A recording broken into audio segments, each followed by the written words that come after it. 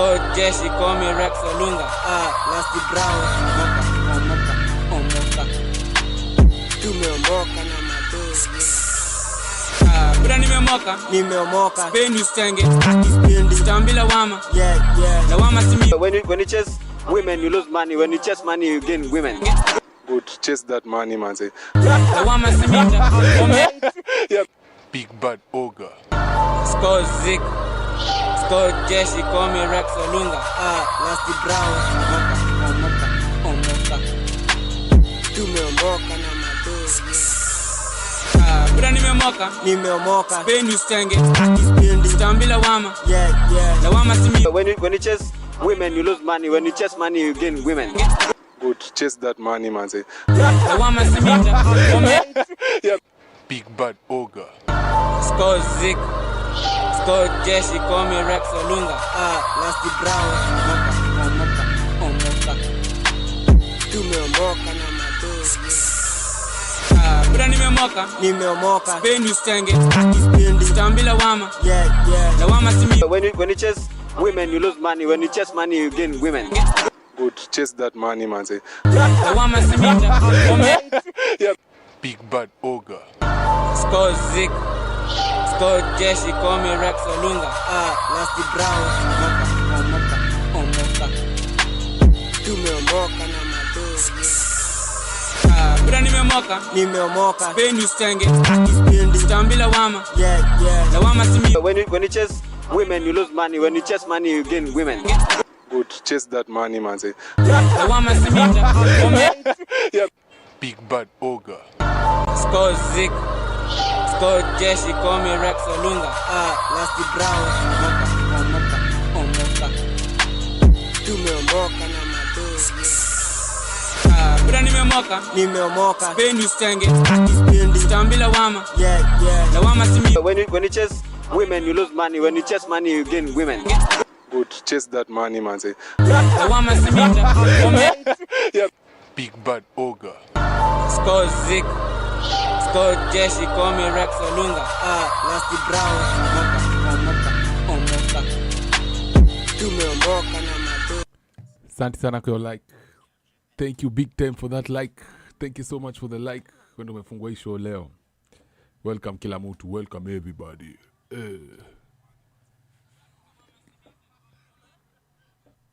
Thank you for the like. Tuko Wednesday. Tuko stream ya Wednesday na leo nataka kwa chezea video fulani hapa. Polite. Ushiona video polite hata ina maneno mingi. Ndio video nataka kwa chezea leo. Sawa. Welcome to the show. Welcome to the channel. Welcome to the channel. Hello. Hiyo kitisha load, hiyo kitiko ready kuenda. Sasa atakujua sound iko sawa. Nipatie 1 kwa chat kama live iko sawa. 1 kwa chat kama live iko poa.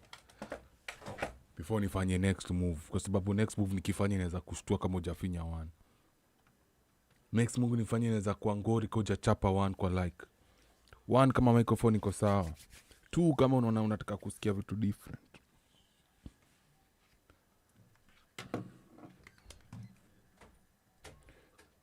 M-Pesa number.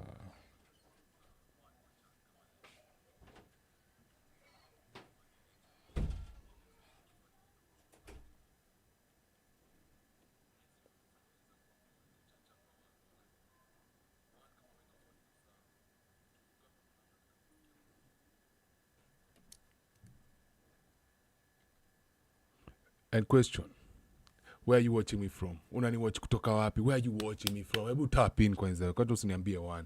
Tap in unanionea location gani? Tap in. Tap. Niambie, all 6 of you guys hapa hivi. Mko watu 6 na like ni 1.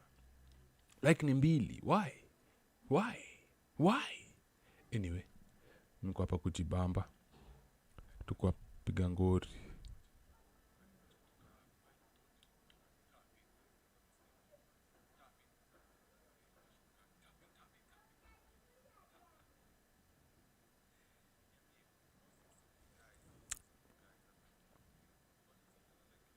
Thank you for the likes. Naona watu wanapiga likes mkawa ndo wazimu hapo. Naona watu wanapiga likes hata nashinda hizi likes zote tapeleka utawala. God damn it, asante. kuna besti yangu damu wanitagwa Pau Tarik anashigi Utawala. So nikikujaga Nairobi nikitebeaga hizo mazana be Utawala lazima nipitie. Utawala ni area yangu sana, niko na rifi yangu pia naitwa Mohako, hizo area. Malimu by mawaya zangu. Unasikia Malimu by mawaya zangu. Unanipata? Mtu wangu anauzaga hizo nini zake mawaya Utawala. Ukitaka sling original. Pesa yani pesa cheap. Sawa, acha leo ni wa plug by the way. Inaitwa 925 au ai God damn. Mbona jina inanitoka saa hii? Let me show you. Sijui hata mnaweza iona poa. Mwezi iona vizuri. Inaitwa 925 Asaukination. Asaukination. Na hii Asaukination ni SAU.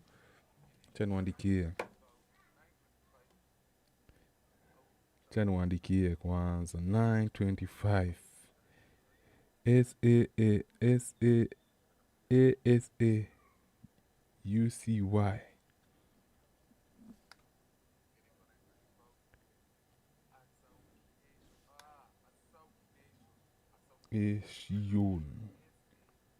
Hapo mtu anauzanga silver pesa cheap sana, very legit things, na ni pesa kidogo, very cheap. Yani mushindo msi hata atakaye kutengeneza do ama nini namfanyaga.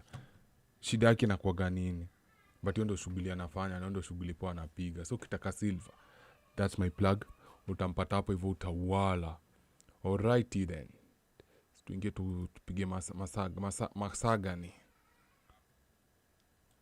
Tupige masagani content. Basically, hii kitu liliona and I thought it was really fun, really interesting. Nikasema mbona nisiwaite tuone hii kitu. Kama boo. Who are here to, of course, to elaborate, to give us their perspective on why they perceive love to be what it is. Na tuko na lecturer wa Kaniaru University. Steve, how you doing? I'm well. Good to see you this morning. Yeah, looking suave. Thank you. And we have, of course, with Diana. She's called Diana Kimani. Yes, Diana has very interesting perspective when it comes to relationships and love. Diana, you're also looking fabulous this day. Thank you, you too. Asante, unasikiaje leo? Baridi tu. Baridi. Yeah, Nairobi baridi natumaliza, lakini tuko tu salama. Suko poa? Yeah. Steve, you're good? Yeah, I'm good. Awesome. Kabisa. Mbona Steve anastay dem down here design? So before we, of course, move further with the conversation, we have our question of the day as always, and it's all concerning love. It's all concerning this matter of relationships, of course, love and money. Can we do anything without the two? Can love function without the money aspect, especially Yes, but to a certain extent. in this society? And what we're basically asking you this morning is love still in the mix, or is it all about the money? It's all about the money. Would you unsubscribe from a relationship when the cash runs out? Let's talk. I think that question is more geared towards women, kwa sababu I do not know any. Okay, even to the men, kwa sababu do inaweza kuishape useme mimi sioni haja kukaa in this relationship juu sina ganji, nafanya nini hapa? Siri tu nijitoe. On Facebook, our handle is @K24TV. On X, our handle is @K24TV. And our WhatsApp line is right there on your screens. We'd love to know what you think. Tafadhali tueleze zaidi. And of course, we'll be, reading your feedback and having this interaction a whole lot more. So, now the reason I chose this video, in case you're wondering, the reason I chose this video ni kwa sababu kuna point today niliona amefanya ka TikTok. Kuna chiki inaitwa clips. Kuna clip niliona hapo hivyo amespew a bunch of nonsensical takes. Na mimi unanijua nikisikiaga nonsensical take lazima ni challenge your thought yake. That is why I chose this video to do. But it's going to be a very interesting video. Sawa, mnajua. Na unajua sipoongelewa na Big Bad jongelewa poa. Kwa sababu sisi wenyewe tusipo breakdown, hakuna mtu atai breakdown vizuri. Okay? nataka tuanzie hapo. Let me start with the lady here, Diana. Can you subscribe to love when there's money or when there is no money? Without money, it can never work. And that's the reality. Relationship ni ka business deal. Allah? Men are in love, women are in business.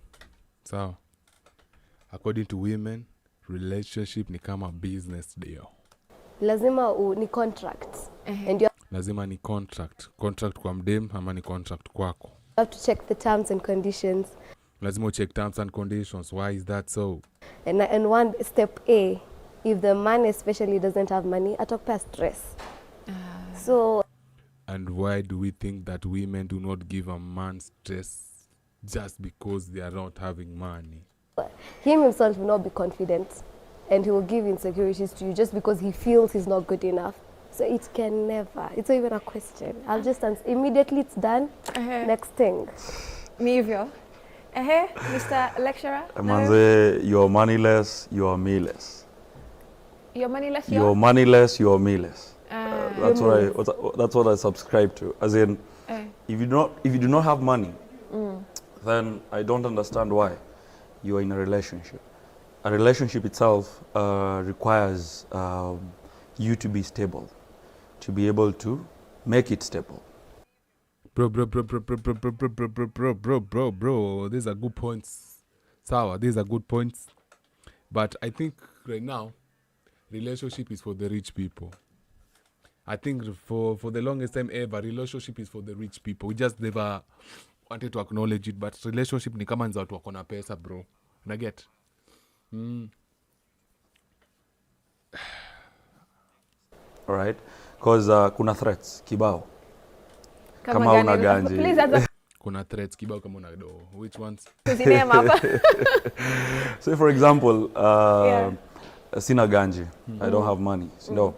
Then I get myself into a relationship, and now I have a girlfriend who needs a lot of stuff. Dinner Date you can manage. Date mtu unaweza manage. dates, nini, you know, lazima kae fiti. Because as a man, I'll only be secure and proud if my woman looks good. So ako huku nje anakaa vile anataka, and then of course kuna wanaume and they are seeing potential. They know they can geuza this person to look or to pop, you know. So mimi nitakuwa na insecurities za someone else might come, all right? Give her their best life. The only problem with that is if you unapenda dem sana. One thing naambiaga hapa hivi, mnajuaga daily, hatuweki roho, unaweka akili. Date with your brain, not with your heart. So will your brain tell you, sina ganji. So chances are, huyu hayuko hapa for a long time. Let me just have a good time with her. Sawa, ikifika saa yake ya kujitoa, which tunajua atajitoa, angalau utakuwa ready. Unanipata, utakuwa ready. And the only goal for you as a man is self-improvement. Do not work ama to have money just to maintain a woman to love you. Unanipata? Do ni yako wewe kuimprove kila siku. Unanipata? Jibaie bike, jibaie pikipiki, jibaie pickup, jibaie gari. Wacheke jibaie pickup second hand, jibaie pickup first time. Don't improve your pickup. Next thing, yani self-improvement kwako.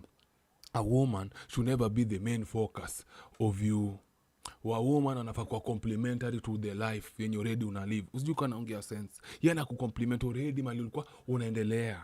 Yes, atakuja tena kwa main focus. Never gonna happen. Never. So ifanyika. Sasa wewe unajijua. Ukijiona uko na kampenzi hapo hivyo kunywa hiyo cabbage is very nice. Asante. Unakiona uko na mdem na unajua una ganji na anakuonesha madalili ataenda achukuliwa na other potential men. It's okay. Sawa. It's the game, baby. Kwa sababu hata hawa men at one point in time pia pengine walinyang'anywa dem. Pengine walikwenda growing stage wako na kakitu and some other nigga came and took their game. Kumbuka any game.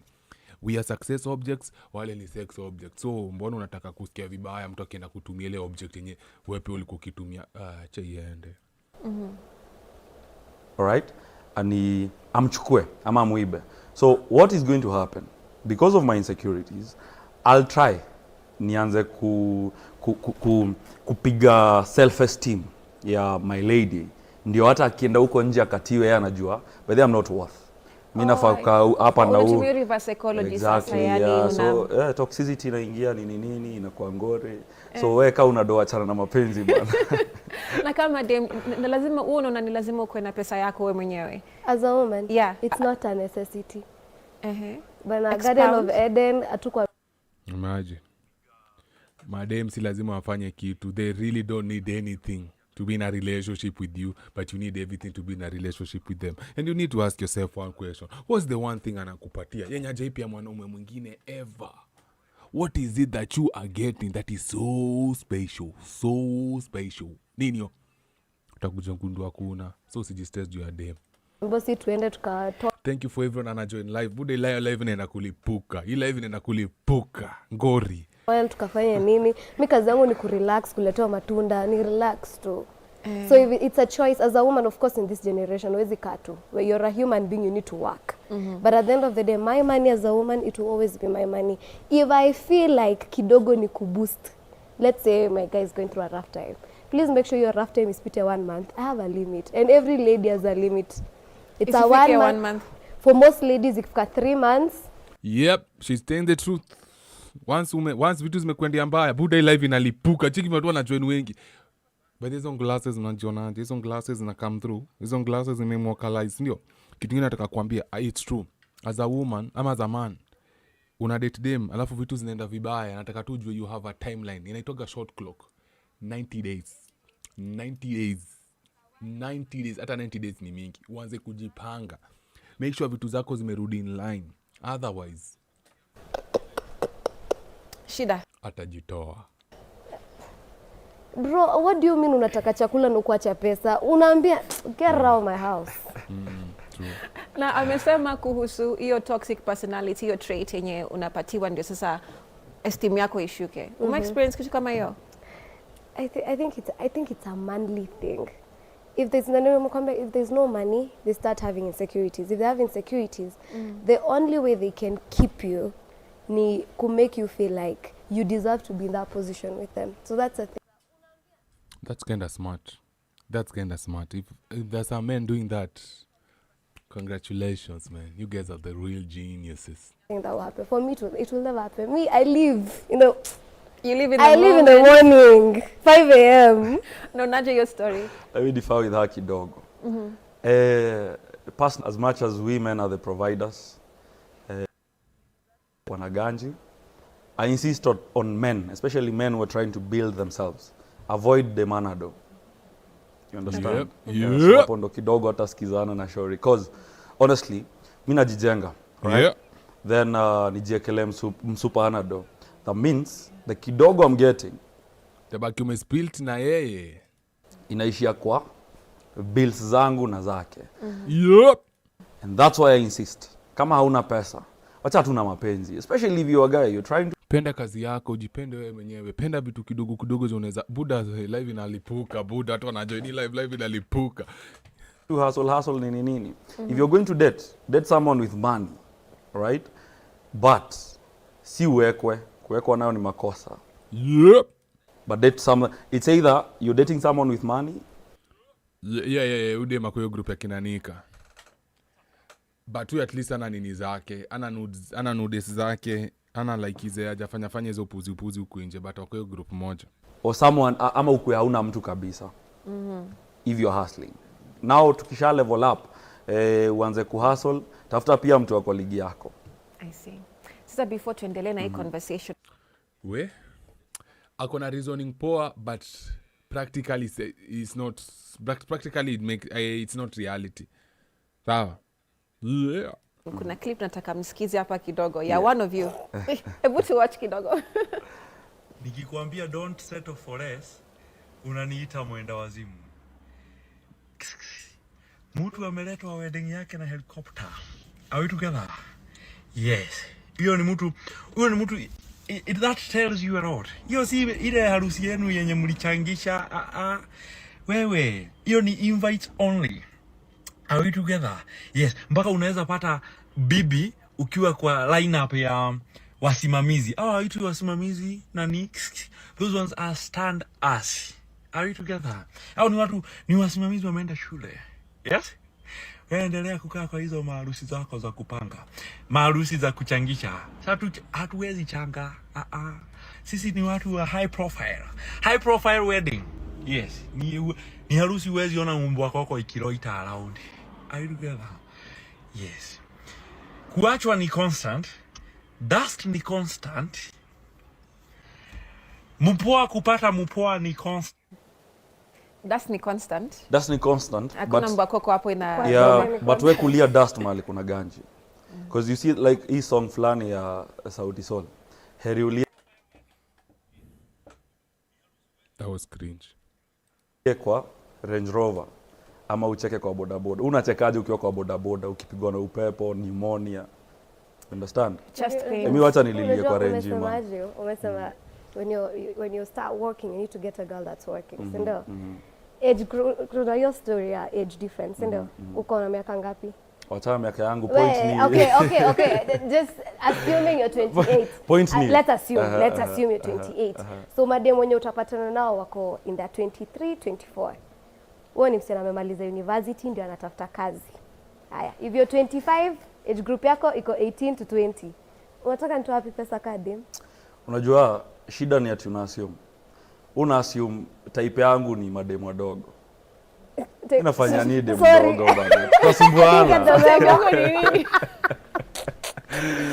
You see, mimi huwa sipangu in a society. You understand? Kuna hiyo system yenyewe ukiwa 25. So ngoja hebu kwanza tujibu. Hapana, unanipeleka tu poa. Diana amesema mbona wewe umesema tuna assume age group yako ni wasana wadogo. Age group una age group yako ni gani? Now it's because the system Kwani age group ina matana nini? System imetupanga to believe that if I'm 25 I should be dating mtu wa 18 years, 19 years, 20. Tunaambiana nini na shori wa 20 years man? Ngumu, lakini tunajua ni badi na ako fertile. Mtu ananiomba fare na airtime bro. So unapenda 25 una GLE pia. Sina GLE na ndo maana sitaki mtu ana GLE. You get my point? So unataka GLE mama yani? No, not necessarily. Kuna mademu wamejipanga, kuna mademu wametoka kwa familia za kibombe, kuna mademu tu wako fiti man. Na struggle, cheki, nalala njaa. Wewe unalala njaa, umekuja tulale njaa na wewe. Wewe si uende huko ujipange. At least minyozi tasikizana. Kujengana nayo nilikataa. Wewe jijenge huko nijijenge huko tutapatana mbele tukiwa sawa. You see, that's why I insist on.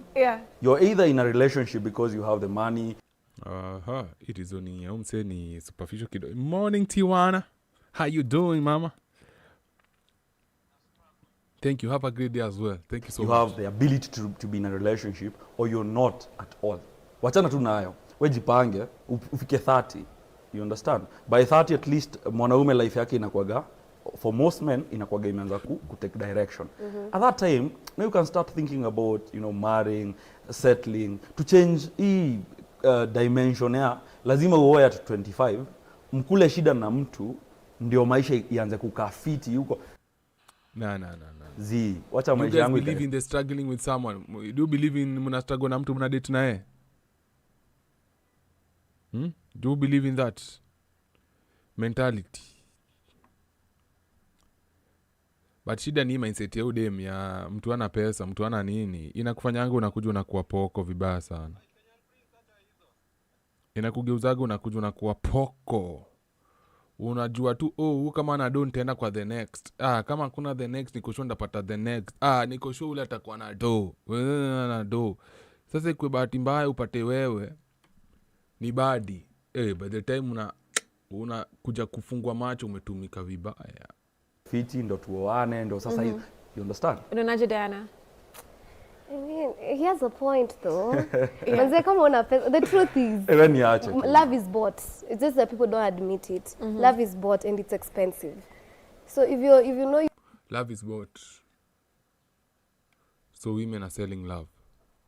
So you in a relationship unatumia pesa. Pesa ni assassinio hiyo ni ujinga. Love is not bought. You may buy the punani, you may buy the body.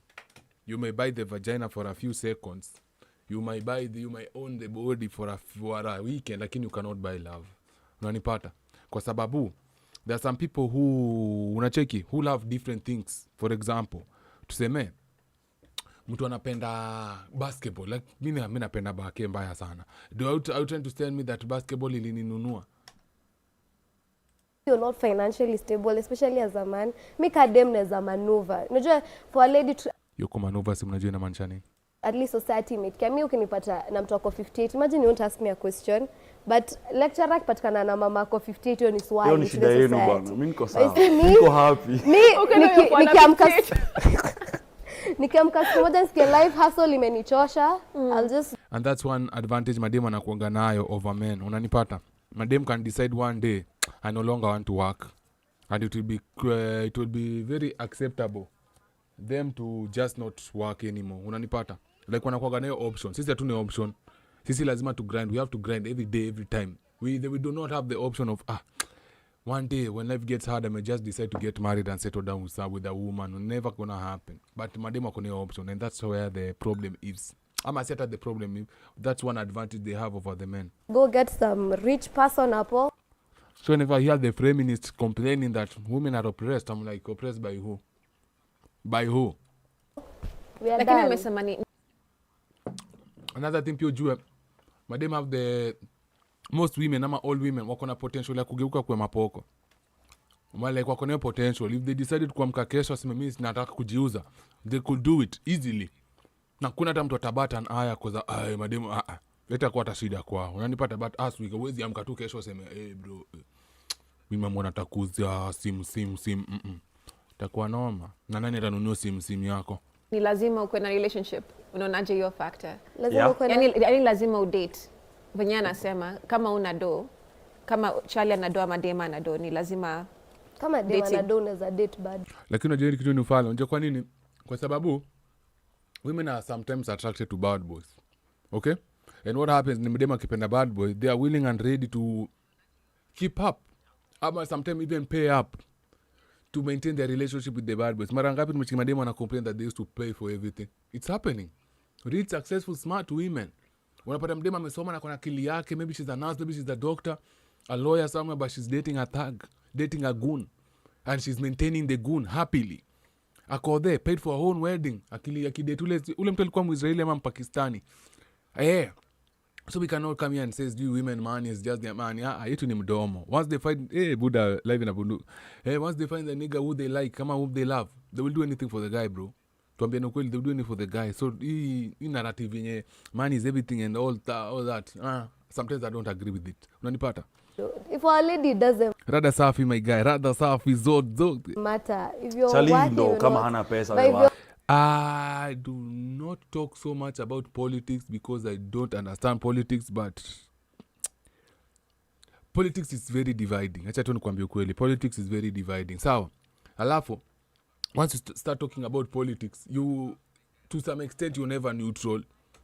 No matter how much you might try to play the neutral card, it's hard. Because something will always happen and itakufanya utakuwa biased in a way. You get? Me, I do not understand politics that well, that much. But if you are willing to let me know, mali inaweza anzia, I am willing to take your rabbit hole. I'm willing and ready to take the rabbit hole. Niende deep and nielewe. But I'm not knowledgeable in politics. That's why I do not dwell in politics. But it would be nice. If you know where it could start, just give me the nini. I will go. For a man, if you know you don't have shishi, just stay in the house, man. Never stay in the house. Why are you staying in the house? Okay? Again, here's the thing, bro. Okay? Just because you do not have money, you do not have to be in a relationship. But does not mean you do not have to learn game. Unanipata? Try to talk to women. Try to understand women. You do not have to date them. Use them as an experiment. Learn what you need to do ama what you need to know. Kwanza, when you have money, it will amplify who you already are. Kama ulikuwa mchezaji, wewe ni mtu unajua kucheza, umeelewa madem psychology, bila pesa ikikuja ina amplify. Sasa sahi at least unaweza piga luku yenye itakuwa ina attract madem. Utajua nikifanya hii itakuwa ina attract madem. Lakini ati umekaa tu. Ati sasa sitaki kuinteract na madem bro, mimi nataka tukufocus tu na dozo zangu. Good. Do that. But usiache part moja ilale ukiamsha ingine. Do not ignore one part while focusing too much. Make sure umejaribu kubalance. Hizo vitu zinakuwaga tatu, ni triangle. Unanisikia inakuwaga triangle. Hapa juu inakuwaga relationship, hapa kando inakuwaga health, hapa kando inakuwaga nini? Wealth. Sawa, hizi vitu tatu. Your relationship lazima zikuwe poa, health yako lazima ikuwe mzuri, na wealth yako lazima ikuwe mzuri. So usiache ati una ignore moja and then hiyo triangle itasimama vizuri. So you have to. Ndio upate ile overall best experience, lazima balance hizo vitu tatu. Are we clear class? Clear, ufanye kazi, utafute ganji ukwe. So Dana pia kuna sentiments kama venye ulikuwa umesema kuna kitu ya kuhustle hapo kwa maboda nini ku. Wacha tuangalie clip ya Diana na sentiments zake. Unaona that man that is behind your smile? He's about to be the man behind my smile. Endelea kunipostia kabisa. Nisikize uwivu kabisa. Unaona that man that is behind your smile? Yeah. For some reason, women want other women's men's. Unanipa, Buddha, live inalipuka. Welcome, everyone joining. Tafadhali, make sure you hit the like button. Today we're doing this. Come on, man. We are 250 of us. Make sure the like button at least is 245. He's about to be the man behind my smile. Endelea kunipostia kabisa. Nisikize uwivu kabisa. Dana ulikuwa unaongea kuhusu nani?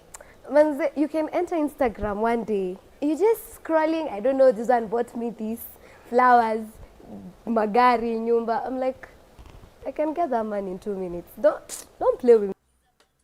Come on, man. Cocky much? Cocky. You can get the man to sleep with you, but you cannot get him to fall in love with you when you're madem. Wacha madem ajuangi attention. They do not know the different types of attention wanapatiwaga.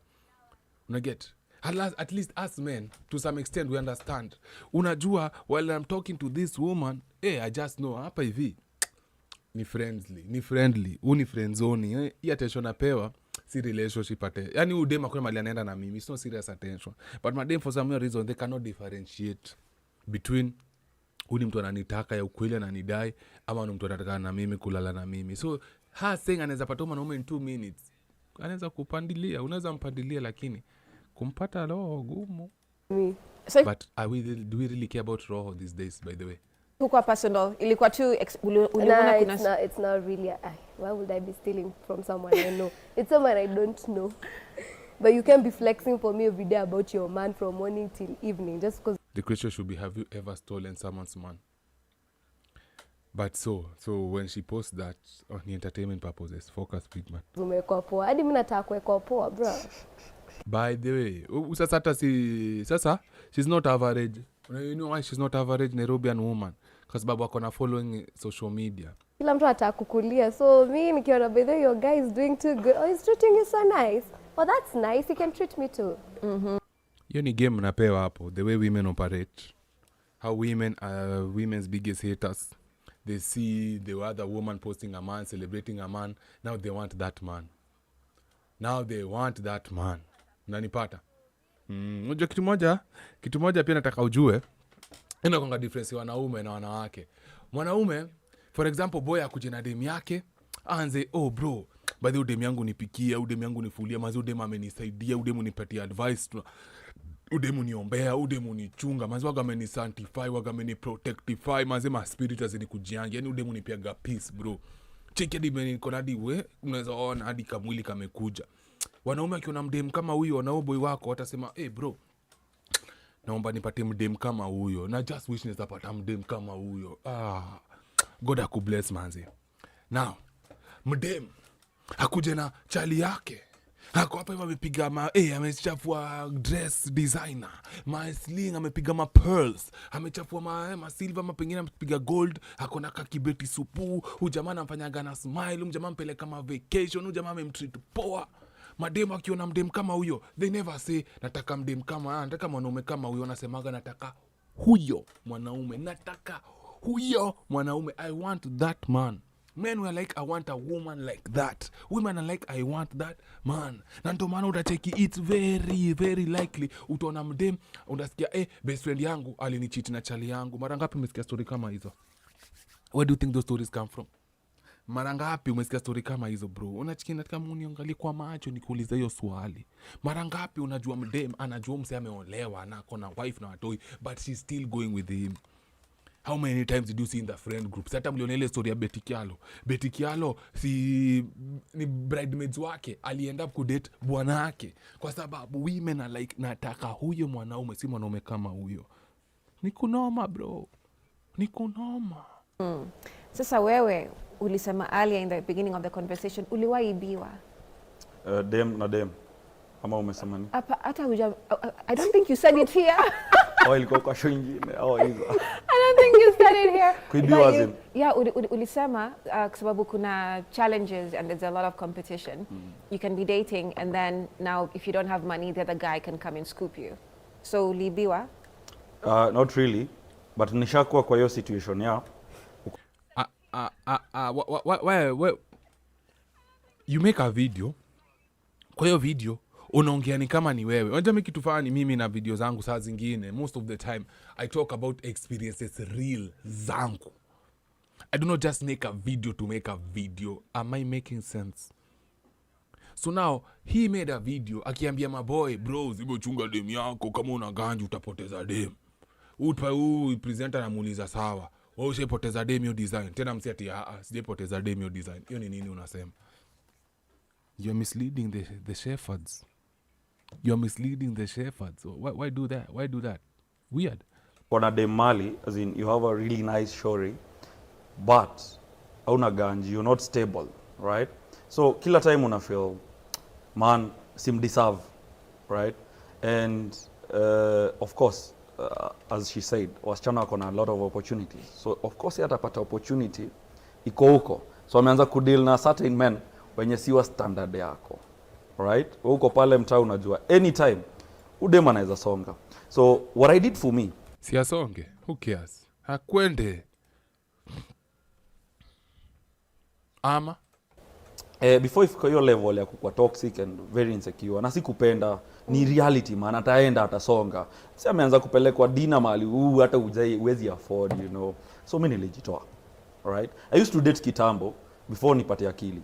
These days I don't gani nikupatia akili? Nini kupea akili? I came to understand, especially in this Nairobi that we are in. Hakuna mapenzi ya nipende nikupende. Really, I think 5%, 10% of the population we have in Nairobi. Si wengine tukomboka, we in business man. As in, what are you bringing on the table? What am I bringing on the table? What are you bringing on the table? You understand?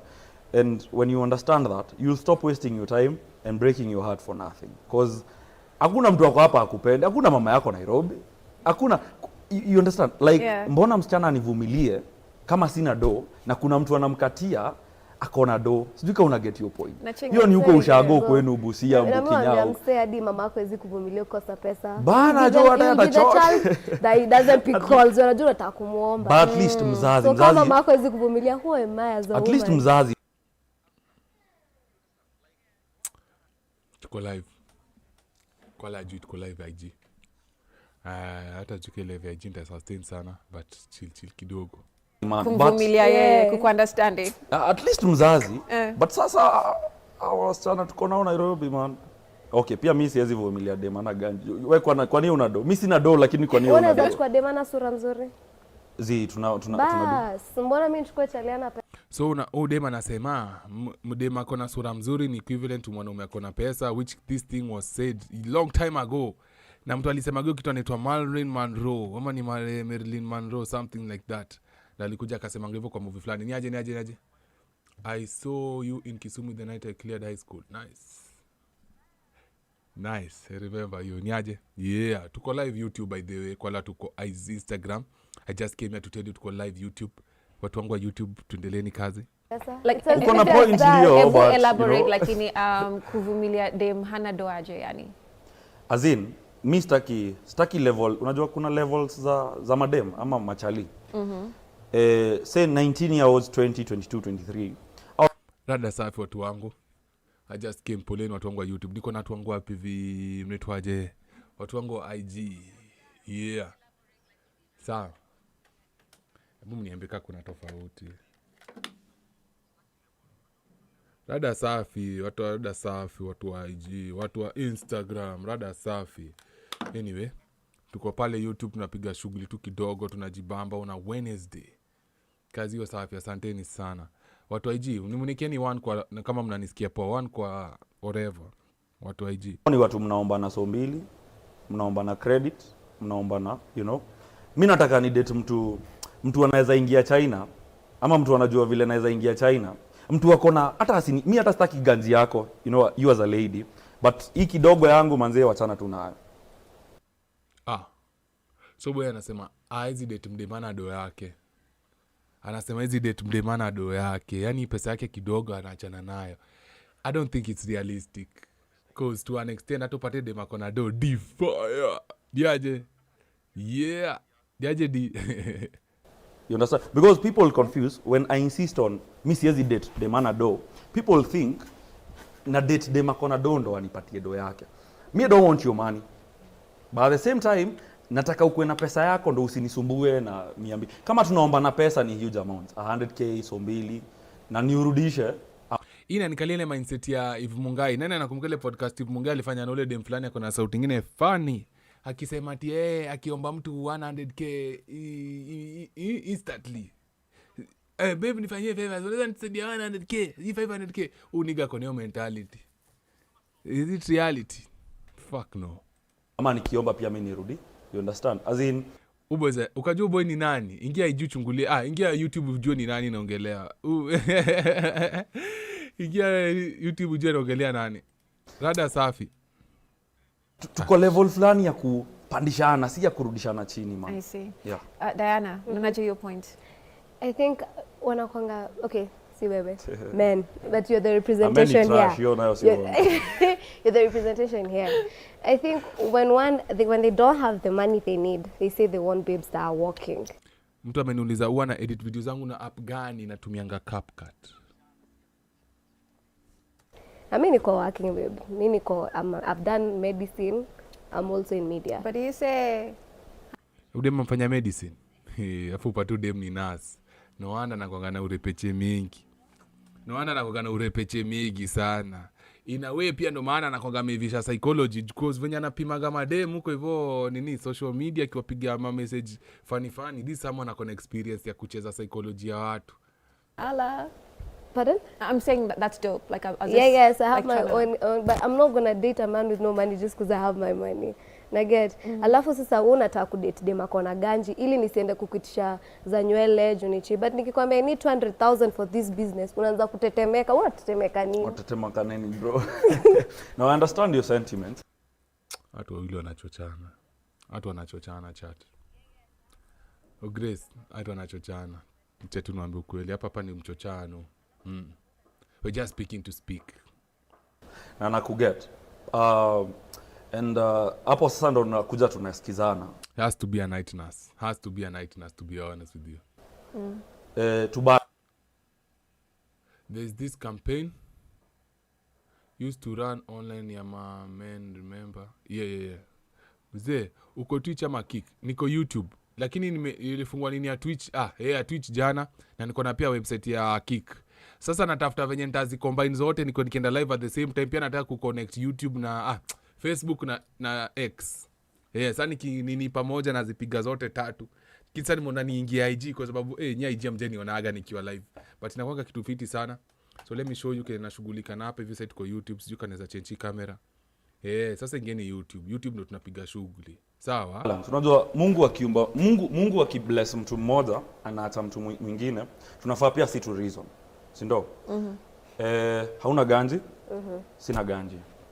Ama uko na ganji, sina ganji. Si ndo? To balance equation. Sawa.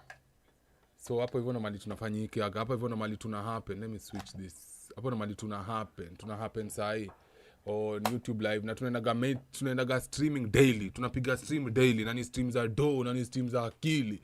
Kajana those people wajui jana tulipiga stream fulani ya Mr Beast hapa hivi. Wakanikujia, wakasema ni take down your stream. Kuna video Mr Beast alifanya kunifurahisha. Aliseti mwanaume na ma-ex wake 5 and the exes wakaenda up kumbetray. Unanipata? Wakamrusha pesa like walimpima tu fala. At the end of the day akaenda kamruta na nikapeana opinion zangu hapo hivyo genje. Watu walikuwa kwa live stream walijua. Next thing you know, hiyo nini iko suspended midway. Julikuwa na expose hizi truth. Unajua hizi ukweli watakangi zitoke nje. Sasa ukianza kuoneka mtu una report hizi kitu wanaona zinafanyika ukweli wako za shut it down. Shut kwa mwanaume down. Unanipata? But tuko hapa again. Watu wana pesa na kukosa pesa si kumaanisha na viewers tafadhali discretion. Mseme Steve na kiburi anasema kama pia mimi sikuwa na do. You understand? Hata si saizi na pesa. But point yangu ni kama hauna pesa, avoid tu mtu ana pesa man. Amsaidiani. Jaribu kuwe na mtu akona ganji ndio akupropel to that direction ya kuwa na ganji. But shida, unajua msee anasema kama una ganji usiende mtu ana ganji. But the thing is, hata wewe sema una ganji, uende mdema kona do, bro, unless unakaa poa, unless you are attractive, there's nothing you can talk to this woman about. Hakuna hata kusikiza, hata kupea any day, hata kupatia hata chance hata kidogo hata uombe aje. That's reality. Unanipata? Wanataka at least mtu akona do. Kuna kitu inaitwa hypergamy, women dating app. Unless you are attractive enough to her. Hii ndio maana utapata Betty Kialo akona ganja ameshinda ule chali yake na do. Lakini because to Betty Kialo the guy is really attractive, atenda na yeye.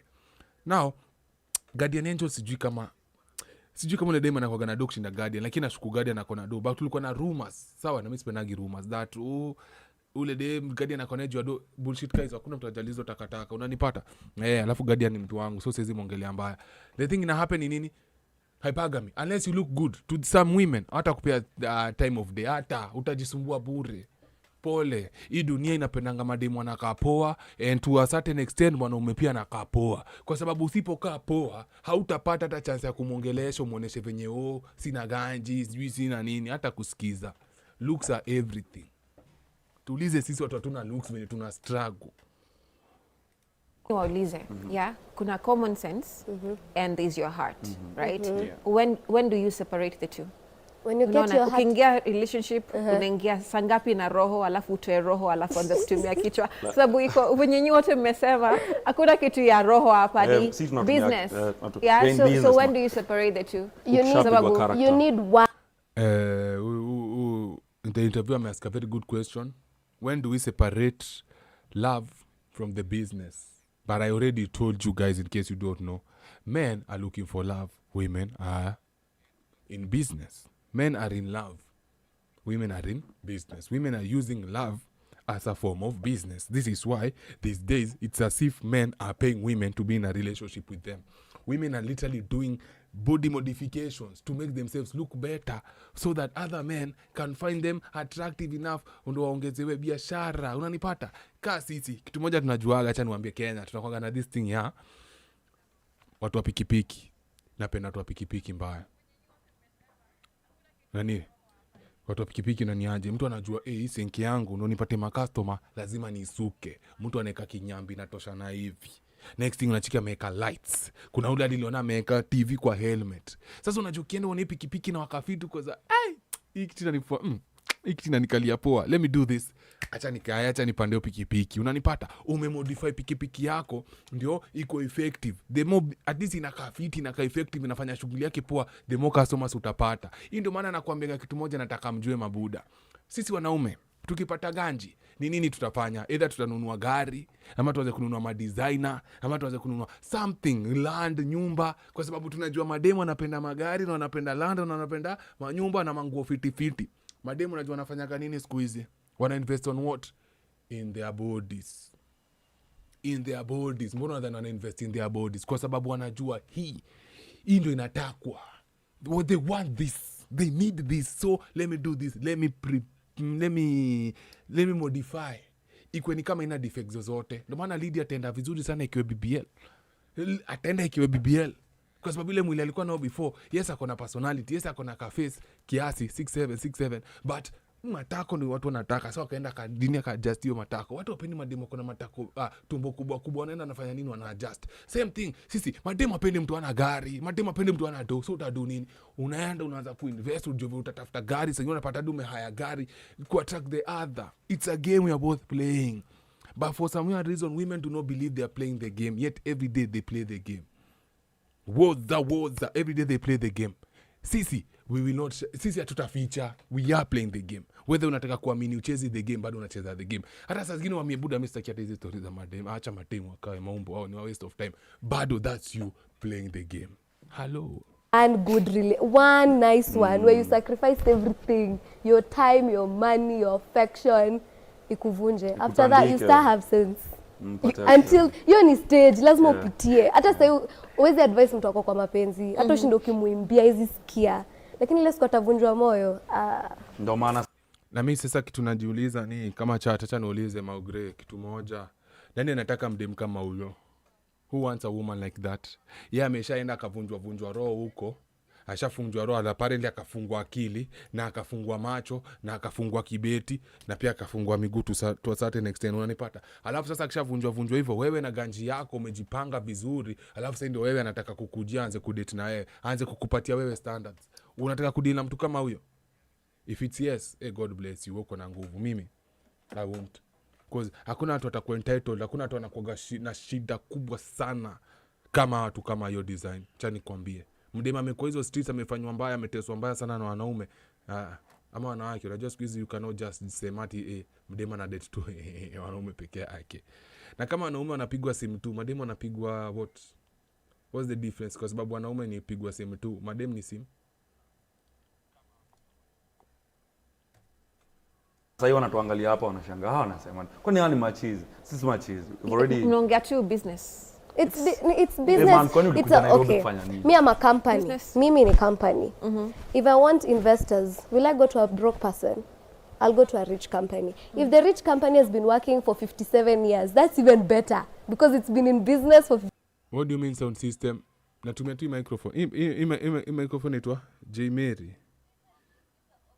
Inaitwa J Mary. Sina setup, mimi natumiaga tu vitu zangu tu. 57 years, so I'll go to it. The same thing. Okay. Sasa sasa tuseme umeshapata hiyo do, umeomoka, you're doing great. Roho inaingia saa ngapi? Ama yeah, she's asking good questions. You already have the money. Si mnaambia msake do, mumesaka hiyo pesa, mumepata hiyo pesa. Sawa? Sasa mtaanza kudate saa ngapi? Mshapata hizo vitu zote. Ni aje Priscilla? Hey. Hii kitu kwa sababu kuna watu wengine hata kwa comment kuna last time. Kwa sababu if it was about the money, tuambiane ukweli, if it was about the money, Bill Gates angeachwa. Jeff Bezos, richest man nini, angeachwa. Elon Musk angeachwa. Tunaongelea ma actors wangapi tunajua wameachwa, wamekuwa divorced. So tusikuja tujidanganye, it's about the money. It's not about the money. Watu wengi wanado, wengi sana. Wengi. Mbona aliachwa? Hadi Chris Kirubi, rest in peace, pia alikuwa na ganji, si mtu wake pia alimtoka. Harmonize, zijuzi mwonape hivi Harmonize amekuwa na kesi fulani hapa hivi na ule bibi yake, bibi muitaliano, fala simpanzi, amekimbia kuitaliano kusaka mzunye kwa sababu aliamini yeye kama mtu mweusi ukikuwa na mde mzungu inakupandisha status. Unajua inakupandisha nini status? Wewe umefika bro. Pablo, sijakufikia bado. Anaitwa Pakinani ama Nitakinani, ule dancer fulani ngori. Mnadhani kikudetwa zunye na kuanga kukupandisha klasi na kuonesha zunye na kuingiza kwa milango anaku. Hii na babanga tu mafala tu. Najua ni kama boy sasa ujitambui unaanza kudeta mdema na matako bigi kwa sababu unaamini mdema na matako bigi atakufungulia milango. Never bro. Ni kwa give all the time. Tulikuwa tunaongelea nini? Tulikuwa tunaongelea the messaging inakuwaga kwa na do. Saka do yako, kwa na pesa yako. Yes, utakuwa nayo pesa. Una connect na simu ama iza walai maybe. Na unisumbui. But nimekuwa nikitry ku purchase mic so na itawaka. So dakika moja tu wangu wa YouTube kwanza kiasi. Tukua na hii conversation. Sasa let me show you. Inakuja na kitu fulani unaingiza kwa simu nyuma. Kuna kitu fulani unaingiza kwa simu nyuma alafu una connect na hii microphone. Sasa hii ndio yako unatumia kwa nini juko. Unatumia tu kwa simu. Unauliza ya lapi ama unauliza ya simu? Sawa poleni. Buda. Niaje. Buda. Mimi nakwambia YouTube tumelipuka. Viewership ina wow. Bro, ingine YouTube saa hii. Niko na 10 million viewers YouTube. Wait. Shit. Someone in the comments was like, a human being cannot separate his emotions na, the angle of relationships and money. So when do you start using your heart space? After I see the money and then my heart will fall in love with you. Hiyo ni chocha. Atudema nasema ati akiona tu mtu akona ganji, akiona tu na ganji, she will just instantly fall in love with the guy. Hiyo ni uongo bro. Hiyo ni uongo. Unanipata? Wagwa ni aji Sahirogen. Hiyo ni uongo. Hiyo ni chocha. That's just for the internet clicks. But in reality, no. Because I'll know I'm secure. A lot of things will be safe. If you can't take care of me, you can't take care of a child I'll even born for you. And how many children do you have right now? if it was about the money. Sangekuwa alishika mimba kisambo sana na mtu wake alikuwa anampea pesa ama mtu alikuwa anamuoa. Mbona anayo pesa sahi? Yeah, these so-called female influencers who are always preaching about money. See, they date men with money. They show you the cars, they show you the flowers, they show you the vacations. They never show you the children. Kwa sababu they are not there because they love the man. Kwa sababu ingekuwa about the love, ingekuwa ni about wanacherishu mse. Wengi wangekuwa wameshika mamimba na huo mse, but washikagi mimba na ase. Jua na jua, they wako pale kwa biashara, wako pale just to nini? Inaitwaje to show off their brand. Brand yao ni on easy looks, designer clothes, niko vacation, niko mari, niko nini. Hiyo ndio kitu wanataka kufanyaga na wanaume. They never, and some of them, most of them never even show you the man. Wewe uko na ganji una date mdemo wa social media but yana kuposti kitu mkono. Unaona tu mkono yake. Unaona tu nusu yake hivi. You never get to see the man hivi. Unaona tu nusu yake tu. Oh, driving with Bay. Kidogo unashoga tu roof ya gari na mkoneo mse. Ya waoneshi. Mbona washikangi balls ase? I cannot be secure if I'm dating a man with no money. Bullshit. These are just phrases they use to changanisha you the man. Hizi ni phrases wanatumia kukuchanganisha wewe. Jue ni simpanzi utafall into that bullshit narrative. Ati oh, she's with me. Angekuwa ameshika ball kitambo. Choke. So your heart is functioning because hiyo ndo petroli ya. Ndio hiyo msee amemuuliza swali poa. So your heart is functioning because of money. Nilisha accept mapenzi ubaiwa na sitai change. Okay. Na nilikwambia mapenzi nunuliwangi, kuma itanunuliwa. Matako itanunuliwa. Matiti zitanunuliwa for a certain period of time. Mapenzi huwezi nunua. Sawa, mapenzi huwezi nunua, acha nikwambie. Never. Sijidanganya na hizo takataka za internet huko. Before I even answer that question, I have a question for you, Shori. Yeah. Mbona unataka mimi date mtu ana do, lakini wewe huwezi date mtu ana do? Yep. Generally society ejeka pressure mimi lazima niwe na pesa. Yeah. Ameulizwa swali poa. Mbona anaekea wanaume pressure ya kudate wanawake wana pesa, lakini yeye hataki mwanaume akiekea wanaume pressure wasidate wanawake wana pesa? Hapo yashaanza tu hizo ni pressure zenye society ilikuwa imeweka. Please, tusianze kutumia jina za society. Society kwanza ilikuwa na shana mapoko. Mademu alikuwa anataka tu kuwa na watu wako na pesa, walikuwa wanaitwa gold digger. They were never respected back in the day. Sasa ndio tunajabu kupromote hiyo culture ya kupenda mademu gold digger. Ameanza swali fiti sana. Because ni ufala. The same society yenye anajabu kusema ilifanya hizo vitu zikuwe normal. Hata sisi tunaweza sema to normalize kudate mademu kona ganji. Kwanza leo mimi kama una kitu 50k kwa account, hii tu nile imekaa kwa account. Sitaki story yako weka madem. You're too broke for me. Tafuta mtu mwenye mnaezana na class yake, mimi hatuwezani na wewe. Broki. Sitaki story zako broki, tuone. Toka hapa. Hiyo ni society. Mimi hakuna mtu atainiuliza swali. Wewe ni Gen Z kuongelea mambo ya society inataka inasema wewe acha unatuangusha bana.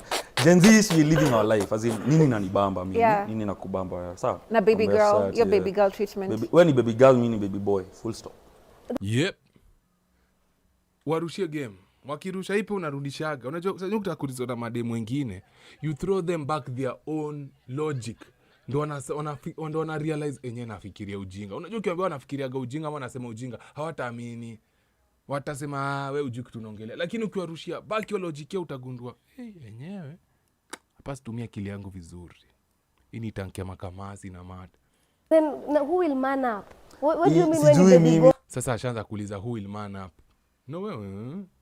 You only want a man to man up when it's beneficial to you. Unachikida double standards zinachezwa huko hivinje. They only want a man to man up when it's beneficial to them. To them. Sawa? Oh, all you 500k, 500,000 people wenye mko IG na tukamjua niko YouTube. Sasa nakatai live hapa sasa. Kujeni YouTube tafadhali. All of you guys come in YouTube right now.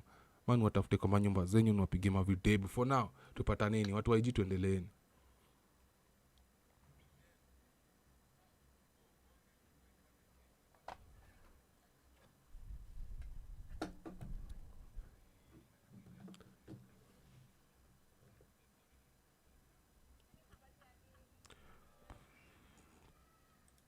Sasa tukipata pesa tukikuwa na pesa. The version of baby boy who are version yake ikoje? Unaniona? When ni baby boy. Bas, full stop. Give me. Full stop. Unataka kunicheza kinyozi. No. You see, let me explain to you. I'm a very independent man. You understand? And that's why I'm looking to have an independent woman. The same way utaki ni kuitisha za kinyozi. But will you take care of the independent woman ama ni? Of course, I'll sort our bills. See, I also need mine on a person. Excuse them. Delusional. Hey man, sasa hiyo hapo mimi. Yani, basically, if you want to treat her, like what she's saying, if you want to treat her, do her hair. I'll definitely do. As in, unaona, the things a man is supposed to do, I will do them. But you have your man. Na nimekuambia tena na tena, sitaki do yako, but yangu kidogo, usiku unaipangia sana. What's the point of you having We'll go for dinner dates. Nikiona kitu fiti huko nje mimi nitakupiga nayo, dress nitakuletea viatu. But usiassume wewe ulifika umetulia tu. Ati wewe ujenge wazazi wako huko ushago, wazazi wangu wanakaa wanalala. Uko na ganji yako, niko na ganji yangu. At the end of the day, the same way mimi nimeenda nikakubaia kiatu huko nje. Ukipatana na kiatu fiti utaniletea. So agreement itakuwa nini? Ya hii. Tuko base man. Vile wewe ukomboka mimi relationship haita wako. Asanti. Huyu boy ananibamba. Venye anarudisha dem logic yake utakataka kwake back. Venye wewe uko kazi ndio pia mimi niko kazi. Wenye wewe unatafuta ndio pia mimi natafuta. Same thing. Na wewe dem unaona sasa anashangaza. Huyu ni mwanaume aina gani? Na Priscilla amesema ambia madem pia waanze kuwoman up. It's about time women started stepping up pia. Wamezoea wanaume vibaya sana. Nataka butter trade na itafanya kazi. And it's not even about 50-50. Mimi ndalipa rent, ndalipa bills, ndaika gari mafuta, ndakubaia moti, you know, but pia usikae too comfortable usemage.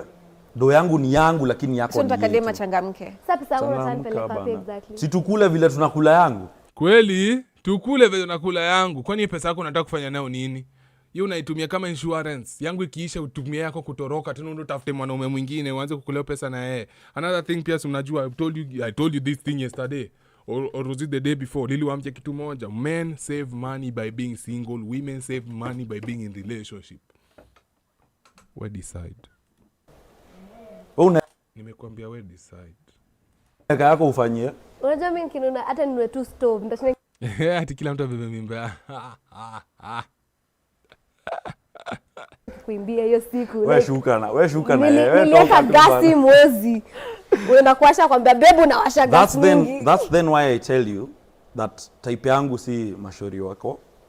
Chini yangu. Chini yako ni age group. Nice. Okay, uniga me cook. Not gonna lie. Amekuku dem. Man, mimi nataka dem ako dem sasa ashtuliwi na kurudi. Yeah, si hata Kenya timadem wengi ni mapoko. It's like it's worldwide. Nigeria it's even worse. South Africa said is the land of mapoko. And in case you guys are wondering, you poko mingi unaweza zuiaje usiwaide tim dem ako na poko. I would advise you to grab yourselves a opande poda. Ukitaka kuepuka mapoko wenye watakukulia pesa yako bure na kuna mahali watakupeleka, get yourself some opande poda. Unashuku dem yako ni kako na wewe, not for love but for money. Get yourself some opande poda. Unafeel unaanza kufall in love na common sense inaanza kukuhepa. You cannot tell the difference between what is real and what is fake. Get yourself some opande poda. Umeenda kanisa kuomba, umekuwa na mashida, umeenda kujipata kwa kanisa ya Kanyari, Buddha, unapata dinari, unaipenda na kupatia anointing oil. Ukitaka kuepuka mapepo za naipei, nataka ujipatie kitu moja inaitwa pande poda. Now back to the original video, bro. Uboy anyame kukudemi yake yote. Sasa kuweka. Mimi sitaki kuwekwa. Wacha kuforce issues man. Okay, let's define kuwekwa ni nini. Sasa anashemu boy. You see, if they cannot reach your standard, what do? They start shaming you. When they cannot shame you, they start doing what? Insulting you. When they know seeing insulting zinafanya wataanza kuku guilt trip. You know kitu doe maja kufanya na boy, lakini boy nani anacheza game inafaa kuchezwa. Smart guy. Kuwekwa, let me define it for you. You dem anataka kuinsist mimi nataka kuwekwa. Mimi sitaki kuwekwa, usini get wrong. Kuwekwa ni wewe ni chali ama wewe ni dem. Actually madem ndo mnaekwa sana. Society. But again, dem ashaanza kuingiza stories za society. Society pia ilikuwa na standard kwa we madem. You guys are glorifying prostitution in the name of society, put it like that. Society didn't even allow women to work. Sasa inamaanisha wewe mtu unaenda kazi, wewe uchezi na rules za society. Wewe uko kwa rules totally different. Na ndio ukae na mimi mimi kule pesa yangu nafaa kwa bibi yangu. But wewe si bibi yangu ni demu yangu, nataka nifanyie vitu nafaa kwa nafanyia bibi yangu. Alafu nisipokufanyia utaniacha. Ukiniacha hata ndakuwa nimesota na kosa kupata never gonna happen. Wewe tomba faku hapa. Umbwa. Lakini kuna hiyo version nyingine pia kuna ya wamama kuweka kuweka maboy. When ni boys we ni chiwawa yani. Unaona sema unabai kadogi ni kapet. Wewe unakatumia tu vile unataka, bora kamekula, kameshiba. Hiyo ni kuwekwa. Niliwaambia before, so I was making this video niliwaambia unless you are attractive enough autekeka. Unless you are attractive enough autekeka bro. But hii ingine ya kukua wewe uko na do yako, mimi sasa unaniekaje na niko na do yangu? Mimi bado niko na say I'm the man, but I want you to have your man. Wacha kunitegemea bana. Mimi si babako. Mimi nimekuuliza pesa wa tani. Ai bana, mimi I get the point. You have but you get kuwekwa nini? Nimeelewa. We need to go for a break. Yeah. Lakini tukirudi nataka mnieleze vizuri hiyo agreement ya yani hii agreement inafaa kukaaje? Sababu yani baby boy na you're a baby girl. Yeah. So hii version inafaa kukaaje? Si ndio? We're going for They're going for a short break, but nataka mjue hiyo show imeisha hapo hivyo, but there's still another one yenye walifanya bado. Kuna ingine walifanya na dem pamoja. Yes. I wanna make sure I show you the video. Unapata? Sitaki mpotezwe. Kitu moja sitaki mfanye ni kupotezwa, naomba faku. Na madem marachu wanataka kuwacheza. Do not agree. Do not accept. Unanipata?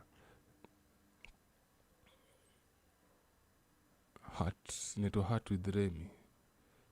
Unaonekana hiyo K24 Heart with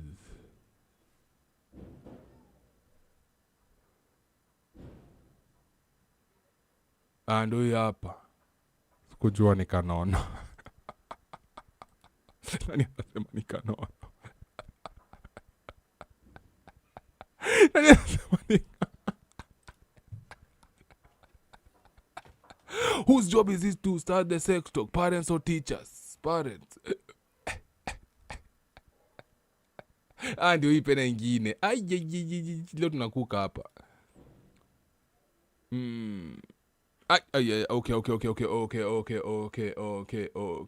Okay. Which one was it? Time. And we have a couple of your responses. That is on Facebook. And Malenga Jimmy says, those days were real. You could even receive presents via letter. You could read the mind of the sender, unlike today. A lot of copy-paste. We should go to them days. Even before guys were copy-pasting lyrics, you know, so it's just different, like social media stuff. Anyway, Jovial Jackson says, is there a way we can get back to those days of handwritten love letters? They were very genuine, unlike nowadays. Ati mtu ananiambia ebu play hiyo ya Sifuna. Now.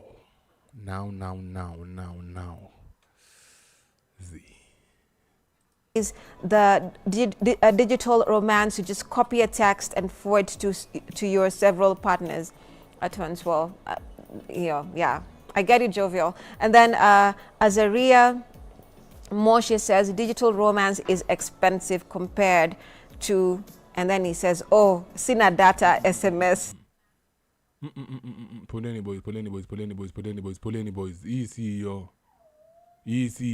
Wololo lapo tumeuma nje. Men are the one to court women, but in this era, we can see even women going for what they love. Like, if I want that person, I'll go for them. Exactly. Yeah, and I feel like it's a beautiful thing because there's no limit.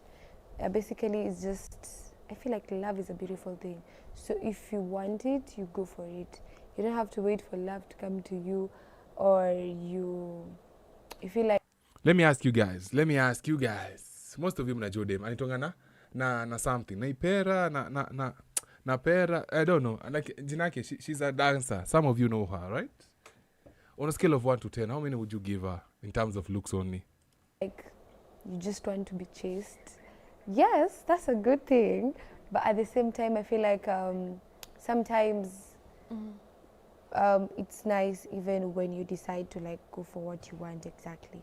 I hear you. Yeah. And now that you've mentioned that, let me tell our viewers the question of the day. We are asking, from handwritten love letters to digital romance, let's discuss the fascinating journey of dating through the years. Share your thoughts. How have your dating habits changed? That is from handwritten love letters to digital romance. Let's discuss the fascinating journey of dating through the years. Share your thoughts. How have dating habits basically changed? So Nasieku, you're saying Naseku. Funny thing is, this is not the one I chose. You get me? This is not the one I chose. This is not responses. the one I chose. Has cheating become the new normal? Is Kugungewa now accepted in relationships? And of course, I'll be reading your comments from Facebook, but our handles on X and Facebook are at K24TV, and our WhatsApp line is right there on your screens. Now, Betty Ali says it's an individual choice, though majority may normalize it. Some have self-respect not to. Okay. We also have John Muhammad Hassan saying Kugongewa it is. Skimo Simba says cheating is a normal thing, squeezy. Imekuwa basic need. Alafu, sorry. Najua I'm skipping through stuff. There's a video I was looking for. I did not find it. So narukia. Natafutia video na make sense. Unanipata. And nimeangukia hii hapa. Wait. Let me move my face. I want to make sure you guys see these false statistics hapa. Wait, hold up. You see here, at 20% men. 20% men. That's all cap, bruh. Change pale juu.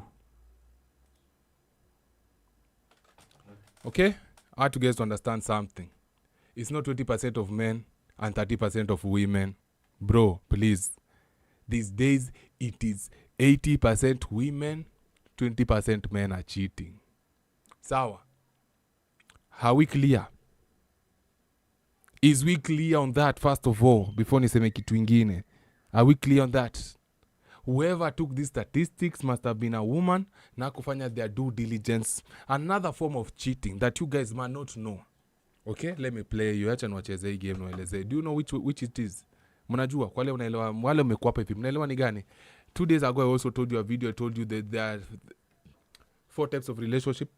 There's the close relationship. For example, the man is not looking for any woman. The woman is not looking for any man. It's closed on both ends. Both of them are solid. Okay? And then there's the open on the male side, like the man can see other women and can date other women, but the woman are closed on her side. Sawa, for example, Waislamu wengine, inakuanga hivyo Wasomali wengine. Number 3, it's an open relationship. Both of them, wote wawili wenda wazimu. With some years back, BN na wife yake walikuwa message kitu kama hiyo, they are in an open relationship. Sasa unapata mdema anaweza date mtu anataka, vinya anajisikia she can do her own thing. Mwanaume pia on the other side anafanya kitu anataka. So dem basically anaweza lala na mtu wote anajisikia, na mwanaume pia anaweza fanya the same thing. You get me? Hiyo ni number 3. Alafu sasa kuna number 4, na this is the one yenye watu wengi wajongi inafanyika lakini inafanyika. Unapata iko closed on the male side lakini iko open on the female side. Closed on the male side aje? For example, wewe nikasimpanzika fukusui, umepata mdem mzuri, pengine inafanyikanga na wanaume wa church. Sasa unapata boy wa church, huyu mtu ameamini kanisa, ametambua kanisa vizuri, anajua the man is supposed to be loyal to the woman, love the woman, nini the woman. Sasa mwanaume akaduaje? Yaka akajisema, akajifunga, akasema nitabaki na udem peke yake. Sitaki mdem mwingine anywhere anytime soon. Sitaki, nimejifunga ni udem peke nataka. Walk with me tafadhali. But the woman he is dating, the woman dating him, okay, she is in an open relationship. How is she in an open relationship? Uni mdema kwa social media.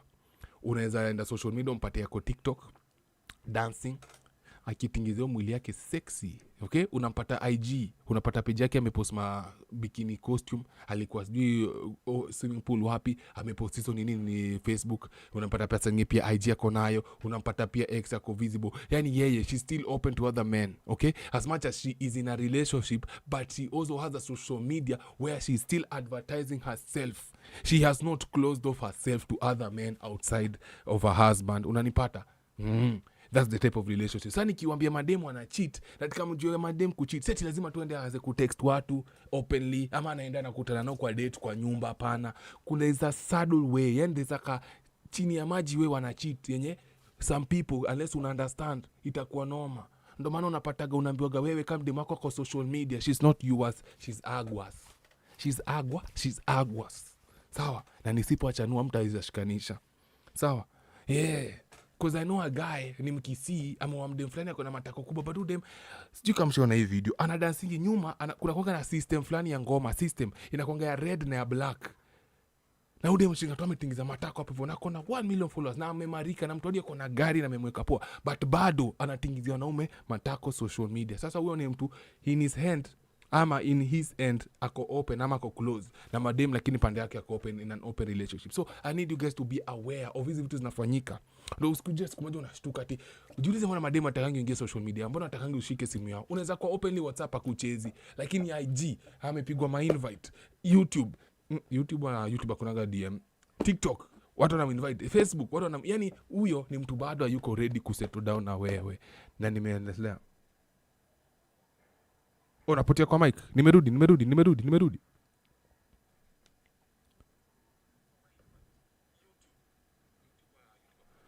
Pole, na Jomali nilikuwa napotea kwa mic kwa sababu nikiongea hivi juu napotea kwa mic. Unaelewa? Hapa hivi naongea vizuri, hapa hivi napotea. Sawa? So okay, so the number is higher and women cheat way more than men cheat.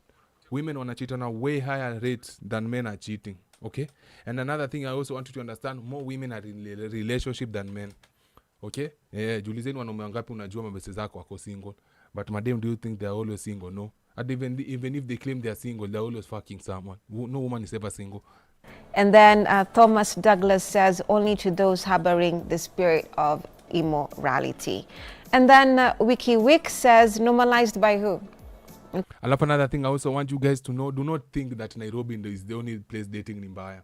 Dating ni mbaya Kisumu, Kakamega, Kisii, Kericho, Nakuru, inaitwaje, Narok. Unanipata? Mombasa, Thika iko Nairobi. Nyeri. Like, do not think that Nairobi pekee ndo soko ni chafu. Soko ni chafu everywhere. Hadi Meru, hadi Embu. Because of one thing and one thing only. What do you think that thing is? Social media. Okay, and then Crucial Muntu says, imekuwa natural, not a big deal.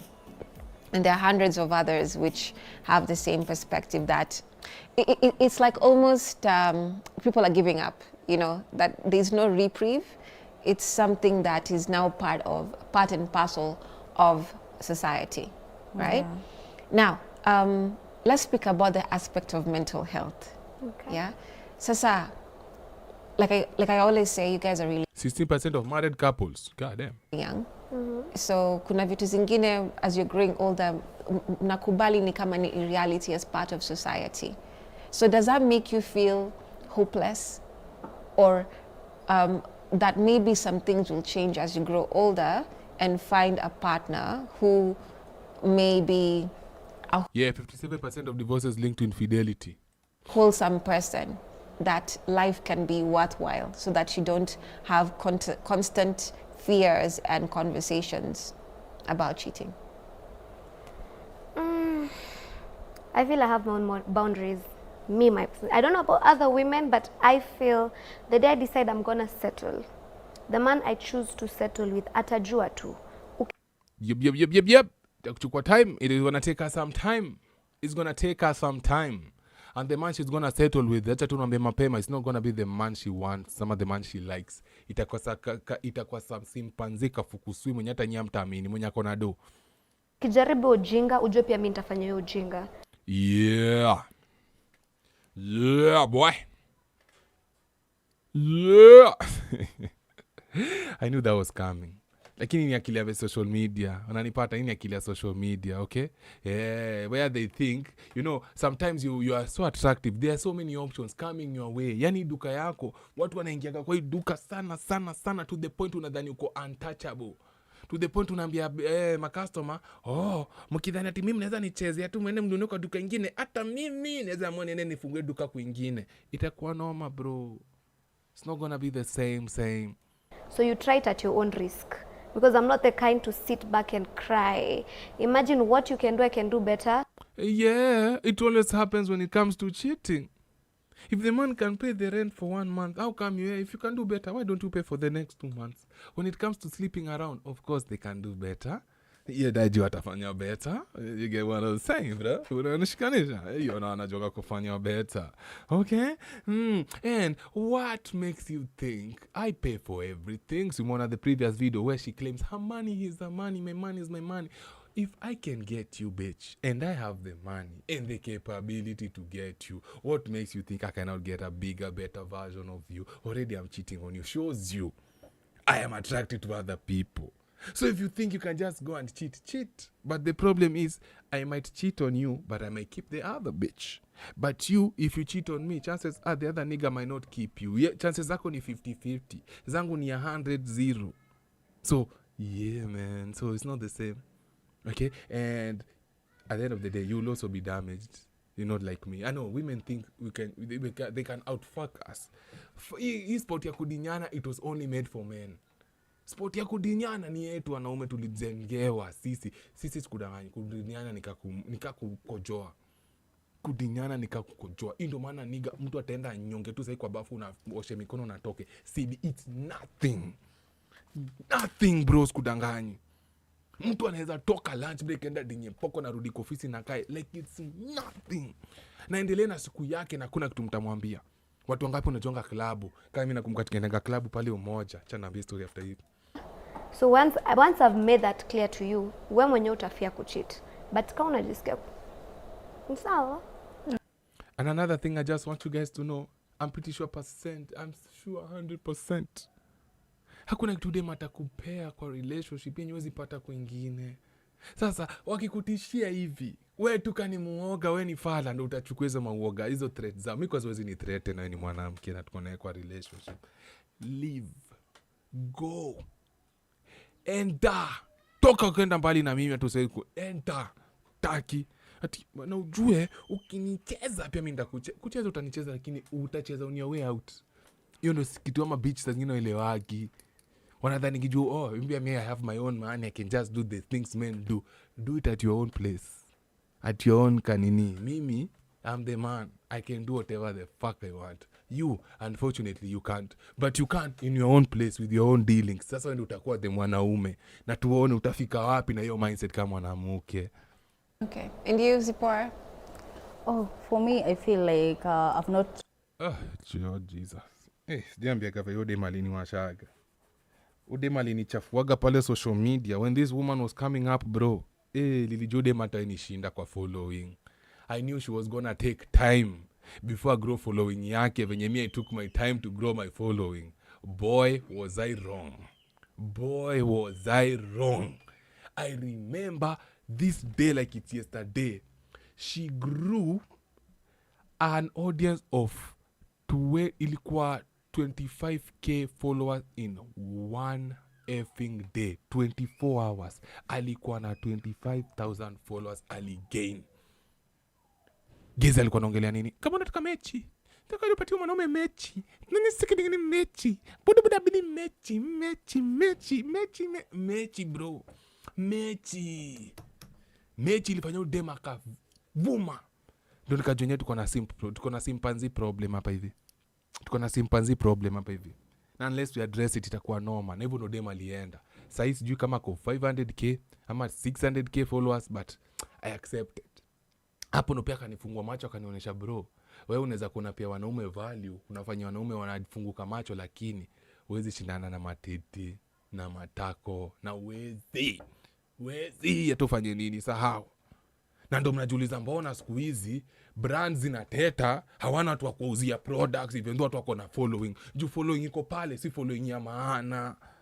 Na watu wako na nini za maana hawafuatwi. Follow me on Instagram and TikTok and YouTube, kila mahali tafadhali. Kwa feel free kutuma M-Pesa, najua show niko kali sana. This is a great show. Please make sure usiache tu nikae hapa hivi mate na ninyonga bure, na unaweza changia in my pande poda. Like giving up, I still have hope, like I'll find love regardless. But then when it comes to kugongewa, you know, as women we usually know tukigongewa, they don't know how to cheat, and and stick to one pattern. Yeah. Take notes. Stick to one pattern. You'll just know there's a change of behavior. They don't know how to stick to one woman. You'll see like there's a bit of attention imepungua kidogo, kwa hivyo kuna mtu mwingine amechukua space yangu kidogo. So ukishajua ni hivyo, yeah, so you guys agree if he's cheating, how will you go about it? Yeah, but hope, I've not lost hope. Yeah. Okay. Nah. One kwa chat, if you believe kuna kitu kama mdem kugongewa. One kwa chat, if you believe kuna kitu kama mdem kugongewa. Sawa? One kwa chat, if you believe kama dem anaweza gongewa chali. One. Kuna kitu nataka kuangalia hapa hivi.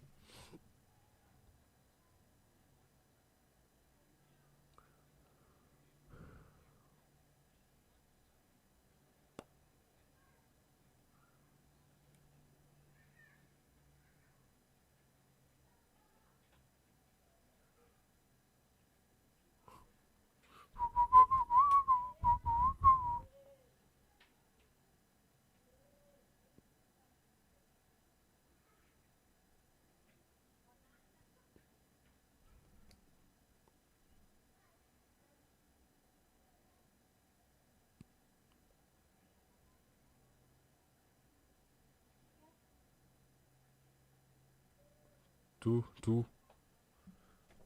Yeah, watu ongei. Okay.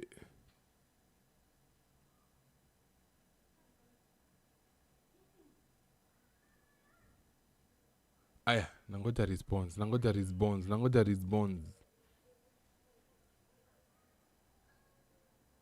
Yeah, tu.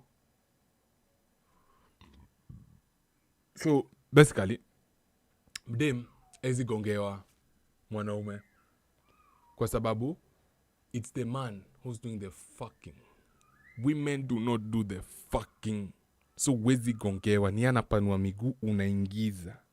Si yeye sijui na haiwezekani. Sawa?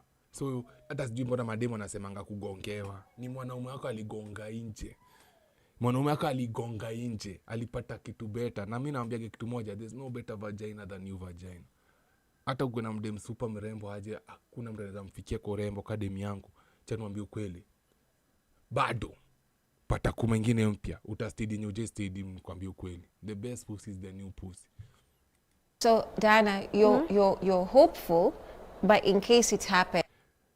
Sisi ni opinion yake. You do not criticize opinion ya mtu. Kuna mtu amesema wana hapo hivyo nimeona. Ni opinion yake.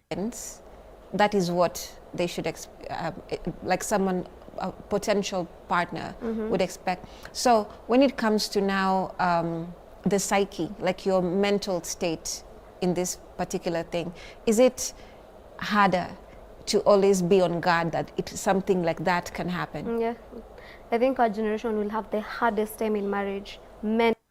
Yeah, they're gonna have the hardest time because of unrealistic dating standards and social media. If each generation too come back to reality, wakuja tu back to reality, and women believe they cannot do, we are not the same. There are certain things that men can do that women can't do, and natuache kuchochana ni kama it's normal. Watakuwa na hard time kwa, itakuwa ngumu sana cha nikwambie kwa marriage, hard sana for you guys, because the men wamefungua akili. Some men wanafungua akili, na men wanafungua akili every day, na mademo wanazidi kulalisha kwa sababu the people they are listening to ni watu wanawapoteza. Watu wanafanya nini? Watu wanawapoteza. The so called the influencers za madem ni watu wanawamislead yao yote, na ndio wamewekwa kipaumbele. Kama for example, unaona watu wameletwa hapo hivi kuongelesha, sasa ndio ma influencers wa madem, huyu na ule mwingine, na ukisikia mtu anaongeleaga tu inakuwa nonsensical takes. But Mr. Judge, pengine ningekuwa na akili ndogo kama madem, ningekuwa na understand madem better. Italy. Because both genders squeezy, we have the freedom to be outside. You know, kitambo, the women were more of stay at home, but right now, even me, I want to go to the club, I want to go on vacation on my own, Nasikia tu tutakataka naongelea. Enjoy. So for both of us who've been in a relationship, our mental health lazima tuitenda chini. So it's because the women do not want to do the feminine things that makes women great. They believe they also want to do the things that men want to do. Unanipata? Club kitambo ilikuwa tu mali madem mapoko ndo alikuwa naenda kwa sababu huko ndo walikuwa napata business. Wale madem mwenye pengine ana bwana ama bwana alimtoka ama pengine bwana yake alikufa na hana way ya kujisustain, ndo alikuwa naenda huko hivyo kuentertain wanaume. Sawa. Sasa ukipata madem wengi wanataka kwenda clubbing, wanataka kufanya hizo vitu za club, it's not because that because of freedom of choice and nini. Wanataka to make the wrong decisions. Okay? They do not want to stay at home kwa sababu they believe staying at home ni oppression. You know, tunaamini mafala hao. Mentally, I think the coming marriages, we will have to struggle a bit because, and then we're already too exposed.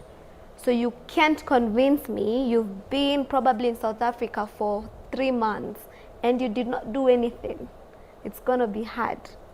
For her and women with that type of mindset. Sawa? Kuna madema kuna mindset poa, kuna madema kuna akili kidogo. Saa akisema women will struggle, ni only women with that type of mindset. Wale mademu watakuka streets, watch wakae streets, and every day you see them coming out claiming that, oh man, I regret not dating that guy. That used to have this nice guy who liked me, who loved me, who adored me, but I never gave him a chance. And now he's married, living with his wife and his kids, na anaendelea poa. Mara ngapi tumeona hizo story? I only gave bad boys a chance. Kuna madem kama wase wanaanza kuteta.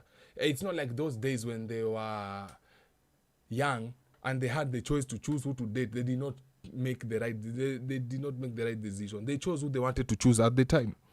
And you see right now they are regretting. So this type of women that are regret, not all women in general. Sawa. So msidanganya na hizi kelele kidogo za social media. Ati papari. Okay. So how would an ideal relationship look for you when, if you say cheating is not happening? Sa wewe uko na relationship tupo ingekaaje? Ama inafaa kukaaje kwako? When you're in a good relationship. Yeah. And you there's no aspect now in that world. Jero dem ni lala, hata kidogo na kanika kilipungufu. Wanika ananikalia ile design. Kwa hata kiuliza maswala juu ya kujibu juu akili haina kitu. Alisema mechi, watu wakaenda na story ya mechi na poof ikalipuka. Sasa hizi rudi, hizi backtrack kwa sababu hakuna wisdom iko hapo ndani. Kwa sasa why take her time to build your wisdom enough to make her point come across in a way that people can understand and consume. You've conceptualized in your mind of cheating. Yeah. In a relationship where there is no cheating, you feel like everything is great. First of all, like I don't know. Of course, udem alikuwa na cheat exam. Unakaa tu dem alikuwa nakaa kando ya chopijwa anakaa msupa.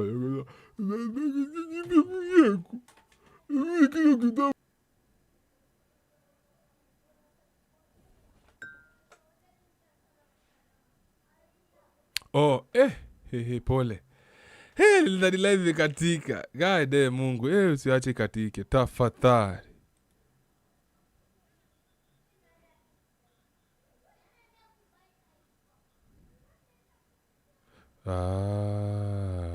Nimeelewa.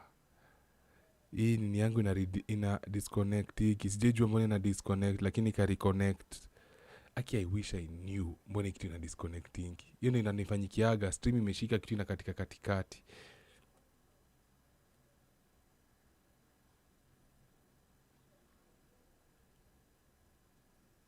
Sawa. I got that. I'm glad I caught there.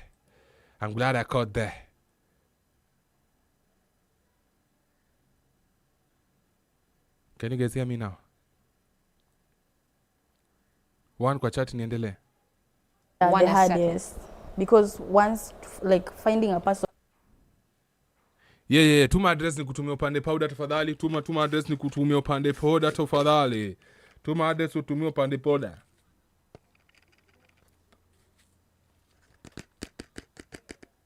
Yeah, boy. Thank you for the ones kwa chat. We continue. Who is not going to cheat is very hard. So. And men do not cheat. Men exercise their options. Okay? Sometimes the men you think who are loyal just do not have the options. Unanipata? Na unapata saa zingine majamaa kama hao watu hawakosi kuwatch. wananyonga bado cause men it's just upende usipende, it's in us. Ino maana tu utapata ni father hadi Kanyari ako pale ana preach. Hata Kanyari nimeenda sana, Pastor Ng'ang'a na ile wisdom yote na ile prophecies zako nazo zote, mdembadi akipita hivi ataangalia, apende asipende. He might be anaweza recover jikuti aseme raba shaka guda, lakini ataangalia ni kitu iko ndani yetu. It's in us the same way gold digging is in women. So mimi sije utaniona nikipasha madem ati ma gold digger, it's them. Lazima wajetena, lazima madem wakwe gold digger kwa sababu for them they take a higher risk when, let's say, engaging with men, because they have the potential of getting pregnant. Sasa in case in the rendezvous of the relationship they get to be with the man and then the man gets her pregnant, she needs to make sure that at least this man can take care of her. Are we making sense? My English not good. Once you find that person who won't cheat, you'll be like, no, you still have the mentality. So it will still be hard even though that person is not cheating. So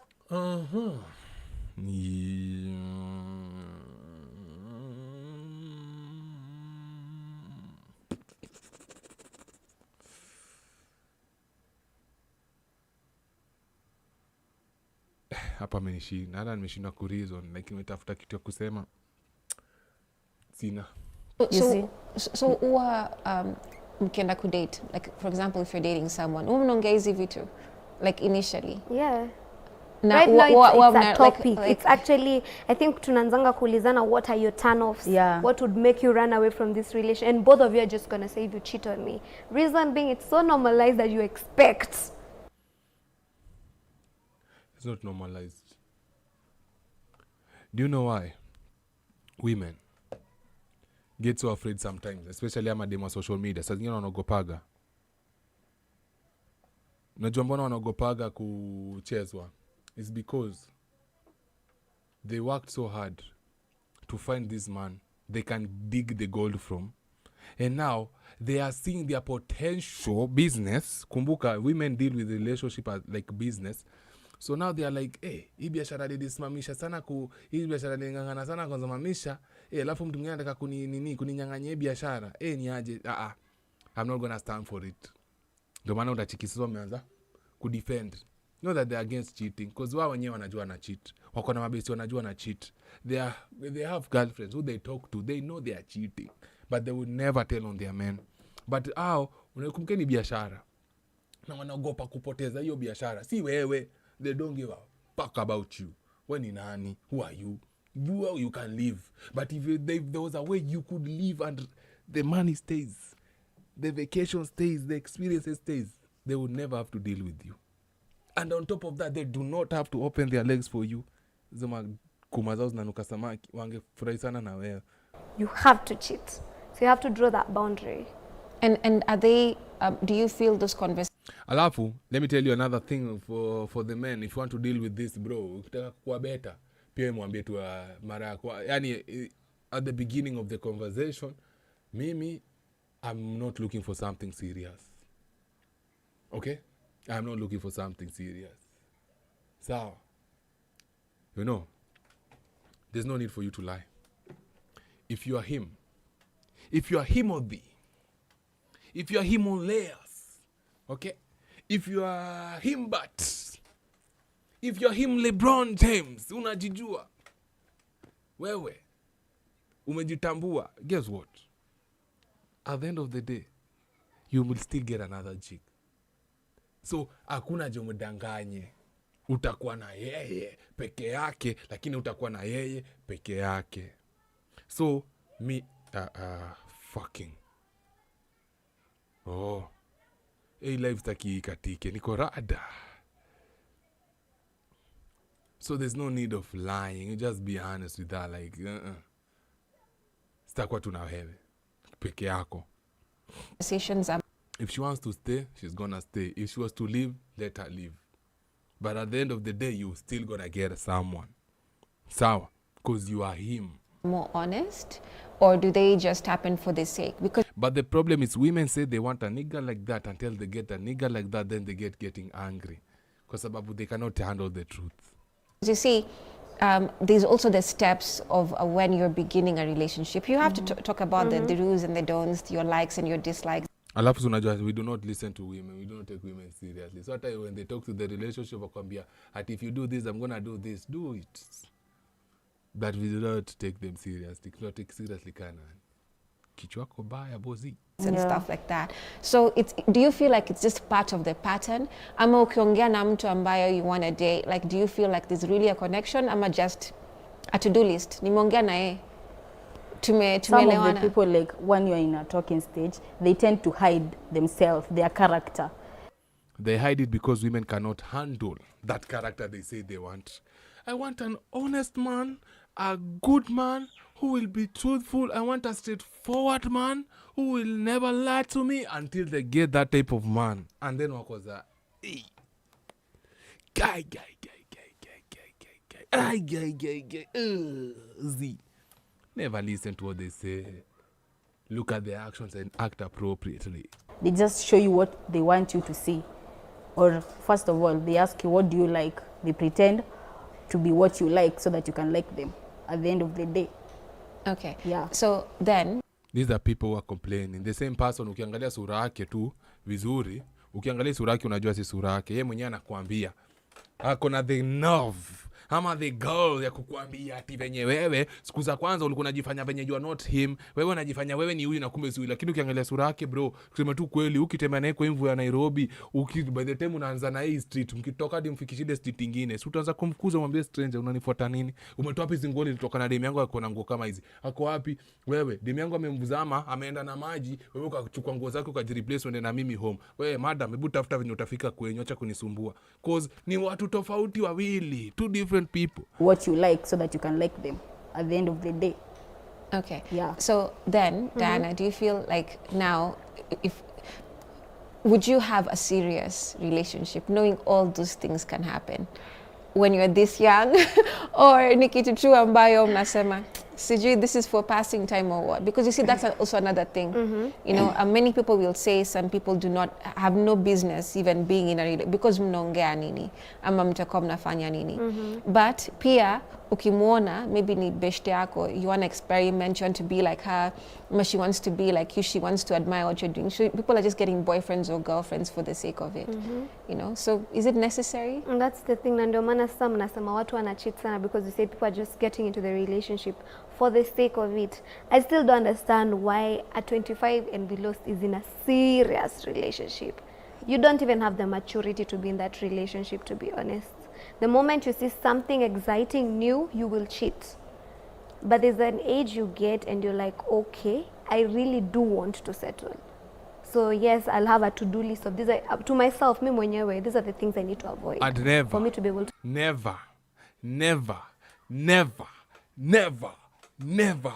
be the guy she will meet at the end of her experience. Alafu now she wants to settle with you ama for you. Never be that guy. Never in your life jipata umekule mtu amemaliza her rendezvous, now she wants to settle with you. Usually each age inakujanga around the age of 30 to 28 to 35. Never be the guy she settles down with. Usifanye hata nikasirike nikupige ngumi ya macho fala niambia nini? After amemaliza hizo experience zote, sasa kuja settle down na wewe na unataka tukubalio kitu nisikupate kupiga mangumi sana, sitaki ujinga hapo. Never at this age now want to settle. Hey, you can settle but not with me. Kusettle na unaweza settle lakini not with me. Chura To keep this man. So what should you be doing at 25 or before younger? I feel like this woman knows. Udem anajua game lakini anaachatua mademu ajiuze wenyewe. Something tells me she knows what she's talking about. Anataka tu mademu ajiuze wenyewe. Kwa sababu tukiangalia tu kusema ukweli, most men we find women at the age of 19 to 24 very attractive. Hata ukiangalia vizuri udem mwingine hapa hivi zipora, by the time ali blow up she was around that age.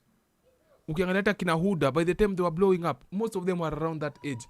Kariwahu, I don't know how old she is right now, but the time she was blowing up, she was just around that age. There's something about that age that men find attractive. Sikudanganyi. And there are some very attractive 30-something-year-old women. Yes, wako. But kuna, it is in us. The same women wanajuaga tu, ai, uniga kakwa na ganji, like wanakuaga attractive na mtu akona doyo design. Pia wewe uko nayo nini? Pia wewe uko nayo kitu ndani yako. It's not just a them thing. Hata wewe chini you. So please, guy Mungu. Asha experience hizo vitu zote. Asha ina hizo club zote. Asha ina hizo vacation zote. Asha fanya hizo vitu zote zenye alidanganywa na mafeminist anafaa kufanya. Alafu akisha maliza hiyo safari yake, wewe sasa uko pale hivyo na mamilioni zako. At the end of the line. Buda, si mnajua ile picha? Itakuwa kama juu. Yaani watu wamepanga hivi line, alafu kuna mtu ako na suti na maua. Alafu watu wanakula demu yake pale hivyo mbele. Mnajua picha? Unajua picha? Ni vitu naogopa kuweka hapa hivi YouTube, unajua sasa na na waganis zake. But sasa usikue the nigga. After sema zile line yote wewe sasa ndo unakuja pale. Takupiga mbaya sana. Na umind ujue hata akiseto na wewe, hata tulia na wewe, hata kuja na mindset yenyewe dem alikuwa nayo. Hata if you cheat, ukicheat tu hivi buda, just even know me I also have the potential to do the same. Yeah. Let me start with you. What would you be doing? Would you be in a serious relationship? For me, yeah. By 25? Yeah, because it depends when do you want to get your kids. Yeah. Smart chick. Chikule dem mwingine atashtuka. By 25? Yeah, bado ako in her 30s, believing she's gonna get a man to marry and take her serious. But one thing, they will find the man, but watakuwa masimpanzi. Mwanaume na watapata, lakini masimpa. Okay, so okay, what's your ideal perspective? What would you be doing? For me, yes, I'll be like maybe running my businesses, but I'll still be in a relationship for me, because at the end of the day I'll be like looking at what time I want to get my kids. What time do I? Yeah. And how your body is gonna recover and the type of kids pia utapata. Najua it's important you do that. I like that. I agree with that. When do I want to start being a mother? You know? When would you like to be a mother? Yeah. When would you like? 25, 26. Latest 26. Smart one. Okay. Yeah. All right. So and there will be so many men who will be okay. There will be so many men who will be willing and ready to be fathers with her. It's something that you aspire to. Yeah. And you, my dear? Sikieni sasa upuzi inaenda kumwagika kutoka kwa mdomo ya huyo. My whole of my late and early 20s, Look at you're shaking your head like. I just dedicated to me, enjoying, exploring. You know what that means? You know what time that is, right?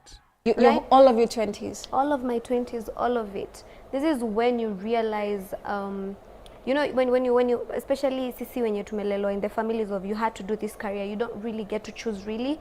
So now this is when you've entered the corporate world. So you need to first settle. Is this something I can do for 30 years?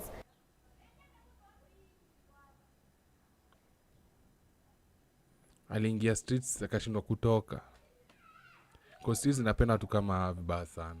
So na explore different jobs. This is my stage to explore different countries, different clubs, different countries, different clubs.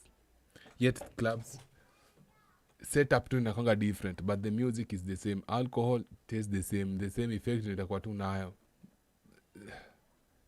Same everything, bro. But I'm not saying that being in a relationship, mama being in a marriage is gonna be different days, different needs. Sawa, please. Hapo tunafaa tushukuru Mungu kwa mapoko. Acha tunuambie ukweli. Thank God for the hoes. Please, every day. Ukilala pia ambia Mungu asante kwa malaya. Cause, man, to get me out on so many things. Mademu wote angekuwa tu up straight. Tuhitaji malaya, bro. Mungu awabariki malaya wote. Milele, msikose kuma kutuletea tafadhali. different men. I want to know what kind of man can I actually stay with for 40 You see that type of reason? years. Different men. This is my stage to explore different countries, different clubs, different men. I want to know. Different men. Forgetting, the higher your notch count, the harder it's gonna be for you to find someone to take you serious. The harder it's gonna be to stay in a fulfilling relationship, long-term fulfilling relationship. Sawa? The higher the notch count ya madem, the harder it's gonna be for them to be in a long-term fulfilling relationship. This does not have to do anything with marriage. Even relationship za kawaida, mdem akona body count high, hawawezangi sustain relationship long-term. So hii mindset wanakuwa wamedanganywa, you're supposed to, na kina Kamenegore, mnaona hata sasa Kamenegore kwa hospitali sijui nini ilimfanyikia, but unachiki vile Kamenegore turn out kukua. She did all that she was told to do. All that alifanya hizo vitu zote alikuwa anafaa kufanya, alisema atafanya, but alienda paje at the end of the day? Let's be honest, ameenda pa at the end of the day. Mdem gani mnaweza niambia alikuwa na high body count, story yake imeenda vizuri, mnaweza sema yenyewe huyu ni success story? Mwenye tunajua anakuwa hivi publicly. Noma. Nena kushoto live. It's a lie. Walidanganya you need to have your whole face na mafeminists. Mafeminists apendagi madem. Hata hiyo mindset. Inakuwa tu mindset ya kupoteza madem mafala. Na mafala wakaamini. And now they are lot. But then again, we love hoes. God will love women like that. Ebu imagine tu mdem anakuja, unampatia ganja na kufanya kitu unataka, unamfanyia kitu unadai sexually. Except ya kula na matako. Inakuwa weird kwangu. That's nice. Anapiga magoti, anagop ananyonya nyonya mporo, afu unaweza mwage kwa matiti, kwa tumbo, kwa kuja afanye hizo vitu zote baby. Nataka ku experience mtu kama huyu. Unamweka tu dogi tu kipiga pa. Nani hataki kitu kama hiyo? Na need there. Want there. Come kuja. Nataka mdem kama huyo. Na kuna kitu ndai kupatia, kuna hata sitaki kutana watu wenyu, sitaki kutana hata na vitu zenyu, sitaki kupatia kitu yote ya maana except tu pesa kidogo na kudinyo. Come to me. Nifunze. Jisport yenyu inakuwa gaje. Nikifanya move gani ina dema na mwaga, nataka hiyo. Pula all those things, we need women like that. But ikifika sasa tena kukana wanze ku God, yeah. We want that. But yeah, they believe they've outgrown the what's it called? See the system, the mechanics. See the mechanics. Iwa natafuta ni the program. They think they outsmarted the program. They think that manze, mimi si kama demu mwingine. Hii system, hii program, nimeshinda hii program. Hakuna. Multiple partners ina damaging madem. Hata utakaa na huyo mwanaume ni tuseme ingekuwa that's the mindset. Si maponsta wote angekuwa sawa shamarika. Sasa maponsta kuna ponsta yote sasa wote angekuwa memarika, hata hiyo industry ingekuelisha kitambo juu. Madem angekuja na experience the type of men wanataka, they know after the next thing you know is finally I found the one I want. Do they really get to that point? No, they don't. Ina damage psyche yako. Na the only one benefiting from hiyo kitu ni wanaume. But mimi sita kudiscourage at make the right the wrong decisions ama demo wana make are the right ones for me. So come to daddy. Utayo spank matako kuma. What kind of man can I actually stay with for 40 years?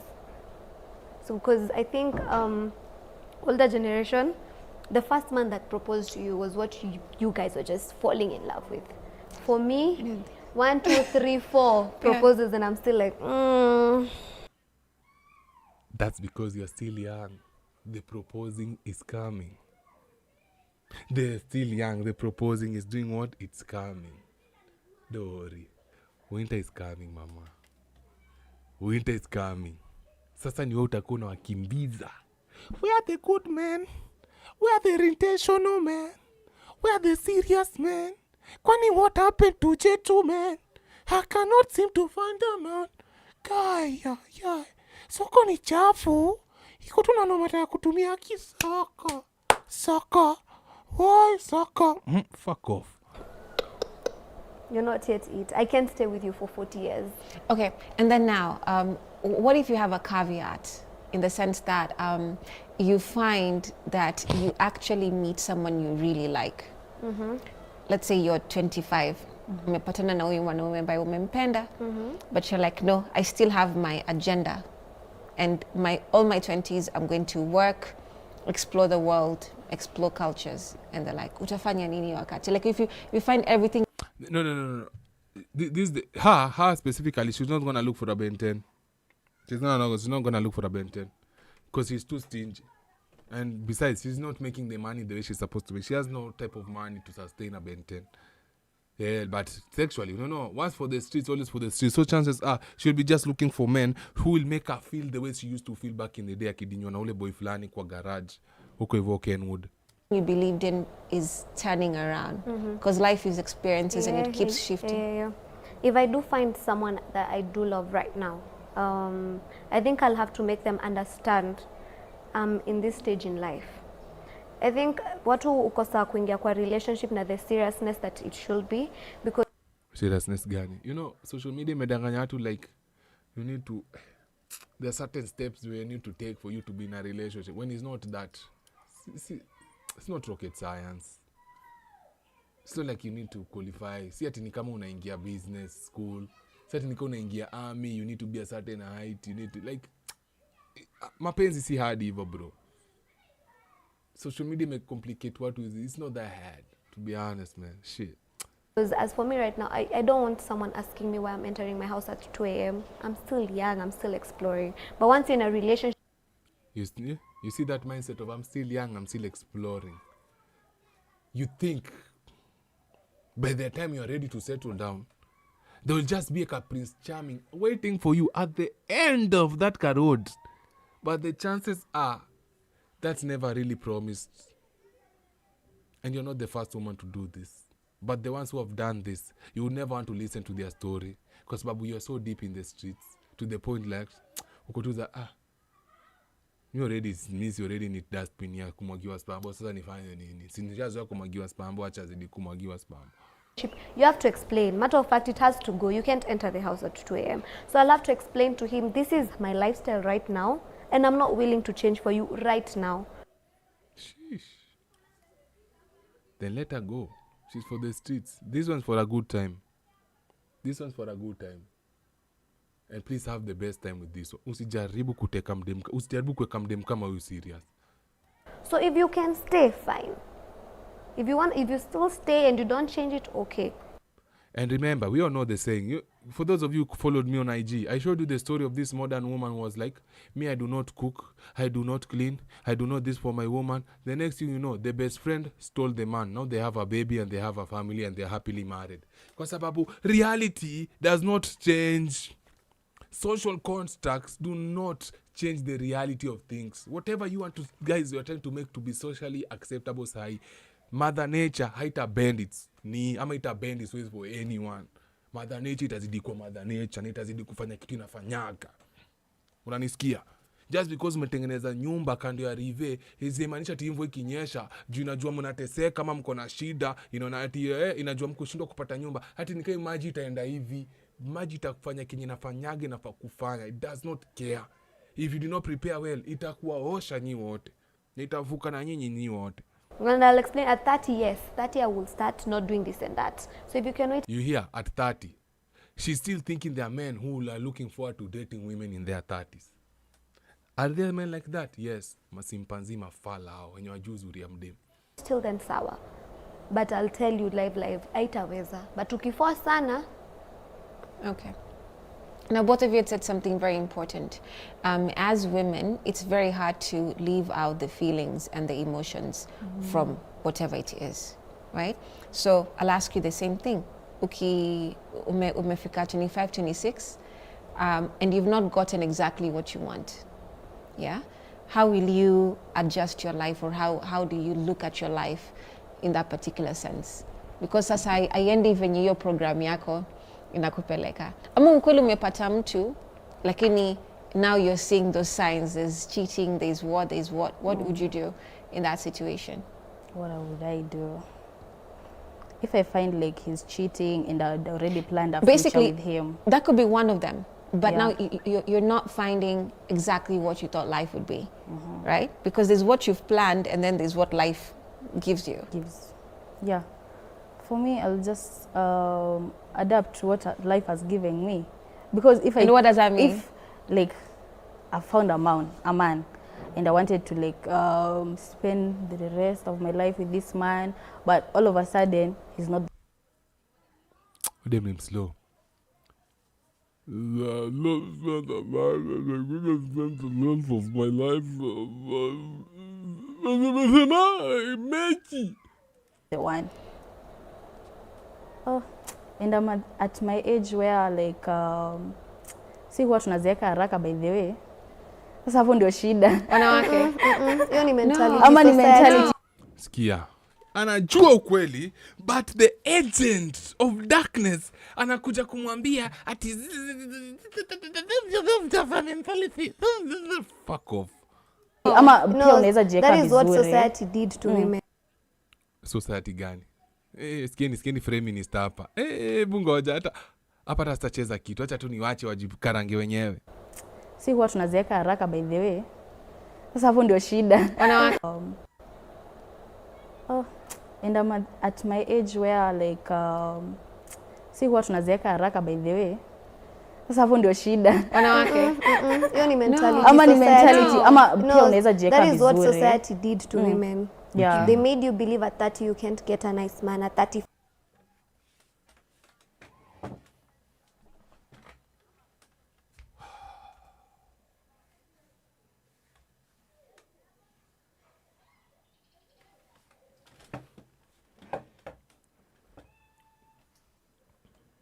540. Even but America. umeona the best, I think I really love a Nigerian actor, she's called Tonto Dike. Ameoa juzi at her age, she's going to 50. Yeah. So it's not a pass mark. Yeah. Exception to the rule. Do not make the rule. There's a thing they say, the exception to the rule does not the rule. Life works in generality. Okay? Life work in generality. Chani kuelezee, what do I mean by this? Most people have 2 legs, 2 hands. Okay? Just because there is someone with 1 leg does not mean that now shops za nguo zitaanza kuuza longi ziko na mguu moja. That's because kuna watu wako na mguu moja. In general, life na wakina in general. Sasa tena na the majority. Sawa, but madam, for some weird reason they always want to focus on the small thing that will validate your mindset ya utakataka. You know, tataka kufocus nayo. I do not see a bunch of women, I do not see a bunch of men lining up wanting to date a bunch of 30, 35-year-old, 50-year-old. Hakuna bro, tuambieni ukweli. Hakuna. Yesterday I did a show. Ilikuwa na NTV. Unacheki NTV, unachiki tam 30-year-old na 40-year wana complain it's hard for them to find love. Hard for them to find relationship. Halafu women in their 20s wanasikiza mdem wanaambia it's okay, ni mentality. You know, society did that for women. There's a reason. If let's say society, there's a reason society ilifanya hivyo kwa madem. There's a reason because they saw a trend and they were like, even ndio kuko. The same way society made women believe men needed to have money for them to be taken seriously. Are we speaking church? Sawa. It only works one-sided. Unajua pia wewe inakuwa very biased. You only wakigi tu one-sided peke yake. Na wakigi tu one-sided. The female side. Ukipoja kuwapatia the male side utaanza kuona amenyaanza kunyamaza kaza.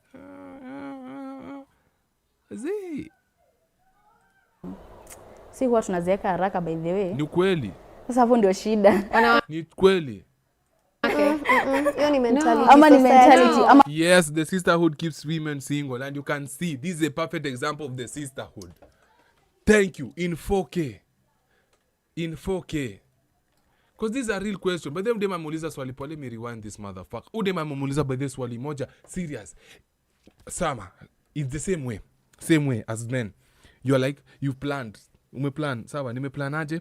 By pengine 25 ndakuwa nimemaliza shule ama ndakuwa nimepata job. Na napanga by the time nafika kitu 28, 29 nitakuwa at least niko maybe financially stable na nini. But let's say you get to that age. Hujapata zile vitu umepanga. What are you gonna do? What are you really gonna do? Utadu nini? That's a good question to reflect on wenyewe. Nimeplan hivi but isipokuja hivi. Nini itafuata? let me find the right position. Alafu kamutu tu kanatoka huko, ka fucking anatoka tu kanakwambia bro, hiyo ndio kitu society ilikuambia. Ati wewe uko na time nokia kwa mdosi. What God planned is just gonna happen. Itakuwa reality bro. Men tunakuwa wewe, unajua sisi reality yetu inakuwa like reality, tunapigwa reality mapema sana. Let me explain to you. Buda, wewe ni mtu tu kodi ghetto. Hauna job, hauna do, hauna nini. One thing nataka ujue, watu watakudharau. Your reality will be reflected on you. Mara hiyo. Yani utakuja kukumbushwa bro, wewe uko at the bottom of the date. Yani uko at the bottom of the hierarchy. Uko chini. Live unaoneshwa hivi, unajua unajua where you stand. Unanipata? Utajua where you stand, either in your friend group, in your area code, you will understand where you stand. Sasa it's upon you to know how to work your way up. Usikuwe tu malulikuwa. Unanipata? Utajua hizi vitu mapema. But madam, or they never get that system kwa correct ama kwa fanya waize kuimprove. Wako na watu kama hao kuwaeka in the Dilulu land, kuwapoteza more by kuambia what they need to hear instead of telling them what they have to. Yani wanaambia zile vitu za kuwapoteza. Sisi hatuna hiyo luxury. Na ndio maana men are more likely to improve na women wako more likely kubaki where they are because of mindset kama huyu. Udem anajua. Again, udem anajua. Yeye by the time akojui 34, 35, 30 ngapi atakuwa amepata. Yeye ashajipanga na hivyo. Na huyu yeye hata yuko sure kitu anataka. Udem anaongea hapa. She does not even know a plan. Ule mwingine at least she has a plan. So inamaanisha yeye she's working towards something. She understands, hapa I have to maintain myself, I have to do this. She knows. Huyu mwingine hana plan. Yeye bado anataka experience wanaume, anataka experience club. Halafu maybe akifika 30s uko hivyo kutakuwa na mwanaume. Okay. Now, both of you had said something very important. As women, it's very hard to leave out the feelings and the emotions from whatever it is, right? So I'll ask you the same thing. Umefika 25, 26, and you've not gotten exactly what you want. Yeah? How will you adjust your life, or how do you look at your life in that particular sense? Because as I end even hiyo program yako inakupeleka. Ama mkweli umepata mtu, lakini now you're seeing those signs, there's cheating, there's what. What would you do in that situation?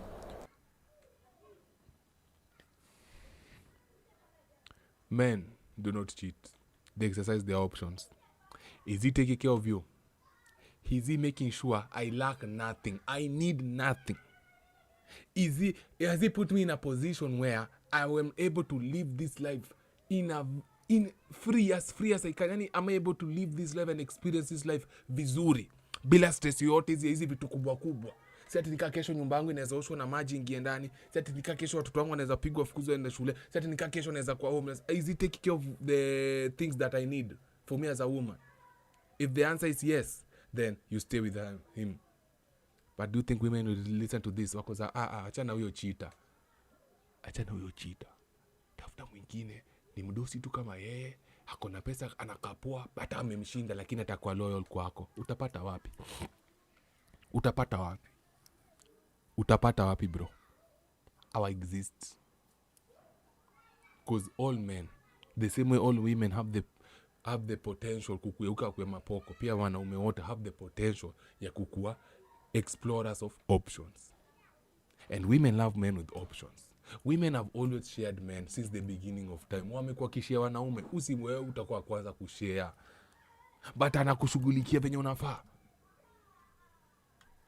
What would I do? If I find like he's cheating and I'd already planned a future with him. That could be one of them. But now you're not finding exactly what you thought life would be, right? Because there's what you've planned and then there's what life gives you.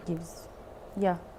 For me, I'll just adapt to what life has given me. Because if what does that mean? If like I found a man and I wanted to like spend the rest of my life with this man, but all of a sudden he's not the one.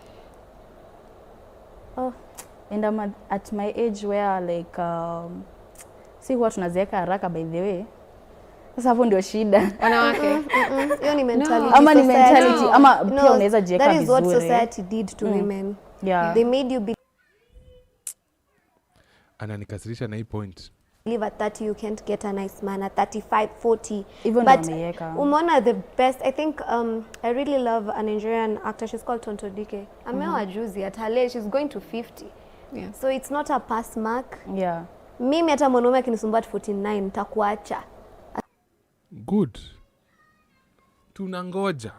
Kitu poa na social media, it never forgets. Kitu mwana social media is a wigi. Utaenda. Ubaki single peke yako. Uni mdema ko winning and ready to die alone. Thank you for 60 likes. Na nienda kwa mwingine. Uende kwa mwingine wapi? Ukiwa 49.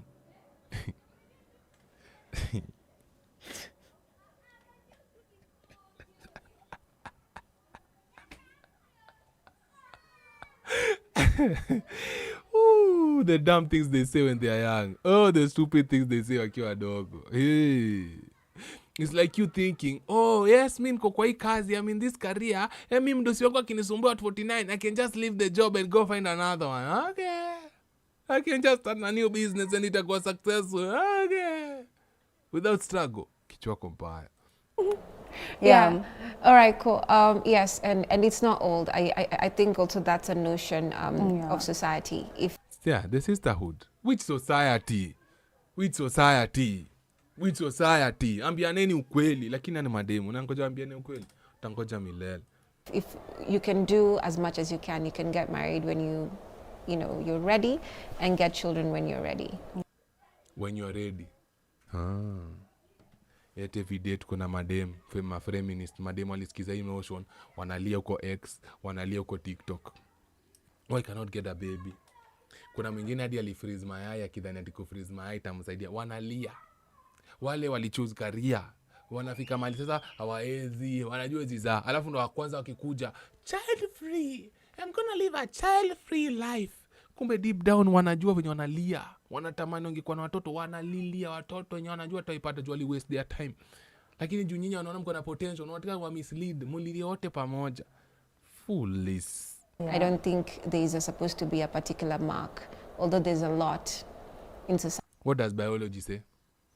That states otherwise. But now that mentioned, sasa. Fuck, I didn't know wajinga. But ni poa. Let's speak about the reality of cheating. Some of the stats that we even have on air concerning the number of women cheating into. Callings. Okay, that's why I thought I'm still single. Just imagine somebody will be seeing my wife. Don't marry her then. Madem kani machita. Wewe unataka mbona why are you taking them seriously? Understand, si watu wakuchukulia serious. Si watu wakuchukulia serious. Wewe ukiamua kuchukulia serious, all up to you. 2024 are high and men cheating in 2024 are high. But you noticed the other day when they did the statistic of people when AIDS, you saw women are double the number. Women are double the number of HIV new victims. Ama new. Is it victims? What's the word? See victims.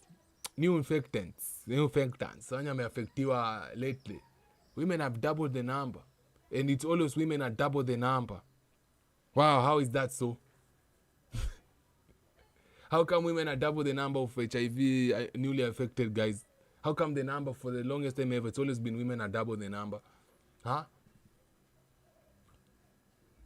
Because women are sharing men. But wakikuja wale watakudanganya, they are not sharing men. Pia unaaminio kitu. Workplaces, ikikuja general society, but zote ziko juu. And most of it ni traumas za penye. Shit, ningeka challenge. Mdema akisema trauma mnanitumia so. Damn it, mbona sikuwekea challenge mapema? Ningesema hivyo sasa ningekuwa na kamia karibu 7. Because now, these are buzzwords. They have to throw the buzzwords around. They will never not throw the buzzwords around. Buzzwords lazima zikuwe. Trauma, childhood, mentality, society, patriarchy. Fuck off. mezaliwa na vitu ambazo wanapatana nazo, like, you know, in general life, right? So like I said, going back to you. Sasa dem trauma yake ni gani? Yenye ama ye wanting to experience different men, wanting to experience different clubs, hiyo pia tutaita trauma. Is that going to be called trauma again? Youthful experiences. Do you believe that even the way you grow up affects the way you will relate to your partner? Yeah. And how so? And that's basic. Family is the most important thing, especially to the side of the women mostly, but generally even to a man. The reason why a man cheat, unapata aligrow up akiona budake akifanya hivyo na They would never invite experts to speak on this type of stuff. How many men do you know they are cheating right now or they are cheating on their wife or on their girlfriend because they saw their father cheat on their nini?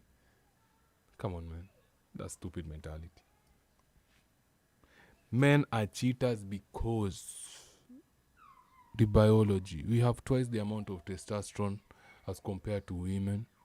We produce sperms kila siku more than women. Tungesema hata saa hii, hata ude mwenye anajichocha ni mdinyaji sugu, tuende na competition saa hii, the winner wins 1 billion. Sawa, winner ana win 1 billion. Let's go for the next month. Tutakuwa wewe utapatiwa 30 different type of men, mimi nitapatiwa 30 different type of women. Hakuna kutumia contraceptive. Hakuna. Ini compare kudinywa na kudinyana peke yake. Mimi na ude mtu shindane. Tuone at the end of the 30 days. Tukikama out of the end of the 30 days, nani atatoka akiwa venye tu alianzisha hiyo race. Tuone. Nani ataweza kumaliza hiyo race? Chances are hataweza kumaliza. Mimi nitamada vizuri sana, easily. Chances are naweza toka hata na watoi 30 at the end of the 30 days. Na yeye atatoka tu na mtoto mmoja. Na hata mtoto mmoja itafika hata pengine siku ya 15 akoza hapana. Atakuwa sha fall in love na mtu number 3 ama number 4. But hii kiburi yote inakujanga juu kuna contraceptive na social media kuwachocha kuendo sisi ujinga zao, mentality zao za kifarafara. Anything. So even yeye ata grow up. Ukifanya hivyo na kuna kitu utafanya. You can find also a girl watched the mom get cheated on over and over again. What about the mom? What about the girl who saw the mom cheat? Mbona tunajabu kupaint women in this bright light, in this positive light? Ni feminist. Shit, mbona sikushikanisha haraka? To a point where she accepted this is how life is supposed to be. So hadi yake ingia. Sasa hata wewe unamaanisha watoto wako watakuona ukiona ile mentality ya babasi amecheat, hata mimi naenda kucheat. Si ndio? Place unaenda hata ukienda kwambia mamako, unajua alikuwa anakuambia vumilia, hiyo ndio ndoa. You get? She was smart enough. Nyinyi wenye mvumilii, nyinyi wenye mnaruka from this mboro to we are about to see, bro. Premium tears nakuja, premium, machozi premium, bro. Wale mnachukiaga mademu utashangilia. In the next 7 to 10 years, you guys will be the happiest. Mimi nakwambia mtakuona mademu akilia kila siku kwa mtandao. Mutafurahi. Mutakuwa mutasikia poa sana. Kwanza hao nyajichocha na social media, mutasikia poa sana, acha niwaambie. Mwingine juzi simuliona jana nilipostia, BBL ilipasuka. But if you want to see that video, you need to follow me on X. Enda pale hivyo at Big Bad Oga on X. Utaona nimewapostia mazee venye paje likatika, matako inahangi nje. Mafi kila mahali. Dema na wika. Na bado tunaelekea huko. Oh Lord. Mutashangilia nyi watu wampeni madem. Watu kasi sisi wenye tunapenda madem, tunawahurumia tu sahi. Sisi tunaona kinyo naenda kupitia in the future. Kwa sababu mali walitoa mentality, watu wa huko first world countries wanalia sahi. Every day complaining. So matter of how you grew up, yes, it does affect you. And then there are some that grow up, they see these things and they're like, it will never. Even the slightest text, something you could explain, ashakata na ashaenda. Waende kabisa. Oh God, kai waende. Now niko sure ku grow up na both parents. If we were to chunguza very well, I'm pretty sure she grew up without a father. Ama if the father was there, was a weak father. I am sure 100% of that. Just switch off. Okay. So then do you think we should be joking as much as we joke about stuff? Because you see, that's also coping. And like the same, like you're up with Ndani, like all of you there, you're coping big time. A lot of the times in society, especially present day, ukiangalia kutoka hizo times of COVID going forward, is anything yenye iko serious, Kenyans, we will make jokes. Ita trend, itakuwa kitu. watoto tuka Thank you for the 61st view, for the 51st like. Thank you for the 61st like. Mtu amepiga like sahi. Thank you for the live. Welcome. Pigeni hizo like zote tufikishe 1000. na naishe iendelee. Unaona, in fact kama unapata for example what we were saying kugongewa, mtu anashangaa kwani wewe kichwa yako ikoje, like how can that even happen to you? Yeah, so apart from normalize na like make it something that is funny, what else do you think people should be doing at the same time in your perspective? Except from normalizing it, people should like find out a way like to stop. Is it funny? She's claiming that ule dem flani ana claim men ama the society has normalized women wakionekana kifika certain age hawezi pata good relationship, but in a way si pia najabu ku normalize women in their 20s going to clubs, sharing different men, traveling. Sina get pia najabu ku normalize something yenye ana complain is been normalized, ama nadhani ilifikaji kakuwa normalized, ama nadhani ilifikaji kafika hapo. Si ilianza tu na mtu akona mindset kama hiyo yenye ana complain, ilianza huko hivyo kitambo. Na make sense ama naongea sana na mniambi? Stop it. Find ways. Why? Mbona unagongewa? What are the things that you should do so that you can avoid kugongewa? I think those are the things that there's nothing you can do. Na mdema hizi gongewa. Tusikizane. Kama ufala na kucheza na hata kuchungi poa, hakuweki fiti, huo ndo mtu unawacha. Lakini amekuweka poa, anakushughulikia vile inafaa. It's normal. But you, just because you think I cheated on you, hapo unataka wende ulipishe. Hivyo ndo mademu wengi wanaachwangwa. And once wameachwa, inakujaga kuwa hit. Inakujaga kuwa hit that, hey, shit. Kumbe hizi roots si same venye nilidhani ni same. And now she goes to the next man, bado ninge mwingine anamcheza. Like sasa unajua kitu fani tena akoza maybe I'm the problem, maybe the men are the problem. Eventually nitafuata tu kupata mwanaume mmoja, alafu atapata mwanaume simpanzi. Alafu that fact that ampata mwanaume simpanzi atakana yeye tena kana yeye. Pia yeye ataanza kucheza mwanaume simpanzi bro. Kwa sababu they are attracted to certain features in men. And for some weird reason, hizo features bro hawezagi kubali, lakini wanapendanga wanaume machita. Women love men who can cheat. Not that men who cheat, men who have the potential to cheat. Mademu upenda wanaume kama hao. Ndio maana wanaendeaga wanaume kuna option. Ndio maana it's easier mdem aende aache mtu ako single lakini aende mwanaume akona bibi. people are not putting in place, and those are the things like they're supposed to be at the top, not normalizing like jokes and everything. Normalize jokes, it will be like a normal thing, and at the end of the day there won't be strategies to stop it. Yeah. Okay. Na unaaminiaje? Something becomes a joke when it's nitakwambiaje, ikishinda watu kuacha. Sasa ndio expert hapa. Ni vile dem mwingine ni lala, ni kichwa lala lakini hakuna kitu. Sasa anafanya ule make smart. So if you try to, let's say, get an A in mathematics and you never get it, you will start just, making fun of me. Hata nakwanga danda, me hata si ama. Remember a few minutes ago I've just told you mademu wanajua waezi za kwa sababu they fucked up their life when they had the chance to be fertile, wakawaste fertility yao na either ma birth control na ma abortion. Inafika age fulani wanaanza kusema hata sitaki watoto, hata sitaki kuolewa, mapenzi ya nini? Si wote dem sasa amefika hiyo stage sahi. Remember, ini nyoka inakuja na juma mwenyewe kwa mkia yake, mnyoka yenyewe inajiuma kwa mkia yake, inaanza kujimaliza yeye yenyewe. Shit. Hata inside yangi you start just like that, there are two people who have joined the live. Now, like the live. Thank you for the two people who have joined the live right now. Now, pick likes. Thank you. You start giving us. So that's what happened. People try to fight cheating so much to a point where we realize we can't fight against it. So you just join the team and just be like, okay, fine. So you did that, even though ulifanya? It's not even that. I'll be part of the statistics. Yeah. Okay, that is so interesting. Yeah, she's part of the statistic. Wed-nes-day live. Tuko kwa Wed-nes-day live pale stream na stream inabamba sana. Thank you for the people joining the live.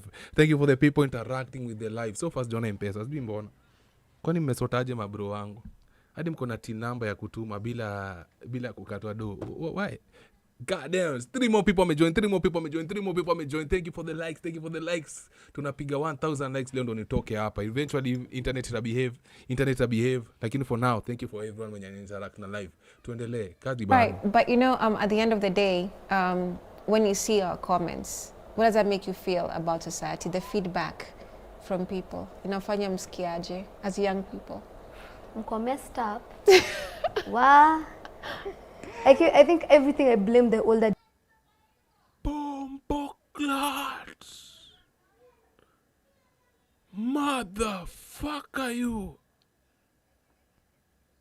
Guy, Anto.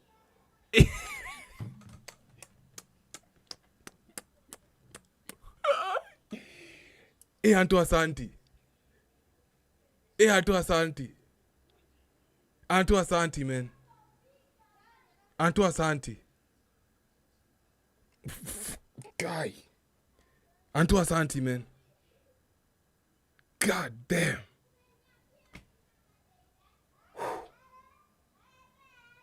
Thank you.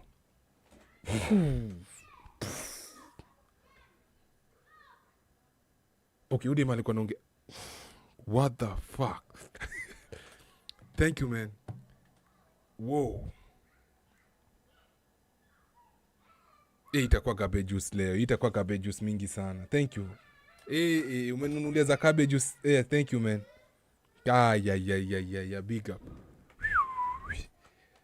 Yeah, thank you, G.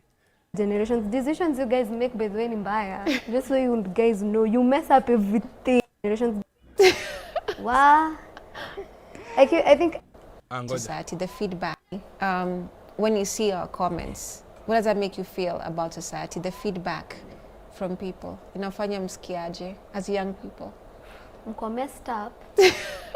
Yeah, let's blame the older generation, right? Let's blame the older generation. Wow.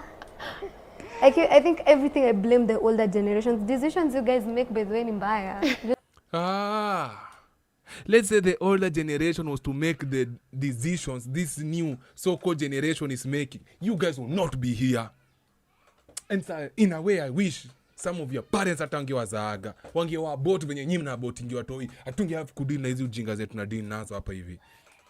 So you guys know, you mess up everything. But that's as in when I see an old man being like, anasema hiyo atasi cheating, hiyo ni polygamy. It's cheating, bruv. Like, accept.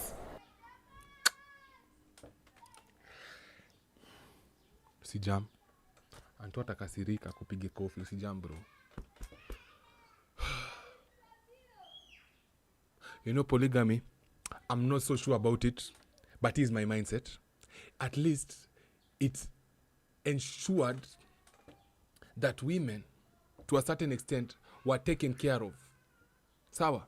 Women were under a man, and this man, it was his responsibility to make sure hii familia is taking, mwanamke ako taken care of, na watoto wote atapata taking care of na ule mwingine. Like the burden of performance was on this man heavily. Unanisikia? Heavily. Alafu it came with him taking the ultimate responsibility by marrying her, claiming her. Si easy zenye hawa, they are very happy to be side chicks za wase. Umse aja kuclaim, umse ana responsibility over you ile serious. Sasa unapata side chick wako anakukasirikia juu umepata side chick mwingine.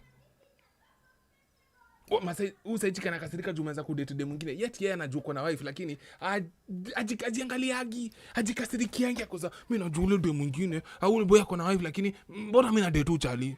Ningekuwa ni mimi na date huyo mtu, hapana. Women watakangi, they claim they hate cheaters. Wana claiming on hate cheaters, but they only hate when they are the ones being cheated on. When they are the one, the cheating is coming to them, uta wanaki complain.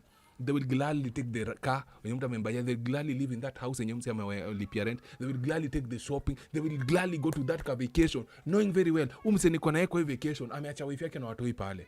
But ingekuwa ni wanafanyiwa ndo wanachukia. Unanipata? And now, where are we gonna go? Where was the next step na amadem na hii mindset yao? Wao wanaelekea wapi? The older generation fucked up, right? They messed up. So, what I'm thinking is, this new generation, they have to come up na bigger, better, brighter ideas for the coming generation. Nikuulize, umeona ground wanasetaje? Ground inasetiwa poa? Are they setting like realistic foundation? zenye zitaenda poa na madem kwa future. Z, are you? Can you tell? Kama iko muniambie, pengine me I'm not seeing it. Maybe some guys can see it. Tell me, show me, like Big Bad by there. Una miss this and this. Wapi hapo hivyo unaona? Can you see it somewhere? Can you see it anywhere? Can you? Me, I'm telling you, Aiko, does not exist. They are the ones fucking themselves, but then cannot come here and claim that the older generation messed things up when they are not fixing anything themselves. Our Iki foundation solid, unaweza sema yenyewe, hii direction tunaenda na hii generation mpya is the best. Kuna kujidanganya na kujichocha ufala sana. Wewe uko immoral, like imagine itikia. So then again, there's always the perspective. And women have been shared by men gladly. Udem say anaongea mbaya, kesho akipata Davido, si anajua Davido kona wife, she will gladly go with Davido. Akina Future kona multiple women. Ada King Solomon, huo mtu hiyo Bible, alikuwa na mademu wangapi? That was the wisest man. Not only was he the wisest man, rumors have it, allegedly, he was one of the richest men. Wacha kuniambia mademu wote hawakujua. Hawakujua umse ako na mademu wote. Wacha kuniambia hawakujua, they were like, by the Solomon, ni mimi peke na date. Solomon ni mimi peke na out. Hai, kushua solo. Solo na wakati na mimi jana amenipiga maquotes. Amenipiga maquotes. Alafu mimi ngena tuna mimi tu. Solo na wakati na mimi. Wango. They know what's happening. Lakini fucking mafala hataki kukubali hawa John aga the new smart era. Toka hapa. Perspective of not the judgment. If you guys are acting like this, you're showcasing what society is doing, lakini you're bolder. Yeah. You're just out there with it, as opposed to before, where quote unquote watu walikuwa nasema kulikuwa na shame. Apparently this generation has no. We have no shame. There's no. And it's gonna pay. It's gonna bite them in the ass. This generation haina shame. Itakuja tu hiyo shame. Because vitu wanafanya are not helpful kidogo. Haziwasaidii, zinaenda kuwa damage most. They think they are winning right now. They are not. They are kujidanganya na kujichocha ufala. They say the way they are. Yeah. So do you feel it's basically something that's been there continuously? Alafu nyinyi mnafixa, what are we hiding for? Yeah. I feel like it has been there from the word go. But right now, this generation is bold. They bring it out the actually, open. I think cheating sai is less compared to when it was your time. Sai nitapatikana, sai nitapostiwa, sai nitaaibishwa. Sai right now it's so kuna technology kubwa sana. You can't really cheat as much. The difference is that sasa kwetu ndio hiyo, ukipatikana utapostiwa ama utafanyia hii. And yes, utapostiwa, but just the fact that umepostiwa in the name of kuexposiwa does not mean that a certain woman, they will not find you attractive. Bro, as long as you have the resources, wanaweza kupost. Alafu mademu atachunguza, okay, so wako na GLE. Na ukamwa kumwacha jua na kucheat. Mimi nitakaa na yeye. Heri nilie kwa Range Rover. Mangapi wamesema hiyo kitu? Si watalia kwa Range Rover? Gladly watalia kwa Range Rover. Your time hakukuwa na mtu anaonyeshana, so it was more them. Yeah, at least mtu atapunguza. No one will expose you. I see. Yeah. So at the end of the day, sai mkipata partners, only one of them. But I just think both of them. Only one of them might get a partner. Na ule mdogo. Lakini akiendelea kusikiza mindset ya huyu na ule mwingine. Huyu mimi siwadanganyi low key. I feel like she has like a regret kidogo. She's giving me the energy that she cannot regret the decisions she made before in her life. Whether you're being serious or whatever it is you're doing, whatever you stand for, you're protecting yourself first. It's not about what they want. Yeah. By they who? Is it for both of you? Because when you have your own agenda. Yeah. So are you putting yourself first in that context, knowing that this very well can happen? Yeah, me, I put myself first. Like, put that mentality. Anaweza cheat. Like, anaweza cheat at. He's not cheating, he's exercising his options. But mi naweza kasirika when I find out that ati pesa ilikuwa alipe, let's say kama mnarentisha keja, pesa ilikuwa alipe now rent, ameenda kuspoil now dem mwingine. Unanipata? Pesa ilikuwa kupeleke nao vacation, ameenda tu kubaia mdem mwingine sijui ama ampeleka mdem mwingine vacation. Hiyo naenda kasirika kwa sababu hapo hivi inamaanisha he's not nini what's it called, is the end of the bargain. There's a kizungu word hapo hivyo I'm forgetting. He's not doing his end of the bargain. Hapo hivyo sasa anakupima, hapo hivyo anatake advantage. Yo nasta kubali. Let me just be honest. But as long as he's handling what he needs to handle, he's not really cheating. He's exercising his options. Sawa? And women love men with options. So it's hiyo kitu. Any certain time. So like umeshaeka hiyo mentality. The moment umeka hiyo mentality anaweza cheat at a certain time. And women will gladly excuse men for cheating.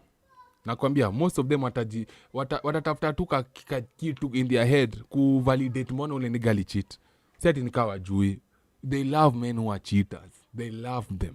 They love men who are toxic. Vibaya.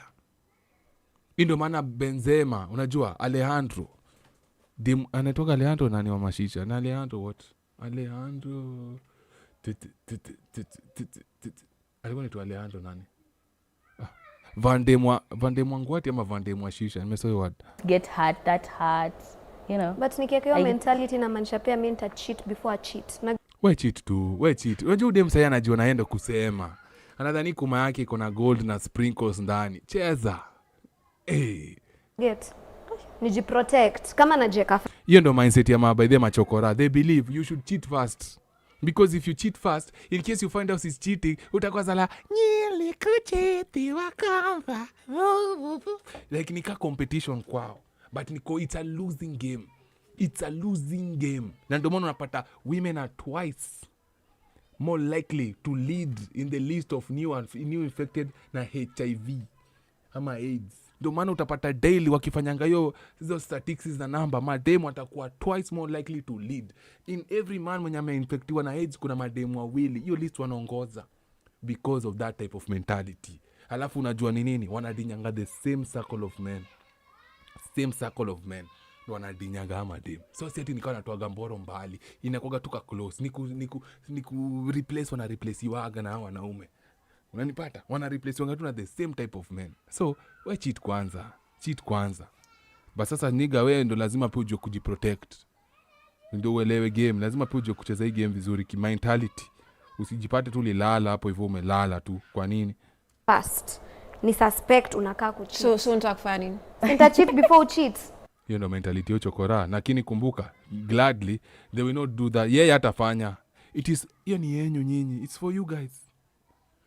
Mimi nyinyi mnaambiwa kuna mbuka the blind leading the blind. Ana wa mislead nyinyi muende huko. Yeah, atafanya hiki kitu opposite. But because it sounds nice. Na mbona react this presenter mbona muulizi have you ever done that? Like one of us has to win the game. Told you it's Buda Abo mtu anitumie mtu adonate hapo hivyo 100 sasa kwa M-Pesa. Mtu ekemia kwa M-Pesa sasa because I've just called it out. Hata before isemwe I called it out. Nikamwambia to them it's a nishi na game kwao ni game. Because they believe that's worth winning. Kumbuka, what a man can do, a woman can do better when it comes to cheating peke yake. Mostly. Ikikujanga kwa hizo vitu zingine ama accountability. Vizio na mademo na take twice as much accountability as men. Hautaiona. Ati twice responsibility as men. Lakini kifika ni section ya kucheza na kucheat. Woi, wote wako ndani. I'm lost. So unaji protect. Na mbona question yo men? Mbona muulizi kama ashaifanya hiyo kitu to win the game? Which game? Because to her, dating is non, it's a business and it's a game. Ini business na ini game. Ini reality. Ile siku umeenda kupimwa pale hivyo kwa VCT, ile line inapiga 2. Hiyo game ulikuwa ndani unacheza itaisha. Na niko na video fulani hapo hivyo naomba niwaoneshe. Mdem fulani hapo ali nini?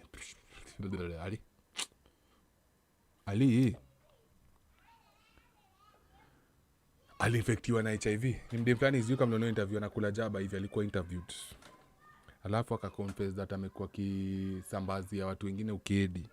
Alafu saa hii ako serious eti mimi naomba tu munipatie ni mtu anipatie chance. Anipe chance ya fall in love na mimi kwa sababu nimechoka kukua maraya. Natafutia tu watoto wangu. Haya. Tutajeka. I think it's one of the reasons why someone actually also cheats. If I feel like society may normalize cheating, and I've gotten into a relationship. Society, it is your generation. ndio imenormalize ile society mnalilia, me generation mnalilia, ilikuwa ina normalize wewe. Kumbuka, for a man to marry 2-3 women, chances are there was a man who was not marrying any woman. If you are not responsible enough, if you do not have the resources, utapata mdem. Sasa usi assume ati tu hiyo generation mababu wote walikuwa na mari mademu wawili watatu. Ilikuwa ngumu. Na mademu unajua wanashare wanaume, hata sasa hivi tunaongea wanashare wanaume. Kuna wanaume wengi wako single jua mademu wako hivyo. This guy hata maybe ha cheat, but na feel ana cheat juu nishajua huko nje wanaume ni unloyal. So una feel. Sasa pia ufeel mwanaume hana do leo, nafaa kumlipia kitu. Unafaa pia kufeel mwanaume ni kale ana hajabaiwa present ya maana. Naona hata mimi nimbe. Unafaa kufeel, lakini they always feel when it comes to cheating. Na feel mwanaume hayuko happy. Tuaje acha nimpeleke Zanzibar for the culture. Nani mimi atampeleka? Hautaiona. They only feel the woman situation inakujaga tu real when it comes to the man cheating, not when it comes to any other thing. What's venye game inakuwa skewed vibaya sana. Mimi either, women put it as ni backup plan, but cheating is cheating. As long as you're putting something in secrecy, you're cheating. So nitaiweka more of it's just a backup plan, but then it's your actual pen your game. But we all know, anyone who follows me, they know that the woman knows who she's gonna date next. Anajua mtu ata date next. Wanajuaga, but by now they know that. Sasa kitu hawajui ni sisi tunajua, hawajui. Sisi tunajua, hawajui, tunajua that they have a backup plan, but we understand this. So how is it to hit by surprise? We are ahead of the game right now, thanks to the big bad ogre. Hiyo mpesa nani ametuma by the way? Si just came pesa. Yeah, I nearly cheat before cheat because nilifeel water cheat mbele yangu na sitaki mimi uniache hapa nikilia, acha mimi nacho ukilia. Si niliwaambia mindset ya kitakataka. I told you. Did I tell you guys or did I not tell you? I told you guys. Niliwaambia. Sasa kwake atakuwa ni anakuchekelea. Ni atakuwa anakuchekelea zile za yes what? Mimi ndo nilimcheza kwanza. Ulidhani utaniumiza. Lakini kwetu kumbuka, kwetu kudinya mde mwingine nikakukojoa. Nikakunyoro bro. Ushaona watu wanaenda kukojoa tao. It's nothing. It's nothing. Nothing. Thank you so much for the big that. Thank you so much. Unanipata? Thank you. It's nothing to us. Ata to hit. Like it's nothing. But to them it's a big deal. Because sababu, remember, they always have a backup plan because they need to be sure of someone first. Na ndio maana unapata sanye cheating, madema kicheat inakujanga inatuuma sana because we are like isa yote wewe alikufanya ukabelieve ni yeye na ni yeye peke yake, kumbe isa yote alikuwa na msemo mwingine. Haya, nisha fix. You have to win this. Yes. All right. Kabla mdema muulize, na how does that benefit you? Yana nyamaza tu.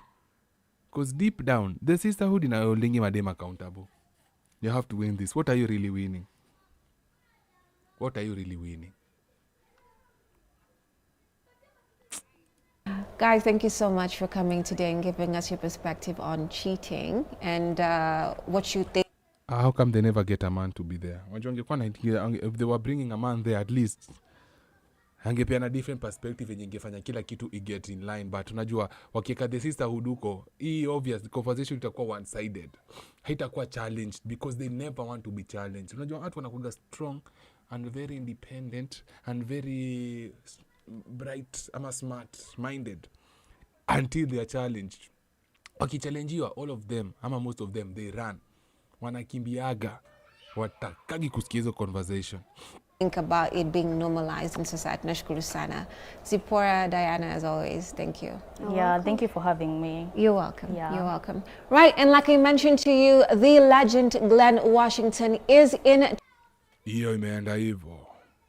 Now I have another one. Nataka to combat body image confidence first worth king. It's too much. How I became uni nani hivi.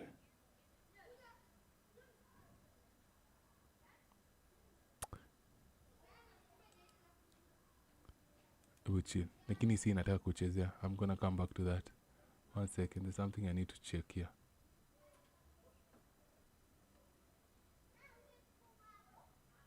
Hii ni advert ama?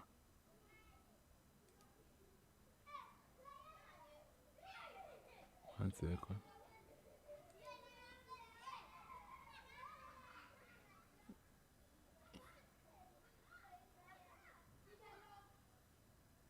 Sawa. Right, so of course we have a question of the day. Where? How many of you want to... do you know she's ovulating? Do you know she's ovulating, bro? How do you know that a woman is ovulating? You see the dress and the hair with the lead lipstick. When ovulated by her son, she's ready to be njwangad anytime, any day. So mtu yote alishikanisha hiyo siku, they got to taste the sweet insides. They got to exchange bodily fluids na umdenge hapo hivyo. Now.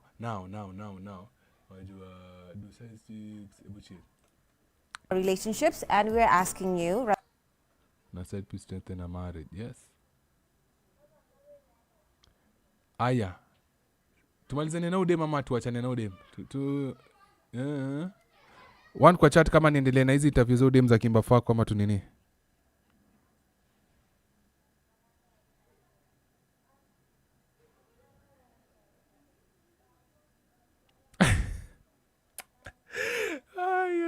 Bro, sorry I missed your comment. She just said that cheating imepunguka cause it's easy kukua exposed, then goes to say she'll cheat before you cheat. Dimbaya bro. Hawatumiagi akili wakibonga. Wanaongeaga tu for clicks.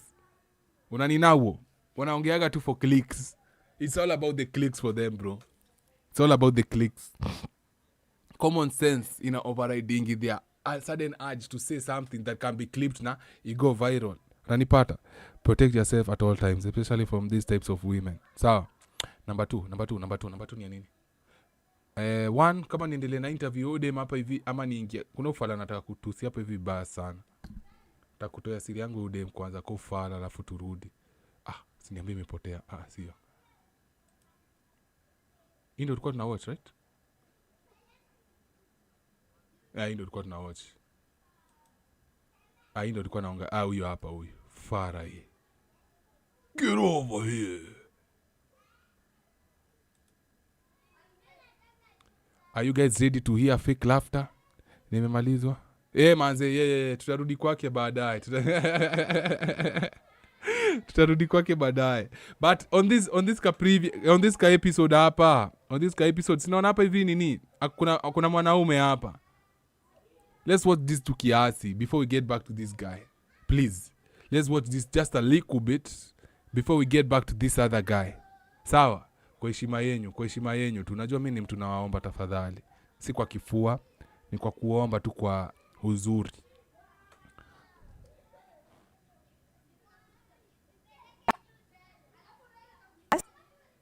And we have Moses.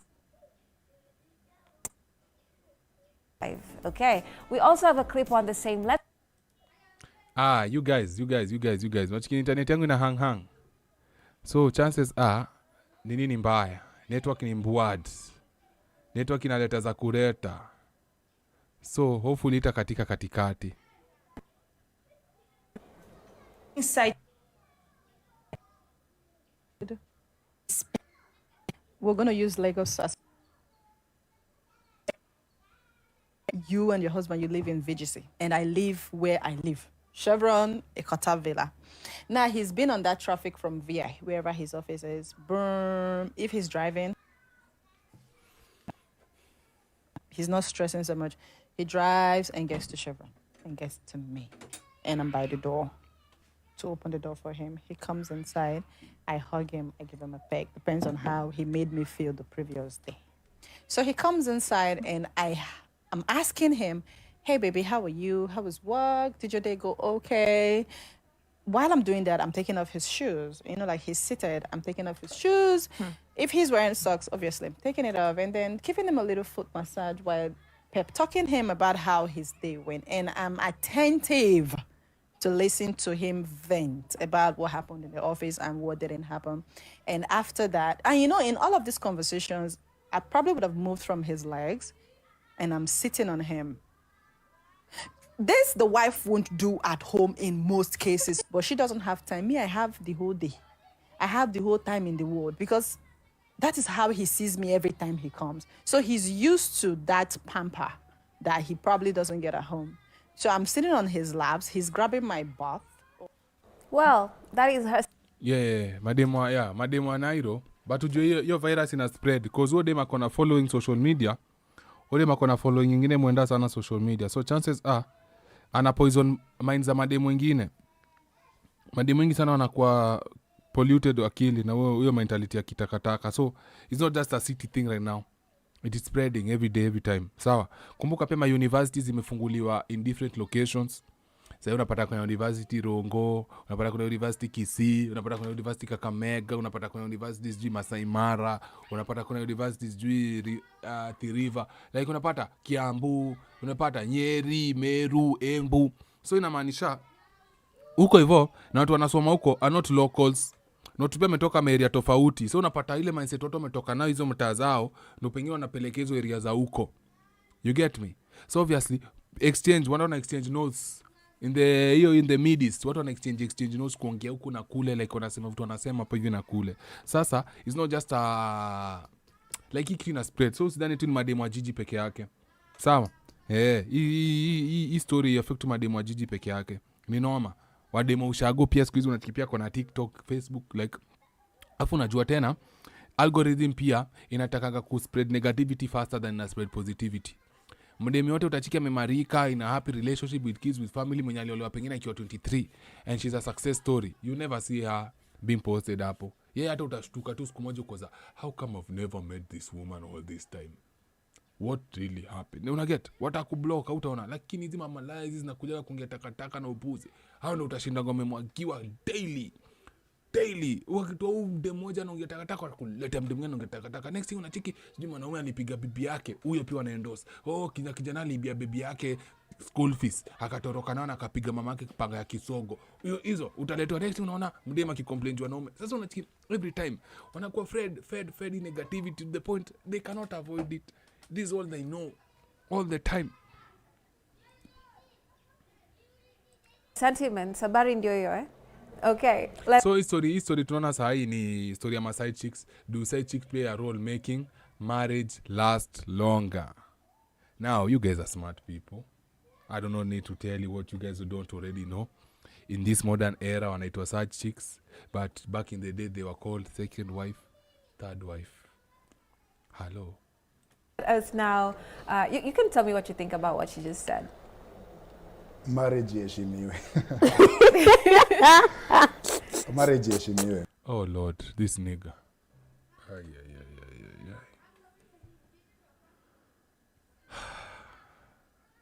Last year, there's this guy you see here. Alikuwa amekosana na udem fulani, lakini unajua tu zile udaku za TikTok, acha niwapatie udaku acha for now. So the woman, apparently the guy came out to her that he is a bisexual man. And women love this man so much. They went and started insulting the other woman for exposing the messages, exposing anything, and that's the type of man wanaandika hapa. Unanipata in these platforms. Either it's a woman and a woman, ama a man who's behaving, ama has the mind of a woman. It's never like a man in the opposite direction, like a masculine alpha don't give a fuck type of man. Utaona ameleta mtu kuna mindset kantu kibia maka yangu hapo, lakini wataleta watu kuna hii design. Unapata watu almost in a way wanachezea the same team. Game. Because from what I just picked from her, basically what she has said about, if the man walks home, I'm going to do the extra things that the wife will not do back at home. And I'm looking at all that, and I'm thinking that probably the problem started when even this marriage started. Because if the two of you never came to a space where each one of you would know or let their partner know exactly what you'd want out of this marriage, out of this relationship, is what maybe might lead this man to having a side chick outside there. Because I think these are things the wife or the woman can still do in the house, like sitting on the lap of the man when he walks back home. But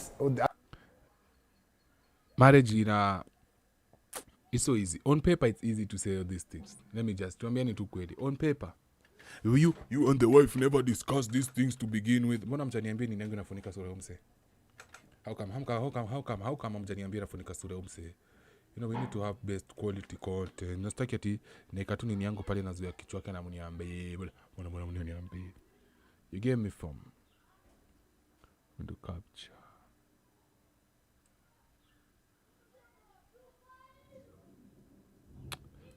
tuache hapo. Mvua inakuja.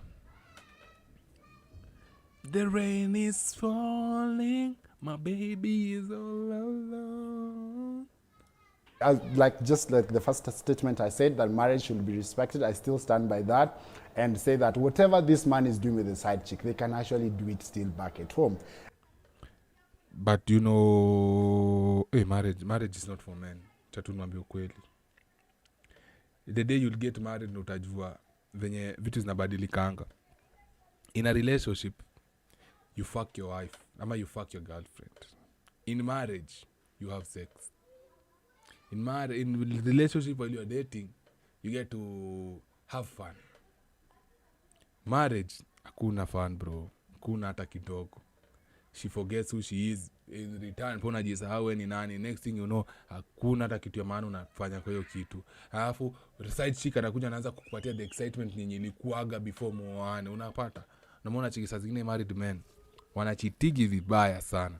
And to some extent, I might blame the man and I might also blame the woman, because probably, like I said, from the beginning, they never came open to each other to tell each other that, you know what, this is what I like, this is what I expect. And I think, yeah, this is what basically I expect in this marriage, this is what I expect in this union, this is how I like to be treated, this is how I like things to be done. People never do that. And they end up blaming their partners when in the real sense, from the beginning, they never let them know. So they end up having side chicks. That's a garbage take. That's a garbage take. Makes sense hata kidogo.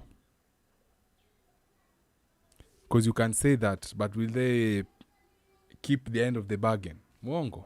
They will not. Easier said than done. Easy to say it, but kwa ground vitu ni tofauti. Tofauti kabisa. Okay, Diana, your thoughts on that clip? You know, when a marriage is starting, I'm at a relationship anytime, you try your best. You dress good, you smell good, you want to attract this man so much. Once the relationship imeenda, unaboeka. So you just anyhow, you're the deras in the house every day, you're looking anyhow, the last time you made your hair, you can't remember. And as a guy, attraction is very important. Inaanzanga kuisha. If I'm finding this attraction in a Diana somewhere, Diana is always looking good, she's always dressing up, I will want Diana, and that's where the problem comes in. First problem, weka dem unaingia kwa marriage unajisahau. It's all about no, and then the true. Ameanza vizuri. She started well. Ameanza poa. Excuses will be, oh, you know, I have work, I have kids. You did have work even that time. Zile siku ukikuwa mgonjwa. Yeah? Au jisikii pia. Sasa hiyo ni siku kwa mgonjwa. Hata chali yako akicheat jua ni mgonjwa pia ni fala. Oh my God. Wow. Wow. Okay. You call me pants down with that. But anyway, wow. Yeah, I mean, I'm still thinking about what you just said, but it's fine. So, like I said, initially, these people, that's why I asked the question. Do you actually know what... But then let me ask you guys, do you think me I'm a relationship expert? Because this guy calls himself a relationship expert. Like he's a relationship coach. Do you think I'm also put in that category? Mi nezeka category gani? Love is.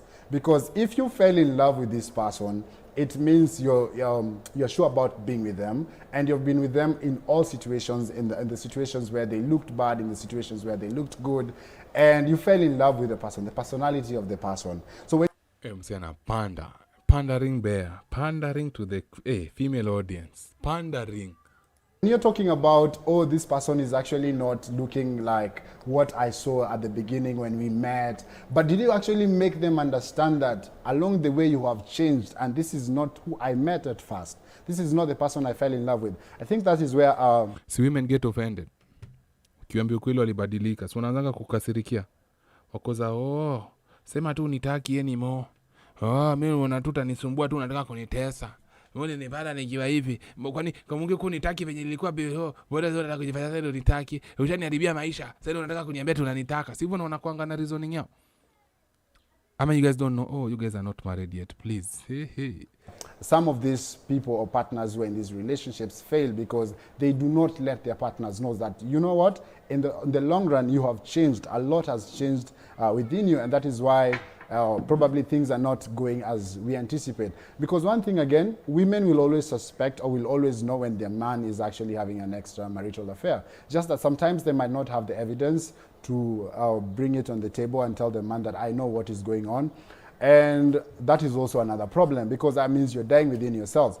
And that is also why I'm saying it cannot make marriages last longer, because this woman is probably still sticking around because you have made her give birth to like 4 children. So she's thinking about her image, she's thinking about the society, and she might end up staying. And that's why people mistake it with the man might not leave the wife for the side chick because, oh, he loves the wife more and all that stuff. When in the real sense, sometimes it's actually not true.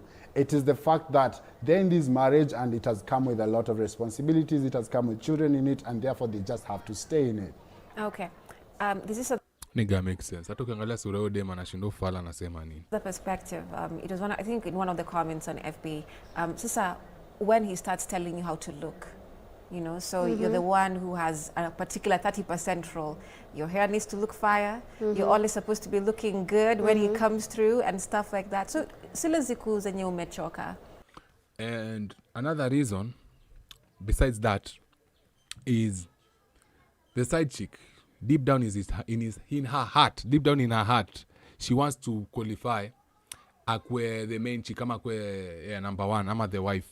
So of course she will do everything in her power to make sure she is attractive enough so one day she can qualify akwe number 1. Sasa yeye she will play the part the same way demi yako aliplay the part mkiwa na yeye alikuwa nataka umpatie commitment. Once unimpatia commitment unajua sasa ako comfortable, anajua kuna mali unaenda na kuna mali anaenda, sasa anajiachilia. Lakini wewe huwezi kaa tu comfortable jiachilie, kwa sababu you have to still make sure you still provide to a certain extent. You have to still make sure you are strong enough to be able to protect the family if need be. Unanipata? Na sisi kitu moja tunaombaga tu kwa madem ni sexual access na wakae poa. Sexual access na wakae poa. Hiyo ni kitu moja tu tunaombaga kwa madem. 2 of the most important things tunatakanga kwa madem ni wakae vizuri enough for us kuadinya, na ingine ilikuwa nini? Na watupatie kuma tuadinye. Unanipata? Hiyo tu. Hizi vitu mbili si ngumu sana kufanya. But kwao wanaonanganikani mzigo. Mimi kumechoka mimi.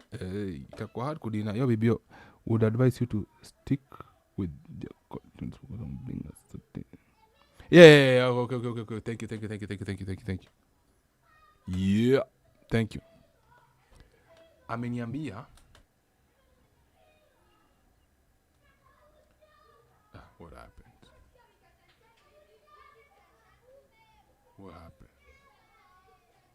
What happened to the chat?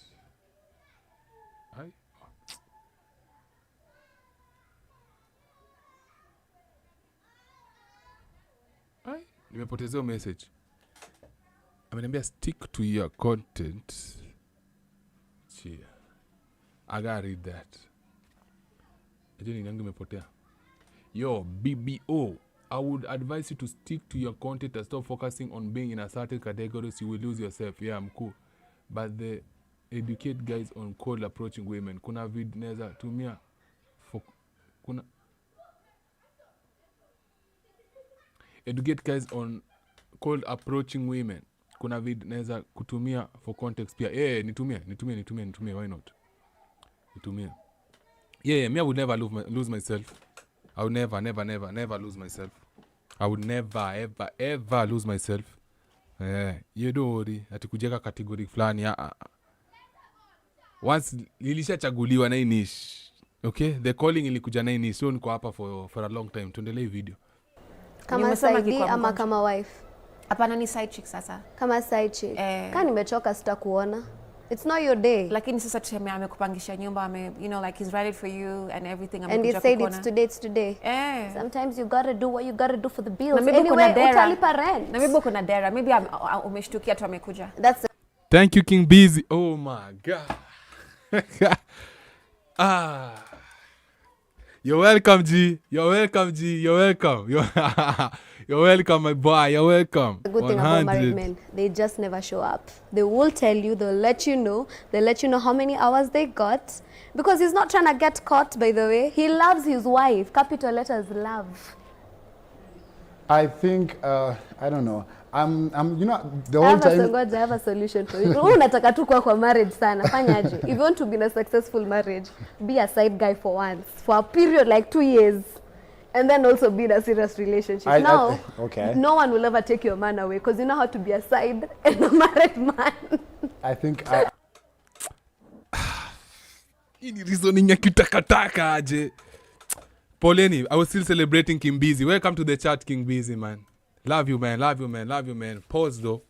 You gotta do what you gotta do for the bills. Na maybe Anyway, kuna dera. utalipa rent. Na maybe kuna dera. Maybe umeshtukia tu amekuja. That's the good thing about married men. They just never show up. They will tell you, they'll let you know. They'll let you know how many hours they got. Because he's not trying to get caught, by the way. Have I ever been the side nigger by the? I don't think I've ever been the side nigger. And even if I was the side nigger, do you know why a man is more likely to be a successful side nigger? Because men, we know the only thing udem anatuletea ni kuma. The only thing tunataka ni punani. Hatutaki kitu ingine bigger, hatutaki kitu ingine, hatutaki hata ganji yake sana. Pusi tu nilete tu mimi nitaigonga. Mimi hiyo tu tunadai tu. Ikikuja na pengine chakula ulitengenezea chali yako ama bwanako, mimi nitakula. Lakini machiki maside chick wanakuanga na maneno mingi. Kwanza ikikujanga around what's it called, around hii season ya ma holidays, pengine Valentines. Oh lord, wanajuanga hapa hivi, as much as I want to spend time with my nigga, siezi juu pengine atakuwa na wife yake. Oh, ni Women's Day, shit, najua nigga anaanza taka na mimi ezi kana mimi. Ni Christmas, ni Easter, ni birthday yangu. Man, like hiyo ndo season wanakujanga, most of them start acting out around that time. Unanipata? Loves his wife. Capital letters love. I think he does love his wife, okay, but does not mean he doesn't like you. Afu guys, acha niwaambie kitu moja, you're never supposed to love a woman, you're supposed to like her. Men, we like women, we don't love them. Na usiwejidanganya tunapenda them kwa sababu umpendi, unamlike. Ukimlike ndio inapelekanga the relationship further. Liking her takes the relationship further than loving her. Love, you'll be more likely kukuwa na hizo jealousy za utoto, utakuwa na insecurity. But liking her bro, it means like you'll spend time with her just talking and laughing and enjoying the company. You like her that much. You'll be like, oh, I like the dress you're wearing, I like the name. Utajipata umeenda mbali na liking her. Lakini love is skewed. Love is 6'7". You cannot really go with love. So mimi nakwambia the best thing you do ni kulike kama dem. I don't know. I'm you know, the whole time. I have a solution for you. Unataka tu kwa marriage sana. Fanyaje? If you want to be in a successful marriage, be a side guy for once, for a period like 2 years. Cheki venye dem ana reason. Ati for you to be in a successful marriage, be a side guy for 2 years. He thinks men have that luxury. Men hawana hiyo luxury. Sisi, there's so much we have to offer. We have to bring to the relationship. Kwanza, as much as tatu any side nigga, there's a level of what you word ni gani nataka kuwapatia. There's a level of nini value. There's a level of value unaleta kwa udem. Yes akona bwana ama yes akona serious boyfriend, lakini there's some sort of value bado wewe the side nigga utaleta. So to a certain extent, si yetu si rahisi, dem analeta tu pussy tu. It's easy kudinya tu dem juu ni pussy tu analeta, lakini wewe huwezi tupeleka tu mboro peke yake. Tusidanganyane. So huwezi kuwa in a span of 2 years we kuwa tu single, alafu kwa side nigga, alafu after hapo hivyo umari uelewe. Ngumu. Hiyo ndio advice kitakataka. Na ndio advice anapeanga madem. Before you become a wife, make sure umekuwa side chick for 2 years. Elewa venye wewe bwanako atakuwa kikucheza ukikuwa na relationship. That way ukiona bwanako amefanya hivi utakuwa unajua Oi. And then also be in a serious relationship. Okay. No one will ever take your man away because you know how to be a side and a married man.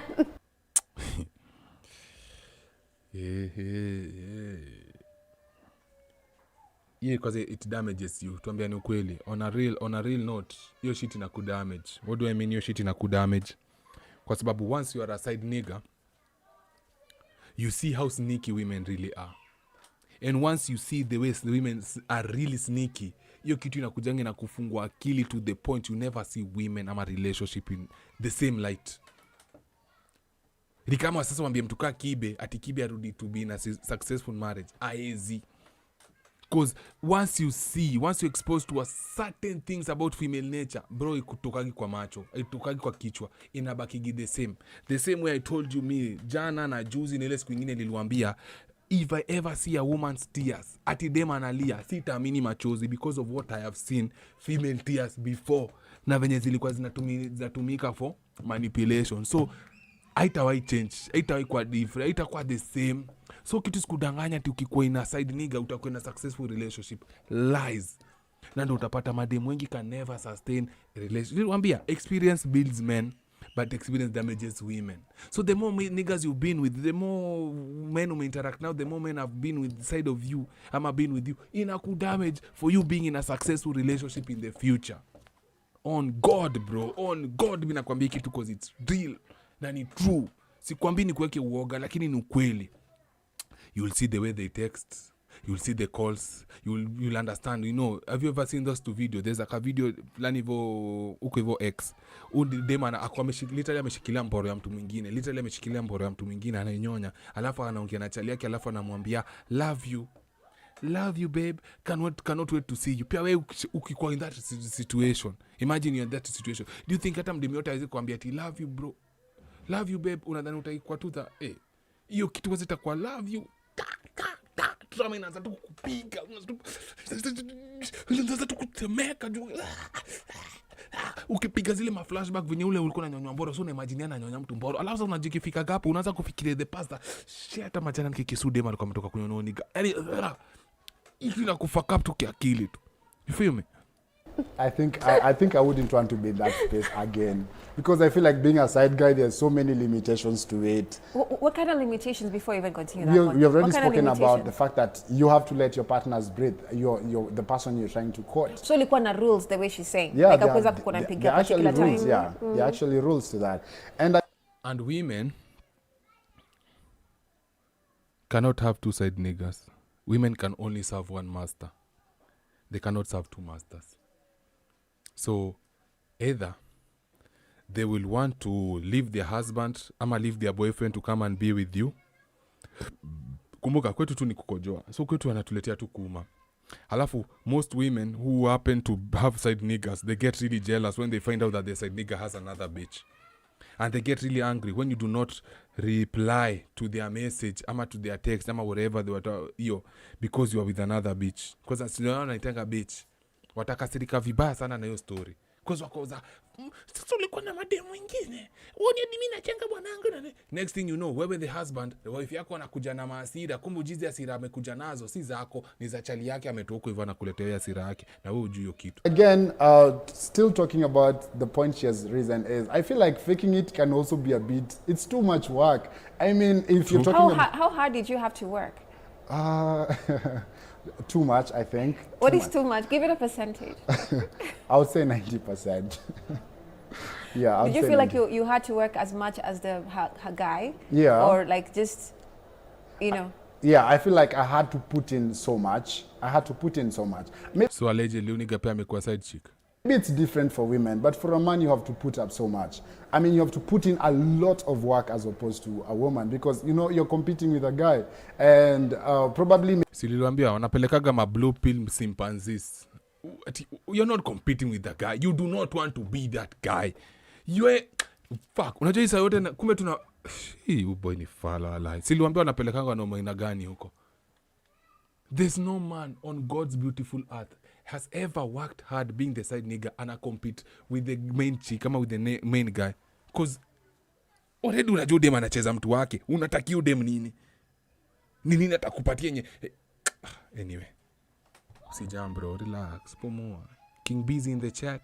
Maybe they're even dating them from a point of privilege because of probably what they have and what you do not have. So that's why I'm saying probably maybe it might be different for women as opposed to being a side dude.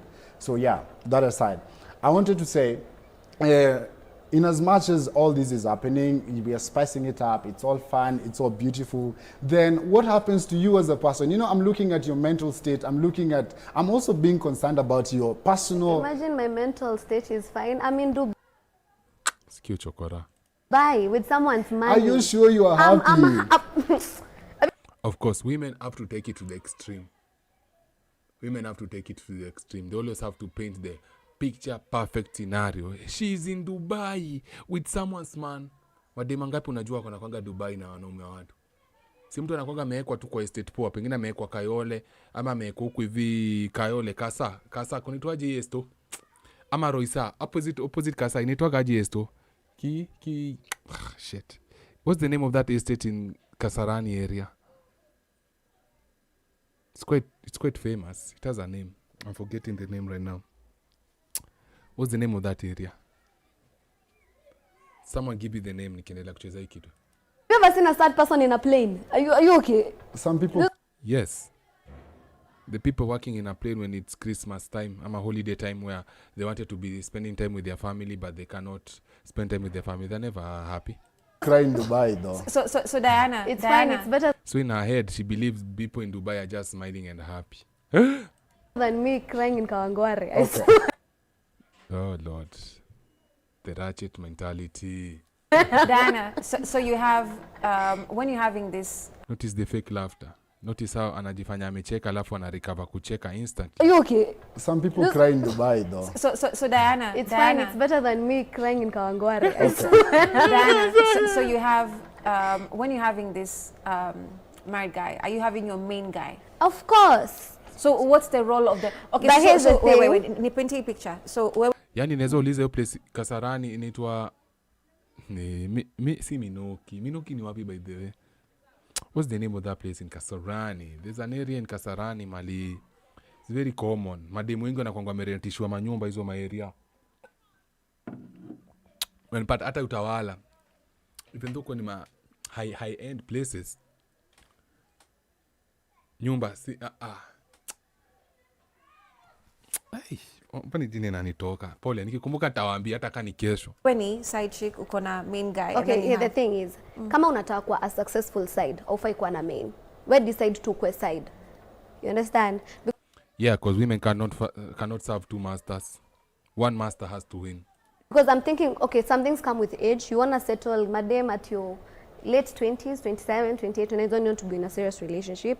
But 18 to 25, 26, why exactly do you have a main dude again? Even when you do... Yeah, true. They should not be dating like exclusively. But it's women who fight for the man to be exclusive with them. When does sasa ufai kuwa exclusive na mdem at around that age? You have a main dude, you have like 2, 3. You're trying to gallivant who is better.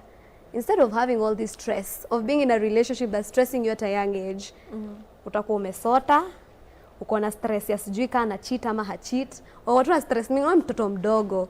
Just focus on your dreams and you can achieve your dreams easily. Lakini sasa ukipata attachment Naweza taka kujua dreams zake zilikuwa gani na kama aliziachieve. na mmoja wao, tuseme sasa ni wanne.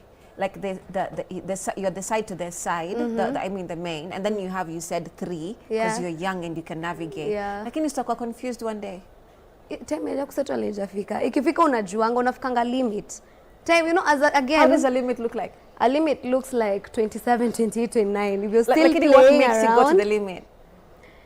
I think you're at the end of the day kuna your society pressure. As much as for me I really don't care about it because nikilala njaa mtakuwa hapo.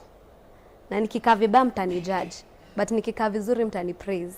So it's all about me peke yangu.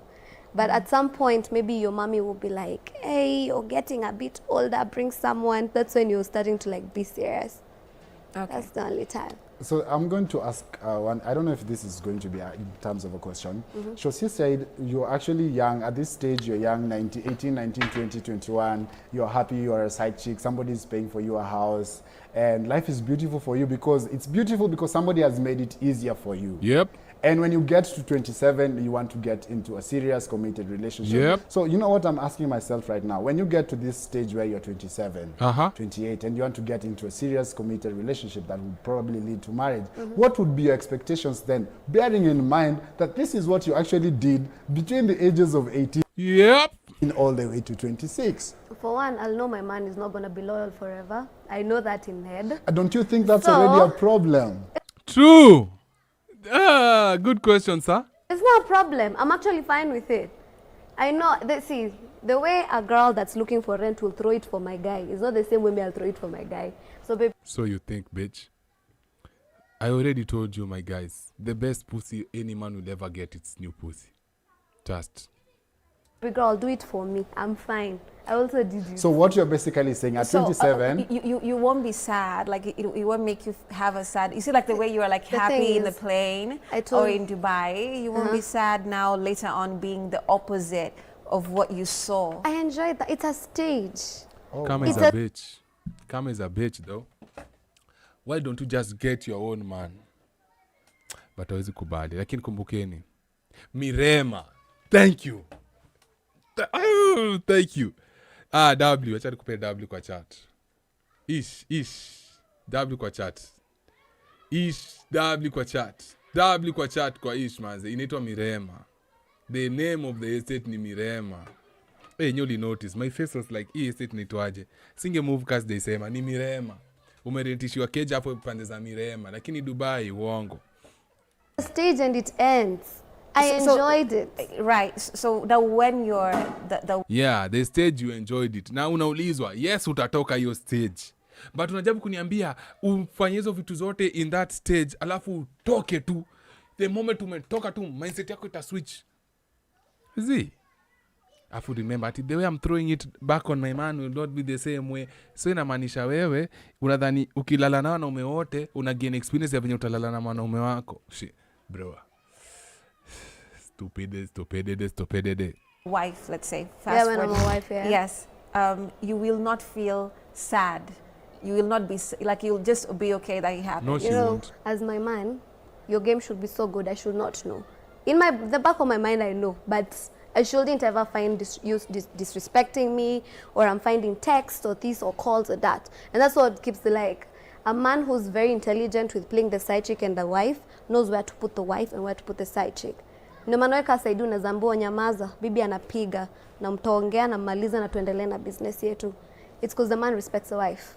So would it be surprising, let's say, if you got a man who is not doing any of those things? Utaanza sasa. Nafanya nini hapo? Hiyo ndio unaenda kupeana huko nje hadi mimi niko nayo. What the? No, you're not understanding.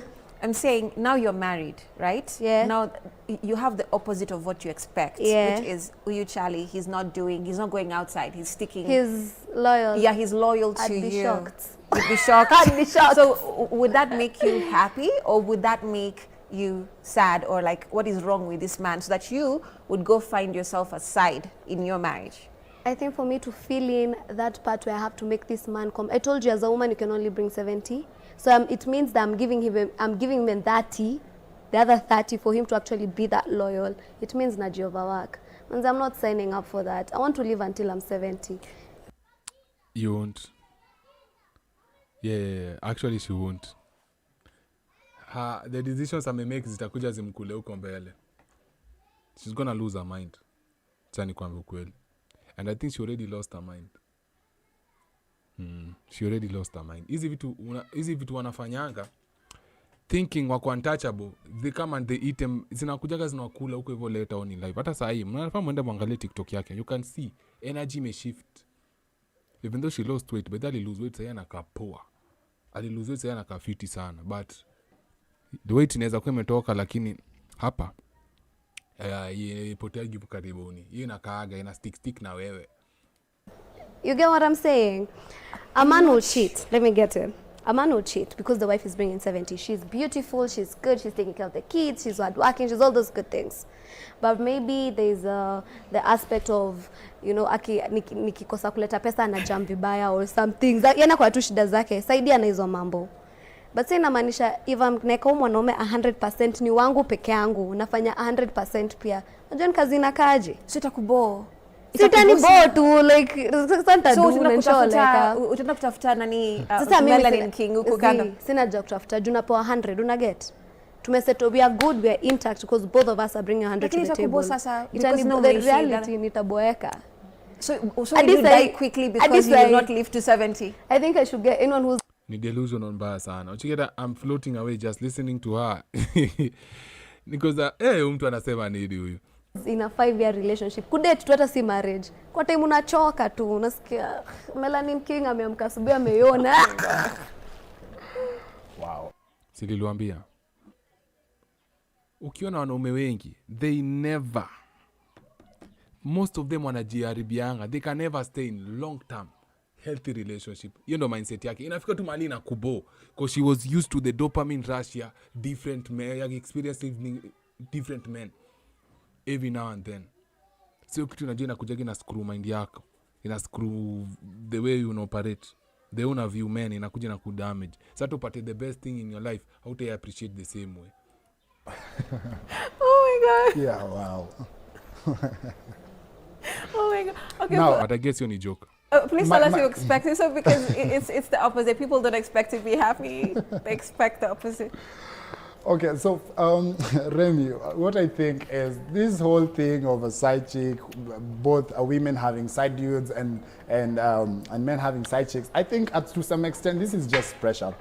And for these ladies to even accept to be side chicks, I would also say still to some extent it's because of pressure, because they're looking around, some of their peers are doing well, and that is what forces them to be. And that's what I'm telling you, it's not even about happiness sometimes. Because deep down, let me tell you the truth, deep down when you sit down with these people, this is not where the happiness actually lies, because True. they grow up, they mature, and then they tend to think that, oh, so actually what I was doing was not really what really... It's not that they don't know now. They know now. They know what they're doing now is not okay, but they're just pretending like it's okay. But deep down they know it's not what they want to do.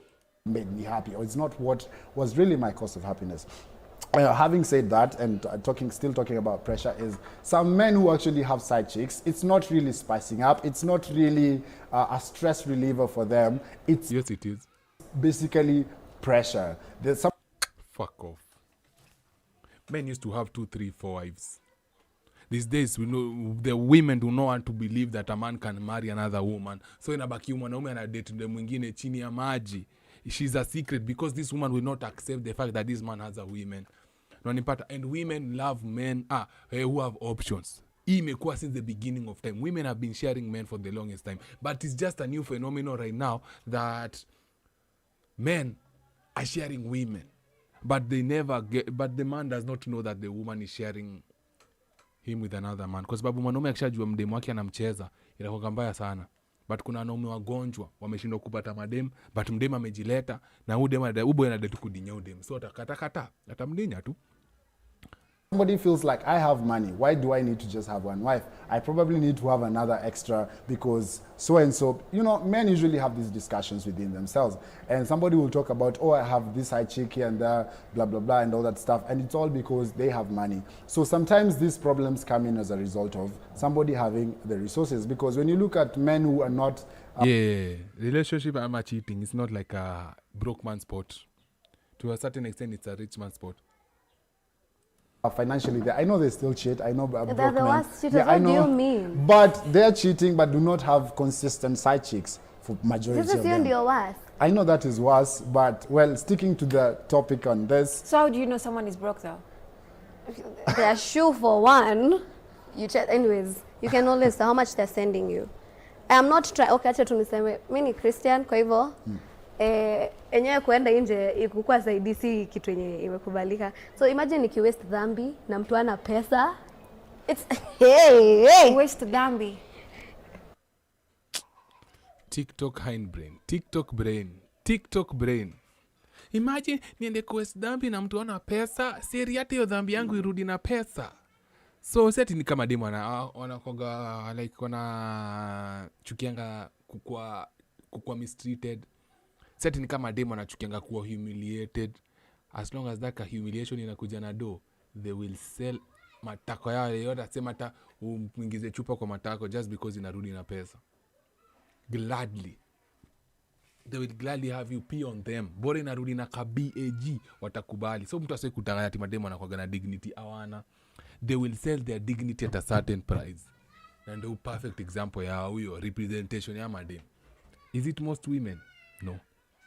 But there's few when you're being portrayed, when the few when you're wanaongelelewa, watu wanakuwaga na akili. I'm going outside, I'm being your side chick, which means I'm not in the right line of good conduct.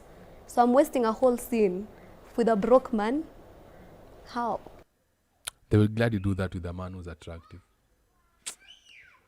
And she's done this with a man who's attractive. But I'm curious, when it reaches the point whereby, you have this guy, this, whether married or not, relationship what, and then now anze kukuambia, anakupatia dola lakini anataka kukupatia problems zake. Sasa hiyo na tutawezana. Imagine nataka tu kulipa bills, staki stress. That's what you say, but in reality, vitu ni different kwa grao. Now, I'm going to ask this. You said that, she said actually that when a man decides to have a side chick, it's actually a stress reliever for them, even based on the video we watched. Yeah. The man would go there and sometimes be given an opportunity to just have a good time. The reason is the wife stopped being a girlfriend. She started behaving like a wife. The main chick alijiachilia to a certain extent. And excitement ikaisha. And anaanza kubo. Kumbuke kitu niliwaambia, the best pussy any man will ever have today on God will be new pussy. I'm with a woman. And when I still look back at the side chick code of conduct, how they're supposed to conduct themselves, they're saying that you as a side chick, you're not supposed to meddle in the business or the affairs of this man with the main chick. So I'm asking myself, if this man came to you because of the problems and the troubles they're having back at home, I thought it would be a safe space for them to come and let you know that, you know what, this is actually what is happening back at my home. But now you're saying you're not going to invest in this relationship as a side chick to listen to what you have to tell me. This guy's asking that. Yeah. Challenge him mindset ya ujinga. Thank you, brother. Thank you. Challenge this stupid mindset. Challenge her.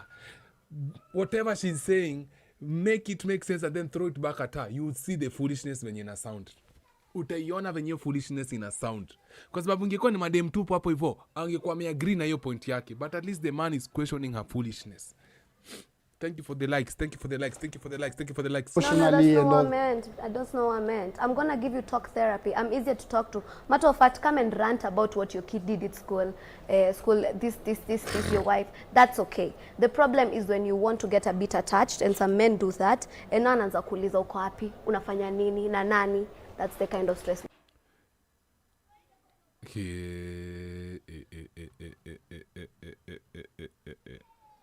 Imagine paying someone's rent. Literally, this someone is staying afloat. She's literally staying afloat because of your funds. And then they don't want you to ask her, uko wapi, unafanya nini? Na hivyo ndo venye uliacha kuwa side chick. That is how you ruined the bag. Because as long as I am investing, I'm pouring whatever I'm pouring into you, bro, to a certain extent when ni property yangu. Because the moment itasikia kuna mwanaume mwingine, chances are your relationship imeisha. Live. So low key, you're not my side chick. You're like my second wife. You don't do. So I'm asking. So in essence, you're a safe space. Yeah, I'm a safe space for you. Basically, when ni poko, when ni malaya. Na wewe malaya yako ulipwi na pesa directly. Actually unalipa na pesa directly, lepo unalipa na kulipiwa rent na pengine kufanyiwa shopping. You're a hoe. You're a hoe to this man. Because babu, that's what mapoko do. Unajua bede, did I ever tell you? Mapoko wanatengeneza the most money. Wale maho wanatengeneza pesa mingi. Wanakuanga si wale maho wanadinywa. Kuna wale kudinywa. Lakini the richest wenye anatokanga na do mingi sana ni wale when the man comes, they listen to the man. They start talking to the man, they start engaging with the man, and then before you know it, this man forms a form of attachment to them. Unanipata? Kuna chikitu mwanaume tu stress imemsumbua na anajua akienda home, bibi yake atataka kusikia. Jumo inafikanga wife mali sijui wife ruka kichwa, lakini wanaanga tu ni ya kujifanya. Wa appreciate mwanaume, waone effort zote anafanya, mtu anasumbua shule, na hizi ongelesha mtu, anaenda pale kule ho. Yes, alikuja kumdinya lakini ule ho anamongelesha either before adinyani ama after medinyana, afu msetu wako pale hivyo anaongea naye extra. Unakuja napataga wanakuwa touch. And of the pokos wanatengenezaga pesa mingi. Wengi. Alezi massage pala. Utapata hata kuna wale watakaki kumasajiwa. They just want to go there and talk. Ule msee wasikize. with eyes. Yani hata mastripa, waza ni mastripa anatengeneza gadi tu. Wanafind kule mtu anajuaga huyu wanataka tu kukua hapa. Ashike tu mali yake, asikie tu fiti. Anafind ka bond na wanatengeneza ka intimacy fulani na ono nigga na trust to them sana. Na those are the ones who make the most money. So huyu akikuja hapa za mentality yake atiza Mr. Kizo attachment, mimi nataka tu kudinywa na nataka tu nilipie bill na sitaki hizo stress nini. Uongo. Reality ifanyikagi hivyo. Chatu nikushukweli, it does not work like that. That's the reality of the matter. So that's are you just going to be a listener, or what do you think you'd actually tell this man? I'm going to tell him exactly what the wife is not going to do. What? Okay? Kuna vitu mwanaume ziambia bibi yake, truthfully just to protect her. Or the truth is a bit hurtful. But for me, you tell me, because honestly, from the deep of my heart, I don't care about you. I will give you an advice like a friend to friend. I tend to think that people or men or women who end up having side chicks and side dudes didn't know what they wanted from the beginning.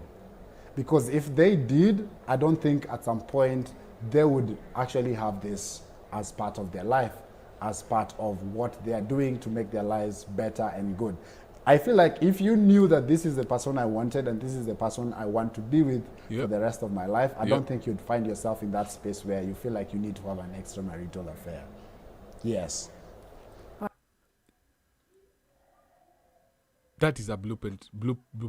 That's basically anaongelea 190s. Unanipata?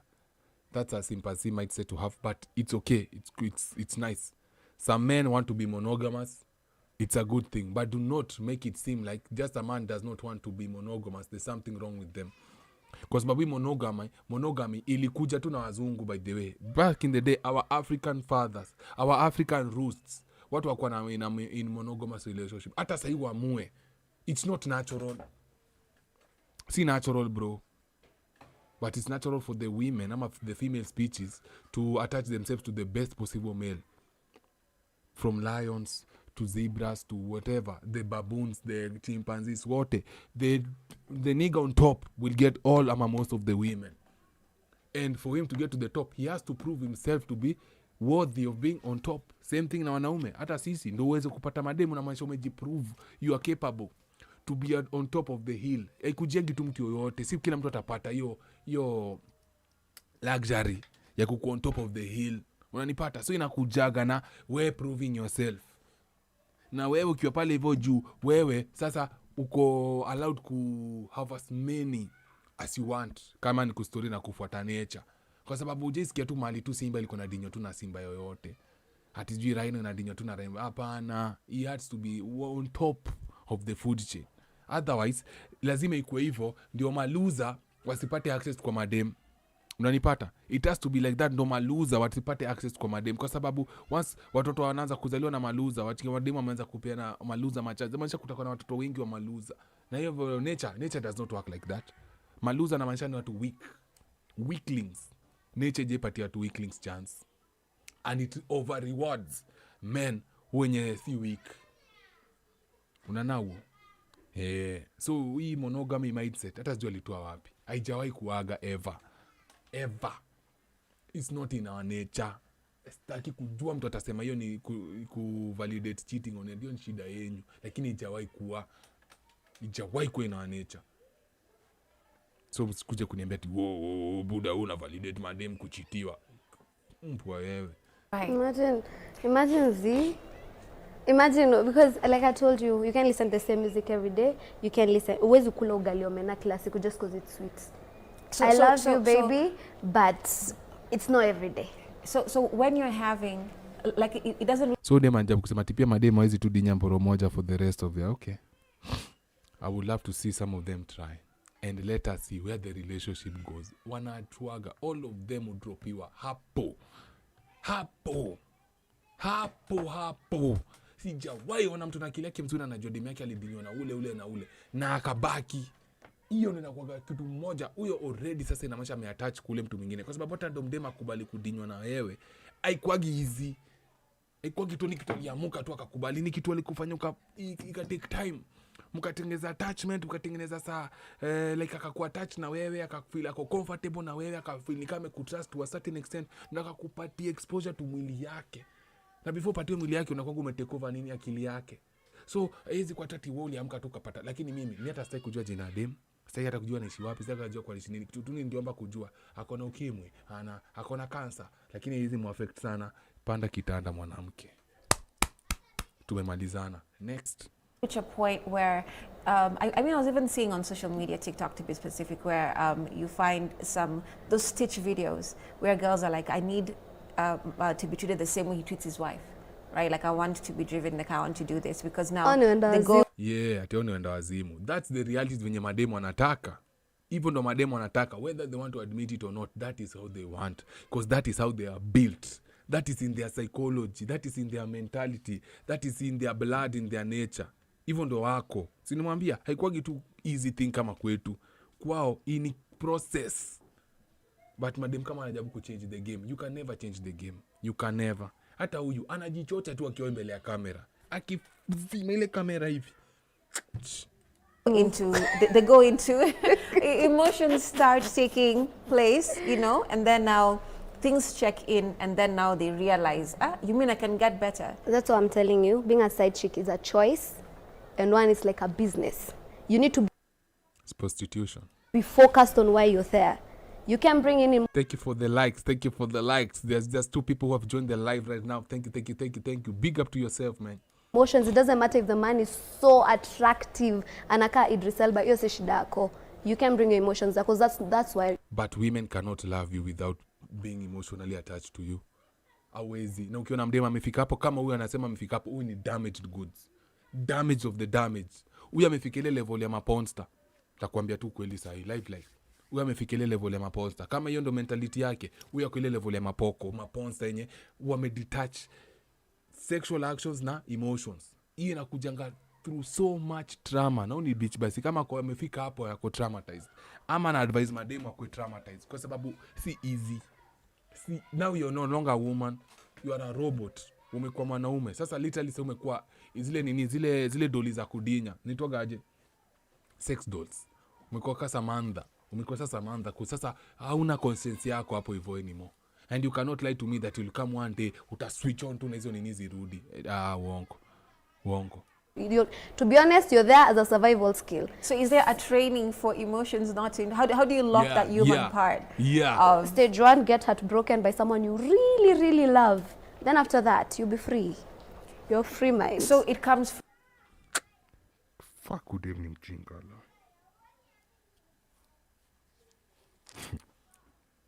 So women should be walking around, break my heart, please. Break my heart, please. Nivunje roho. Nataka kuvunjwa roho ndo nikwe heartless. Nitoke hapo hivyo. Takuwa malaya. No, malaya ina reward. From heartbreak, and then you get into... Actually, I didn't ask you.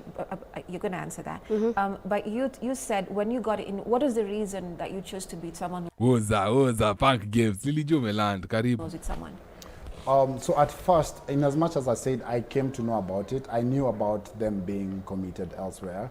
You know, it started from a point of friendship at first. We were just friends, and then it elated to now us wanting to do something extra. So in the process of us wanting to now do something extra is when they were like, oh, by the way, I actually have person XYZ who is my main person, and I've been doing this with you because I think I like the vibe, I want to be around you and all that stuff. And I think I was cool with it because in my mind, I was telling myself that at some point, and this is the reality, Remy, that in as much as Diana is saying, oh, you know, and all that stuff, at the end of the day, we are human made of flesh. You will develop feelings. Yeah. However transactional you want to make it, you will end up catching feelings. Yeah. And that is where it all boils down to now. True. This marriage, you even affecting this marriage. True. So now, here's the thing. After I knew I was actually a side dude and I was ready to accept to be who I was, I realized that in the long run, the more I spent time with them, in as much as we were not, we didn't have the endear moments, because we tried to avoid that as much as possible, because I already knew they were committed elsewhere. But the fact that this is somebody you're sharing a bed with, we cannot say that you will not develop feelings for them and they end up affecting the marriage or end up affecting their committed relationship. And this is where I actually have a problem, because But women are the ones who are more likely to develop feelings. If you find yourself as the man una develop feelings, kuna shida na we mahali. maybe sa unataka yo dem sasa ile kabisa. But now it's you are not the side nigga. You are the main nigga. Plus, it starts so well. It starts so well that, oh, I respect you, I respect your marriage, I know what we're doing, I'll keep my lanes, I'll respect my boundaries. But eventually, you will develop. But is respect a real thing, though? Yeah. It is? Yeah. Yeah, that's what I'm telling you. Someone that respects their wife will never find out about a side chick. Matter of fact, they will always think that they're the only one. And the man will always make sure you're the only one. Wewe shida yako ulikuwa unataka kupendwa. Matter of fact, nimesikia kusema Ndo shida, yeah. Oni mtu hajakuwa na mademu wake. He didn't have a woman for himself. So he's trying to attach this woman to him. Blanda. Sema tulikuwa na invest. Dem anakupa mali for free, wewe unataka kuinvest. Uko sawa True. That's a simpanzee man right there. Wewe ni simp. Wewe ni mtu ajui game. True.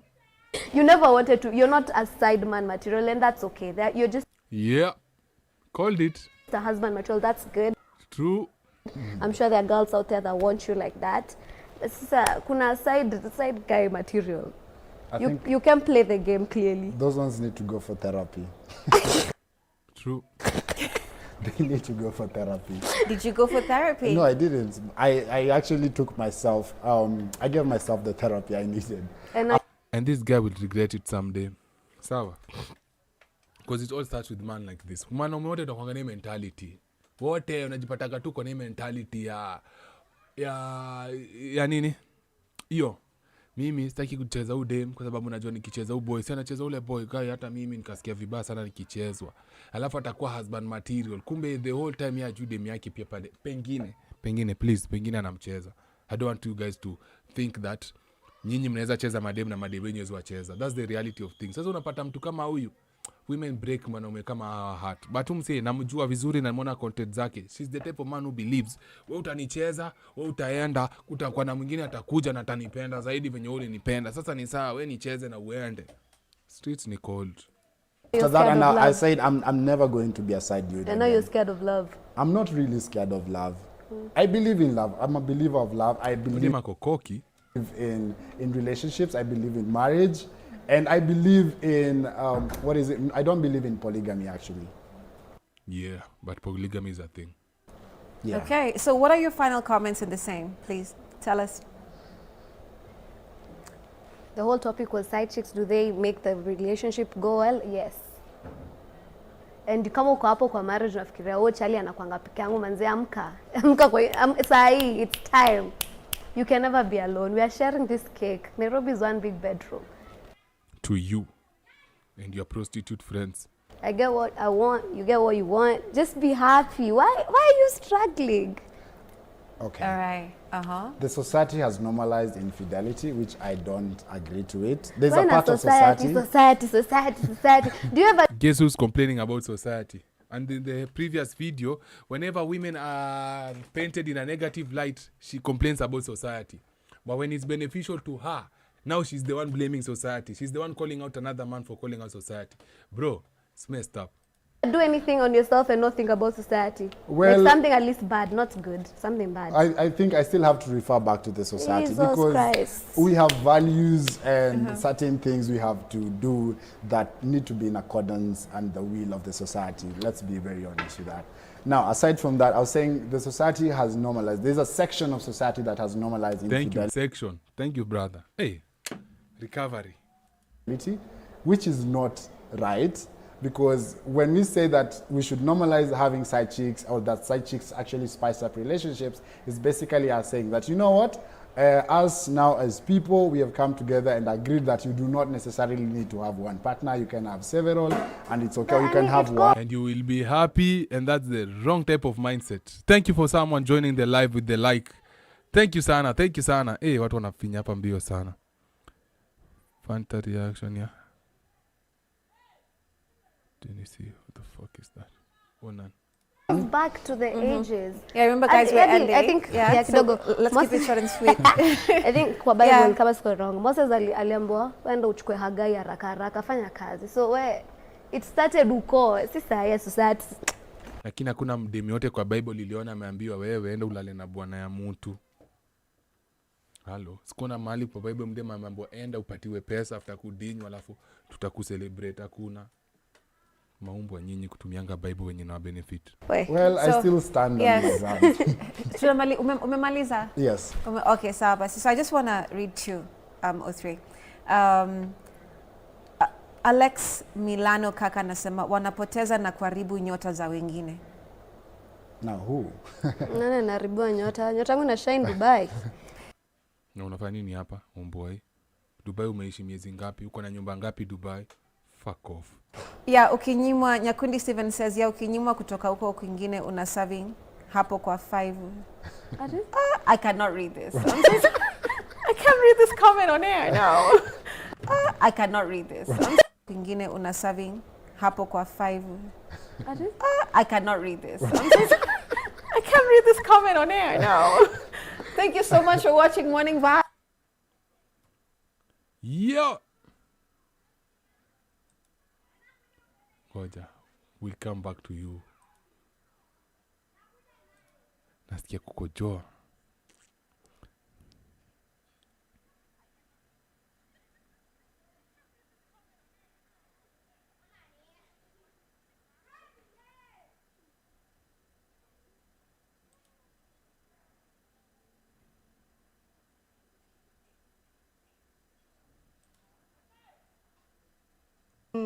It's a milestone. It is.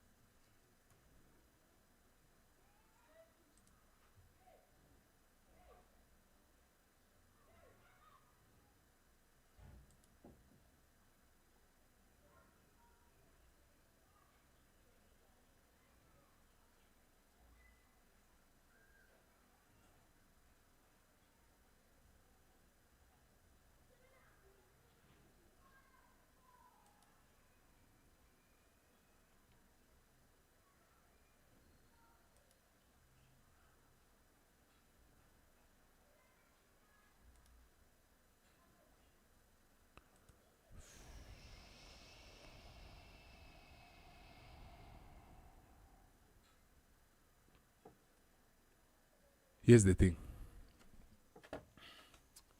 Some of you mnasema juzi gold digger prank. Sawa. Here's the thing, mbona sipendangi kufanya hizi vitu kwa sababu we saw yesterday, wale mlikuwa live yesterday I showed you. This guy anaitwa CJ. Mara alikuwa pop the balloon. Next thing unamuona ako wapi? Ebru TV. Ni Mr. Perfect ama yo date ya kudate. Sasa tukamjue say hizi vitu wanafanyaga zinakuwaga fake. Fake as F.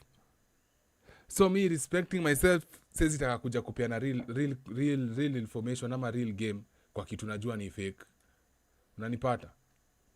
Ni tu niwapatie discussion at least zina make sense. Hizo entertainment kama unataka kudanganywa na ufikiwe, good for you. But in case kutakuwa na moja ile real yenye tunajua ni real si fake, hiyo nitafanya, but hiyo ni rare uzipate. Ni rare like they are actors and actresses, just they are meant there to, ni kama kufanya hizi sijui loyalty test ya kitakataka, because there's nothing, the thing is scripted to get you emotional and to get you nini. Mimi I'd rather just watch a movie. At least movie najua ni script, ni fake, ni light na camera. I'd rather do that than kuona hizo vitu na cafe. Gold digger pranks. Sijui. By the way, zile ishika hiyo wave. I don't think hiyo wave ilishika. Hata sijui hiyo wave ilishika. Sika nini ndio ilishikaga mbaya sana. Loyalty test. Zilishika. Ziliomosha nani? The Pluto. So the Pluto alianza kufanya loyalty test akalipukaga akakuwa big alikuwa anaingiza do kama the fuck. Do alikuwa anaingiza kama kitu kingine. Sawa.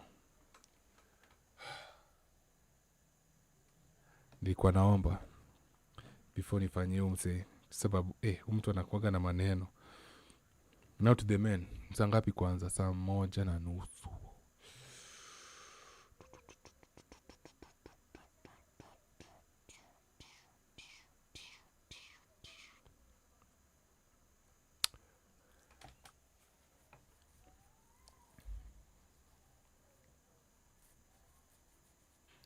Natakurudi hapa 8.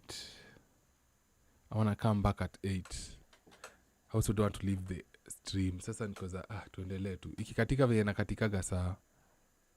Isipo kaende hadi asubuhi kani lazima. Sawa. Kwa wale watu wanatoka kazi, karibuni sana. Kwa wale wanatujoin saa hii, thank you. One person nifikishe 90k, nifikishe 90 likes. Huyo mtu ameingia saa hii kwa chat, nifikishe 90 likes. Nifikishie 90 likes. Toki hapa baka hujafika 1000 likes. Piga your like ifike 90. Haya, let's continue. It was not a language in our culture. It was not even a combination of words. Mental, well, it was not there. It was women stress, women talking, women something. Everything was I can't.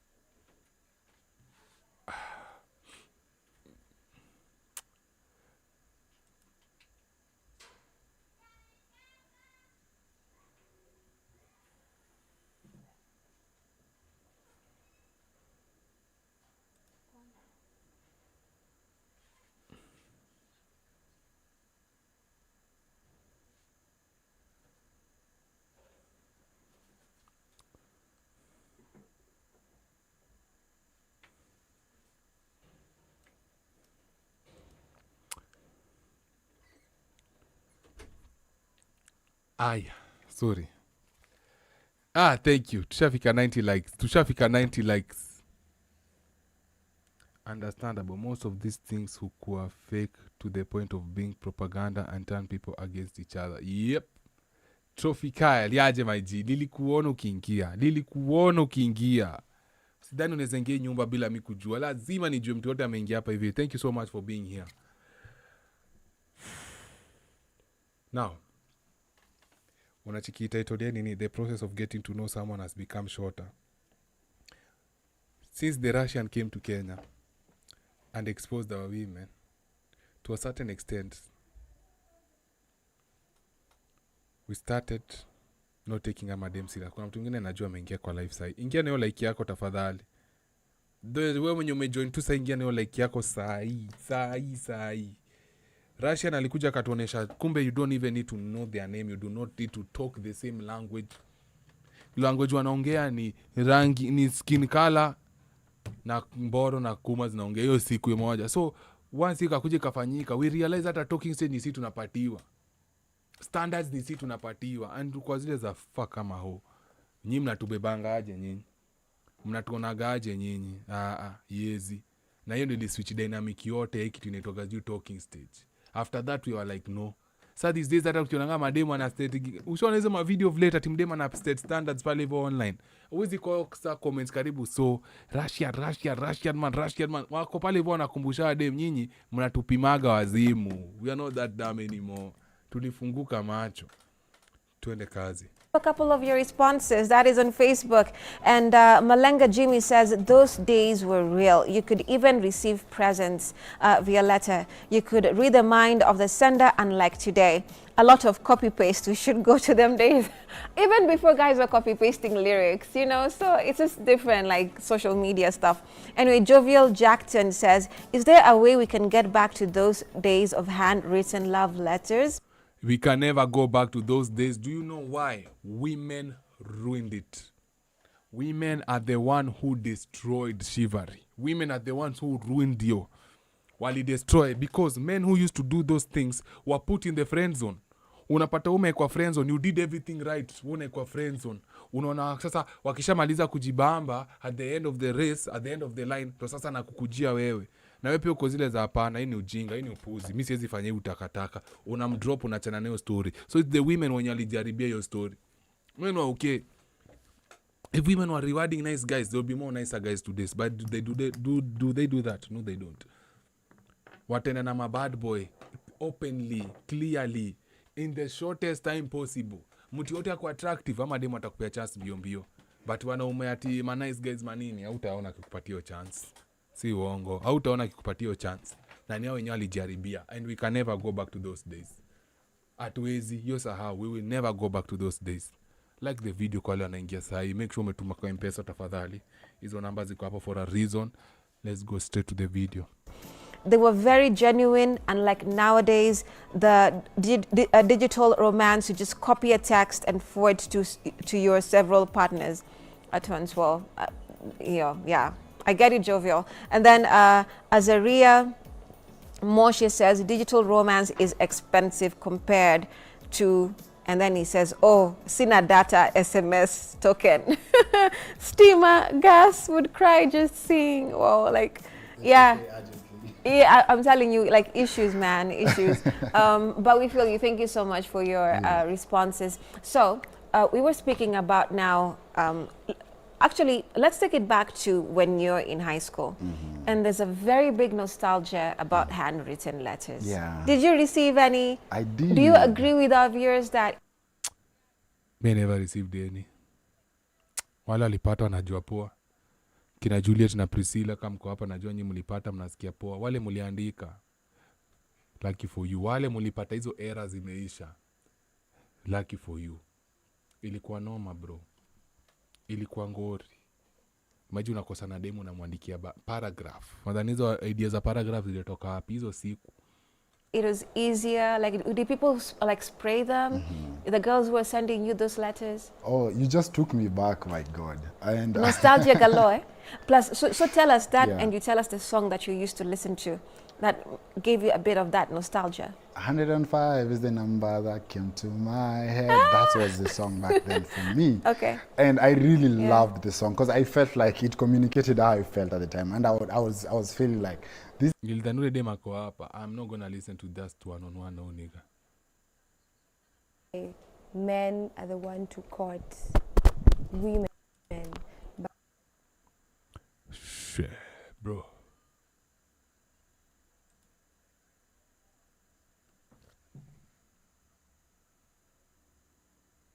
Asikia kuna kujua.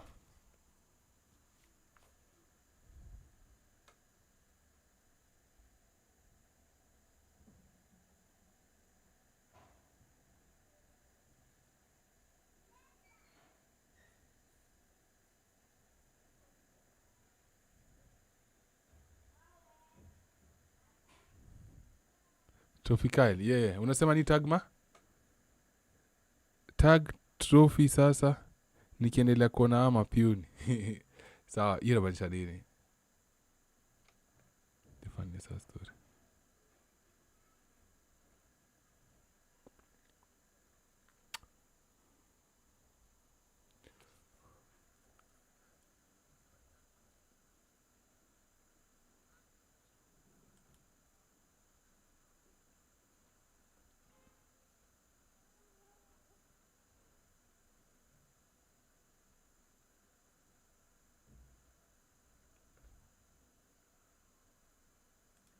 Sorry.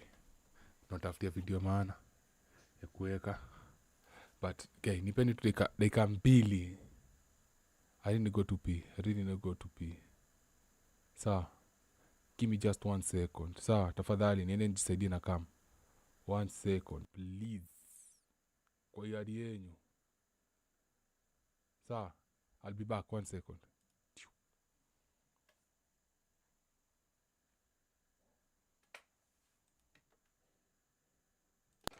Big bad ogre. Score Zik. Score Jesse, call me Rex Olunga. Nasty Brown. Omoka. Tumeomoka na madozi. Bura nimeomoka. Spendi usitenge. Sitambila wama. Yeah. Na wama simi. When you chase women, you lose money. When you chase money, you gain women. Good, chase that money, man. Say, Na wama simi. yeah. Big bad ogre. Score Zik. Scott Jesse, call me Rex Olunga. Nasty Brown. Omoka. Tumeomoka na madozi. Bra nimeomoka. Nimeomoka. Peni usitenge. Tambila wama. Yeah. Lawama simi. When you chase women, you lose money. When you chase money, you gain women. Good, chase that money, man. Say. Lawama simi. Yeah. Big bad ogre. Scott Zick. Scott Jesse, call me Rex Olunga. Nasty Brown. Omoka. Tumeomoka na madozi. Bra nimeomoka. Peni usitenge. Tambila wama. Yeah. Lawama simi. When you chase women, you lose money. When you chase money, you gain women. Good, chase that money, man. Say. Lawama simi. Yeah. Big bad ogre. Scott Zick. Scott Jesse, call me Rex Olunga. Nasty Brown. Omoka. Tumeomoka na madozi.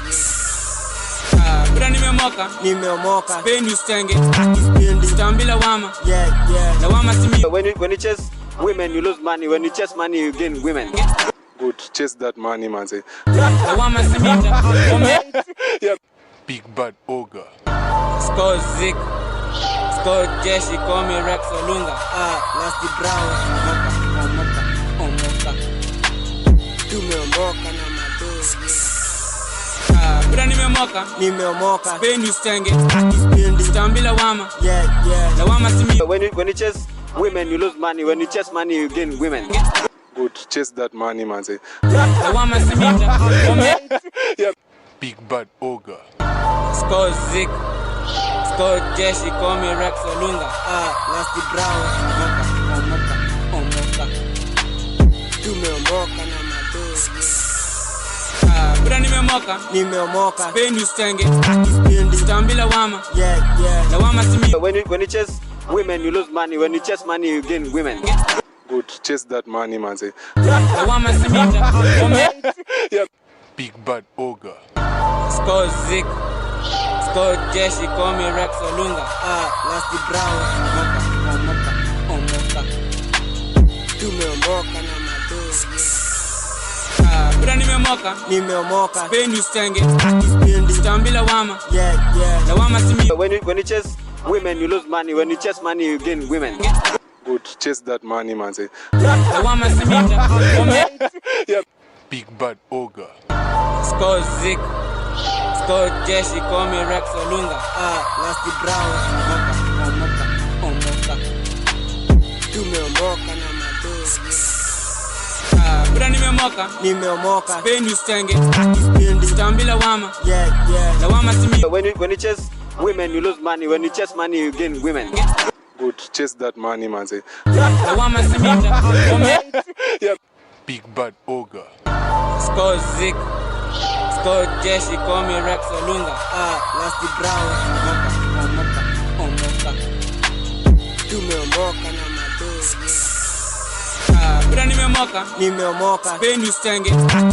Tambila wama. Yeah. Lawama simi. When you chase women, you lose money. When you chase money, you gain women. Good, chase that money, man. Say. Lawama simi. Yeah. Big bad ogre. Scott Zick. Scott Jesse, call me Rex Olunga. Nasty Brown. Omoka. Tumeomoka na madozi. Bra nimeomoka. Peni usitenge. Tambila wama. Yeah. Lawama simi. When you chase women, you lose money. When you chase money, you gain women. Good, chase that money, man. Say. Lawama simi. Yeah. Big bad ogre. Scott Zick. Scott Jesse, call me Rex Olunga. Nasty Brown. Omoka. Tumeomoka na madozi. Bra nimeomoka. Peni usitenge. Tambila wama. Yeah. Lawama simi. When you chase women, you lose money. When you chase money, you gain women. Good, chase that money, man. Say. Lawama simi. Yeah. Big bad ogre. Scott Zick. Scott Jesse, call me Rex Olunga. Nasty Brown. Omoka. Tumeomoka na madozi. Bura nimemoka. Nimeomoka. Spend you stenge. Spendi. Stambi lawama. Yeah. Lawama simi. When you chase women, you lose money. When you chase money, you gain women. Good, chase that money, man. Say, Lawama simi. yeah. Big bad ogre. Score Zik. Score Jesse. Call me Rex Olunga. Nasty Brown. Omoka. Tumeomoka na madogo. Bura nimemoka. Nimeomoka. Spend you stenge. Spendi. Stambi lawama. Yeah. Lawama simi. When you chase women, you lose money. When you chase money, you gain women. Good, chase that money, man. Say, Lawama simi. yeah. Big bad ogre. Score Zik. Score Jesse. Call me Rex Olunga. Nasty Brown. Omoka. Tumeomoka na madogo. Bura nimemoka. Nimeomoka. Spend you stenge. Spendi. Stambi lawama. Yeah. Lawama simi. When you chase women, you lose money. When you chase money, you gain women. Good, chase that money, man. Say, Lawama simi. yeah. Big bad ogre. Tumeomoka na mado.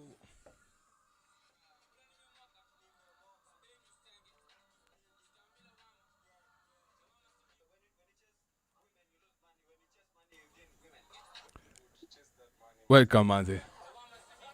Welcome back.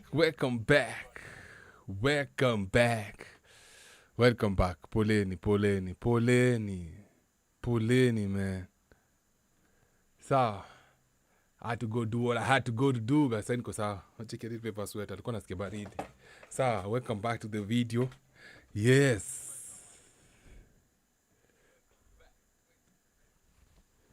It's gonna be a good show. Itakuwa so mzuri sana bwana. Unajua sisi tuko hapa piga show. Understanding mpoa. Basically the question is understanding girlfriends. Yes. Najua kuna watu walishatoka kina kutafuta kijua kukunywa ni poa. Mimi niko tu hapa hivi na kati ya miaye. Very good. Nasema very good. Yo, very good.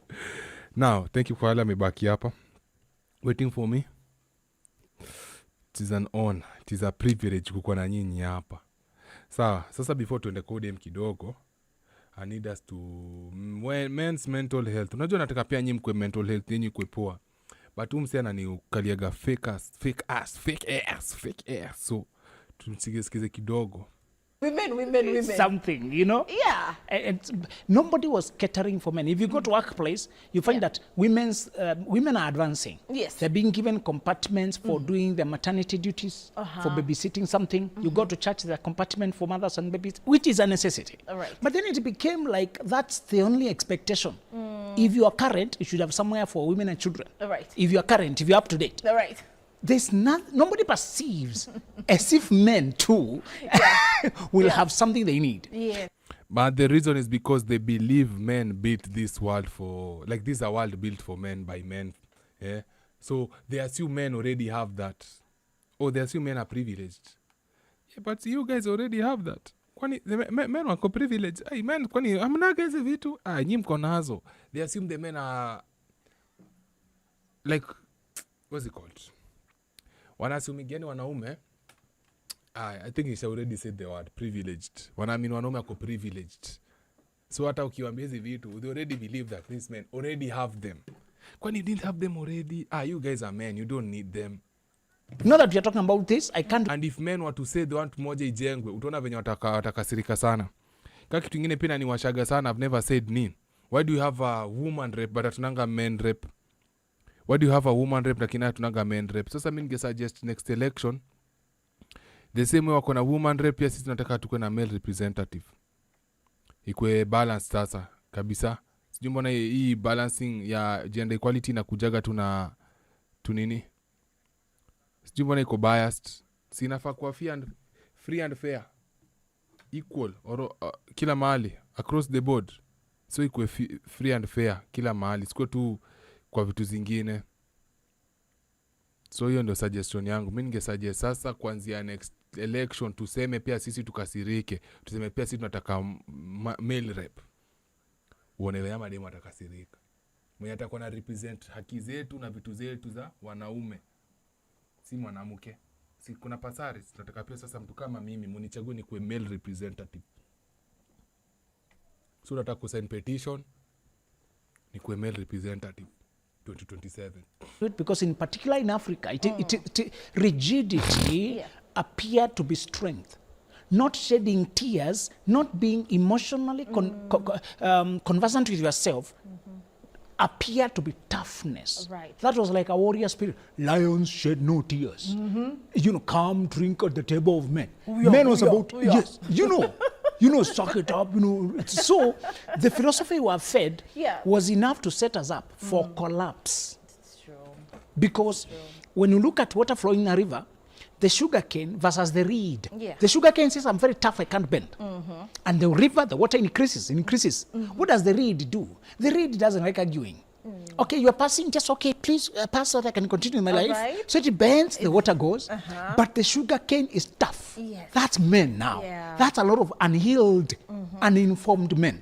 Yeah. When finally the water has submerged the whole sugar cane, it breaks and is swept away. Oh, no. Many men are tough until they are broken and swept away.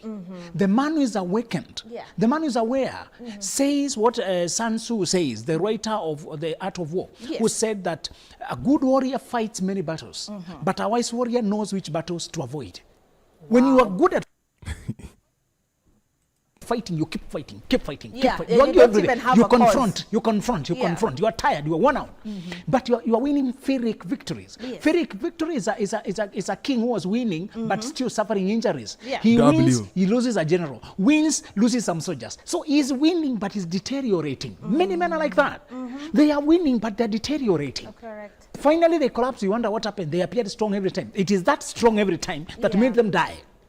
And Benjamin, when you think about the history of how many men have gone under with no one even acknowledging what was wrong, it almost breaks your heart, because we're talking about decades and decades and decades of silence. Talk of Tiger Woods flying up there, scandals. Yeah. And then credibility goes, the skills still remain, he's still very competent, but the respect from people disappears. Talk of, you hear a man was flying very high, Mike Tyson boxing the world, and his late adoptive dad had said, if this guy will lose, he will lose outside the ring. All right. Not in the ring. He knows what he's doing. He knows Inside the ring, a lot of men know what they're doing. Right. They will lose it outside.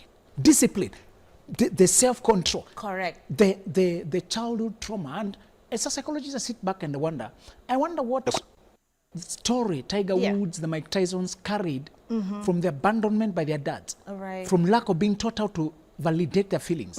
I wonder what's up. Shut the fuck up. Poleni, nilikuwa kuangalia story ya floods. That's a complete lie. Strength can only lead to... I know, bro. I know. This guy's a clown. You know, this whole time I was just listening to him. I'm wondering, mtu anaongea nini? Now, you believe just because men are not as emotional as women, there's something wrong with them. Imagine believing that just because a man does not emote emotions like a woman, something is wrong with the man. At Tiger Woods fell because of infidelity, because he never took care of his abandonment as a child. Because season of tuzote naonanga mafeminist wanaongeaga tu kivi online. Season of tunaongeaga mafeminist wanaongeaga tu kivi online. This so-called relationship coaches. Season utakataka wanaongeleaga tu hivyo nje, where they want to make you believe just because you're not as emotional as your sister, something is wrong with this boy. Next thing unaweza kupatiwa madawa kwa sababu wanaamini huyu tunafaa kumedicate. Kwa sababu the fact that aoneshi emotions, kitu inaonyesha ni something is wrong with him. Hiyo ni ujinga, bro. Na ndo anaikwaga kwa TV. Ndo wala hata ikansoliwa. Panda bear ndio huyu. Panda bear moja sugu sana huyu. Panda bear mwenye ajaonekanaga huku hivi nje. Biggest panda huku hivi nje. Naongea nonsense gani hizi hapo unakuja kusema hapa Pressed feelings wore them out like a corrosive acid, quietly, while appearing tough. I hope a man today will receive the permission to release the corrosion of abandonment. And they all say the same they all say the same thing. Abandonment. Fathers, do not abandon your sons. So fathers, do not abandon. Yani zote zinaunga to abandonment. What do you mean by abandonment? Anger. Of self-loathing. Instead of it corroding you from inside. Yes. And that when you are this Superman, you have the soft underbelly that you never attend to. Right. And it pierces our whole. I think udem mtu anajua jamaa ko full of shit, but Time because is to ni go guest to the wake war, today we zikataka go to the kumwambia, market. but The man should be able to roar there. Don't sit at home with a remote softly waiting for somebody to feed you. don't women? Yeah, hey, I love the name Toxic Radio. W. Yeah, that's a W name. And they wonder why us young men are listening to Kibe and even guys like Tate, even Fresh and Yep. Santi. Do you know Myron Gaines did an history ya nini inaitwaje? Kinye Chalikaka alikuwa nafanya. Alienda kufanya debate universities fulani hapo hivyo. Unanipata? And most young men agree with messaging ya Andrew Kibe na Andrew Tate na Fresh and Fit. That's a fact. Most men agree. Why do most men agree? Because most men have seen. Siwezi kuambia kitu yote yenye ujaona, na kuambia kitu umeona na unaweza jionea hivi na macho yako. So you know, munanipima hapa. Kwa sababu women are punishing emotional men. You guys can see that. Every day it's shown. They make fun of guys who are emotional. They laugh at guys when yako emotional. The next thing unasikia wanaanza kuambia wewe uko na umama mingi. Ati wanataka mwanaume anaji-express sana. Wewe unachezea simu tu. Si ndio? We've seen that. Na mademo watu wanakuwa rewarded are not emotional men. They say they want this type of men, but whenever this type of men wanajiapia, wanaanza kwa nini? Kwa bring them down, wanaanza ku make fun of them. Sasa hatutajua naongeaga nini. And you're just bitter, they're entitled, growing fat, you're just drinking, coming late, you are asserting your dominance by shouting, by abusing people. That's not masculinity, that's madness. Yeah. The real man goes out there and figures out how to make money. Yeah. Making money earns you respect. Prima facie. Other factors held constant. Women respect a guy who can make money, who walks the direction, who can convince and make a sale, who can handle a business, who can steer that department, who can get results. Right. The software developer who can sell a client, who can actually be relied on by the company. You just want results. The CEO arrives there flying a flag of US High Commissioner for this Britain, but the technician guy he bring from the back seat is really the one. So our technician, he knows it more than the CEO. Of course. You respect that young guy. You say, whoever he is, he knows his thing. Thumbs up, boy. Very, very true. A man should be able to be a lion in the work field, to the work market. The other thing is, you should be able to be a lamb, to be soft. You should be able to play, to relax, to calm down and laugh. You hear women saying, I want a serious relationship, but not a sad one. Not the serious one of your always serious like this. I want one that is stable. Serious, they mean stable and committed. Yeah. But it's also playful with fun. So a man should learn fun. So the real father models when he knows how to fight and when he knows how to have fun. So fighting and fun. That's the combination of a good man. He knows how to wear down to put out the armor of work, the suits, the what, and then pick a hockey stick and play with a girl. Good point. Hapo nimeagree na yeye to a certain extent. Hapo nimeagree na yeye kidogo tu. And teach lessons of life. Yeah. And teach them whatever game. Go play with them. Play with your woman. Let children see that you are friends, that you are happy. You're not always hiding in the club until everybody sleeps. You come home. One formula of a good father is to go home. After Yeah, they always tell them, mommy, yeah, what is home? What is waiting for me in the home? Nothing. Kuna utoke kazi tena uende kazi ingine tena kwa nyumba. Remember, whenever they give these examples, they give perfect examples. Well, what's really happening in reality? Reality is different. Work, go home. Go home. Don't take that. These detours to a side chick, to side club, to something. Those are the things that destroy men. You are drained. See, the story is always kuna traffic. No. Kuna jam. You should have a traffic going home. Kuna car wash. We should have traffic going home. The You're always washing your car. A car wash machine is very cheap. You can get it at home if you want. Will your wife wash the car for you? Hama, they will still want you to wash your same car back at home. We always have boys who can wash it for you. Why are You're you not always washing your cars? You're not washing a car every day. And we can wash it at home. Yes, we have fun. This is the thing that... Anyway, the Lululand.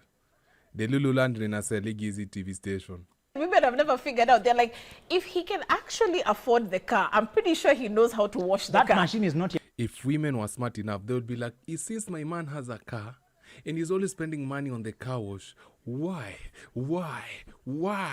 don't I buy the car washing machine, the car pumping washing machine? Nikwe naoshia bwana angu, by the way.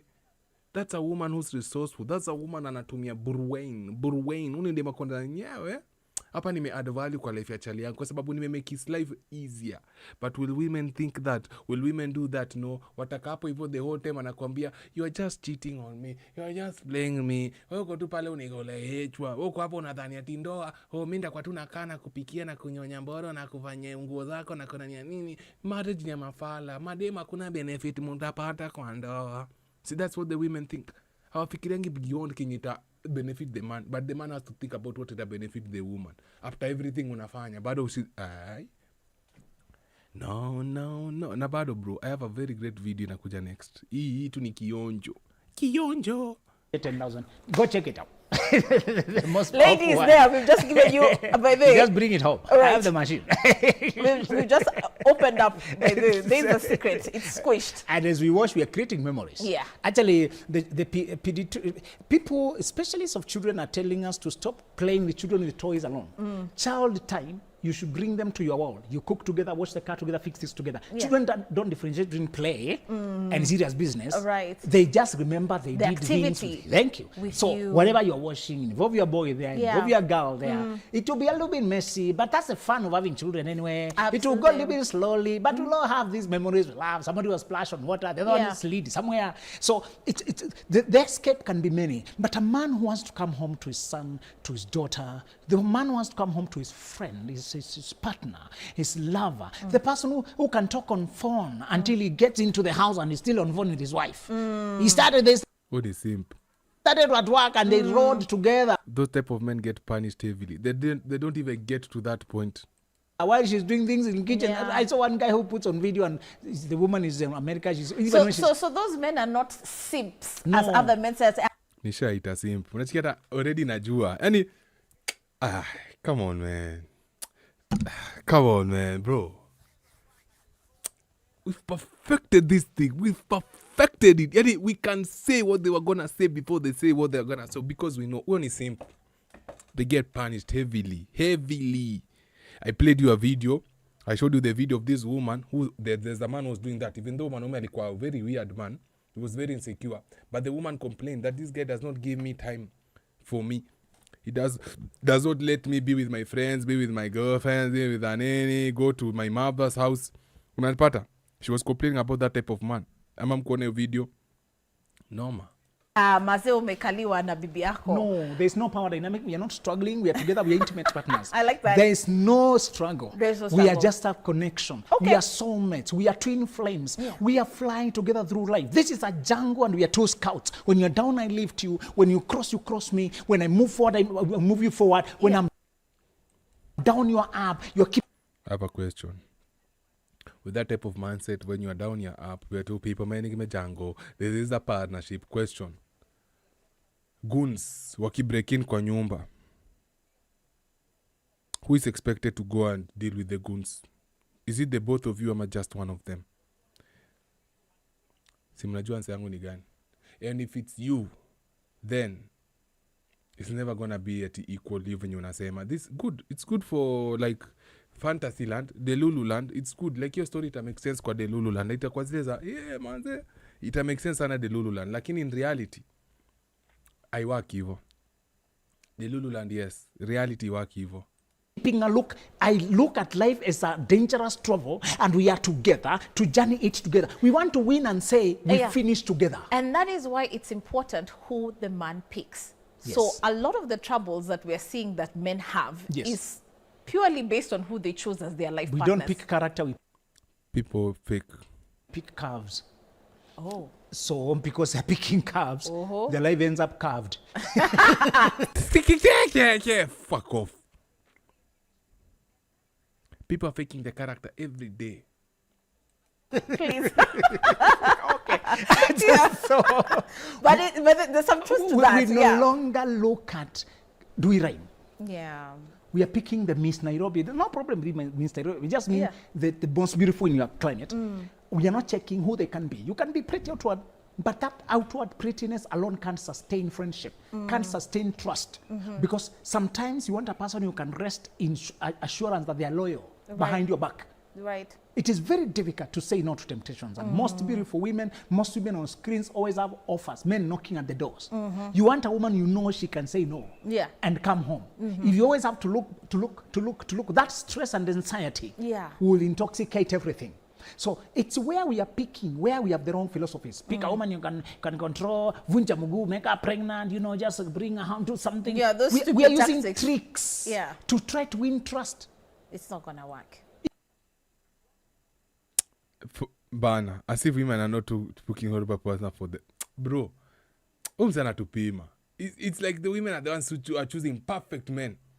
Cause before a video, ule dem mwenye tunaenda kuona the next video, she's claimed that she's been proposed to by 5 guys. She said no to all of them. So you're telling me none of those niggas was everything this guy's talking about? Huh? None of those niggas was what this guy is talking about. Aliwakata. Unifara huyo. If you want a woman you can trust, you can use tricks. Show your heart. Let us see your heart. And that's how you know that she also has a heart. Many women don't have a heart. They're hollow. They're after money. Show her your heart. You'll show you. Hey. Where? How many times have you seen men proposing to women and they're being rejected? The only type of woman who will allow you to show her your heart is the type of woman who wants you, not just any woman. You might show the woman who you believe you want to be with you, or who you believe should be with you your heart, na kukatae kimacho ngumu, na utavunjwa roho kama motherfucker, na kuna kitu utadu. But kama anataka kukuapo atakuapo hivyo.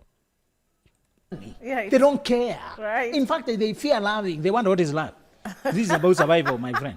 I have heard when I was on a barber shop, a woman was having a wedding tomorrow and she was being prepared in the next salon. There was just a division and just the other side.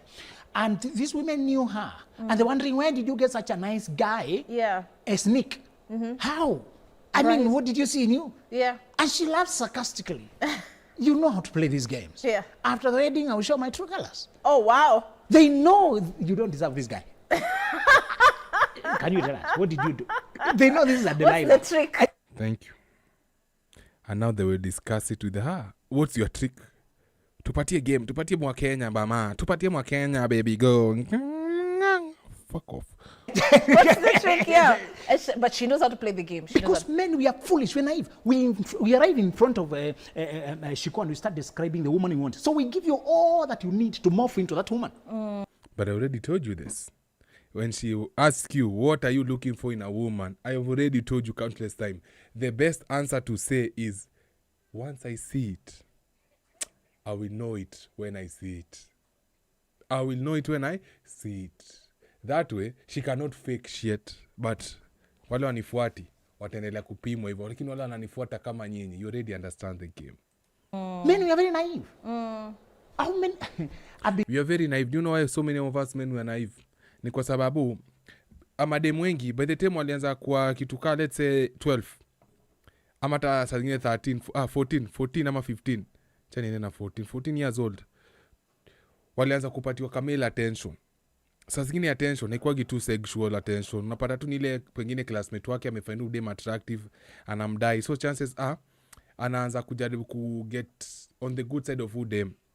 So anaanza kumoffer vitu, pengine anambaia mandazi pale canteen na pesa yake ya break, pengine anamwomba kumbaia maembe saa lunch na ile pesa budaki alimpatia. Unanipata as she grows on, unapata kiingia high school. Sasa akienda funky, ule kijana ajabu kumbaia machungu, yani unapata ice cream stuff. Yani wanaanza kupatia attention. So the more attention wanapata, the more inakuwa easier for them to detect ama to identify either the good type of men ama the bad type of men. Sawa? So unapata mademo na kugameiva psychology wanaume kwa sababu it's easier for them to play the game. They've been playing the game for so long. So they understand how to dodge this type of question, how to dodge this type of attention, how to maneuver around watu wanawataka. So inakujaga easy sana kwao. Sasa by the time unaenda kukatia mdema ako seme 21, uni mtu amekuwa kichezea game for almost 9-8 years before you. So obviously utakuwa naive. So sometimes they are so good at the game to the point they might show you what they believe you want to see. You feel me, bro? Yeah. Sasa inakuwa rahisi kwa ndo maana unapata kuna story na trend sasa America. There's this NFL player. Sawa? Why am I telling you guys? Hatuko hapa kuambiana, tuko hapa kuonesha. Google.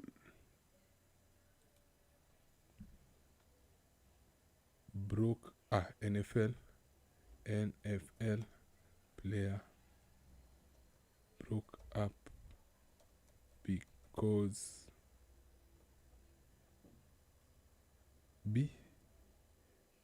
itaji correct of prenup.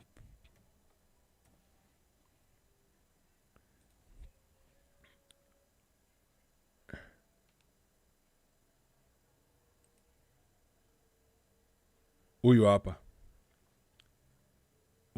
boys ana boys unaona boys hapa aliambia wife yake asign prenup, wife yake akakataa. Saa hii aka call off the wedding, my G. Ali call off the wedding bazenga. Unanisikia? Because you can only fake for long enough. And she tried to fake his way into this guy's bank. Ikakuwa noma. Alimwambia sasa ndema kakata, wame break up sasa na kila mtu amefurahi jomse. Everyone is happy for this guy because at the end of the day he gets to see and get kuona character udem ile okay ukweli. So huwezi kuja ufake hizi vitu. Unanipata? Cause udem she's been long enough in the game. Amecheza game sana. Na anajua amecheza pia na wanaume wengi kwa sababu this is not the first man she's dealt with. Because she does not just get to this position mali uniga mempropozia ama uniga memfind attractive. Uniga ude manaelewa. She was, I remember, if this guy was dumb enough, naive enough to be in love, this one she was never in love. She's in business. This one was in love. But then this guy tried to play the game. Now the guy understood that, hey, I'm about to lose half of my bank. And I'm about to lose half of my life work. Kamambia sign prenup. Na kama mdema nakupenda ukweli atasign prenup kwa sababu ni mapenzi, but udema alikuwa zazi. This is not about love. This is about half of your possession. Wakaachana sahi. Na kila mtu ana celebrate mse. Kila mtu ana celebrate mse big time. Big time. Kila mtu akoza bro, you made the right decision.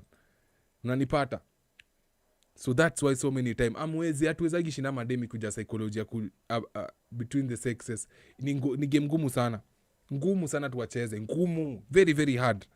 But unless usikize watu unafaa kusikiza watu wameunderstand hizi game, watu wamepitia hizi vitu. Unajua si wanaume we exchange notes. So the moment tume exchange notes hapa kule tumediscuss hii story, tume exchange kumbe alikuwa anafanya hivi, tunakuja ku identify the pattern.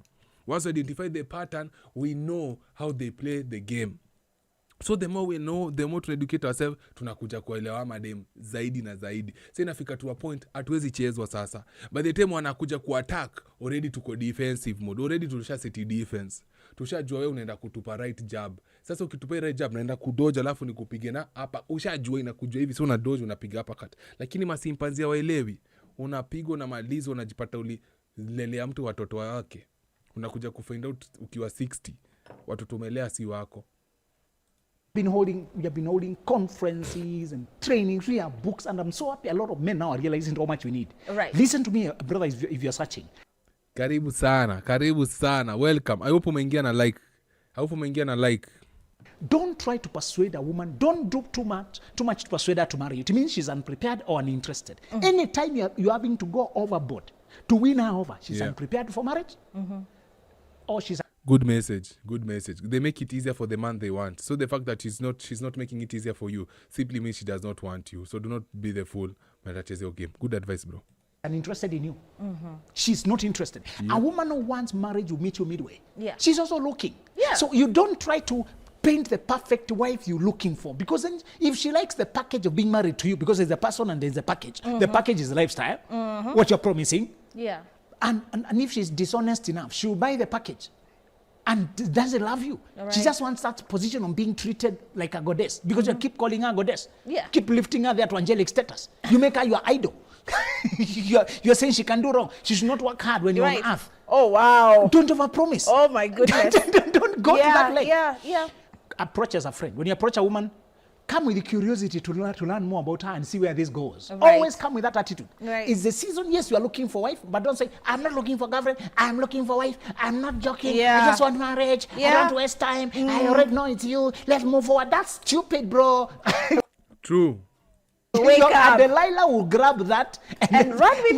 Yes. And you know, in the 7 minutes that we have before the short commercial break, I want you to kind of unpack on this narrative we continue to hear, Benjamin, that the basis of a lot of stress and anxiety is always the money. Is it always that? Because you've brought up so many things in the first, half of this show. The partner that you're picking, Yes. the company that you keep, Yes. the childhood trauma that Yes. you face as a guy could Exactly. be the whole source of your anxiety. Yes. Now, we have not touched sana when it comes to this money because guys just say if men have money, 90% of your problems are solved. You would not be seeing men jumping off buildings. No, we are oversimplifying because you don't want Yeah. to deal with the real problem. Okay. Whenever you hear people saying everything's about money, they are just looking for a shortcut to avoid the real issue. In fact, the most important thing is not the money, it's the mind. It's not the money, it's the mind. But men say, no, my mind is perfectly okay. The problem is I just don't have the money. This is why I'm stressed. If I had the money, I'd be able to do everything. that If I you had a wanted. good mind, you wouldn't respond to lack with stress. You'd respond it with creativity, with strategy. The fact that you are taking yourself down in stress Yeah. because you are lacking money, that anxiety of lacking is inevitable, it's human. But to sit there and ruminate and worry and self-pity and beg and waste time and drink and escape. True. Lilishika mic. By the mic inadupwa. Hebu nikie one kwa chat kama mic inadupwa. Ama nimemiss kitu. Please, one kwa chat kama mic inashika poa. Yeah. Mind over matter. Mind over everything. That's weak-mindedness. So we are saying this. You can have money and still, actually now, you go haywire. Yeah. You can Completely. get money and go haywire. You need self-control enough. So the one thing I want to ask men that will help you is to structure yourself, to build capacity for leadership, for stability, for presence, to teach yourself to eat at home. Emotionally and physically. Just teach yourself Right. to have fun at home. A lot of men don't have any form of fun at home. Don't play at home. Don't laugh at home. Don't tell stories at home. Don't create memories at home. All their memories are partying or church or with the boys or at work. Most men don't know the language of creating happiness at home. And when you visit their homes, they look God-forsaken. Yeah. The home has no comforts because he doesn't spend time here to know what is needed. Right. One principle. No, Santeni. Why do these people always put the pressure on the man? Question is the house, I won't even use the word safe. Is the house comfortable enough for the man to do all those things? Why we're just sitting here to assume that the house is just, is welcoming enough? Huh? Why are we assuming that just the man, the house is just welcoming enough? Like we're just assuming like hii nyumba iko tu na amani. Like the man has to be the one who has to step up. You have to man up. You have to do everything. Mdema anafanya nini? Is she making the house a home to the point you can just come and relax and do these things? Ama ukiingia ni battle. Hata before ufike na kwanga battle. Huh? Is she doing all these things that anafaa kufanya? Kwanza. Of management is to always be on the ground, to feel it, to know what should be improved. Right. Our TV got broken a long time ago, but because you don't depend on it for entertainment. You don't fix it. Yeah. This house needs repainting, but you don't stay here. You always come at night. Yeah. There's a leaking roof, but you never feel it because you work away. You come once a month. One way to make your home homely is to go there home every day. Just go as much as you can. You will improve the place for being there. And here we have people actually celebrating men who leave on Thursday and come back on Monday. Yes, and As you should. Your job is to conquer the world. hautakonka dunia ukienda kwa nyumba kila siku. If maybe you are in a position mali unakonka nje vizuri, do you. But sometimes, ama most of the time, when do you ever do things for your own self? When do you ever do things for your own self? Where it does not involve the company, it does not involve the family, it does not involve the church, it does not involve your wife. When do you as a man ever do things for yourself? Yani wewe tu kivyako. Wewe, siku gani tu umesema, leo, fuck it. Cha niende tu Naivasha, sitaki kujua, nataka tu kujipeleka tu Naivasha, niende, nitafute tu base, nibuy tu kanyama choma, nikule tu na bia zangu 73. Without the guilt of, wife yangu atafilaje, watoi wangu wamekuwa na nani, maadhi atasikiaje, maadhi kampuni itakuaje. When's the last time ulijieka tu mbele? When's the last time you made a decision za zile za, you know what, I want to do this for me. You're not doing it for you with the question of how will my wife think, what will my boss think, what will my, yani yewe unaamua tu nataka kujifanyia kitu. When's the last time you ever did that?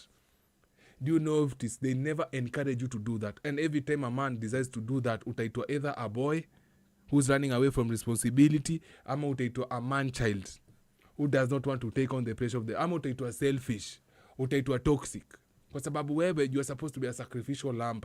Wataka tu kunajisacrifice. Bro, if you want to spend time, do it. Please, na uifanye vizuri. Unataka ku spend time na familia yako, spend it. Every fucking second, spend it and be there presently. Like, be there openly, be there wholeheartedly. Na utaselebretiwa. But mi nikiamua mimi sitaki kwenda kuchina familia, nataka kwenda leo kuna mastripa wakitingiza matako kwa uso yangu. Nataka maziwa niswetie kwa yani kwa niswetie kwa mgongo na matako za nataka. Na the same way ilikuwa acceptable mimi kwenda kwa familia yangu kwa hangout, na nataka pia the same way ilikuwa acceptable kwa sababu I decided to do something for me. You're not a fucking machine as a man. Hatuwe kazi yako tu ni kushinda unaprovidea kila mtu value, wewe mwenyewe ujiprovide. Wewe kazi yako itakuwa kufanya everyone around you, wewe mwenyewe ujifanyi. Na ikikuja unataka kujifanyia una feel guilty. Kichwa yako mbaya. You want to do it for yourself, do it bila guilt yoyote. Always be your focus. Yani we are the main point, we are the focus point ya kila kitu unafanya kwanza. Hey, hii dress itaweza kapoa kwa wife yangu man. Shit, chiki vile inakaa fiti. But ile shati inakaa better. Acha nijibaye shati juu nataka hii shati. Chude majipange. But isikuweza inaweza buy shati but inatamani shati but wife yangu njoo anaweza penda hii dress. Nikibai shati wife yangu atasikiaje? Nikienda tu Naivasha nipotee siku 3, wife yangu atasikiaje? Nikibai nyama choma nikule, wife yangu atasikiaje? Kai. Wewe kichwa kwamba do wewe ndio unafaa kwa the main focus. Kwanza inaanza na wewe na inaisha na wewe. Society I don't know why we celebrate that, because wherever they are going it means that. Alafu unajua the woman, of course, I don't know the type of man she's dealing with, but yeye unacheki hata furahia idea. Kwanza kisikia mwanaume anafanya kitu hiyo, this will be the first ones to criticize you, but she will openly, she will joyfully, celebratory, be happy when her friend decides to go on a 3-day vacation. Yani mabesi wake madema akisema mimi nimechoka, mimi nimekuwa busy, nataka kuchukua tuka vacation, ata celebrate hiyo. Lakini akisikia mwanaume atakujipatia vacation, utakuwa hapana. So you have responsibility for who? Where their heart is. Correct. Our Lord said where your heart is, where your... So niswetie kwa haga. Did he confuse? I want niswetie na haga. Did he recover hapo? Like I wanted to I wanted to shake the ass on my mgongo hapa. I'm just there too happy. Tuya ni kwa club wanani hivi kwa yaya. That's what I meant. So niswetie kwa haga. Don't clip that. Fuck. Treasure is. Yeah. Your heart will follow there. So where your heart means feelings, appetites, everything. So where people are taking their excitement, their fun, their appetite. Says a lot about That's you. where their treasure. That's where they've invested. When you invest at home, your heart goes there. You can't wait to finish the show and dash home. Yeah. You can't wait to finish this and dash home. You know, home is so safe if you're wise enough not to bring cameras and the publicity there, if you're not to bring public eye there to come and pry. I don't know where we got that trend from. Content creation. People are showing you they're cooking in the kitchen when they're eating in the bathroom. I don't know where you got all this from. A man wearing a dress is content.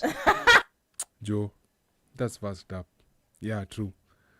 Because that's true. Because most of the men wakienda pale, but they're not doing it genuinely.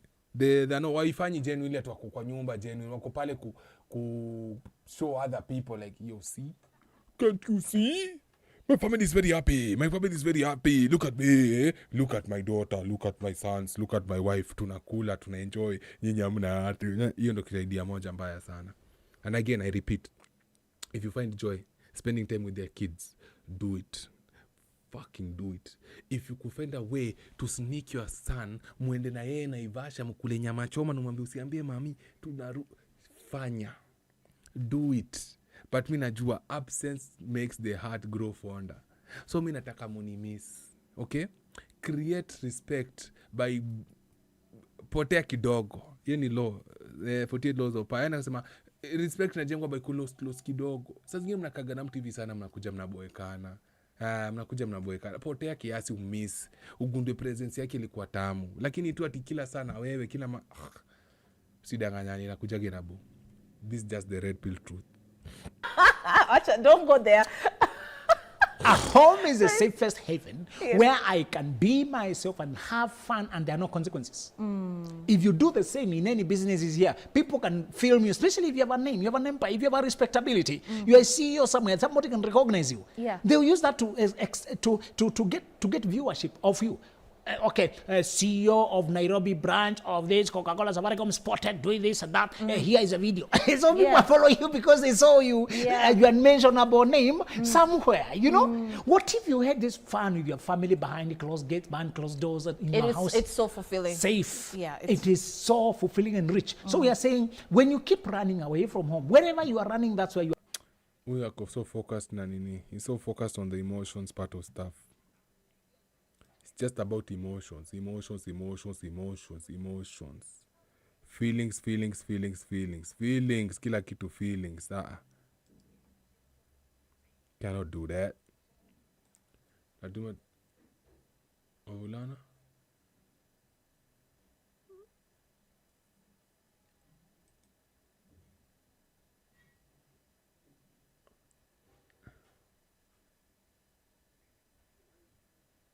Natafuta nini? News. Nini nafanyika kwa news? Nataka kujua story ya nini imefika wapi. Story ya what's it called? Story ya mvua. I want to keep up to date. You saw Eric Omondi aliambia watu wakutane tao. Wakaza kiusebe watafuta dada. We. Mchina ashtakiwa kuwa kujaribu kusafirisha siafu. The fuck?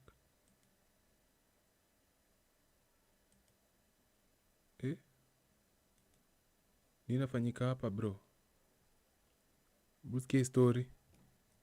Tuelekea mahakamani ambapo raia mmoja wa Uchina amefikishwa katika mahakamani baada ya kukamatwa katika uwanja wa ndege wa kimataifa wa Jomo Kenyatta akijaribu kusafirisha siafu wakubwa kutoka Kenya kwenda Uchina.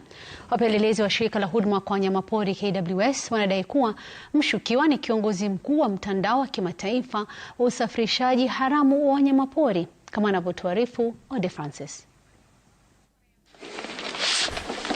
Wapelelezi wa shirika la huduma kwa wanyamapori nchini KWS wanadai kuwa mshukiwa mwenye asili ya Kichina kwa jina Zhang Kengkun ama ni siafu king ama ni digiriri anataka kusafirisha mbegu mpaka pale China. Alinaswa jana alfajiri. Ndani ya mizigo yake walipata takriban siafu 2,000 wakubwa waliowekwa kwenye neli maalum za majaribio ya maabara. The fuck?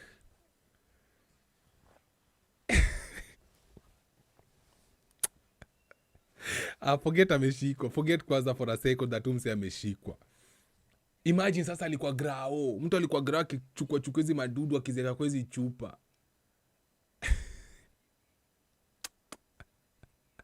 China. Sisi hata digirira tuwezi shughulika nayo. Lakini niga kona interest. Anyway. And within that luggage there was found 1,948 garden ants. They were packed in specialized test tubes. We have mentioned this in our motives of motion. They were packed in small specialized test tubes. which is now a departure from the syringes that we saw in 2025. Maafisa wa upelelezi wanaamini kuwa Kenkun alisimamia operesheni pana ya usafirishaji wa siafu hawa wakubwa. Mwezi Aprili mwaka 2025, raia wawili wa Ubelgiji, mmoja wa Vietnam na Mkenya mmoja, walikamatwa katika uwanja huo huo wakiwa na siafu 5,000 wa asili ya Kiafrika waliokuwa wakielekea China. Uchunguzi nini inafanyika huko China yenyewe hatujui.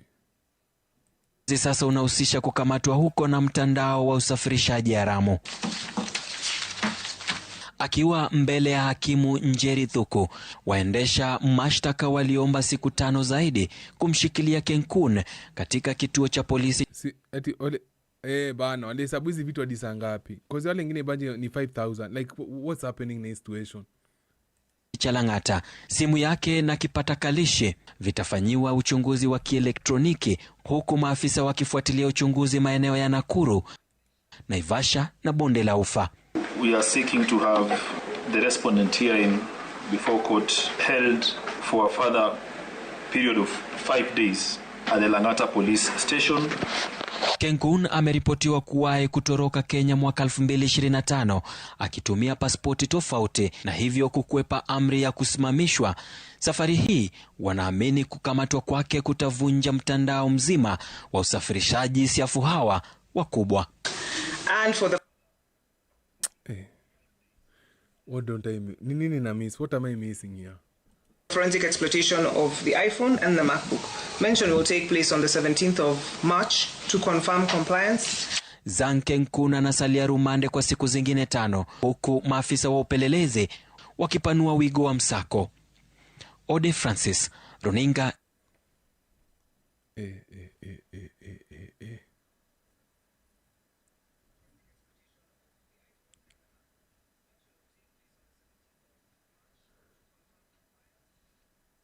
Yeah. This is a good story kidogo si sana, please. Sawa, tafadhali. This is a story I saw today on X. Polisi jijini Kisumu wameanza uchunguzi kuhusu uvamizi katika hoteli moja jijini humo ambapo mali ya thamani isiyojulikana iliharibiwa. Mamia ya watu walifumania hoteli ya Fairways Jumatano asubuhi ambapo walivunja vifaa mbalimbali na kuiba mali ya hoteli hiyo. Na kama anavyotuarifu Laura Otieno, mwekezaji wa hoteli hiyo anadai kuhangaishwa kwa muda. Uharibifu wa uvamizi wa Jumatano asubuhi ulidhihirika wakati wa ukaguzi ambapo vifaa vilitapakaa sakafuni. Kanda hii ya CCTV inaonyesha jinsi mtu mmoja alimhadaa bawabu katika lango kuu la Fairways Hotel jijini Kisumu kabla ya makumi ya watu waliojihami kumfumania na wengine zaidi kitu sasa sikuelewa after kuona hii clip. One thing I do not understand. Mbona wana attack the security guard na security guard anafungwa tu gate? Mbona alienda kaanza kumkatakata na panga akaanza kumpiga? Yeye anafanya tu kazi pale. Si hoteli yake. The same mwenyewe ameenda pale kufanya kazi ya kuiba, ndio pia anafanya tu kazi ya kuchunga. Sasa sijui mbona mnatakigi the security guard. I've never understood mbona security guard anatakiwanga. To be honest with you, it's just childish thinking to me. Ingia hotelini humo. Watu hao walikwenda katika sehemu mbalimbali ambapo walibeba vinywaji, tarakilishi, wakachukulia kwa kioo wanaona vitu na kuvunja vioo na hata gari lililokuwa limeegeshwa katika lango kuu la hoteli hiyo. I fired in the air. The hotel had a lot of guests and we did not know what these criminals would do because they were carrying all manner of crude weapons. At that point they dispersed. So I called the OCS, called the OCPD, the OCS called back. Hakufika huko bro. I told him that we are under attack and he told me that he'll mobilize security. Not gonna happen.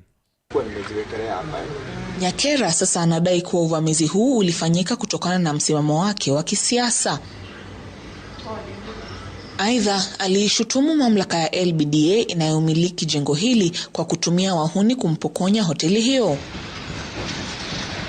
Hata hivyo, LBDA imepinga kuhusika katika uvamizi huo na kusema kuwa hoteli ya Fairways iliondolewa jengoni humo mwezi Februari kwa kukosa kulipa deni la kodi ya shilingi milioni 25. Licha ya mahakama kuipa Fairways idhini ya umiliki, uamuzi huo ulibatilishwa tarehe 9 mwezi Machi mwaka huu. There's absolutely nothing that anybody can use outside the law to access the property.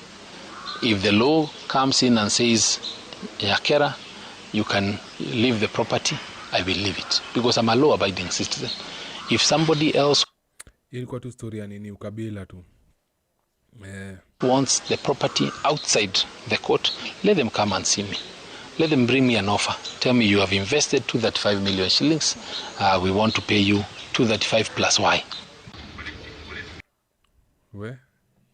Alafu mnajiulizanga mbona as a country atuendeleage? Kwa sababu bado kuna watu wako na ile mindset ya just because wewe ni mtu wa kabila fulani, unatoka area fulani, huwezi fanya kazi kwa hii building yetu, ama huwezi fanya kazi area yetu. Unanipata? Na sasa nyinyi unapatanga ile akili nyinyi mko nayo area yenu, si ile akili yenye kila mtu ako nayo all rounder. Na unapatanga maendeleo inakuanga ngori sana kufanyika. Hiyo ndio shida sasa unapataga. It's very hard. Grow kwa sababu utambiani ukweli. Wajaka wengine area zingine wanaga hiyo mindset kama Kikuyu kupiga wera for area fulani. Hawana kuna skill set zingine zenye pia Kikuyu yenye hawana, zenye pengine Waluya wako nazo ama Wakamba wako nazo. Unanipata? Lakini sasa nyinyi mkikaa hapo hivyo na mindset yenu ati jueni hii kabila huwezi kuja kufanya kazi hapa. Una mess up everything. Na hiyo ni ufala my G. Hiyo ni ufala ingine serious sana. Na hiyo ina happen na watu wengi. Ati wewe kwanza ni mtu kabila fulani tu ufungue area. Kwanza na ujue sasa tunaelekea election season. Ufala. Wacha tuone kidogo tu nje.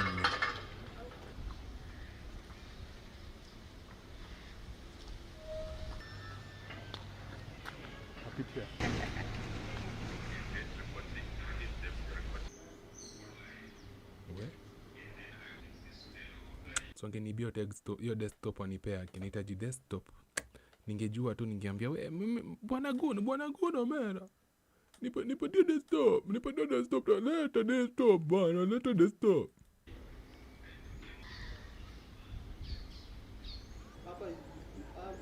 Toa pesa haya bwana, waacha hadi ameacha mouse haya.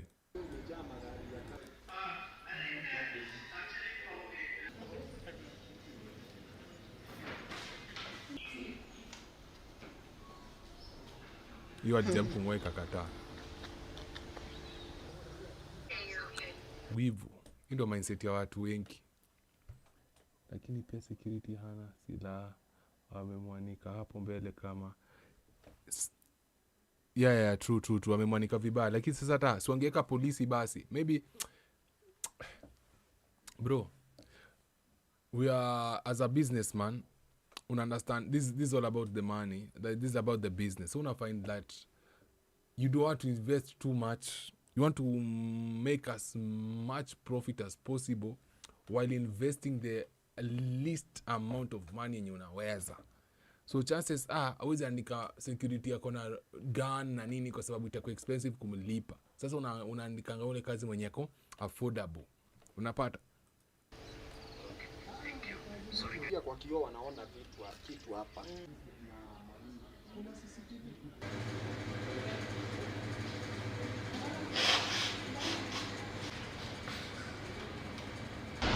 It all started this morning.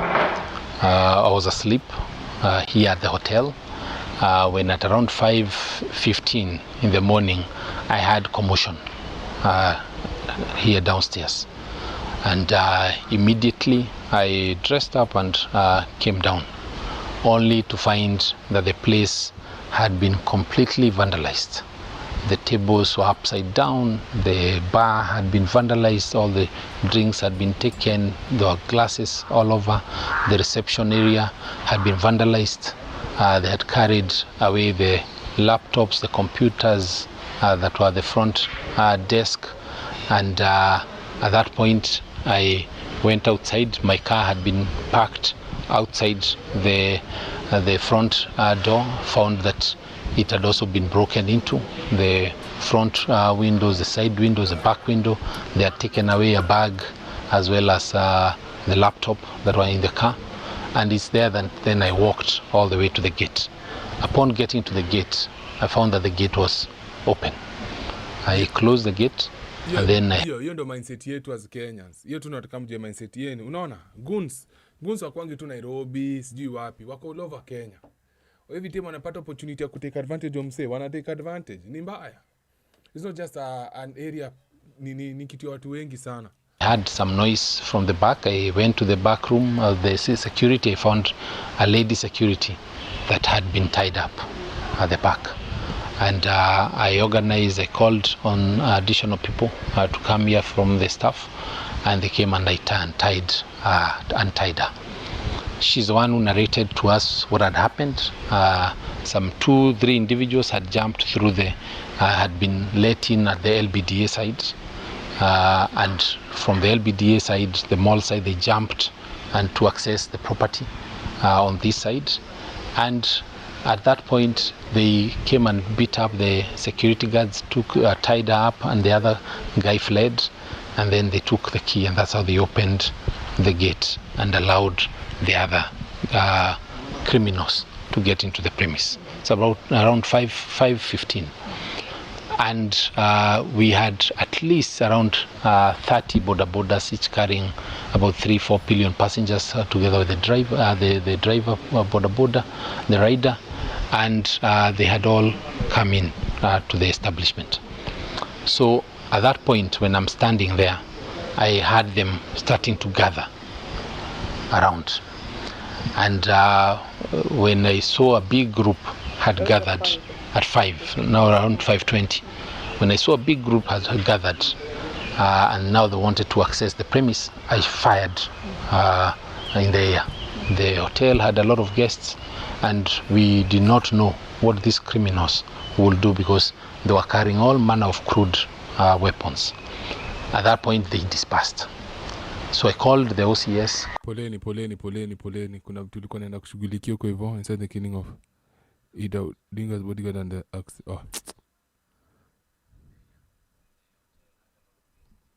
Poleni.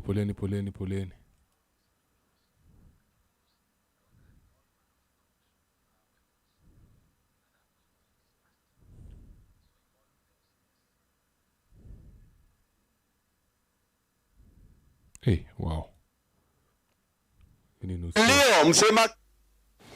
Tuelekee kaunti nambari 5 ambapo bandari ya Lamu imefungua ukurasa mpya baada ya kupokea meli ya kwanza ya kubeba magari MV Grand Auckland kutoka bara Uropa. Magari 469 yameshukishwa katika bandari hiyo, kama anavyotuarifu Rahma Rashid. Meli ya kubeba magari ya MV Grand Auckland, kampuni ya Grimaldi, ilianza safari yake kutoka Europa hadi bandari ya Madagascar. Baada ya meli hii kushukisha magari Madagascar, iling'onanga na kuelekea humo nchini ambapo ilitiananga katika bandari ya Lamu. Leo kama wafanyikazi na GM wa Port ya Lamu pamoja na wafanyikazi wangu wote wa Port ya Lamu, kwa hakika tuna furaha kubwa ya kupokea meli ya kwanza ya kubeba magari ambazo ni Roro Roll-on Roll-off Roro Kakeria kwa jina la Grande. Sasa zina transport gari kutoka area moja ya Kenya, Afrika, ama ni ya kuleta magari, ama ni nini sielewi. Mtu anajabu kuelewa shit, inakuwa hard sana nielewe. Aya.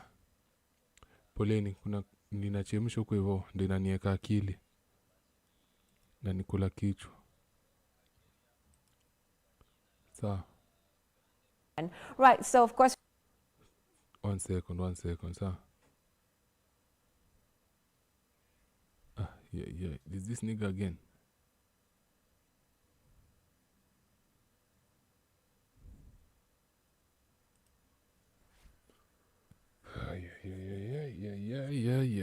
Yeah. Ilikuwa dhani nimehepa mse. Understanding poor. We have a question of the day, and it is: do you believe or do you think it is primitive when you are an understanding boyfriend or girlfriend? And you can share your thoughts on our social media handles on Facebook at K24TV, on X at K24TV, and our WhatsApp line, which is right there on your screens. So before the break, Benjamin, Natasha had shared her perspective on the same. You know, she's 23. Of course, she said she's made a couple of mistakes, but she still does not believe that is the quality, you know, of life. And so far, like I said, also, you have counseled young men and women, and you told me, you know, off air that they only listen when things have gone left completely, you know. So how can you? Question: Has any of you ever been either with an understanding girlfriend, and you are the understanding boyfriend, and what happened to the relationship? Come from, I think what I've interacted with the most, and I'll reiterate this, is people come from the worst and they do not feel that they can be able to, you know, salvage that. And also the parents who are parenting the Gen Zs, you know, they sometimes show their faults, you know, in front of these young children and parent them through their pain and their fears. So it comes out in the children, and you'll hear the young men and women saying, I have so much, you know, pressure from my parents and I don't know what to do about it. And that's something that pains, you know, our young people very much. What would you advise? How would you advise the parents and the children in that regard? Just to maybe adjust what you were discussing there, is to tell you that young people do listen. Only there's a number that doesn't want to listen until they learn through experience. But on TikTok, I have close to 500,000 followers. On Instagram, like 120. I'm just telling you spaces where it's young people, majority. Facebook, YouTube, I have a lot of followership. And one of my best-selling books is for pre-25s.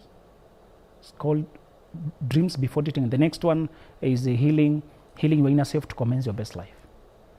What we have found with a lot of experience, what I teach my own children, the people I know I have to do life with, and what I did myself that season, is to prepare. You carry gold within you. There's gold within you and the world doesn't know about it. And it will never be discovered if you don't dig it up yourself. That you dig deep to find gold by learning to center your career around your gifts. Just because you are college does not mean you have found your career path. Many times we take courses advised by outsiders. So that's the time, in fact, research shows 60% of Kenyan young people are doing things they'll never practice. That's the time you find out what you're really good at. I was studying law, but I discovered I was better in psychological and life coaching fields. How did I discover that? By self-search. There are tools online for self-discovery. Many of them today can't give you 5 words to describe their personality. They just say, I'm neither extrovert or introvert, I'm just ambivert, I'm in between. They are lost. But if you take personality tests, many of them are free or they cost very little, something you can actually afford. Something costs less than a beer or alcohol. It can give you a book that can give you a lot of insight. You get to know where you lean towards. Another thing is many of them don't know what mistakes their parents did. And I hope you know that having an absent mother leaves you a pain you have to heal from. Even if she's present, but she's not a friend, she's not affectionate. She can't see you because she's battling her own battles. She has a fight with her husband. She feels she got you before she was ready for life, and she feels like you interrupted her life, you know? Or the way you grew up as a child, if you do not have loving, stable, present parents, you are left with problems to deal with. But who will ever tell you that? You just think it's in the past, doesn't affect you. Until you try to show up for life and realize you are numb, you are unable to stretch on that level because you can't give love because you don't know the language of love. So I'm just saying that season is for correcting your past, for bringing out your best potential, for centering your career around your gifts, for adjusting and still. Refresh those story. Atulijaribu kucheza understanding boyfriend ukapigwa dust. Aya walai. Inakuwaga hivyo. Everyone. Lazima utafunzwa. So like understanding boyfriend in what regard? What makes an understanding boyfriend? I need to understand what makes an understanding boyfriend. Hii video hapana. Sasa nimeona kitu inafanyika hapa. The thumbnail wametumia kwa video is not Give it to them straight. True. And the fact that the world is even setting apart a month Yes. dedicated to men's mental wellness is a milestone. It is. It was not a It's not a milestone because they never watupewagi the same benefits yenye mademu anapewaga kikuwa hapo. It's never celebrated that much. Unanisikia?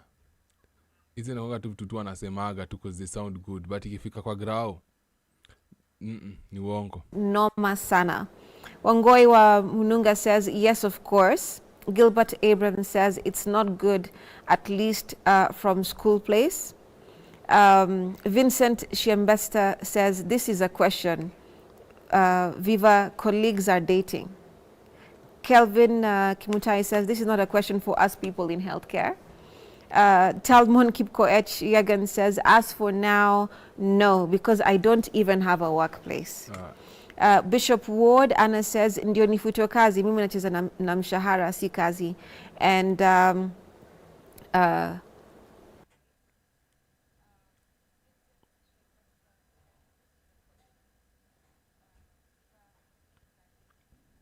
sorry, the internet is bad kidogo. Gauges Can says, why? But you'll find that in the comments, it's a few people who are actually saying that they can't. But most people are saying, I mean, why not? Like they're asking, what is the problem? You know? And like you saw someone else said earlier, I mean, yeah, but I would write more, but my wife is, you know, could be reading this. Akona mtu nyumbani na mtu kazini. Yes, you see, so like I said earlier, it's a very normalized and normal thing. And I think that's why, you know, there's so much engagement in today's conversation because of they can see the problem. Yeah. But the problem ni kwa mtu amesema hapo ngoja ile siku mtakosana. Utatamani kwenda hiyo kazi and that's the real thing. Especially for the men wanakuanga tu, they're just so much. Umeniacha sawa. But we women really, we're emotionally wired. So now when I come to work, I'm just crying. When I see you, I cry again. People are wondering what's the problem. I'm depressed, yeah. We react to other stuff. Wanabo, true. Thank you. Nilikuwa nataka kusema hiyo. Sawa, thank you. W. Africa. Inaitwa Africa nini? Africa. Thank you. Nilikuwa nangoja tu uongee. Nilikuwa nangoja uongee. There's this documentary.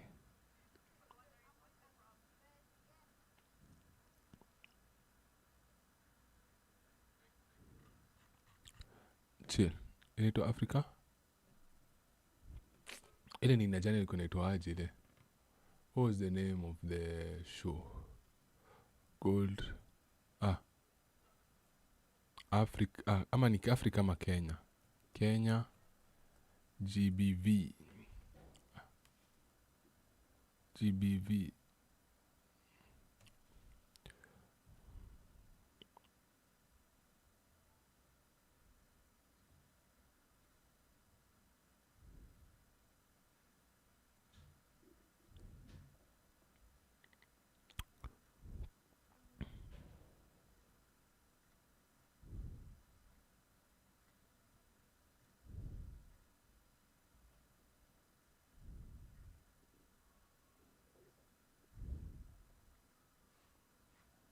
Kuna ile there's a specific channel inakuanga hizi madocumentary mzuri sana za Afrika. Sasa jumba nimeipoteza sahi.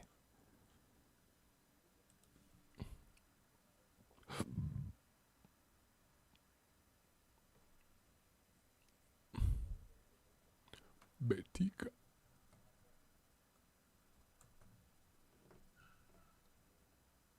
Betika scam. Acha nitafute hapa.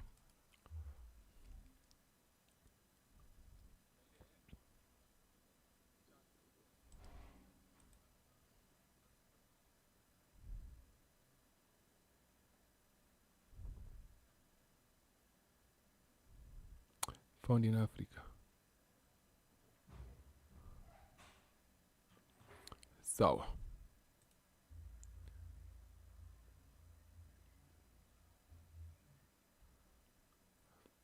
One second. Niaje right.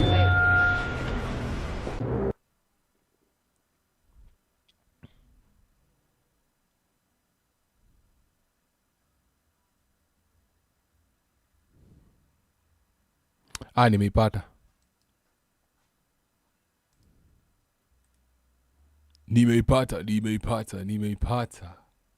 What I was looking for. Yep.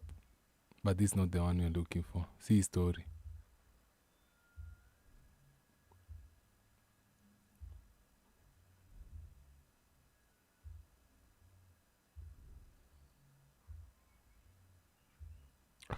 The fuck? Siktu ilo daraka.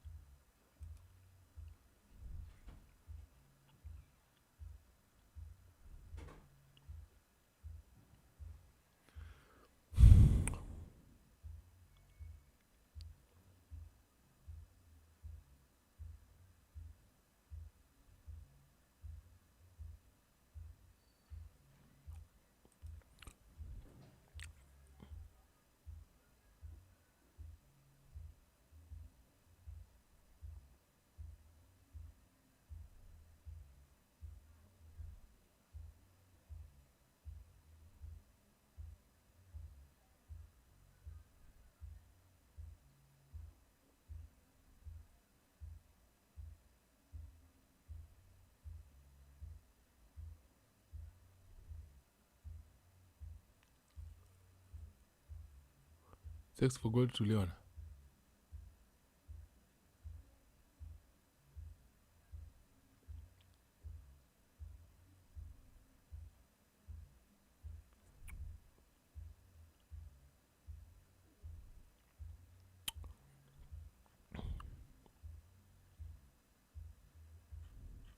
Sioni kitu nataka. There's a specific nini nadai. Sijui mbona siipati.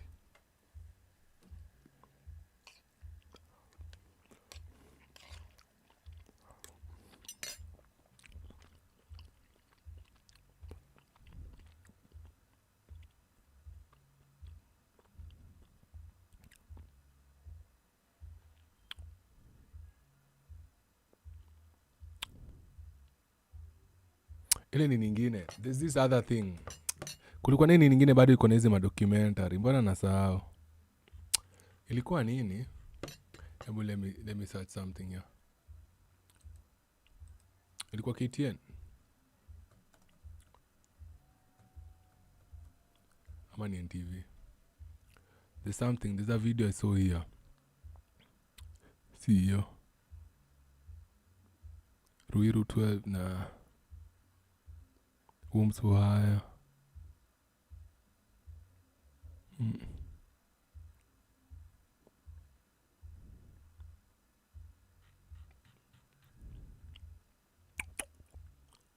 Can't seem to find it. Why can't I find it?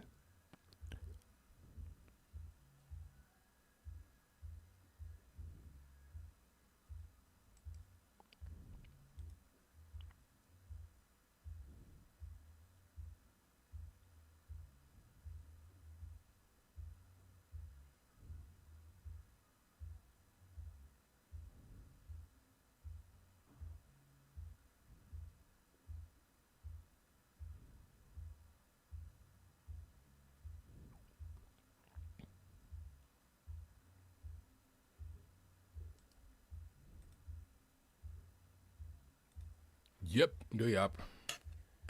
Wala watu wa kugamble. Umefikiwa.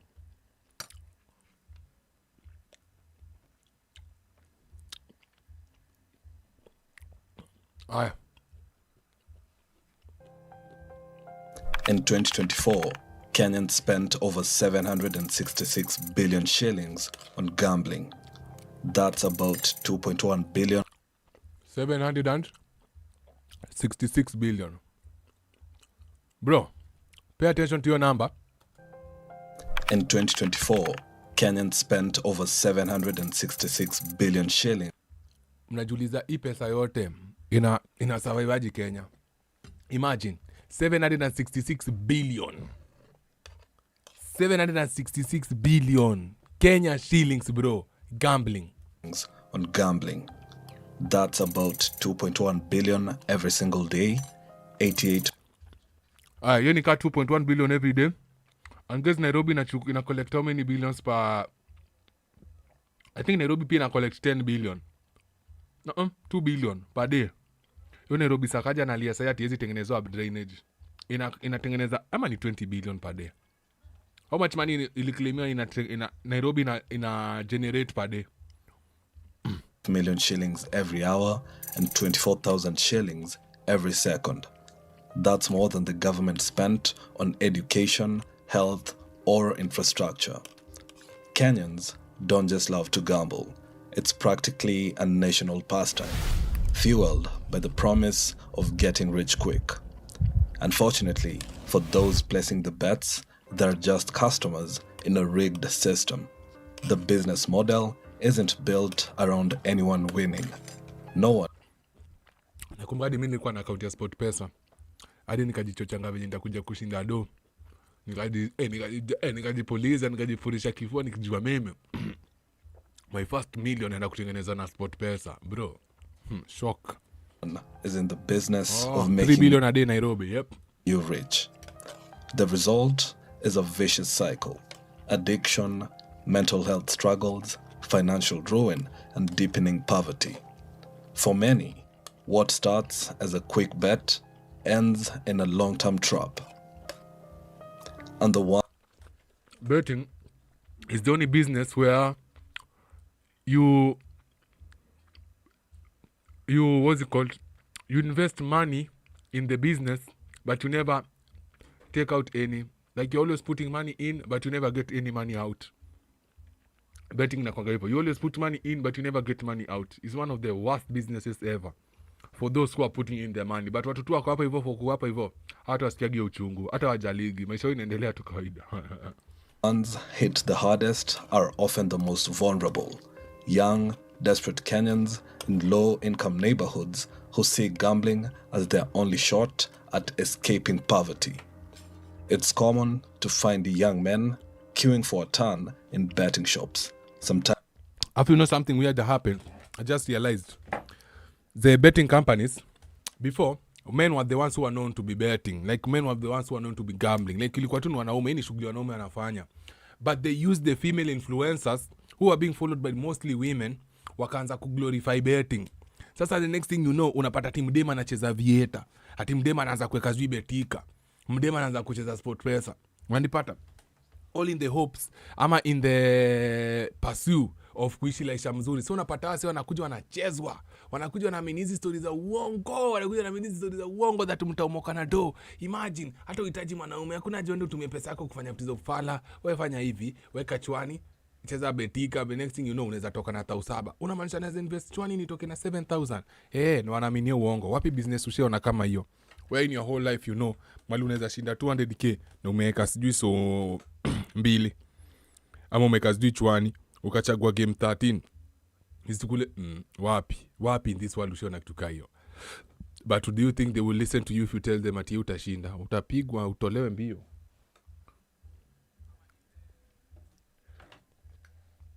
Nice. Sometimes even underage kids. The human cost is really heartbreaking, like seeing a young mother in a cyber cafe, child strapped to her back, playing a crash game. These physical betting shops, as devastating as they are, only represent a fraction of a much deeper problem. In Kenya, most of the gambling doesn't even need a shop or cyber cafe. With smartphone, mobile money, and cheap data, thousands of young Kenyans are placing bets digitally, anywhere, anytime. Which begs the question, if everyday Kenyans are the biggest losers in this gambling epidemic. Ni muhindi. Sasa muhindi yako wapi? Si hata pengine ako Zanzibar, amekaa tu amelala tu. Na mapesa zinaingia every second of every minute of every hour. Imagine. Huyo mse anasikia poa. Yaani ni pesa tu inaingiaga tu tip every day, every time. 1 hour hizi kosa jua tu wangapi wajampatia tu. Hebu imagine. That must be the best business ever. Then who's really By the way, mnajua Bahati alijaribu kufungua betting company yake, hata sijui betting company yake ilifika wapi. Winning. In this episode, we'll be looking at the dark truth behind the biggest winners of this silent crisis and how they were exposed. So be sure to like the video if you enjoy it and subscribe to the channel for more captivating stories from Kenya.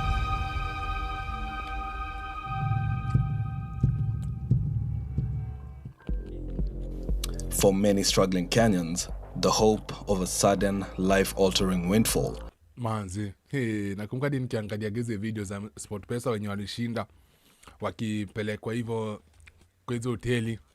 Nakumbuka nikiziona naona tu ile ndudhi wamewekwa kwa limousine. Manzi Masai wanaruka wakiwa celebrate. Kushinda nifurahisha, nasema tu manifesting. I need to feel good, I need to feel okay. Nikifeel hivi hata mimi siku moja nitashinda. Nigga, reality represents more than just a fantasy. It's a lifeline they cling to in the face of daily hardship. But while ordinary Kenyans chase dreams, a select few secure guaranteed wins. Recently, one name seemed to embody that hope. Her name was ironically also Hope. Hope Ligami. On the surface, Ligami appears as Kenya's luckiest gambler. Since April 2023, the 27-year-old businesswoman has often been celebrated as the face of betting success. She won 50,000 in a local lotto promotion, took home a brand new Proton Sega car through Mozart Bet's Gurumisha Ndege na Aviator campaign in 2024, and claimed 250,000 from Shabiki's Geomotion na Jetex in March 2025. But that glittering story soon began to crack. Popular blogger. That is the luckiest woman ever. Yani walizaliwa kwa damu ya kushinda. Hakuna promotion yote ya mabetika. Bro, kuna mtu ameniambia alishinda 300k. Nice. Congratulations. Watu wanakujua ni joker. Sidhani ni ukweli hiyo story. Cyprian Nyakundi revealed a dark alternative narrative.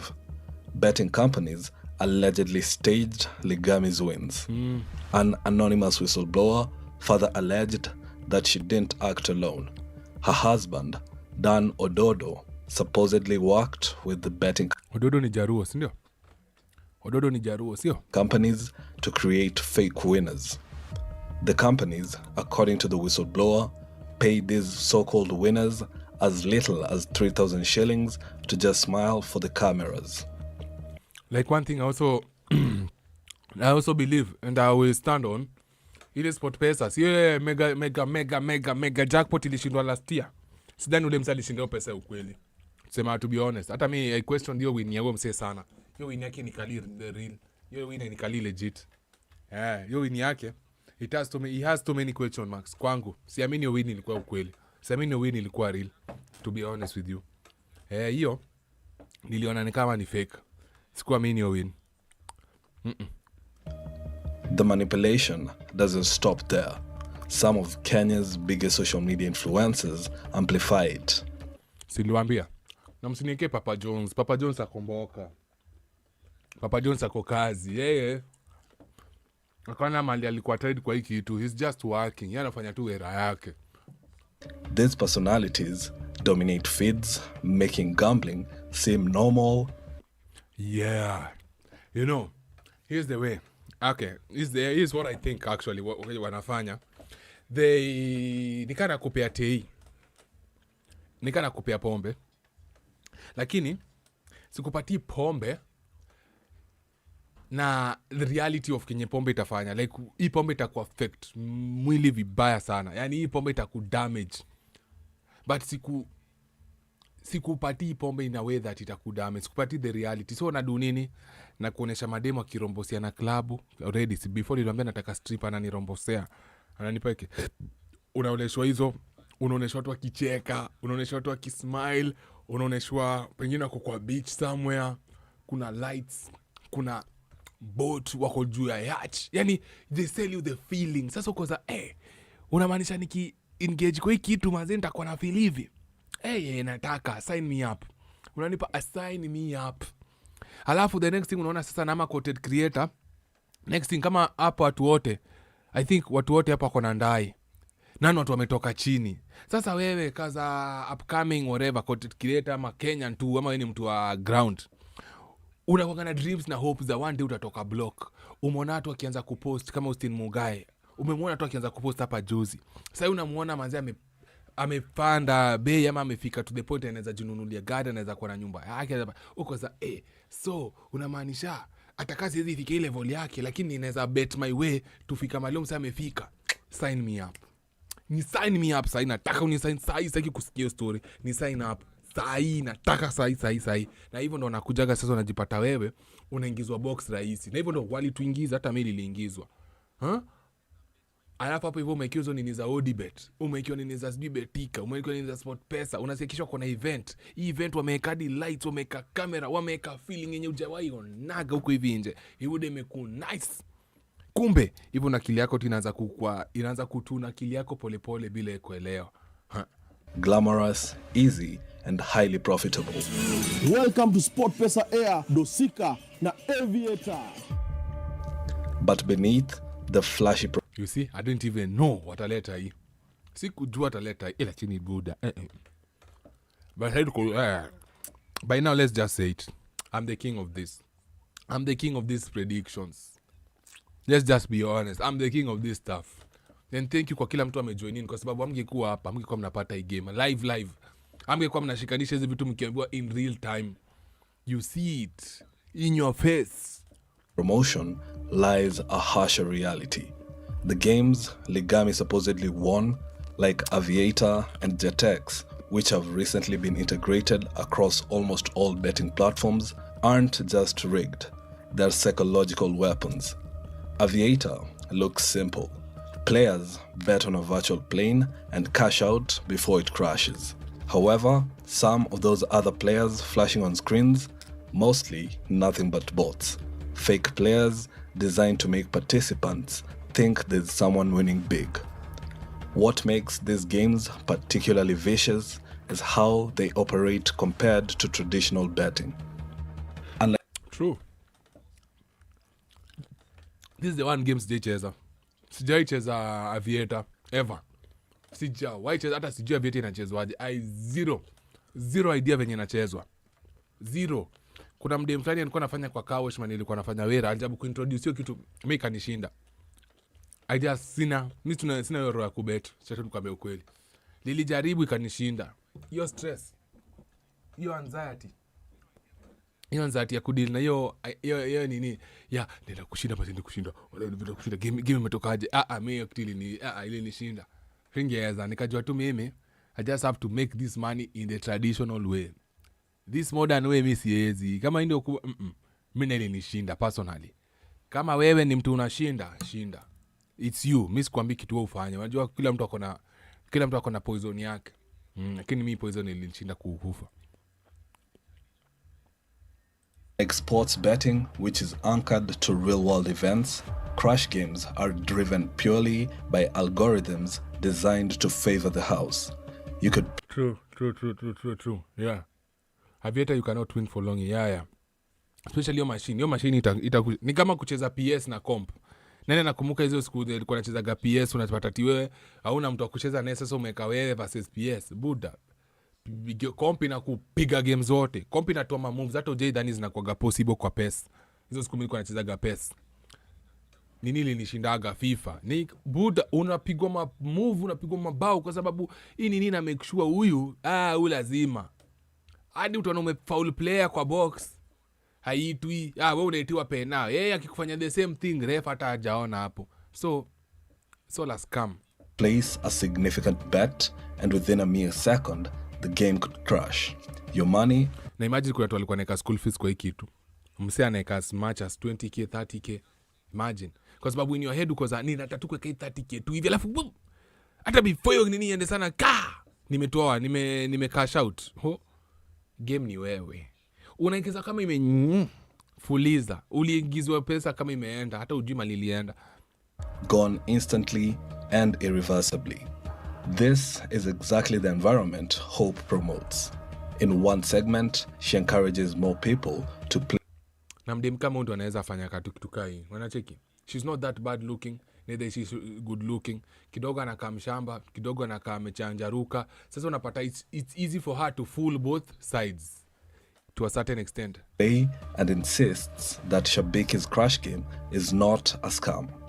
Needing to say that in itself is a huge red flag. Projects zenye nilikuwa nazo nyumbani. For the rest of the people wako huko nje, I can tell them this is not a scam. Actually it's real because I've been doing this severally. Sikujua nitafika hapa. Do you know you cannot fake certain things? There are certain things you cannot fake. For example, tuseme ushaona zile madocumentary zenye mse pengine alimadamu mtu. Umse ni muuaji. Sawa? Alafu ameenda kupigwa interrogation.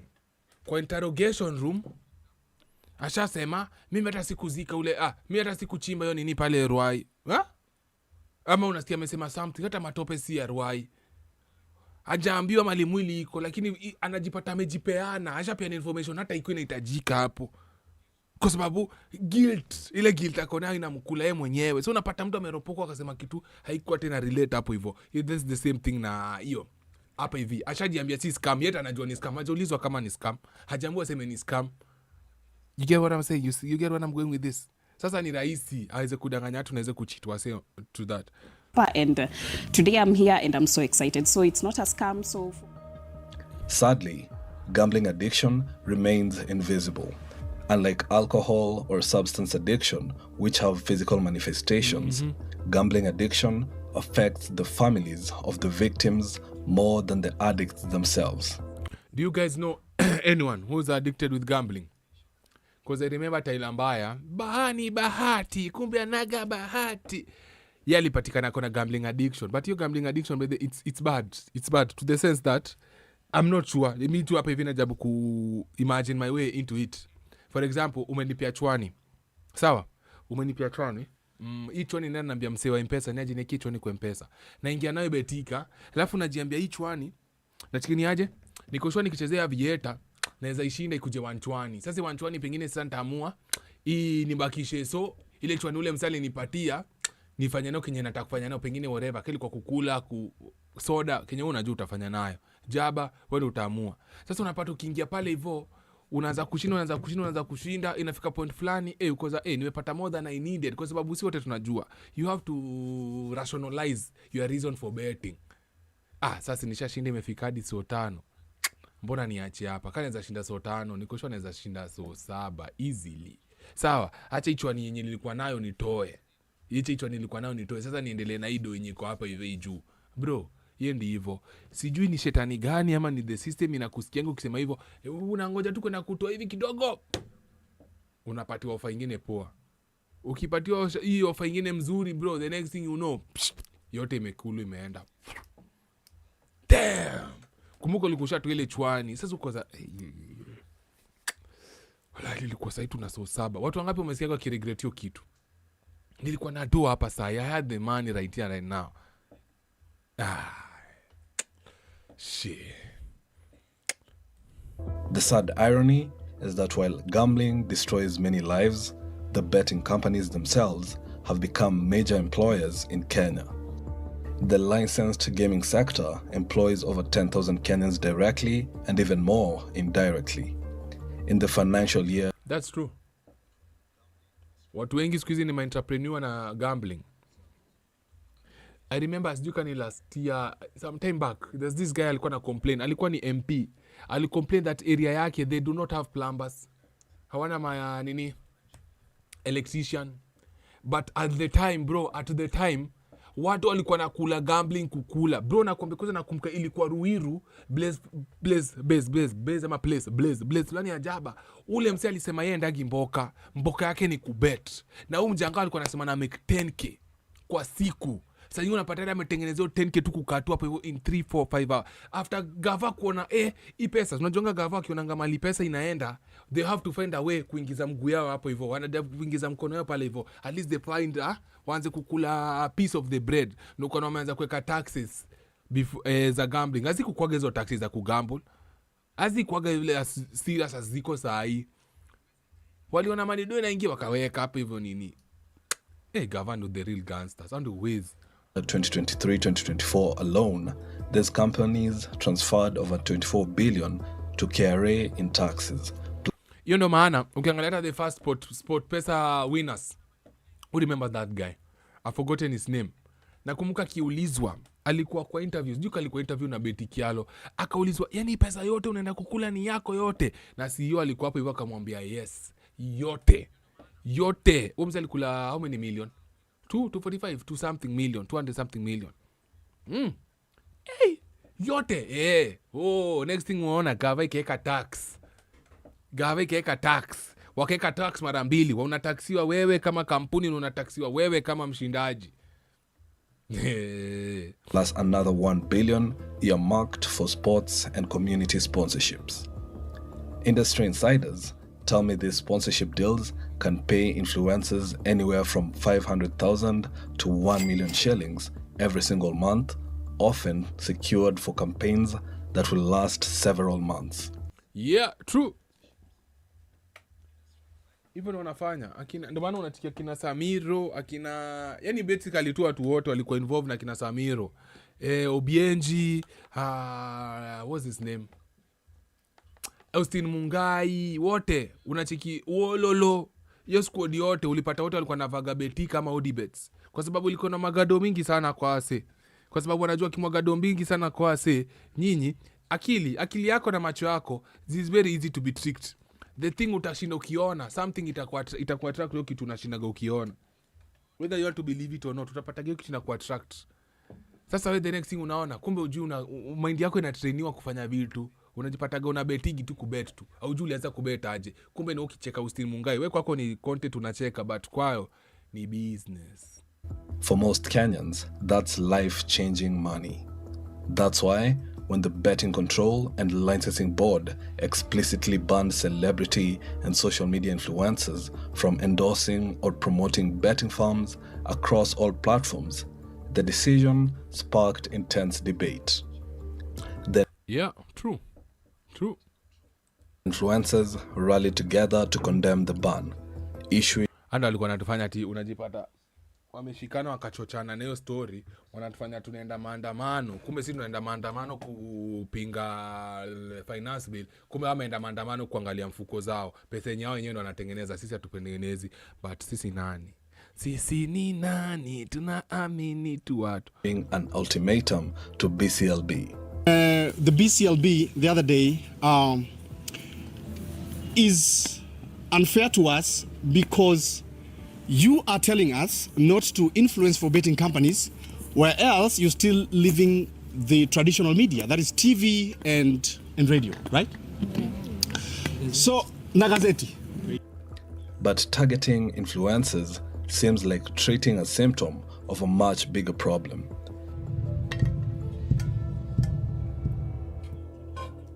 Yani kweli, ukitarget influencers by the hiyo tu ni hiyo ni kaku mtu nika kufunika kidonda. Umefunika like hata umepatch na sellotape. Yet in reality kuna bigger disease yenye tunafaa kukua. Na hiyo disease unajua ni nini bro? Employment. Vijana woni ganji. Washapata means na way yenye wanaweza pata do yao vizuri, unaanza kutarget. Hiyo ndio shida. Royal Media Services, considered one of the most trusted and most watched media organizations in the country, operates under SK Masharia's ownership.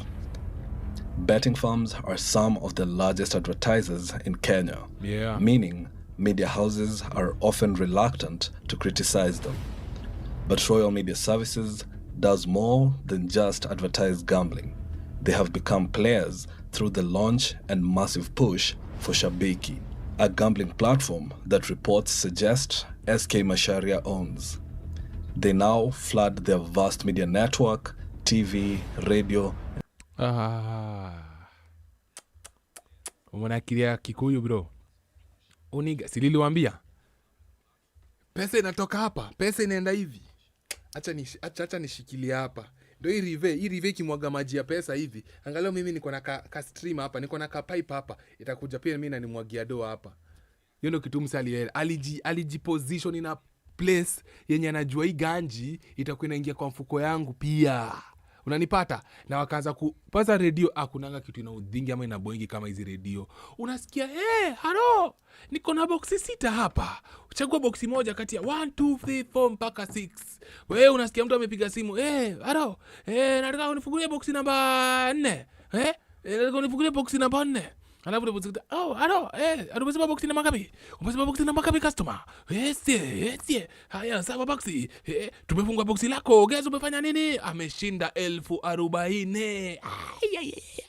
Watu wanafurahi. Wewe unamaanisha tu hivyo tu? Na nikuulize madam, uliweka pesa ngapi pale? Kusema kweli niliweka tu shilingi 50. Ati nini? Shilingi 50. Ati nini? Shilingi 50. Dadangu, imagine.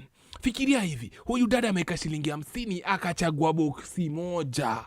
Na kwa ile boksi moja ameshinda 40,000. Wewe. Pia wewe ukitaka kutengeneza pesa kama hii in the next hour tutakuwa tukicheza. Tuma SMS kwa hili namba la 67210 67210 67210. Angusha pesa yako pale, halafu chagua boksi lako. Twende kazi. Halafu ameka ngoma ya Diamond hapo hivyo. Unanipata? Seke imeisha, seke imeisha. Unasikia karibuni tena ndangu wa redio. Tunakumbuka lile deal yetu tuko nayo. Kabla kwanza tushike simu, wacha kwanza tuende mnapatiwa habari ya kuna pale hivyo. So kumbuka kwa background mnaekiwa ngoma moja ngori sana. Ngoma gani sasa ina trend? Hiyo. Power. Manze mumechochwa, mumesikia poa. Kumbe hizo yote mna feel poa. Kila mtu ako pale hivyo optimistic. Unajua iko ushago. Na hiki kitu imekuwa widespread. So unapata Radio Maisha. Watu wangapi wadhani wanasikiza Radio Maisha sasa? Wengi. Sasa kila mtu ako ushago hakunaga form. Hakuna. Inamaanisha mnyanye atatuma hiyo 50 bob in the hopes za kushinda. Mtu wa nduthi, mtu wa pikipiki, mtu wa nduthi na mtu wa pikipiki ni same. Mtu anatembea, mkulima, mtu wa miwa, mtu wa anyone and everyone wataenda. Alafu sio ameasha redio, kila mtu anapiga simu in the hopes that simu yao itashikwa, wachague box washinde. Hakuna. Mtu kwanza alipiga simu ni mtu fake. Does not exist. Ayuko. Terere mani. Digital with Shabiki Promotions. Wataingia kwenye aviator. Wameingia already. Si ndio? Kuna wengine hata nilipata asubuhi wakicheza zingine nikawaambia wa shift. Wa shift kwa Shabiki. Kabisa. Ndio. Ndio waonana. Alafu wakisha sign out wanaanza kuwa kama influencer sasa wanaanza kuongea. And they had a whole mother effing show for it was 30 minutes. Remember, the guy owns the platform. Ikifika saa fulani na fulani nataka muniki program yangu itakuwa literally inaitwa ya kumilk do. Nataka muniki ya kumilk do. Nataka kumilk do na watu sasa mtaniweka kwa program hapo. Sasa kuna wengine walikuwa natumia huko kuna comedian mwingine ni udhingi anakuanga na kicheko kingine mbaya sana. Zamani alikuwa nini? KBC. Inaitwa Vioja Mahakamani, mkisi fulani hapo na mluya fulani hapo hivyo. Sasa mbona wakaanza kufanya kitu ya kubetika kwa sababu they are more relatable na watu huko hivyo ocha. Kumbe wajini nyinyi mnahasoliwa. The best. Wewe ni shabiki. Mimi ni shabiki. Wewe ni ambassador wangu. Damu. Royal Media Services are not alone. Nation Media Group gave prime editorial support to the Pambazuka National Lottery, and Standard Media Group, owner of KTN and the Standard newspaper, promoted Lotto, integrating it into both news and entertainment. Told you. They sell you the feeling. Hautashikanisha, bro. Hautashikanisha. Kuna nadhani sahi mademo anajabaji kupromote upoko. Si mna promote upoko by kuoneshwa vacation, kuoneshwa luxurious bags, designer clothes, mnaoneshwa like hakuna repercussions, like mnaoneshwa private jets. You're being shown the highlights. Next thing uko za hata mimi naenda kuolewa kwa nini? Mimi ndo hapana. Cheki vile mademo wengine wanaishi na furaha, wana explore. Si ndio hivyo? Mwingine mkaona maBBL mnaambiwa wewe ukitaka hivi, ukitaka kukuwa na haga bigi, ukitaka kufeel poa kwa like influencer unapatiwa attention zenye mademu wengine wanapatiwa, fanya hivi, weka ongeza haga. Si ndio anaenda anaongeza haga. Next thing you see wanakufa. By the way, acha niangalie kwa video yangu ya haga bado iko. Haijatolewa. Nice. Ewe. Hivyo, they do not sell you sin kama sin. Wanakuzia dhambi kama si kitu mbaya. Unajua tu venye Devo akiingiaga igiagi ati na mapembe na kifua. Fuck no. Anaingiaga na mlango ya nyuma yenye hata mjui ni mlango ya nyuma. Across the board, Kenya's media shifted from watchdogs to stakeholders, normalizing gambling, dulling criticism, and magnifying the hype. But nowhere did this exploitation appear more cruel than on Yahweh's TV. What appeared to be a faith-based media outlet was in reality a platform for unregulated gambling games. This brought Yahweh TV CEO. You might have the you might have the right intentions. Mimi nimekuja hapa kuserve God. Kabahati tu. God mimi sitai kuacha. Raba suba gaga baba de kumbe sasa na baba kama tongs are red gaga baba. Hizo takataka zote utasikia. Unanipata? But if the owner of the platform awaambie mutafanya hivi na hivi, watafanya. Because they have no option. Ndio maana in the western media sahi wakiambiwa weke scenes za ushoga, wataweka scenes za ushoga, upende usipende. Kama utaweka nini yenyu itachezwa, mtananganya contract. Sasa hata mnaweza kwa nyinyi watu wa Mungu mnakuja kuonesha watu na stories za Mungu, lakini utasikia you know what, God angetaka ushinde ido. God has a better plan for you. Oh, church, we have 5 boxes here. So umekiwa ngoma mengine ya uzuni pale hivyo nyuma ya Christian gospel. Oh Lord, church, praise the Lord. Mate God angetaka uishi maisha poa sana. Why are you suffering and yet you have God in your life? For more blessings, just press 66672 and make sure you press 7 at the end to choose a lucky box. God will guide you and you'll find that God atakubless ukifanya 6672. Okay? Oh. Umeenda umefinyeo kitu. Kumbe the devil ako pale hivyo. The devil unajua ni mkubwa hii kitu, hiyo kampuni. Yeye anaingiza tu do tu kwake. Akaza ngapi imeingia? Kwa sababu hata pesa wanapata pale, so like they're overpaying the people are working for them. Those guys wenye unaonaga pale hivyo wakiadvertise hizo vitu, wale the celebrities, they are not overpaying them. Kidogo nasikia Juma celebrity wamelipiwa trip either Mombasa ama Zanzibar. Unafungua macho na vitu za ujinga. Podcasts were meticulously designed to exploit the most. Anaitwa Makohoa Makacha. Yes. You know these people.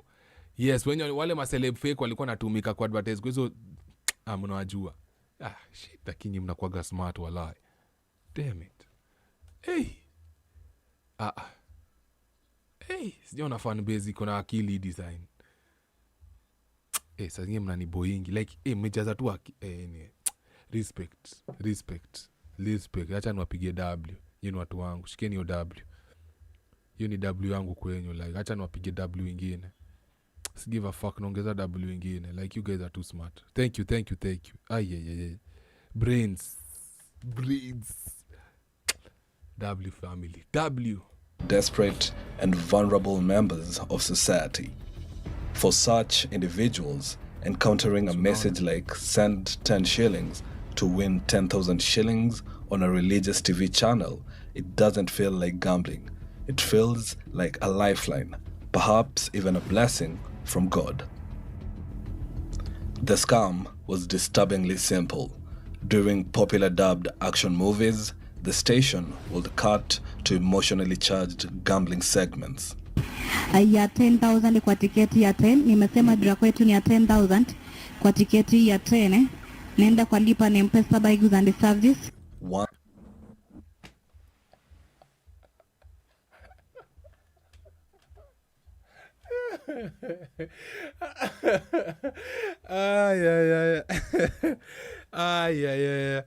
Unapenda kwaga masaganistic. Mimi nisikie mdema anaanza kudeme kitu kama hiyo ndo mara mwisho naona hiyo show. Mimi natoka kuna James Bond alafu nasikia sauti ya dema kiniambia ziweka 10 bob kwa. I gotta listen to that again. That is so smart. Ya 10,000 kwa tiketi ya 10. Nimesema dra kwetu ni ya 10,000 kwa tiketi ya 10. Nenda kwa lipa na M-Pesa by goods and services. Once a viewer sent the initial 10 shillings to win the 10,000.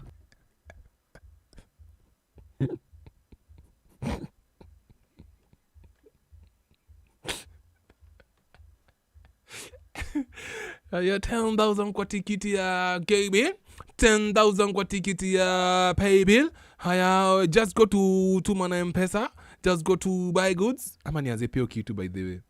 Zilikuwa zina DJ Afro. Oh, hadi kwa DJ Afro. Shit, acha nikwambie kitu fani. Mimi DJ Afro alinishindanga kusikiza maiji. To be honest, DJ Afro mimi alinishindaga kusikiza. I don't know because me audio iko chini. My bad. Lakini wewe Jmo, audio bado iko chini ama ni vile nilikuwa nacheka. Audio iko chini bado. One kama audio iko poa.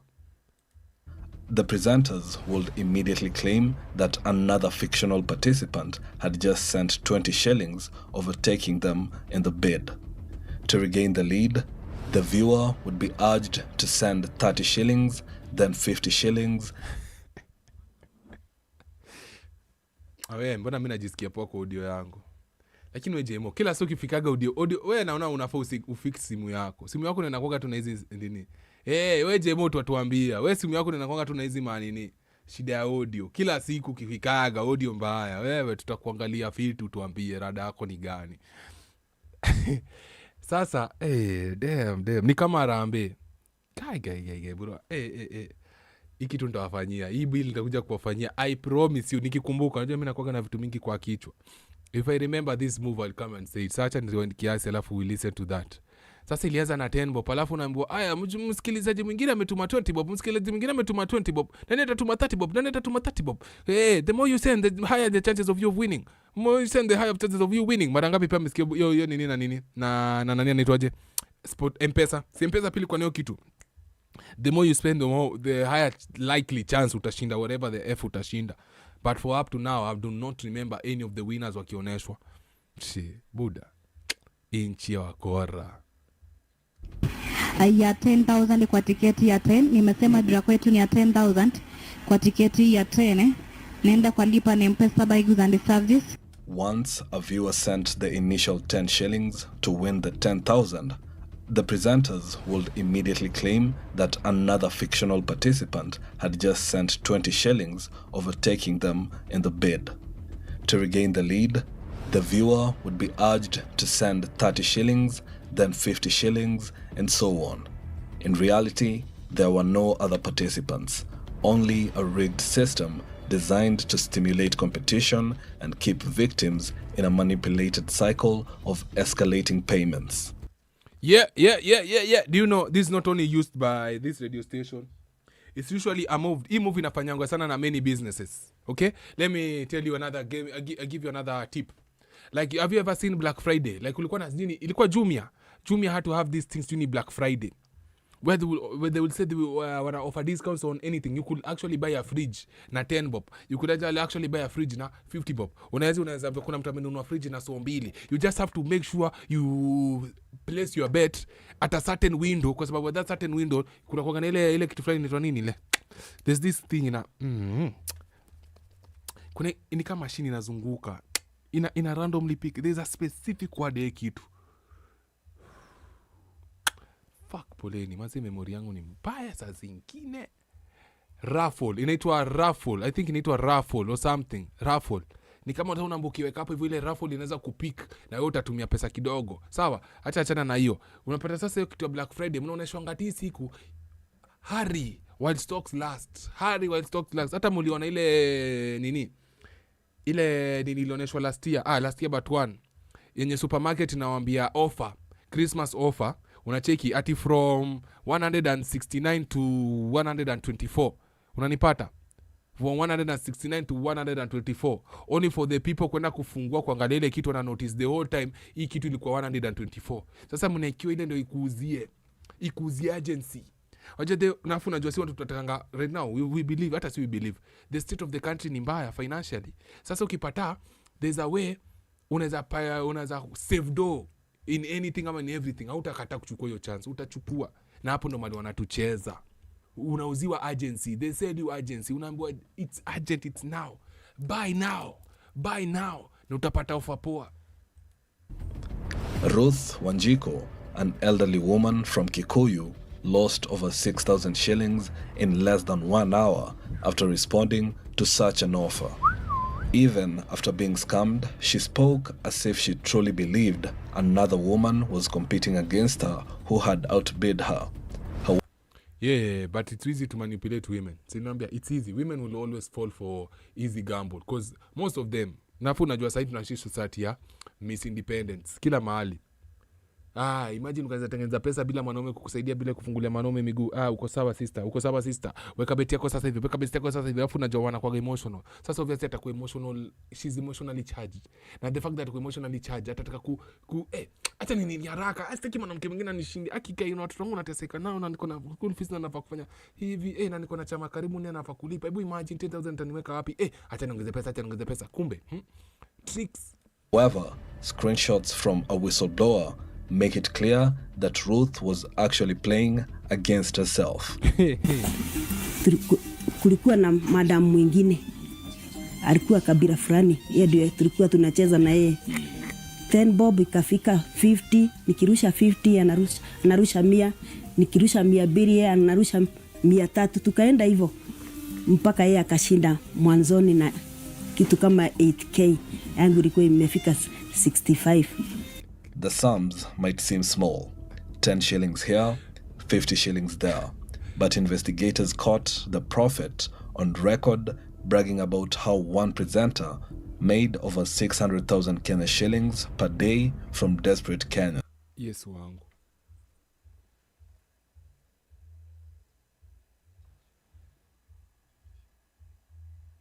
Na mbona tunange akili? Why are we struggling to work hard?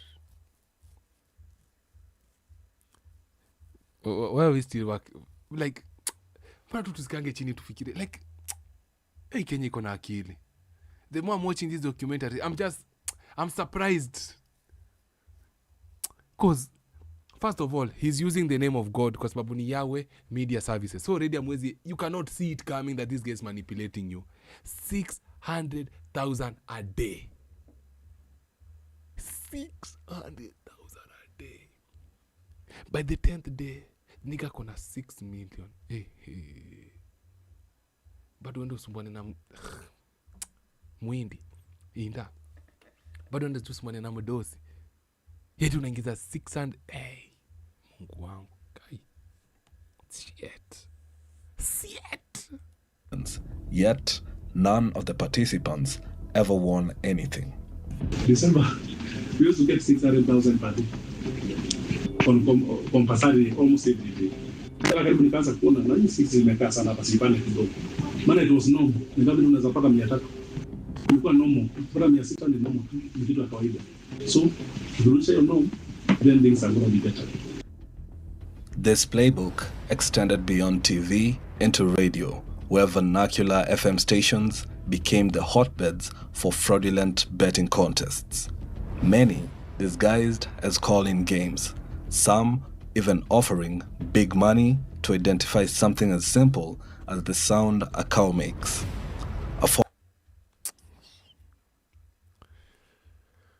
All because we want to make it big in life with the shortest way possible and the fastest way possible. This is why hizi vitu kazi zinatufanyikia, because we want to make it so bad. The fastest way and the easiest way. Life ain't a shortcut, bro. You gotta use the stairs. Former radio presenter recently exposed the inner workings. Yes, since mmeamua tufichue ukweli, sasa hata mimi niongee. Wacha niongee. Betting. Sheski hizi mnasikianga hizi. I don't like niggas like this. Okay? Kwanza akienda kuja kutupatia ripoti, hatupatii ripoti because he genuinely cares about us. Hii ripoti anatupatia kwa sababu alikosana na watu walikuwa wanakula nao pesa. Sijui kama ni make sense. I don't like yes, una whistleblower say but it's irrelevant. Mbona ukisema wali ulikuwa pale hivyo unakula hiyo pesa na watu. Deal ilienda mbaya ndio sasa unataka kuja mwanze kuturipotia. You are just as bad as them. Umbwa wewe. Za radio ama TV tuma 50 una chances za kushinda 50 Gs, 100 Gs. That guy approached me. Now, for me, I always thought enye watu ushinda. So I was like, it's an opportunity for my listeners. Ndishindia do, ama ni aje? This guy told me, bro, biashara town wewe hakunanga pesa tunapatiana. Ni mimi nakupea namba ya best yangu, anajifanya anakusikiza na yeye ndio utazawadi hiyo do. there are so many other TV examples which casually share a pay bill, asking Kenyans to send 10 shillings and win a certain amount. Guys, please. Yangu tu ni ya kazi. Mimi nimeka buy goods kwa sababu ya kazi. Tafadhali. If you find value, tuma tu 700. If you find value, tuma 10,000. Nimewekea di buy goods, mali hata utakatwa kitu. Yangu ni ya kazi, yangu si ya kuscam. Hakuna deal na do, hakuna deal nafanya. Ni yenyu tu inawasaidia mimi. Najiki kwa sababu hii kitu inachukua time. Can you imagine? Sasa hata nimeangalia live imekaa 6 hours.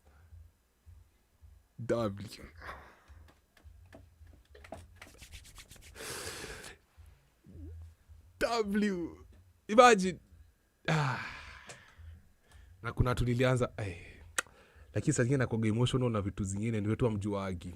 Sometimes vitu kaizo ni bambaga yangu yote. Yani zanifurahishaga to the core. Yani you guys just don't know.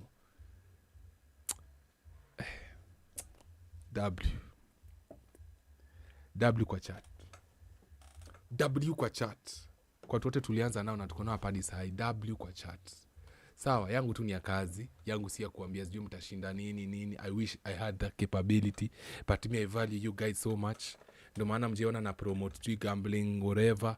The only thing na promoting na ni kwa sababu kitu inakusaidia inaitwa Opande Poda.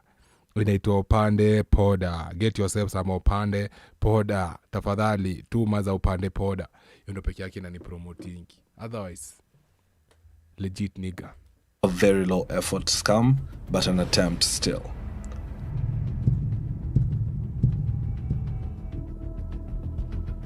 The reason behind regulatory failure seems to be due to political capture. To understand how politicians gained control of Kenya's betting industry, we must examine a pivotal moment in 2013. By then, SportPesa completely dominated the market, holding a 2/3 share and processing over 20 billion shillings in monthly wages. In 2019, the government banned 27 betting firms, including SportPesa. Nakumbuka hii, ilikuwa noma. I remember people had their money. Kwanza sino SportPesa ilikuwa imeshika. Buda, ilipata ule msee ameshinda zile mamilioni. Sasa kila mtu ako na damu na roho ya SportPesa zikasimamishwa. Officially, they cited unpaid taxes and growing concerns over gambling addiction. However, the tax justification was questionable. The Kenya Revenue Authority had publicly recognized SportPesa as a top taxpayer. Even remember I told you one thing na Kenya. Okay? Hii ndio river inatoa do. Watatafuta njia ya kuweka ka pipe hapa. Unanipata? Na the biggest bullies ni government. The biggest bully utaipata ni government. Walipata kashimo, wakasemacha tuweke pipe hapa. Hii reverse matcha sina flow, pia sisi tutakuwa napata maji yetu aje. Hivi pia sisi tutakuwa napata kapesa ketu hapa. Ogopa government. Awarding it 3 times.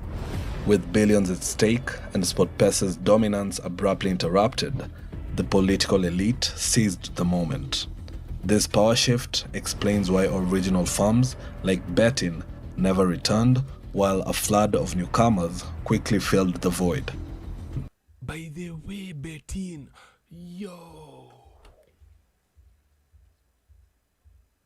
no wonder some people lost so much of their money na betting. Like pesa, walienda na pesa mingi sana za wase betting. From 2021 to 2023, over 100 new betting companies began operating in Kenya, setting the stage for even more explosive growth.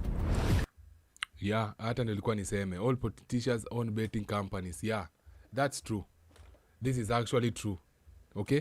Sasa hizi pesa zenye wanafaa kwa kifanya nazo kazi kwa county hawafanyi, wanafungwa nazo gambling hizo platform. Ndio maana utapata mtu kama Bahati alifungua sijui gambling yake. Kuna mwingine pia someone famous pia alifungua gambling company yake. Hizo pesa si za Bahati ana shit. But in zamdosi fulani, pengine George Ruto. Unapata hao pia they have so much influence, wako na pesa mingi sana. Sasa wanafungua hizi na makampuni za kubet nyamjui. Allegedly George Ruto sasa inasema ako nayo but huwezi jua sasa wako na do. Na unajua venye wana move tena, wana move ingi silence design hawezi shikanisha. The digital footprints of the real beneficiaries are either non-existent or deliberately obscured, buried under complex webs of shell companies, proxies, and offshore entities. Despite the secrecy, several politicians are directly named. Cabinet Secretary Alfred Mutua is reportedly behind Sakabet's Safi Limited. Meanwhile, Langata MP and That's true. media personality Jalango is associated with Pakamia.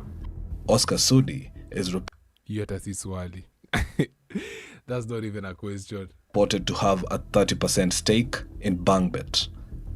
The most explosive allegations, however, center on Senator Aaron Cheruiyot. He's accused of enabling a scheme designed to divert gambling tax revenues away from the Kenya Revenue Authority. According to Nyakundi, the established system where betting taxes were remitted directly to KRA has allegedly been dismantled under the Kenya Kwanza administration. In its place, a shadowy, privately run collection mechanism has emerged. Under this system, betting firms are compelled to pay a 20% service fee to these private collectors, effectively siphoning off revenue before it reaches the state. Meanwhile, Senator Cheruiyot's image does little to deflect the mounting scrutiny. In one instance, he posted a TikTok video of himself walking with no apparent context. Many speculated that it was just to show off his red bottom shoes. On other occasions, he's been seen casually wearing a Versace silk shirt. Puda unaonea pesa ni ngapi? $1,394. Just a shirt, bro. Versace yako na taste. Hata mimi nakoga mtu Versace. Sisi wadanganya. Nikimonchoka lazima nitakuwa na Versace moja ama mbili. Sorry guys. I gotta own it. Hata kama ni imbo, mimi nitavaa. Ama kama kuna shati ya Versace za ntumania, mimi nitavaa gladly. I'm a Versace guy. Valued at over 200,000. This raises a troubling dilemma. If members of parliament and cabinet secretary hii room, hii ndo room Kenya yezi endelea. Hii room unaona hapa, hii room yote ndio maana hatutawahi toka mali tuko. Unaona hii room yote na watu wote hao, hatutawahi toka hapa. Na wote nataka mjue ni servants of someone. Kuna mtu zako juu yao. Hawa wote unaona hapa, kuna mtu ako juu yao. They serve him or it. They serve it, because that's not a human being. Hawa wote unaona kwa hii room, hawa wote are servants. Ndio maana utaiona sisi watu wa chini tumetoka, hatutawahi toka block virahisi. Hawa watumiaji hao are secretly profiting from betting firms. How can they be expected to regulate them impartially?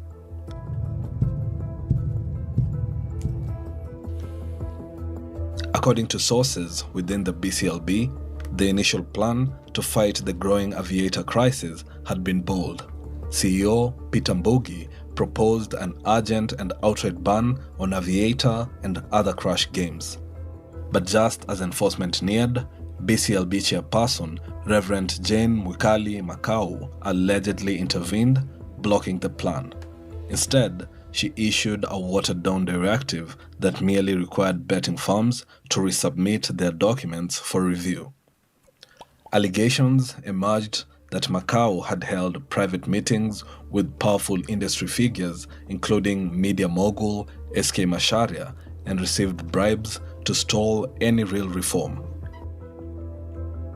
In a particularly damning revelation, a photograph surfaced of Reverend Macau allegedly receiving a private gift from Betika CEO Mutua Mutava.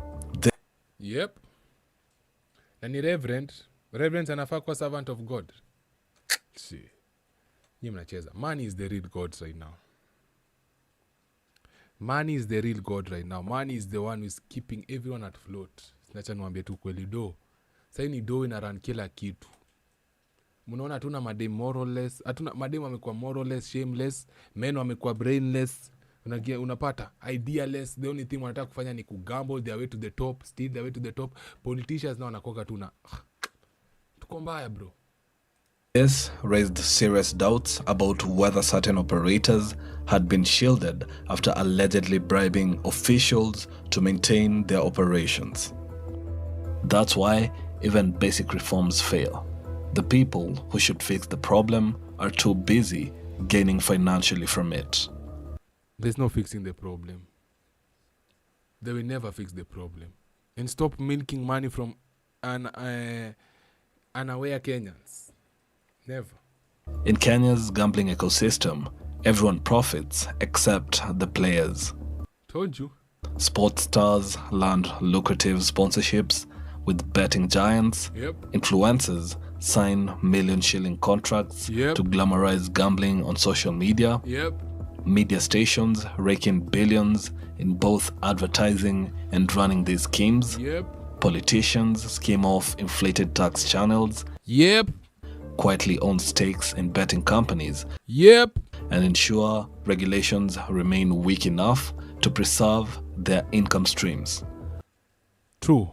And even some lucky Kenyans get employment from these platforms. True. We are the real losers. Real. Sisi ndo tunapoteza hiyo pesa mbaya sana. Tunafanyia watu kazi. Sisi ndo tunafanyia watu kazi, bro. Shit, man. But do you think me kuja kuexpose hapa itafanya ati watu wache kubet? Najidanganya. Hakuna mtu ataacha ati juu Big Bad ali-expose. Utakaza utaambiwa wewe tu unasikia wivu. Wewe umeshinda dongo ngapi kwa hiyo bet? Sasa tuna kazi bro. Tufanye aje? Tuna ganji, tufanye aje? Si ilikuwa takuona. Where the F did it go to? Albert Ojwang. Ule kijana alimadwa vibaya.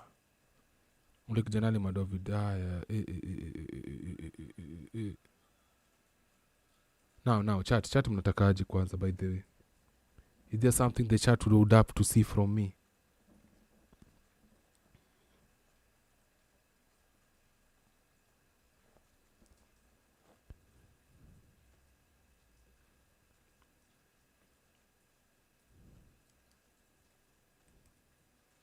Ama tuendelee.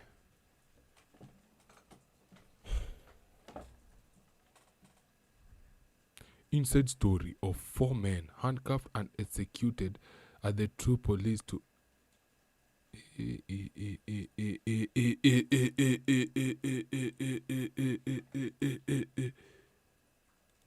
mama.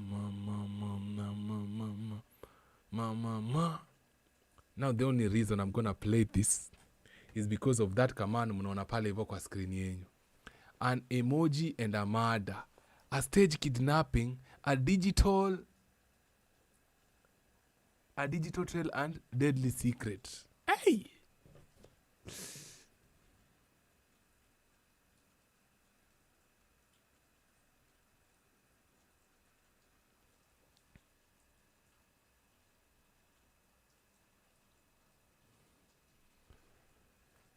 Haya, kwanza chetu nini, the real winners of gambling Kenya.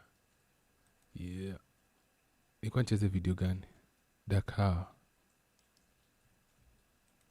documentaries.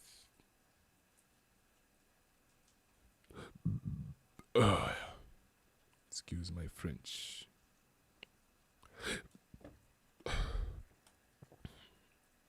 Kitu inachukua time kuload.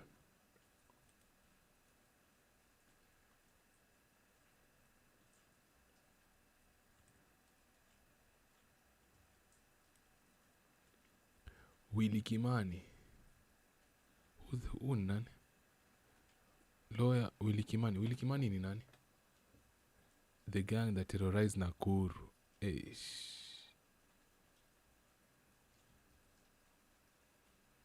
Mirema. That's the word I was looking for. Mirema. Sheila.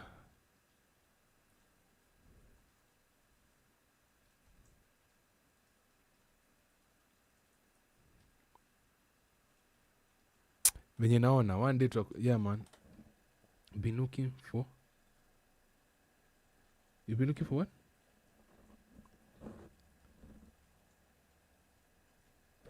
Peptides. What's peptides? Hiyo jina najua but inanihepa.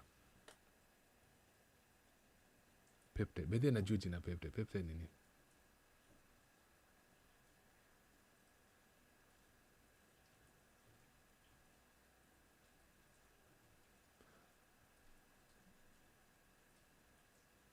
Oh. Si zinakuwa kwa nini? Online. Ati online. Kwa pharmacy. Peptides zinakuwa kwa pharmacy. You should go get some kwa pharmacy. Mera sijui hizo vitu nilimalizanaga nazo aje. Yeah, you should go get some kwa nini? Kwa pharmacy. Pharmacy wanaziuza. They literally know anything and everything. They'll help you out.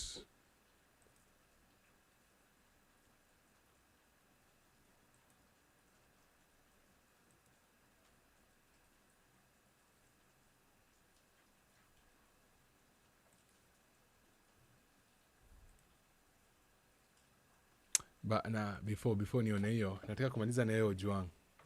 Na mvua inanyesha huku, so niko sure network inaweza enda kustall.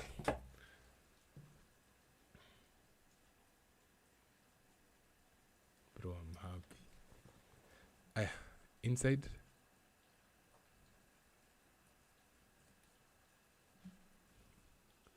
One thing I want you guys to never ever do is never forget. You should never forget. Always make sure you never forget where you came from. Sawa? So, because I'm a politicians wanakuanga chameleons. They are usually chameleons. They come to you when they need something from you. Sawa? But when they no longer need you, they are usually very heartless when they come to you. Unanipata? They'll gladly kill you, kill your brothers, kill your sisters, kill your children, bila kufikiria mara mbili. Hawatajali. Lakini the moment wanahitaji kura, utakuja wanaanza kupoint ule mtu mwingine, si yule alifanya. Wala ameshikanisha. Tutaendelea kuexplain kutoka hapo zaidi. Enjoy the show.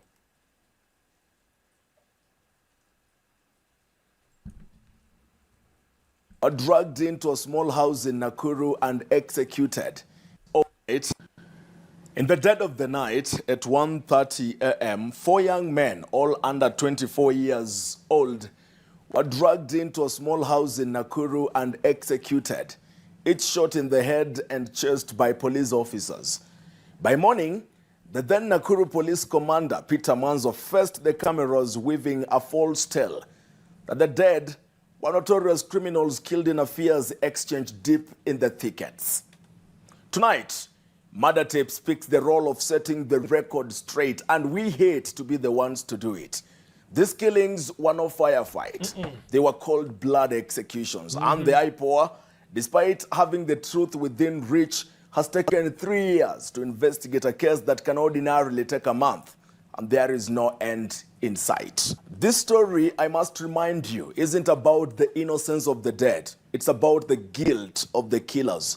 When the law becomes the executioner, who will defend the truth? No one. Here now is the story the police didn't want you to hear. True. Brace yourself. Murder Tips, Butchers of Nakuru, starts now.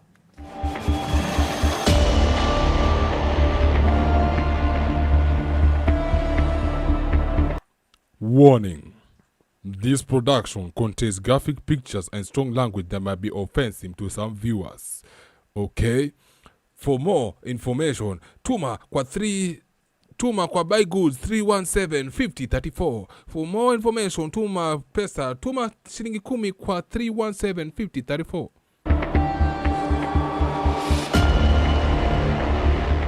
These 5 arrows are highly poisonous. I had never met a police officer so soft-spoken and one who calculated their words, emotions and demeanor as they lied to the public until I met Peter Mwanzo. From the tone of his voice, the pauses in his statements and his facial expressions, you will have no doubt that the man is speaking the truth. I don't think there's any police officer who ever speaks the truth. Hata kidogo. Mwanzo is a good communicator, and he loves the press too. In short, any police service would be lucky to have Peter Mwanzo as its spokesperson. Mwanzo had always been a dramatic police officer, and this has nothing to do with his suddenly acquired night vision glasses. Immediately, he was appointed as Nakuru County Police Commander. You know why he's covering his eyes, right? I already explained it to you. Because you can see the eyes. Inakuonesha tu venye mtu ni muuaji. Like hana soul. Amefanya vitu mbaya sana in his life that once you look him directly into the eyes, unaweza ona hakuna mtu pale ana exist. Ndio maana wanavaga hizi madigolo. Wengine. Na pia saa zingine pia ni kuperuzi hiyo area. Kuangalia mali threat iko bila wewe kujua threat inaangalia, kwa sababu anaweza kuwa na kuangalia kwa macho lakini hujue na kuangalia, but most of the time inakuangalia hiyo story, wanajua you can see umpo el mosquito me find this execution. Do mosquitoes go to heaven? Mwanzo had this decorated track record of tracking down and dealing with people who truly, or in his mind, were dangerous criminals. Hapa anaonesha ilikuwa Kisumu. Kuna swali iba pale hivyo Kisumu. Pale hivyo Kisumu sometimes Samia back pale Equity ya Kisumu wanajabu kuvunjwa kaibado. Their deaths in an alleged shootout with police or discovery of their bodies in a forest was always preceded by a press conference announcing to the public the presence of a dangerous group of people out there. Peter Mwanzo also had a successful track record in investigating cases. But that was several years ago, in 1995, when he began his career at the Central Police Station.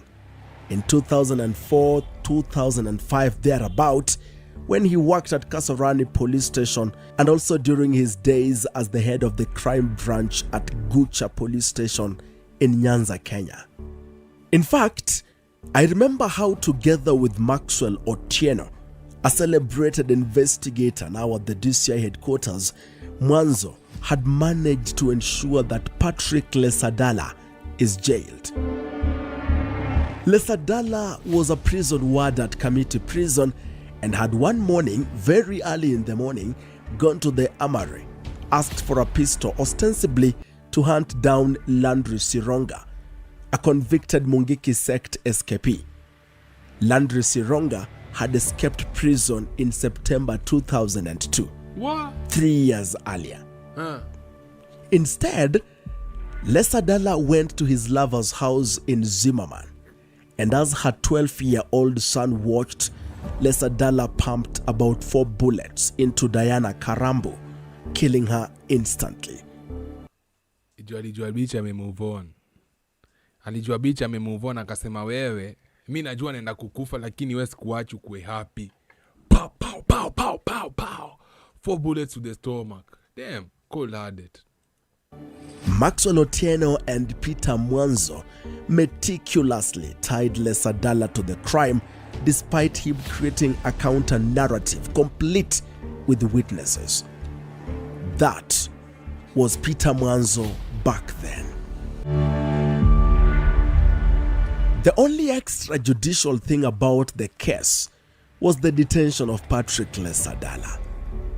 The man was held at the Kasarani police station for 114 days without trial. The Court of Appeal almost set him free in a 2019 judgment, were it not for Peter Mwanzo's new alibi, claiming that he detained the man awaiting the 12-year-old witness to process his grief. The Asike Makandia, Gatembu Cairo, and Agnes Murgor bench throughout the 6 pillars that Lesadala relied on to press the case. Lesadala was sent back to prison. While working as the police command in Kasarani Division, Mwanzo's time at the helm was characterized by a number of bad things following those branded as top criminals. These included the killings of 4 people whose bodies were found in Kijabe Forest. Yendo alimadase. Si unamgua tulifanyia story jana. God damn. Yendo alimadato hii. Shit. After converging at Kasarani police station at the request of a mystery woman. Another body, that of Joseph Njau, Anjiru Ward MCA aspirant, was found. Njau had 2 records. He was a drug trafficker and an anti-drug abuse campaigner. Talk of 2 personalities. Plantain and watermelon. In fact, I remember 3 years earlier, in February 2019, I gained exclusive access to Njau at the DCI headquarters. He had just been arrested in Westlands on his way from Uganda with heroin hidden in... So, where? Hey, so this guy is just a criminal. Umse ni criminal, umse ni mwizi. But anatumia ile curtain ya polisi kufanya wizi zake na criminal zake, endo kutunime notice hapa. Pawpaws and plantains.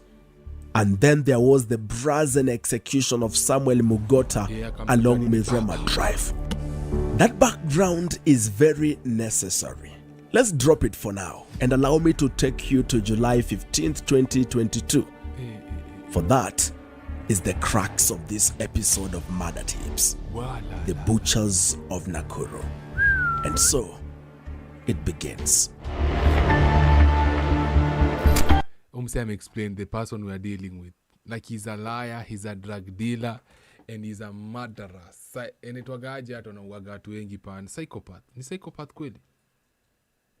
Ufanya 6 hours. Unafikia vinde. Manze. But kitu inaniboni like zangu hata ziko hata half ya nini ya vinde. But ni sawa, acha mimi nijibambe. We do this for the culture, not for the likes. Na nilikuwa target yangu ni 1000 likes. Nimebakisha 900.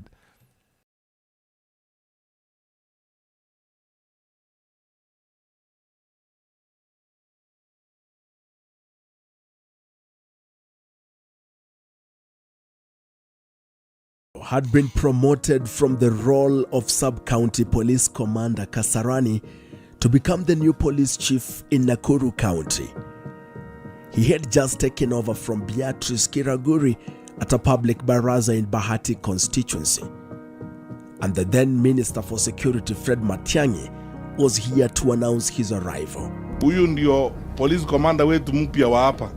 Baada atakuwa na sisi hapa, tasimamia kazi mpya. Kwa sababu tunataka uwajibikaji na kazi ifanyike vizuri, kwa sababu hatuwezi kuishi kwa nchi ambao wakora wanatembea kwa miji mpaka mchana. Nimekuja hapa na Kinoti mwenyewe. Kinoti haendangi field ovyo ovyo hivi ukimwona DCI. Tunataka kufuata hawa watu wote mahali popote waliko. Wauaji tu waone hapo. This meant that a new sheriff was in town. His arrival meant business, but it also meant a disregard for human rights had also been announced. Yeah, exploitation. Some people thought so, but Fred Matiang'i said it out loud. We are going to engage these people and we will deploy unprecedented fire and force kwa hawa watu. Na mtu asije kunilecture mimi hapa kuniambia mambo ya human rights. Mumesikia? Tafadhali naomba tu msikie hiyo point. Umesikia? Tafadhali hata me repeat. Katu msikie mtu mnataka kuvotia kwa president wenyu vya anakuwa heartless in a way. But Fred Matiang'i said it out loud. We are going to engage these people and we will deploy unprecedented fire and force kwa hawa watu. Na mtu asije kunilecture mimi hapa kuniambia mambo ya human rights. Yep. Mtamvotia kwa prezo akose kufanya kazi yake ya president, alafu ati mnaenda maandamano ati sijui Matia dasiagwe mgeuke mkweunga. But hiyo tu ni mimi na assume, sati ni reality. July 15, 2022 was just another day in Nakuru. These were 16 days after Mwanzo took over the reins of power. Peter Mwanzo assembled journalists in his office to announce one among the latest breakthroughs in crushing criminals in Nakuru. Mwanzo announced that his officers had survived a near-death experience while warding off armed criminals, about 8 of them in number. Kumbe hizi ni PR anapiga. We were conducting a patrol. Police were conducting a patrol in the areas of Barut location. This following the heinous act some 2 days ago, where an innocent lady was chopped off her head. Until now, she is still alive. It appears that the gangs have now. Kuna kamvua hapa. Sasa sijui kama mvua itaharibu kitu yote in terms of streaming. I don't know if it's gonna affect the stream. Let's just go.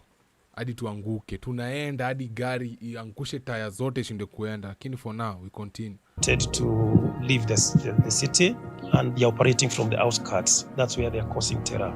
And acting on some information, they spotted some young men who are maybe possibly waylaying anybody by the roadside. And because my officers were not in uniform at that time, they opted to attack the officers without knowledge, and the officers fired in the air as a warning shot for them to surrender. Now, unfortunately, these guys, I think because they were dragged in a way, they decided to confront the officers with this panga. We have a panga here, and all of a sudden, after realizing that these are security officers, they raised an alarm by themselves. In other words, calling for the other gang members, who also came out with bows and arrows, and they were now shooting at officers. The officers also, the operation was big, so other officers joined in, and there was a shootout.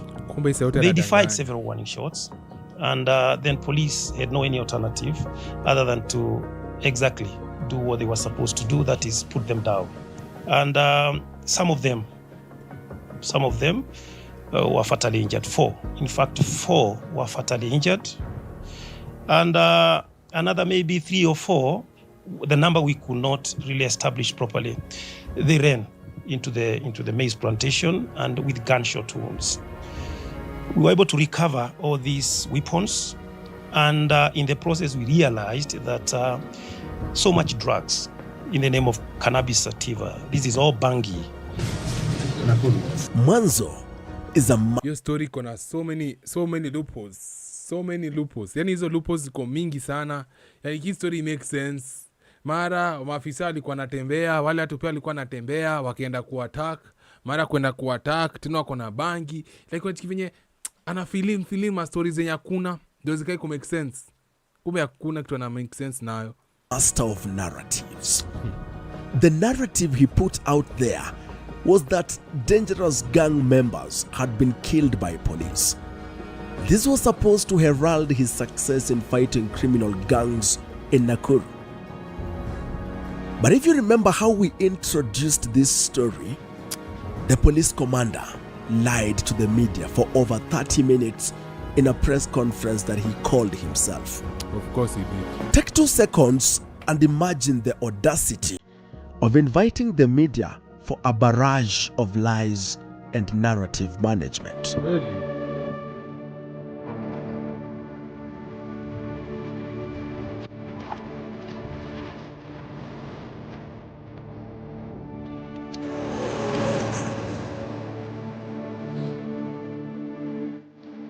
It's time to show you how those lies were carefully calculated and told. But before that, let me explain why Police Commander Peter Mwanzo is featuring a lot in this report. Why? Tell us why. This episode of Murder Tapes is anchored on the doctrine of command responsibility, as High Court Advocate Kiroko Ndegwa now explains. The doctrine of command responsibility is an international law doctrine that places the responsibility to the person who has the control of a certain group. Sometimes can be either the military or the police even the illegal groupings, the person who has the effective control of that group. And there are three elements to it. Is that person has to have effective control. He is able to have either discipline, a member who is either wrong, is not following the commands, or is executing commands without his approval. Yep. Number two, the other element for that demand is that a person has to have knowledge that a certain bad thing, a bad act, is about to be done or to be effected by his subordinates. And the third now element is that he has done nothing to either prevent or stop that bad act. If Peter Mwanzo did not lead the team that executed the boys, he knows who did, or he ought to know. How else would he call the press to brief them on a matter that he had no knowledge about? If you followed the Rwanda International Tribunal for the Rwanda trials, this doctrine of command responsibility featured heavily, that it is not enough to say I wasn't. Like how hizi vifo zimecombine, like this the umseni ile studio unaonyesha jana, mwenye alikuwa anaambia best yake wewe kuja na ATM card alafu na kufunza kutengeneza do. Unapata wale vijana wanne, imagine scammers. Alikuja kama dawa vijana jua kuscam, not because ni a robbery with violence, not because ya phone snatching ama card snatching, like una get.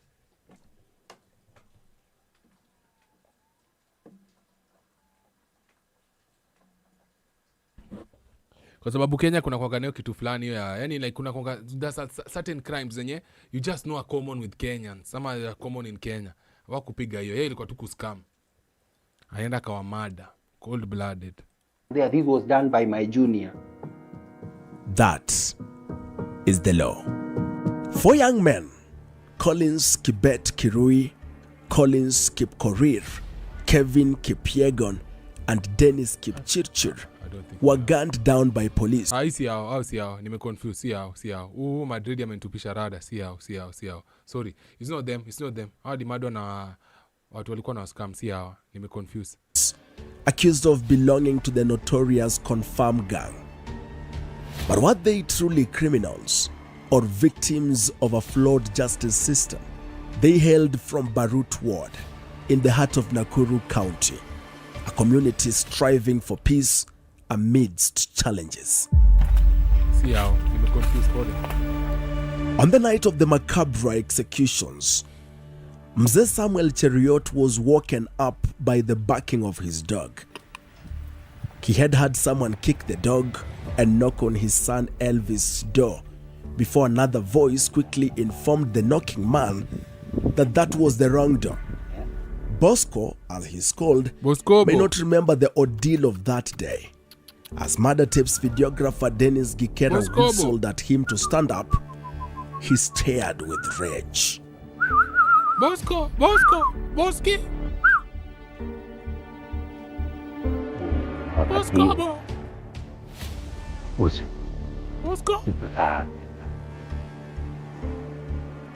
Ndio nikasikia umba akipenda. Umba alikuwa analala hapo. Hiyo alikuwa sijajenga, sikujanga alikuwa sijajenga. Lala. Nikatoka nje. Kwanza alipiga teke yungu. Kutoka nje. Akafunguka nikapitia hapa. Wageni alikuwa hapa. Najua bibi yangu alikuwa ni alimaliza siku 2 bibi. Hata wageni alikuwa hapa na ndugu ya babangu na vijana wengine hata huyu alikuwa wengi, na nilikuwa na mgonjwa tena ya bibi yangu vijana hapa ndani. Sasa nikakuja hivi, nikasimama kwa hii milango, nikaona, nikaenda niko na tu kusimama hapo, ninaona maaskari Nilikuta tatu na mmoja alikuwa ndani. Yari ameingia ndani amebomoa mlango. Nikamulika hawa. Mwenye alikuwa ndani akasema, wewe mzee, toka hapo, usikaribia hapo, toka. Kutoka kwa nyumba juu walikuja wakabisha mlango wangu. Nikasikia sio hii mlango, kuna mlango mwingine iko nyuma yake. Mbona watu wanakuwa wanakuwa na meno brown? Sasa wakati walienda hivi nikaamuka. Kuamuka hivi na mzee na ameshaamuka. Walisikia mbwa ikiboeka. Akaamuka. The man police wanted was Collins Kipkorir. Chikedi alikuwa na demu yake Mali. Samuel's youngest son. Ngori. At 21 years old, 21, he had a pregnant girlfriend, W, who stayed with him. By the time Collins is being taken, the entire homestead is full of visitors. Just 2 days ago, Daisy Cherono was buried. Daisy was his mother. She was separated from Samuel Cheriot, but the man says culturally he had to bury her despite being away for about 10 years. Ngumu. Poko anitoke aende hadi nyoko miaka 10 alafu akisha kufa ndiye anakuja naiko kwa land yangu. Ai, za mzika na madhara wengine juani. Hata huyu anajua. Hata huyu akitoka kwake aende tu, lazima muende akuje mpaka kwake maliko watoto. But hiyo ni culture, tutadu nini? Was too much grief in one family. Collins Kipkorir grieving his mother. The same Kipkorir with a pregnant girlfriend who needs care. And a brother who was sick at the time. Collins Kipkorir was taken by police to this small house. But here, he was not alone. He met 3 other friends. Collins Kibet and brothers Dennis Kipchirchir and Kevin Kipiegon. Nicholas Koech narrates how his nephew Collins was picked up. Collins Kibet alikuja kutolewa kwa nyumba on date 14. But hiyo kitu sinaweza kushtua. Can you imagine? Knowing like hasa amekukujia lakini unajua deep down that you are not gonna survive that. Like unajua hapa hivi unaenda na venye umeenda. That will be the last day. Ama the last few moments will be free. Not free in the sense of inaitwaje? Of yani uko kwa jela ama uko kwa sijui kwa nini. Yani freedom in the sense that yani life yako itakuwa the same. Hivyo venye umeenda itakuwa ngumu sana. Yesu ni kitu inaweza kuogopesha vibaya sana. Akapelekwa nje na akiwa amelala watatu. Baadaye hawakuachilia, akaja mpaka nyumbani. Wakaniamusha, wakaniambia ndugu yetu amechukuliwa na maaskari na tumjui anampeleka wapi na sisi tumechapwa.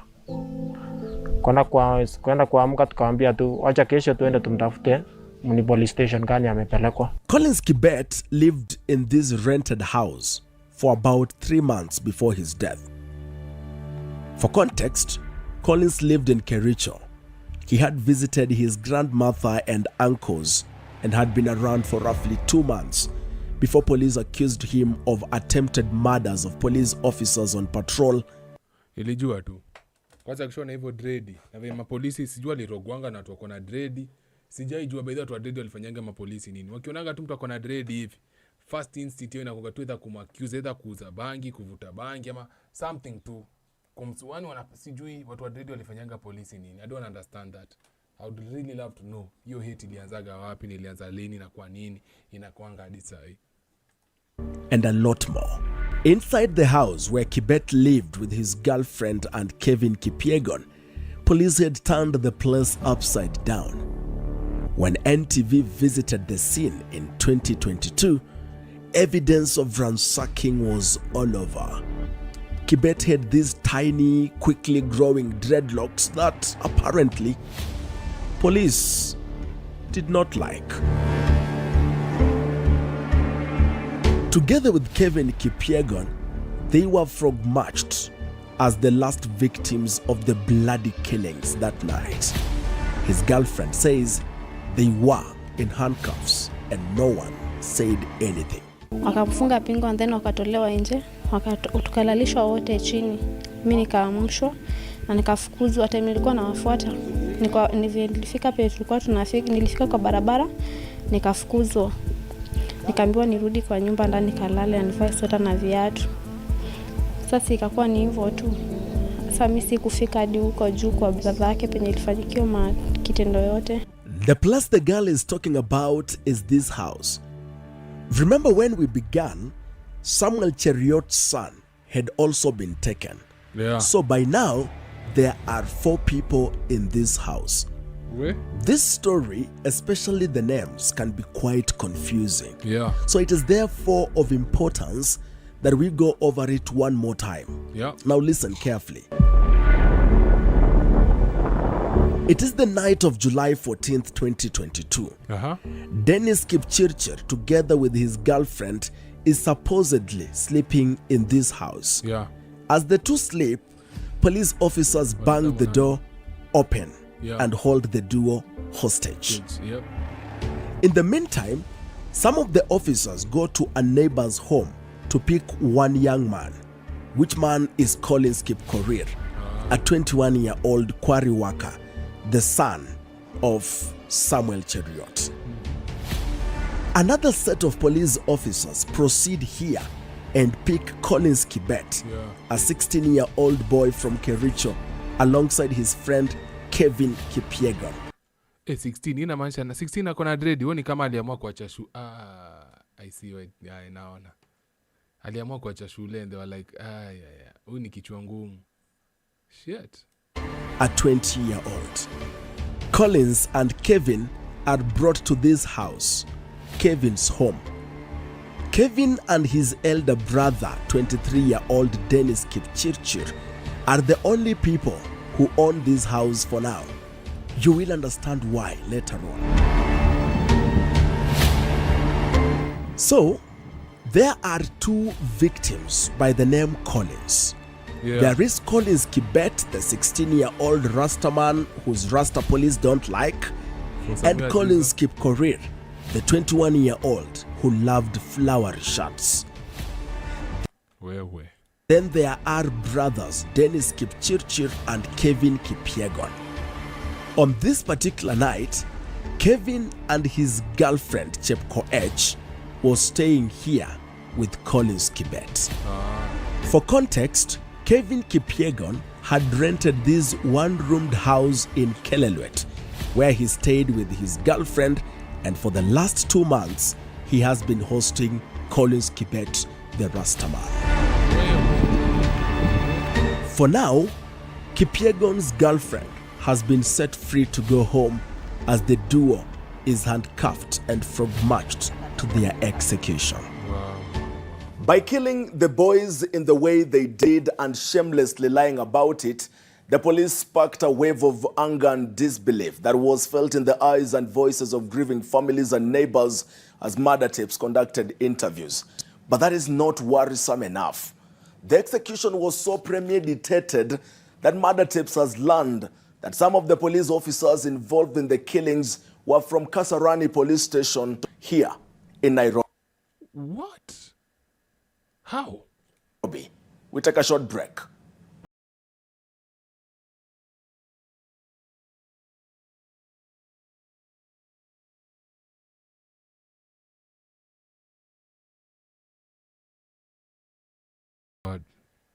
Basically mapolisi ni ma serial killer. Ni ma serial killer. Wana serial kill tu hapa na kule. Cold-bloodedly. Just for the love of it. Wako na power na wanajua hizi fanyiwa kitu yote. Sasa wanajua tu wewe ndakuwa na kuna kitu utafanya. Angona ngendo unafanya. Kijana lala chini nikupige bunduki ya madhako. Dennis and Kevin were orphans. Their parents died several years ago. Their father in the year 2000 and their mother in 2017. Their 2 sisters, Millicent and Maureen, are married several kilometers away. Dennis and Kevin were supported through their education by Catholic Church in Kelelwet, Barut. Locals say, like many other youths, the duo worked in these quarries for a living. We spoke to the boys' sisters, and for the first time, we could get an insight into Sinijaribu, unajua mimi ukinijaribu na hoga tu hivyo, like na hoga just easily. Fucking wed-nes-day.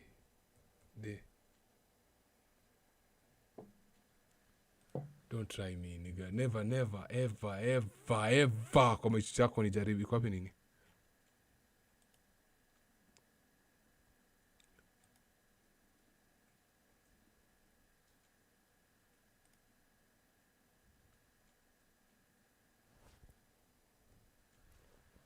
The superhighway faced waterlogged stretches around Githurai, Kahawa Sukari, and Kenyatta Road during the morning commute period. Other affected routes included Mombasa Road near the Kiombe Junction, Limuru Road around the Belgian Embassy, Lang'ata Road near Wilson Airport, and Jogu Road. NTSA emphasizes the essence of collective responsibility on the roads. Semi naona live yako, ukiwa live, naona live yangu, nikiwa kwa live yako, kwa live yako, bro. Sawa, tafadhali, go show some love kwa wale mko hapa hivi. Especially in these uncertain... Go show some love kiasi, ende mko watu 17. Please, ende tumpigie mtu wangu likes. Anaitwa wed-nes-day, huyo. wed-nes-day, ende mpigie tu like, tafadhali, like yake. Mimi nisha like kwa nini yangu. The city. Authorities said the military was mobilized to assist the National Disaster Operations Center, county emergency teams, and other rescue agencies in evacuating residents trapped in flooded estates. And go give my nigga a like, encourage, discourage. Kitu yote unataka kufanya endo ufanyie, lakini tafadhali kama uja subscribe na pia subscribe tafadhali. Ameniandikia kitu hapa na nikasema lazima nimsupport, sawa? Yeah man. Blessings, G. Blessings. Asante for the support. Thank you for the support. Of course, ningekam ni tap in. Sawa. wed-nes-day. Achata ni.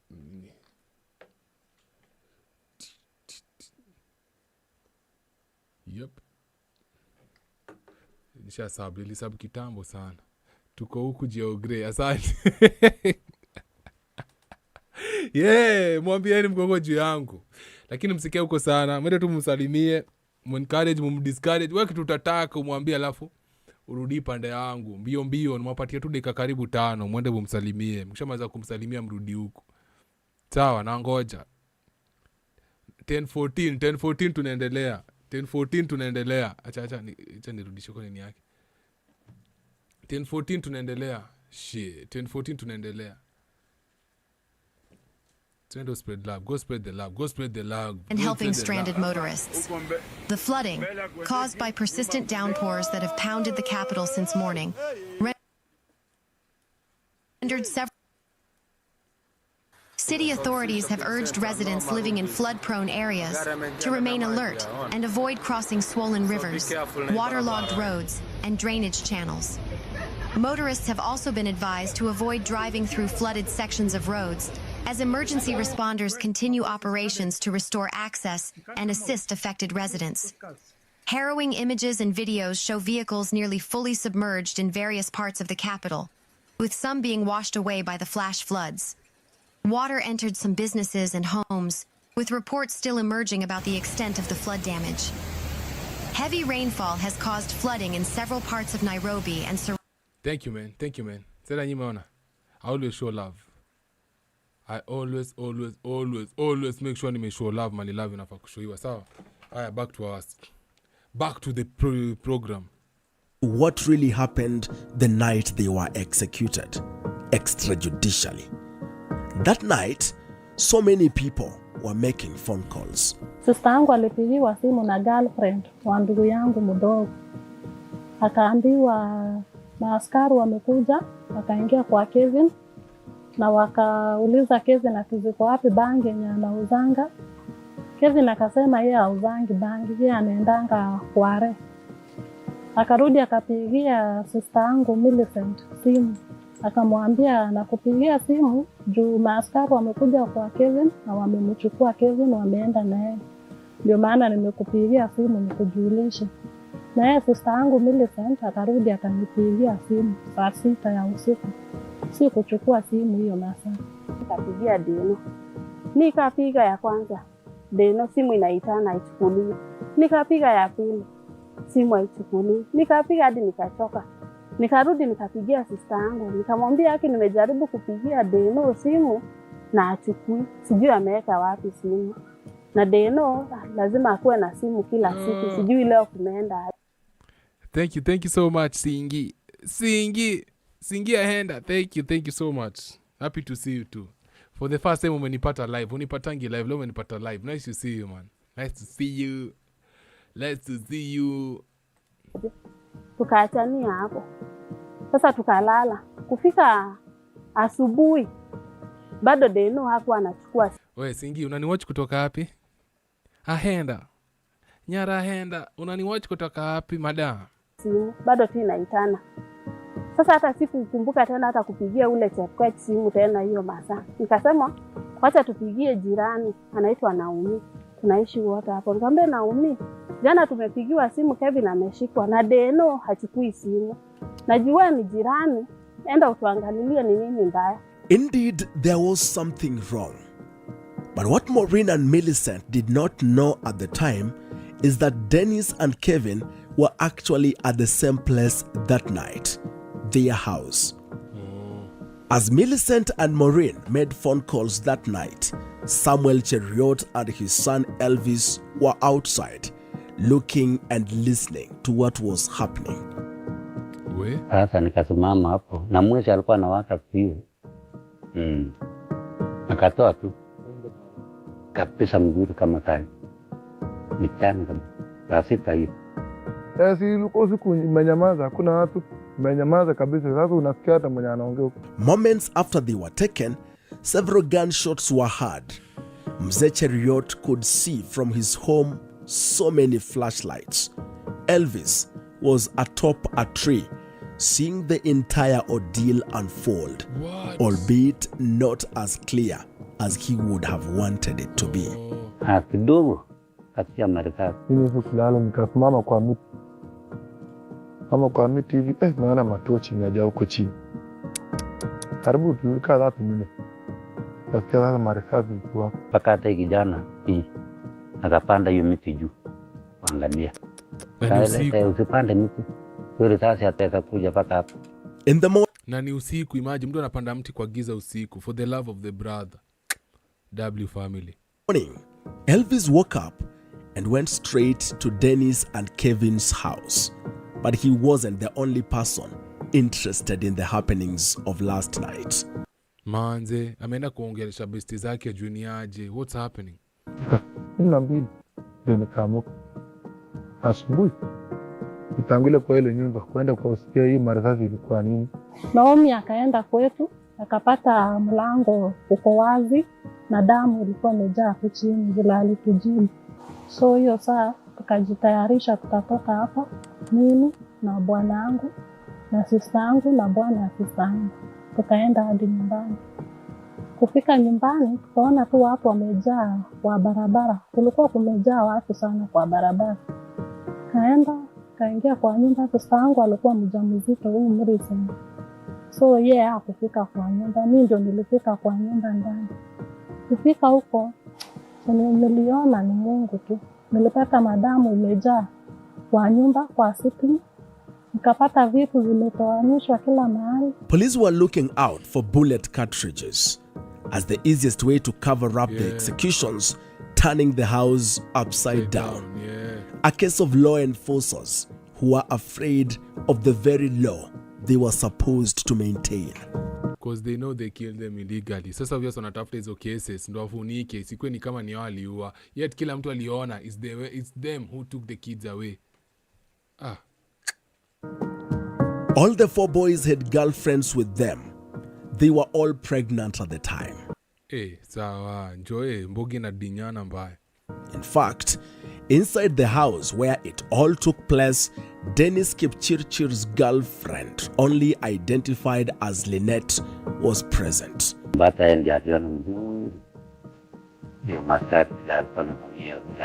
Lynette tu kupata namba yake. Na Lynette after hii story, Lynette alimisi. Alienda missing. Kajaribu kutafuta namba yenye nilikuwa na hikuwa inaingia. Nikiulizia majirani huko kwa watu wanasema Lynette haonekani. Salimia Twaligala. Salimia Twaligala. Na tutumanie avocado tafadhali. Baadaye ndio tulikuja sasa nikatafuta Lynette nikampata FB. Nikamwambia nisaidie namba yake ya simu. Akanitumia. Lakini hakunitumia Safaricom, akanitumia Airtel. Hapo sasa ndio nikaanza kumuoji. Hata hiyo time nikimuoji nilikuwa nimerekodi, but sijui kwenye niliweka hiyo rekodi. Sasa ndio nikamuuliza Lynette, Deno, wewe ulikuwa home wakati ya vijana watu? Akaniambia maaskari walitukuta kwa nyumba na wakapiga teke mlango na wakaingia kwa nyumba na walitupata hapo pamoja. Nikamuuliza, na wewe kwani ulienda na maaskari? Ati hapana, mimi nilisindikizwa na maaskari. Nikaambiwa ati wewe uende home, jichenye inataka kufanyika hapa sitaki uone.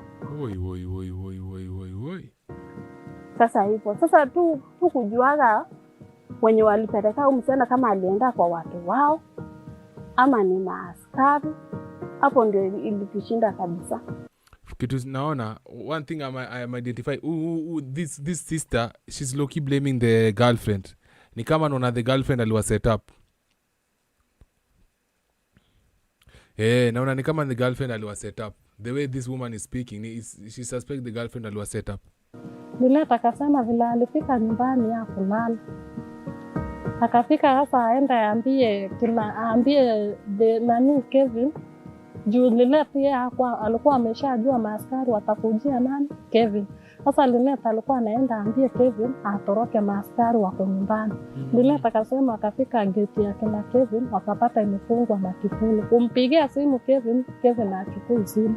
Yeye akaenda kwao. Akasema vile nilifika nyumbani mimi si kulala hiyo siku. Hatukukaa anasikia marisasi sasa zinaanza kupigwa huko. Si ati akakuja pole kitu saa 10. Ndio alikuja sasa akapata hapa hakuna watu kuliharibika. Na yeye saa hiyo akapanda gari akaenda Mombasa kwa aunti yake. Let me take you back to how Peter Mwanzo represented the executions. They spotted some young men who are maybe possibly waylaying anybody by the roadside, and because my officers were not in uniform at that time, they opted to attack the officers without knowledge, and the officers fired in the air as a warning shot for them to surrender. Now, unfortunately, these guys, I think because they were drugged in a way, they decided to confront the officers with this panga. We have a panga here, and all of a sudden, after realizing that these are security officers, they raised an alarm by themselves, in other words, calling for the other gang members, who also came out with bows and arrows, and they were now shooting at officers. The officers also, the operation was big, so other officers joined in, and there was a shootout. Mna shootout na tuko na bows and arrows, surely. Mna shootout tuko na bows and arrows. This story reminds me of the time, kama mwezi kumbuka, kulikuwa na, there were some bodies which were recovered from Kware. Mnakumbuka ile time fulani last year I think, kuna mwili zilipatikana Kware. Alafu the reasoning was, wakaanza kusema stories za Kware, wakaenda wakatafuta some fake guy.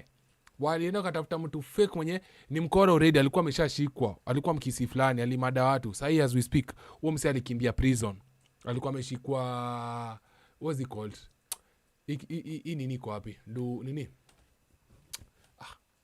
Iko hapo hivyo Lavi. Kuna ka police station fulani inakuanga Lavi. There's a Valley Road. I think anaitwa Valley Academy Valley Road. Kuna ka police station nikidhani kwa hizo area za Valley Road hapo hivyo. Kuna kwanga na kashule fulani hapo hivyo. Ni Valley Road. I've forgotten the name. Apparently, huo prisoner alikimbia kutoka jela na 4 Eritreans. Wale mnakumbuka hiyo history, mnajua. Walikimbia na 4 Eritreans. jamako nyuma yake nikaa anajua huo mse anajua kitu but they cannot speak because they signed an oath, yani huwezi ongea, unanipata? Sasa wakienda kwa nyumba yake wakapata hiyo muuaji, wakapata tu muuaji huyo Akware who they suspect alimada watu kwa nyumba yake Kayole, mind you Kayole, na akafunika hizo mamwili na madamu na akazitransport hizo mwili akatupadi kwa Kware bro.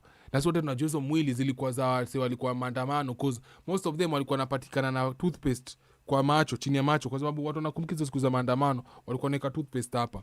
So story ikakuwa ati nini? Atu msali alikuwa na wachinja kidogo akapatikana sijui na kwanza alipatikana na panga blunt. Kidogo akapatikana na zina simu ya Airtel ile ya kuregister malines za Airtel, mara akapatikana na ngodhe ya red. Kama nakumbuka hiyo kitu kulikuwa na ngodhe ya red hapo hivyo. Clean, yani niko na tu DCA inatupima tu. Tunaishi tu nchi ya goons. Goons wako tu kila mahali. DCA anatupima ati hizo alibaki na hizo evidence. Ni kama mse ni mjinga sana auwe madem alafu abakishe ngodha zao kwa nyumba yake. Na alitoa pia time ya kukatakata dem afu atoe ngodha abaki. Yani yeah. They defied several warning shots, and then police had no any alternative other than to exactly do what they were supposed to do, that is put them down. Some of them were fatally injured. 4. In fact, 4 were fatally injured. Peter Mwanzo was prepared. Watch his tone. Watch his demeanor. Highly trained and a police commander for several years. You will need to be really smart to know that he is lying. The police commander even produced the bang he accused the boys of growing. He even termed the arrows with him as extremely dangerous without any scientific reports to back it, let alone the fact that linking them to the 4 boys was a work of fiction. That is the Peter Mwanzo I know. This is all bangi was planted around there, and we started now to uproot, and this is what we hata huyo notice hata wanajua ni uongo hiyo story planted around there, and we started now to uproot, and this is what we are keeping here as exhibit. These 5 arrows are highly poisonous. This is what was being thrown into to police. So we had no any alternative other than to do what exactly we were supposed to do. 2 things. This gentleman is there explaining what his police officers did in the cover of darkness. This foyer, which make true, which makes you wonder this thing happened at night. So inamaanisha waliuawa vijana alafu kayara katika kuwaua wakaenda wakapata bangi zimepandwa hapo kando wakaamua kuziuproot. But then again hata tukiquestion hizi vitu sasa nani atatupea? Hakuna. Nani atakujibu? Hakuna. Useless country. Young men who met their death. They met their death at night. How are they able to identify this tip-off they get? How did did the tip-off come from a victim? Did they find these people in the course of mugging or stabbing those people who allegedly were victims of the mugging? Was there any less severe means they could have used, say arresting them? Coupled with several eyewitnesses, recordings, and secondary materials, Murder Tips is convinced that the violence meted on the 4 was torture and execution. Yeah, it was. A crime against the international laws and treaties that Kenya has signed. It was. Sasa wamesema graphic content in 53 seconds. Sijui kama niko allowed si YouTube pia imeonyesha. Yakapiga peke zake. Kinda akatoa mimi nikakuja kusimama. Hata vitu alikuwa sijatoa ya wageni. Vitu alikuwa hapo, hata hema alikuwa hapo hivi. Sasa nikasimama hapo na mwezi alikuwa anawaka pio. Akatoa wachi vitu wanaume wanapitianga. Umepoteza bibi, sasa umepoteza tena mtoto. Kwa muuaji tu bure. Kabisa mzuri kama tani. Nichanga. Rasita hivi. Ni akatoa. alikuwa makarini,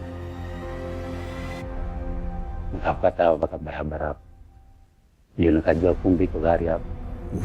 We can go a step further by making the difficult decision of showing the crime scene photos of the 4 boys after they were shot. Nasikia uoga kuonesha.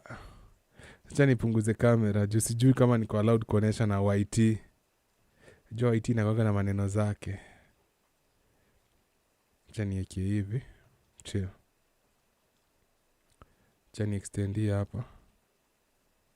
Alafu hii ingine pia nijaribu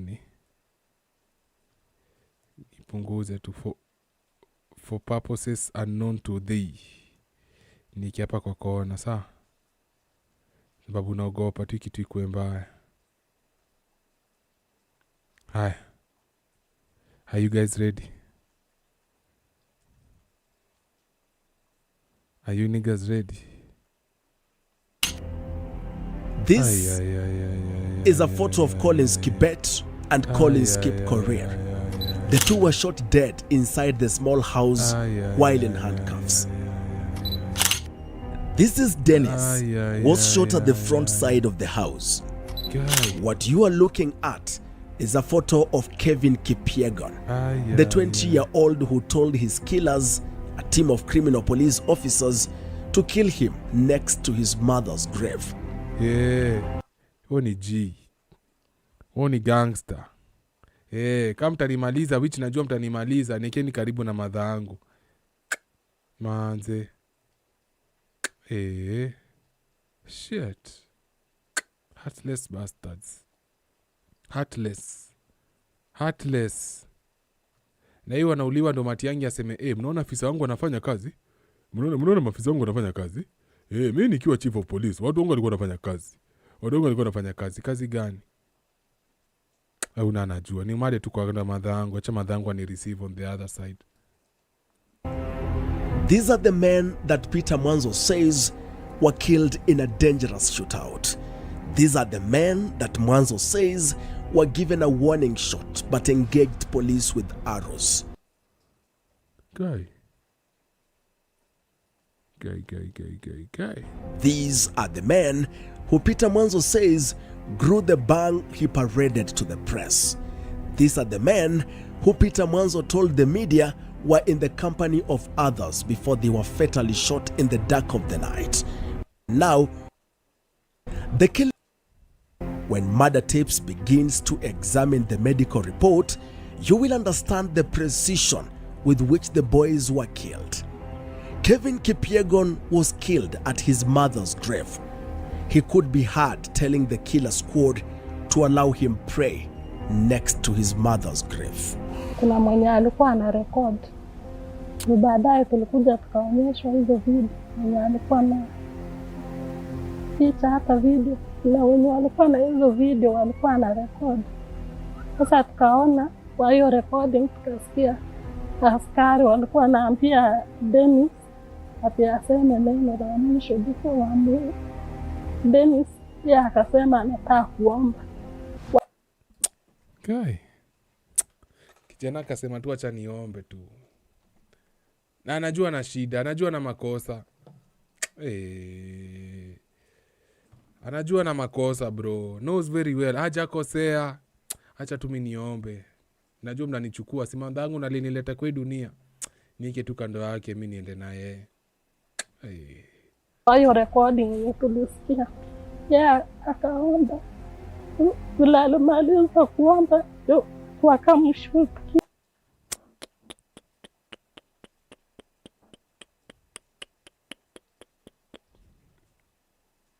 Anda tunafaa kuwa natulinda sisi. Anda tunafaa kuwa natulinda.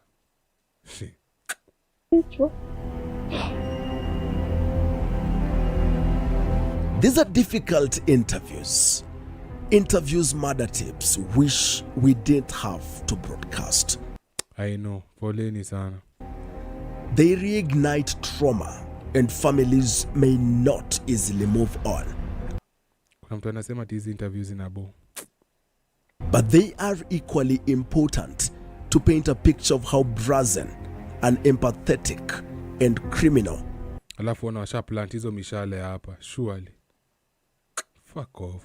The killings were. Huyu ndugu yangu mdogo wakamuuliza, na wewe unataka useme neno gani ya mwisho? Yeye akasema kama mnataka kuniua mnipeleke kwa kaburi, mbele ya kaburi ya mamangu. Huko ndo alimuulia. Let's look at what their bodies told pathologists. After a push and pull, government pathologist Titus Ngulungu, whom I know to have the clearest handwriting for a doctor, performed the dissections on these victims of a macabre execution. His report showed that they all died of multiple gunshot wounds. But the report spoke a lot about the killers than the victims.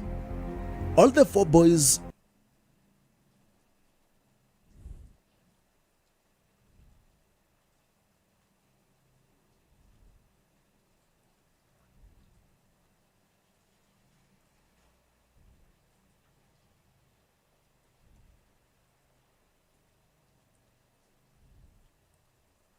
were shot twice, apart from one.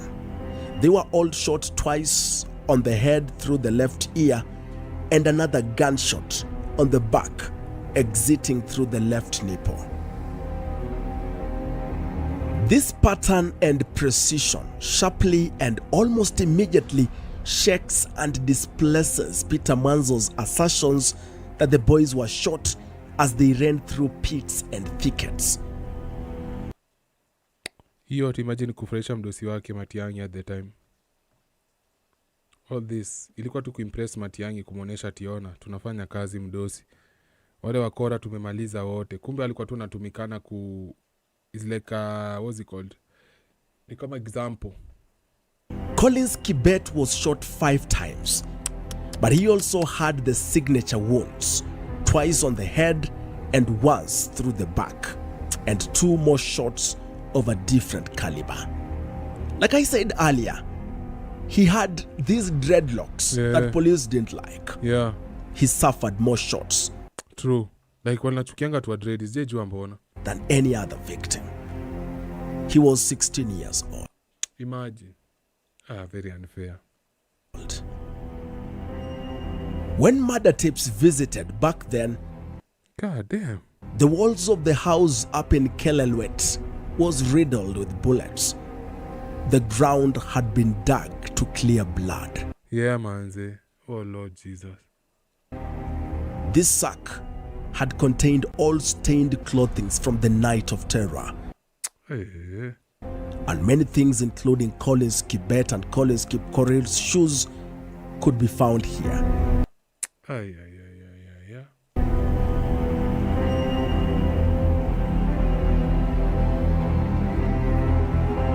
After the executions, police were more worried than ever. Yeah. They insisted that no post-mortem examinations would be conducted and that the 4 boys should be buried quickly Wawaji, wanataka kufunika evidence mbio in a record 72 hours. Kwani wamekuwa Raila? Hata mwingine mzee mwingine wa ndugu ya baba alikuwa mmoja kaambia mtu anaweza ziko aje after 3 days. Kwa nini? Na mbona tungoje tufanye mali? Hata harambee kufanya harambee ilifanywa tu moja hapo ya watu jumla. Wakiwa waini, wajua alikuwa vijana waini. Wakafanya harambee jumla. Alafu wakagawa hiyo pesa. Alisema shikwa na hakuna kupeleka nini? Mochari. Ati kuchinjwa hiyo. Alikuwa amekataa. Ashikwa tu kwa siku 3, hata alikuwa siku 2. Alikuwa amesema siku 2, mwingine akasema hapana. Siku 3 ndio. As Dennis and Kevin were buried at their home, imagine mzazi mmoja mpoteza watoto 2. Na pamoja na bibi yake. Chungu sana. The community amplified their need for justice. The Catholic Church that had sponsored the duo was officiating their last vows. Naona kama watatumaliza kwa sababu saa hii kukua youth imekuwa kama ni illegal kwa hii area. Saa hii hata tumejaribu kuita marafiki tuongee hapa mbele, wanaogopa. Juu kuna mapolisi hapo in the midst Utamulikwa next. Mtu anaogopa atachukuliwa jioni. Kabla nitoke hapa tulikuwa na Deno, huyu Dennis. Akaniambia nikirudi atakuwa na function hapa nyumbani.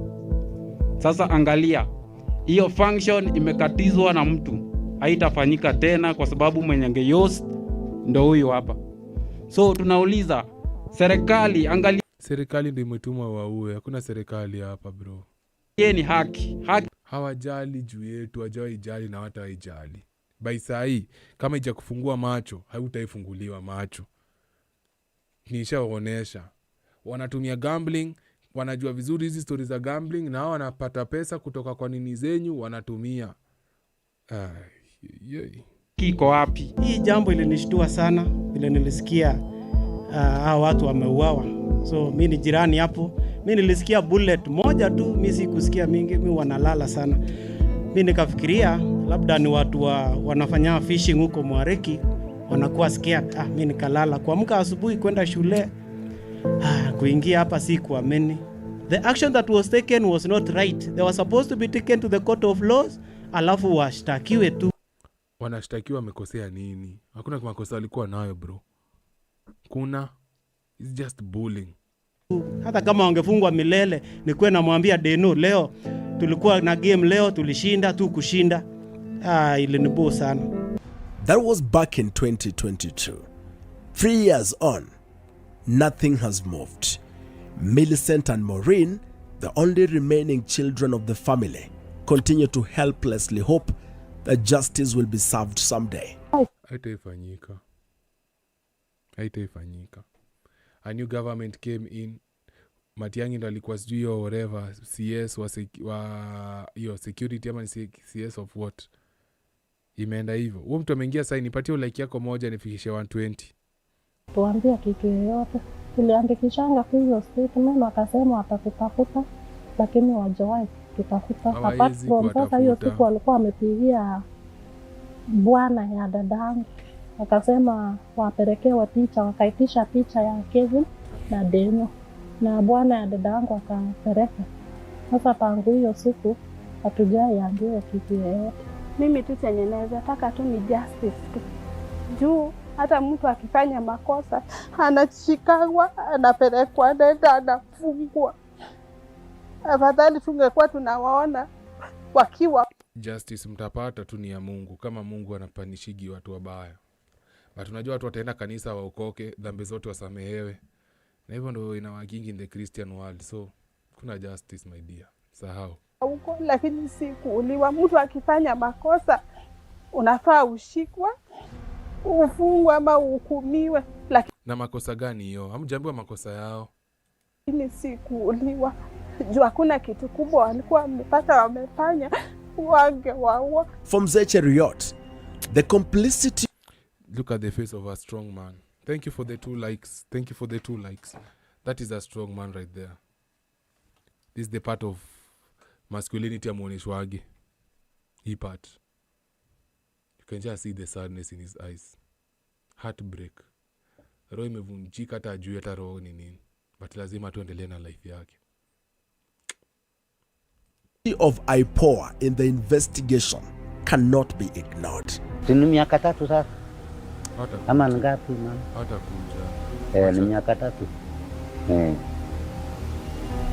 Hata alikuwa tumesahau. Hata hiyo wasichana najua alikuja, najua hao wamekuja lazima akuja hapa nyumbani. Nasema hiyo maneno alienda. Nikamwambia sio vitu alipotea kitambo. Alipotea hata usifikirie tena. Hata utapata polisi waliowaua walikuwa transferred. Wakaenda sijui wapi. Transferred. Wamekufa tu na hizo siri. Waliua vijana bure tu wafurahishe mdosi wao. Juu mdosi wao kwa hata kutafurahisha Matiang'i amuonesha anafanya kazi. Pathetic.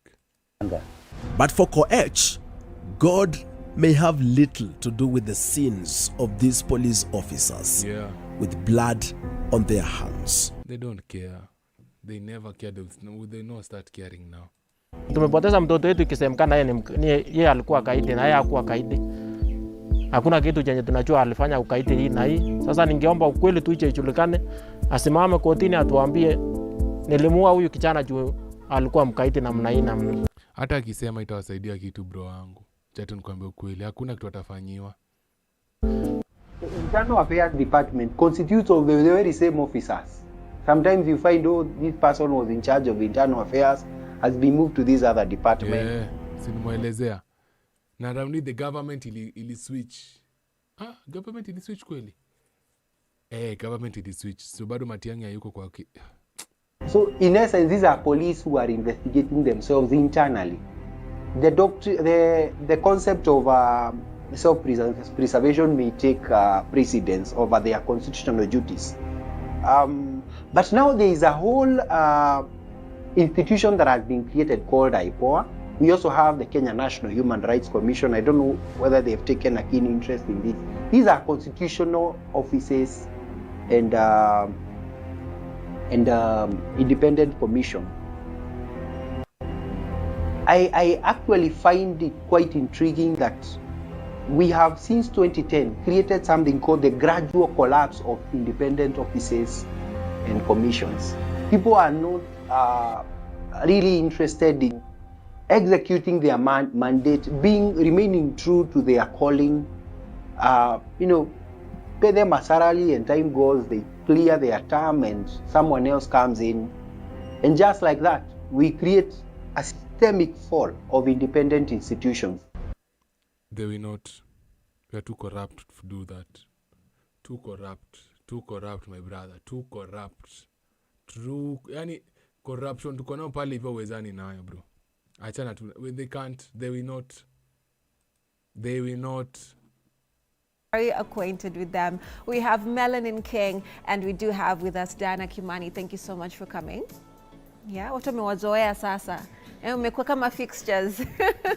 Right, so of course, before we get into the conversation for today, which is quite juicy because we already have our question of the day and we have so many of your responses, and it has to do with relationships in the workplace.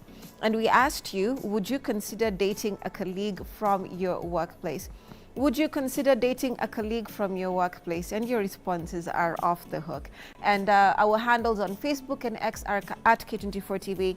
And our WhatsApp line is right there on your screens. Now, I'll read a couple before we get into the conversation. But like I always tell you, guys, have you registered for the Standard Chartered So, my name is the Eagle himself, the Duke of Kakamega. Dr. Funike is my name.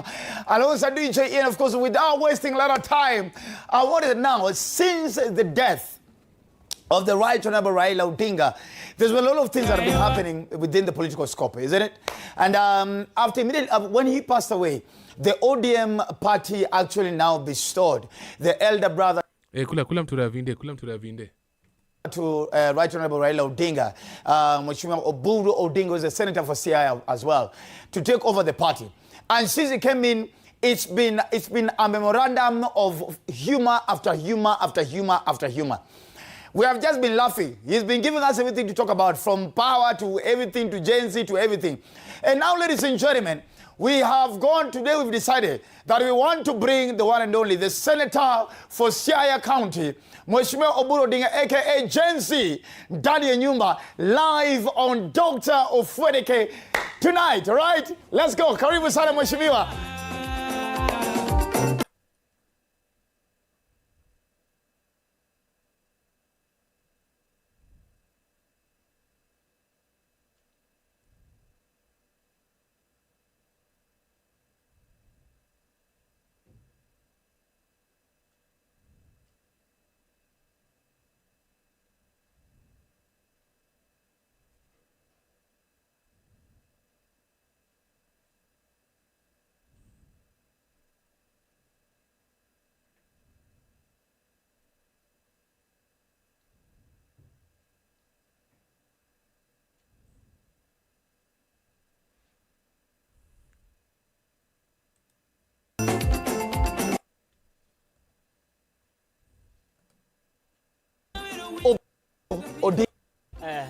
Welcome on Dr. Ofweneke tonight on TV47.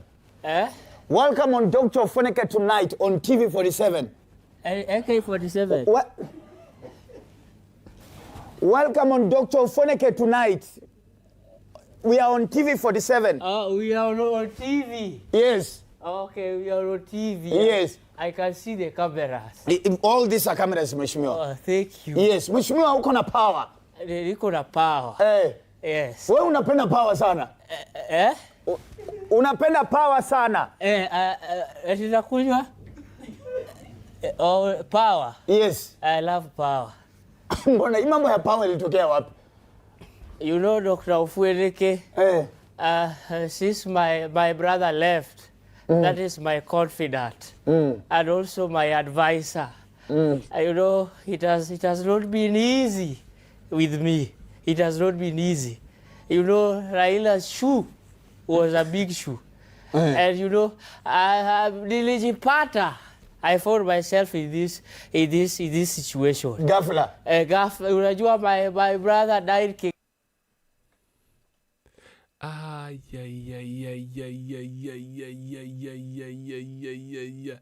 History ni tamu. Wale vijana wa Gaza wa Kayole.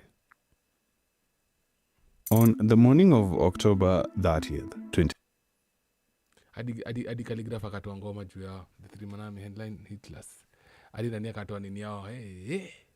Kwanza acha nione nimefikisha dakika ngapi. Yo.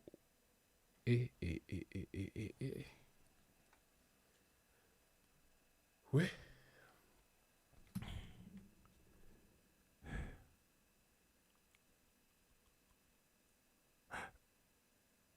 Yeah. Kuna story nimekumbuka hapa hivi. Kuna story ilikuwa nimeoneshe hapa. Zimeconnect na ile nyingine ya mapolisi. Cha kwanza nione hiyo nyingine ya Gaza nitaona kesho. Watu wangapi wanaenda kwa vinde? Wale wameenda kwa vinde, you're free to go, you're free to live.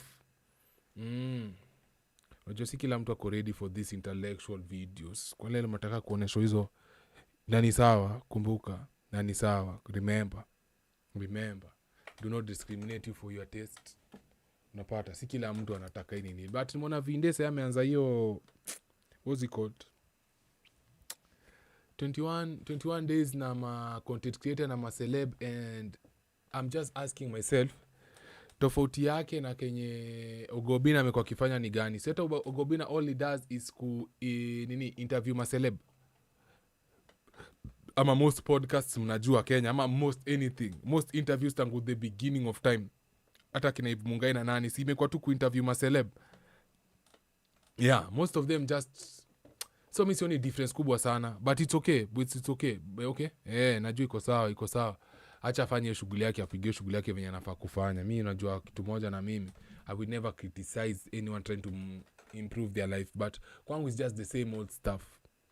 Kwa unajua kwa historia ya podcast Kenya, unapata mtu moja ameenda podcast karibu sijui ngapi 3, 4, 5, like wana switching hivi. It's just the same old thing yenye imekuwa ikifanyika tangu kitambo.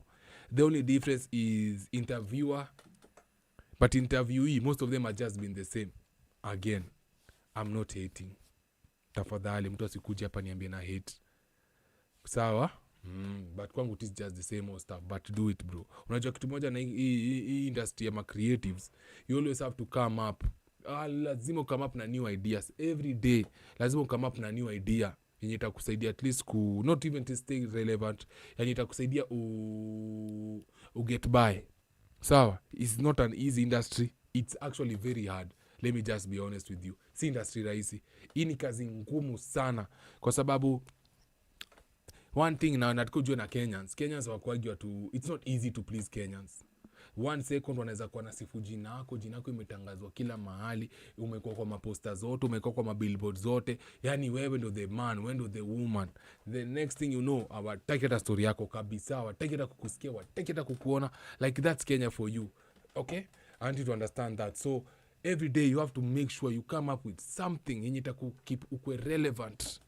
Kama kitu moja ujue, Octopizo na Calligraph walianza almost at the same level, but Octopizo alikuwa mbele ya Calligraph wakianza. But right now ukiangalia the two, moja ndo nachiki moja nasifiwa sana, like moja ndo anakaako relevant sana. You get me? And we all know who that is, right? Tutajua ni nani amekuwa kwa level kubwa sana hivyo. So that I want to say, nataka tu understand hivyo ndo venye kunaenda. Sawa? but to me it's just the same thing yenye kila mtu amekuwa kifanya since the beginning of time, but maybe you guys want that, maybe you guys need that. Unajua nyinyi ndio pia makastoma wetu, nyinyi ndio mnaamua gaza bro nasikia kuita huyu. Hata mimi nikafika hapo hivyo, which najua nitakuja kufika huko hivyo, nitakuwa tunaalika maceleb tunapiga show, but mimi sitaki kwa about ya maceleb juu nyinyi ndio maceleb. Nyinyi pia tunafaa tusikie stories zenyu, tusikie vitu zenyu, but that's just me. Alright, so now na feel ni kama ile nimeona mauaji mingi sana. Nimeona mauaji mingi sana hata naogopa kuona mauaji ingine tena. I don't think I wanna watch mauaji ingine like hiyo kitu imenimaliza. But if we do not speak about these stories, hizi stories zitakufa. Unaniget? And there's a reason why they need you to go watch. Sijui anaitwa aje. Ule anaitwa nani? Mamito or something. Then wanataka ndio uone ama celeb ndio usahau kuna real stories behind the scenes zinafanyika with real life with real people. And unless someone comes and brings those things to light, mtaishikanisha. Hautawai kwa sababu hawezi kuleta hizi. It's very hard. Najua some of you hata nyinyi meona it's very very very hard kuwatch hizo video, but hizo ni reality. Someone has to tell their stories. Someone has to tell their stories. So kama unataka kwenda kukua inaitwaje nini inaitwa what's the name kama unataka kwenda inaitwa nini, si semi distraction, but saa zingine unataka kama unataka distraction, you are free to go and do that. But saa zingine kitu inakuwa hard, it's hard sana. Kuna some messages si kila mtu ako willing to consume. Understandable, sawa, understandable na ku respect for you making that decision. Make it, do what you need to do. Are we clear, my people? Yeah, please. But me too, because I'm above that. There's so much like me, intelligence yangu hizi tu niruhusu tu nikae nione tu story ya mtu. Nothing wrong with story ya mtu, but at least wachiki sasa hivi nataka mkue mna educate, unachiki by the time unachiki mtu ziana kwambia ziwe ndo gambles, juu mtu amekuja kikwambia hii betting channel hapa hivi itakusaidia wewe, angalau umeshajua hapa noma. Sawa, na pia nimeonesha sasa hivi mnajua mkichimba gold, mkichimba kwa grao umeenda mmevunja bank, usioneshe dem yako hiyo story na wa best yako mmoja kijabu kutoka, at least msitumie pesa yenu vibaya. Now una get bra, that's the goal for me. Nataka nikufungue macho inside and out.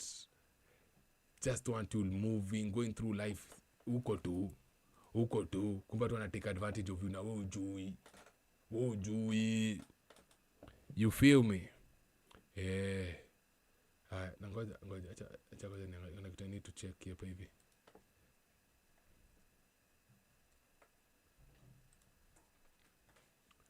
Raila ditwari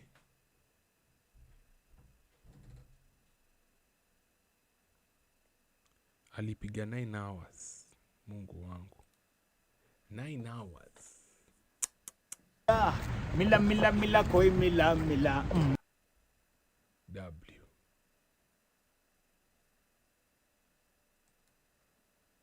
but iko consistency itakuja kumsaidia, unapata, but ni poa, tutamcelebrate. Na so hii difference hii ile nini ya hata nani anafanyanga the same thing, anaitwaje Ogobina, si ni kuinvite tu celeb. The difference tu ni interviewer tu, cha tu niambie ukweli, but hii video nita like kweli ni yangu hapa hivi, sija sign in tano maana sizi like, but I wanted to like it. Yako 756 nini W, tutafika kani wakufika ama je, tutafika kani wakufika. Unajua pia sisi tunafanya different things for different people, different people. We, nasikia mgongo inauma kama the fuck.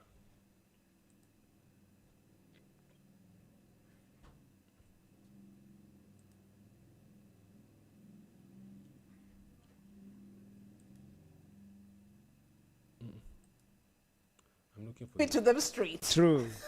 And the fact that the world is even setting apart a month dedicated to men's mental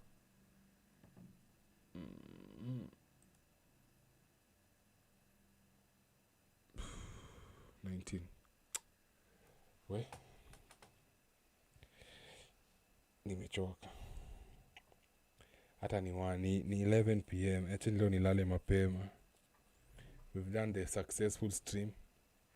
For once, stream yangu imebehave. Stream imebehave ile zione imebehave, which is a good thing. Praise be to God Almighty. So for now, man, I gotta leave you guys. Kesho, same time, same place, maybe even earlier, maybe then later. But acha ndo atafutia story more interesting za kuonesha. Not that hizi stories zala ziko leo ilikuwa very fun for me. Acha tu niambie ukweli, this was very fun for me.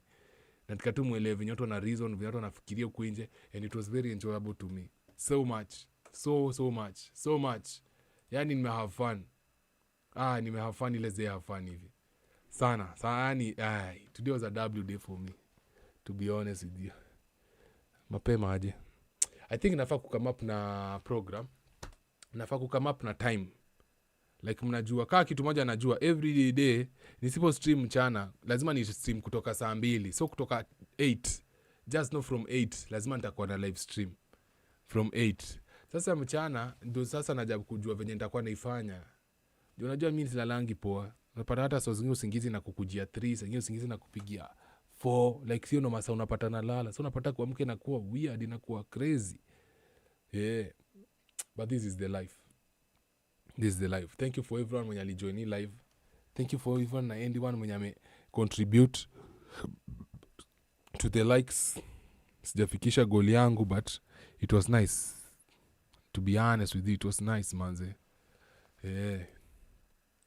It was a really, really, really good thing.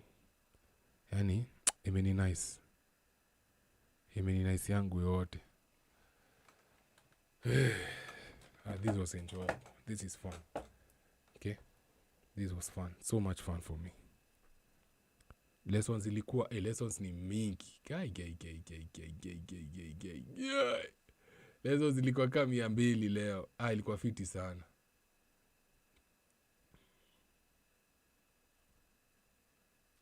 But mtakuja msahau. Hizi vitu nisipotoka hapa hivi niwachanue venye these people are gonna manipulate us into voting for them once again because they think we'll forget everything. Hiyo ndio kitu moja inaniwasha sana. Kwa watu wajali, watatudanganya tu venye amekuwa kitudanganya. Unless I show you like the type of people we are dealing with. Watatukuja tu hapa hivi waanze kuwa fake hapa hivi. Next thing you know, kumbuka they attack you emotionally. The rise and fall of Kenya bus. By the Kenya bus ilianguka ngaje. Hizo ni story hata mjui. Vitu ni mingi sana hapa. Okay man. So sijui kuna tunaenda kulala. Mnaenda kulala ama nijisaidie alafu nikuja ndio endelee. Mimi nina vitu mingi. Sisiki hata kulala sasa. Acha tumwambie ukweli. Sisiki kudoze. Hata kuchoka najifanya tu nimechoka. Mimi bado sijachoka. I wanna continue. There's so much I want to know. So much I want to learn. Taski supermarket venye pia ilianguka. Shit. 1 second. Acha niende nikojoe. Then nikam niendelee. Mimi naendelea. Sorry. Wale matakulala, you're free to leave, you're free to go. I love you niggas. Love you women. Wale matakuenda, you're free. Actually mko free kuenda. Sawa. Sina ngori na nyinyi mkienda. I understand that. Mko na ruhusa yangu kujitoa. So mtu asidhani nikana niangusha or anything. You guys did the best you could do. And I appreciate each and every one of you. Sacha mimi niende nikojoe nirudi, niendelea mboka mimi. Hadi sasa nitataka kuacha. Hata nikipiga 24 hours. To God be the glory. So for now, you guys go do what you need to do. Mnaenda kujisaidia alafu nirudi. Nasikia kojoa nimekaza. Unajua nimekuwa nikikunywa machai mingi hapa hivi. So nasikia blood ikiblast. So see you guys in like 2-3 minutes hivi. Kre. So Big Bud. Scott Jesse call me Rex Olunga. Nasty Brown. Omoka. Tumeomoka na madogo. Bura nimeomoka. Spain ustenge. Stambila wama. Yeah. La wama simi. When you chase women, you lose money. When you chase money, you gain women. Good. Chase that money, man. Say. La wama simi. Yeah. Big Bad Ogre. Score Zik. Scott Jesse, call me Rex Olunga. Nasty Brown. Omoka. Tumeomoka na madogo. Bra nimeomoka. Peni usitenge. Tambila wama. Yeah. Lawama simi. When you chase women, you lose money. When you chase money, you gain women. Good, chase that money, man. Say. Lawama simi. Yeah. Big bad ogre. Scott Zick. Scott Jesse, call me Rex Olunga. Nasty Brown. Omoka. Tumeomoka na madogo. Bra nimeomoka. Peni usitenge. Tambila wama. Yeah. Lawama simi. When you chase women, you lose money. When you chase money, you gain women. Good, chase that money, man. Say. Lawama simi. Yeah. Big bad ogre. Scott Zick. Scott Jesse, call me Rex Olunga. Nasty Brown. Omoka. Tumeomoka na madogo. Bra nimeomoka. Peni usitenge. Tambila wama. Yeah. Lawama simi. When you chase women, you lose money. When you chase money, you gain women. Good, chase that money, man. Say. Lawama simi. Yeah. Big bad ogre. Scott Zick. Scott Jesse, call me Rex Olunga. Nasty Brown. Omoka. Tumeomoka na madogo. Bra nimeomoka. Peni usitenge. Tambila wama. Yeah. Lawama simi. When you chase women, you lose money. When you chase money, you gain women. Good, chase that money, man. Say. Lawama simi. Yeah. Big bad ogre. Scott Zick.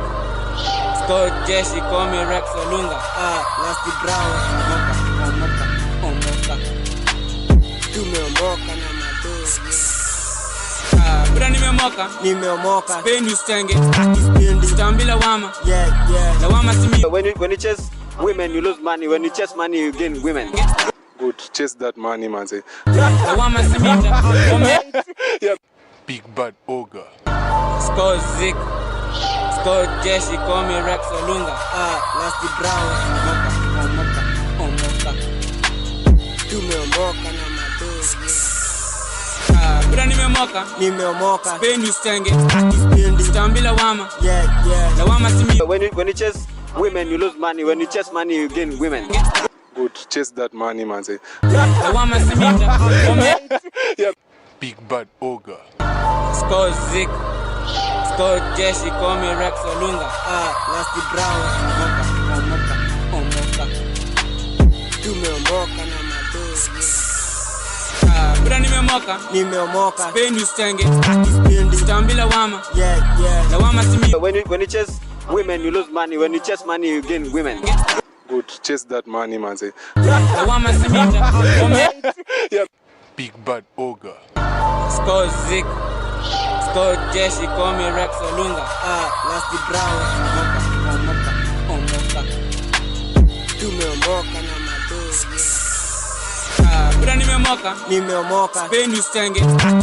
Tambila wama. Yeah. Lawama simi. When you chase women, you lose money. When you chase money, you gain women. Good, chase that money, man. Say. Lawama simi. Yeah. Big bad ogre. Scott Zick. Scott Jesse, call me Rex Olunga. Nasty Brown. Omoka. Tumeomoka na madogo. Bra nimeomoka. Peni usitenge. Tambila wama. Yeah. Lawama simi. When you chase women, you lose money. When you chase money. Guess who's back? Guess who's back? Back again. Big Bear's back. Tell a friend. Guess who's back? Guess who's back? Guess who's back? Guess who's back? Guess who's back? Guess who's back? Na. Big Bad is back. Da. Yeah. Who's still in the van? None better go live. None better go live. None better go live. None better go live. None better go live. Yeah. Now. Nice. All 3,000 of you guys. Sasa, guys, did you know there's there's a story that you guys never saw. There's a story you guys might have forgotten, okay? Because we live in a government of mavipindi. Our government is a government of mavipindi.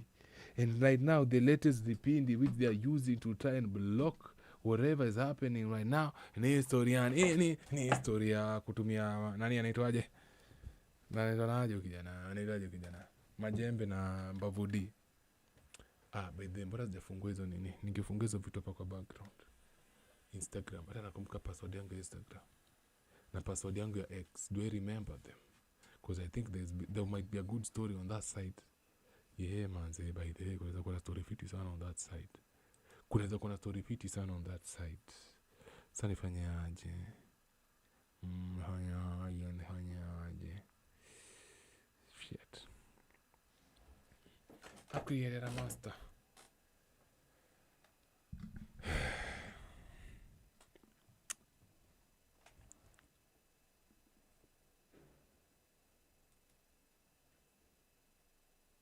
Rest in peace to those 4 boys walimado. It's sad. It's sad we had to lose.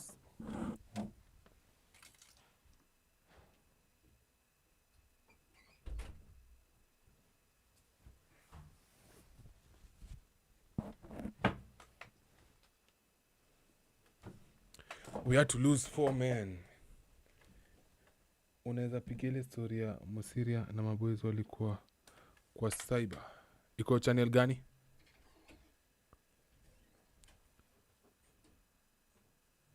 Iko channel gani ya Musiria na maboys? Ameko IG.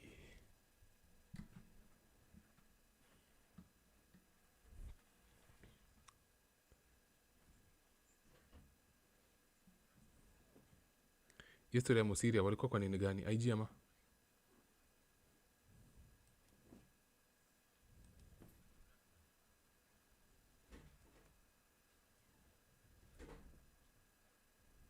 Bade Musiria anakuanga hata nini? Musiria anakuanga what's it called? YouTube. Wana nikalia YouTube hizi fika mahali na YouTube. Something tells me hizi fika anywhere na YouTube. His only time of content is short form content. But if it was to YouTube, bado tutapata support tu. Ebu utaniambia haraka mali hiyo nini iko? Hiyo nini unasema hiyo ya Musiria? Kama uliona IG, Facebook kama nini?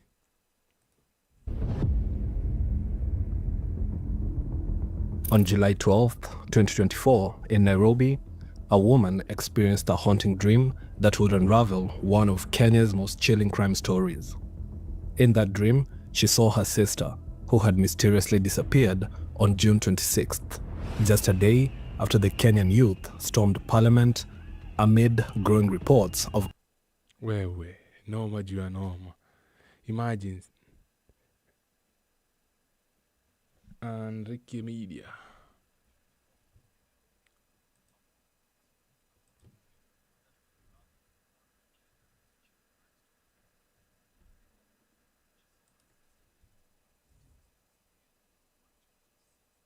Oh, nice. 20k subs.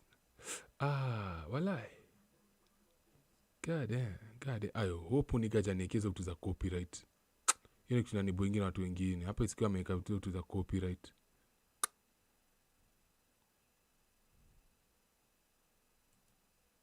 Tutaribu live anyway.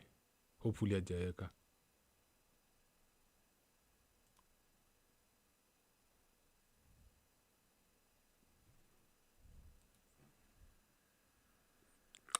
Kisikofala amewekezo vitu za copyright tafadhali. That's just my ombi. That's ombi langu tu. But let me see the way I'm gonna play around my story. Haya. Nyumbani hauna watu. Nyumbani kuna watu.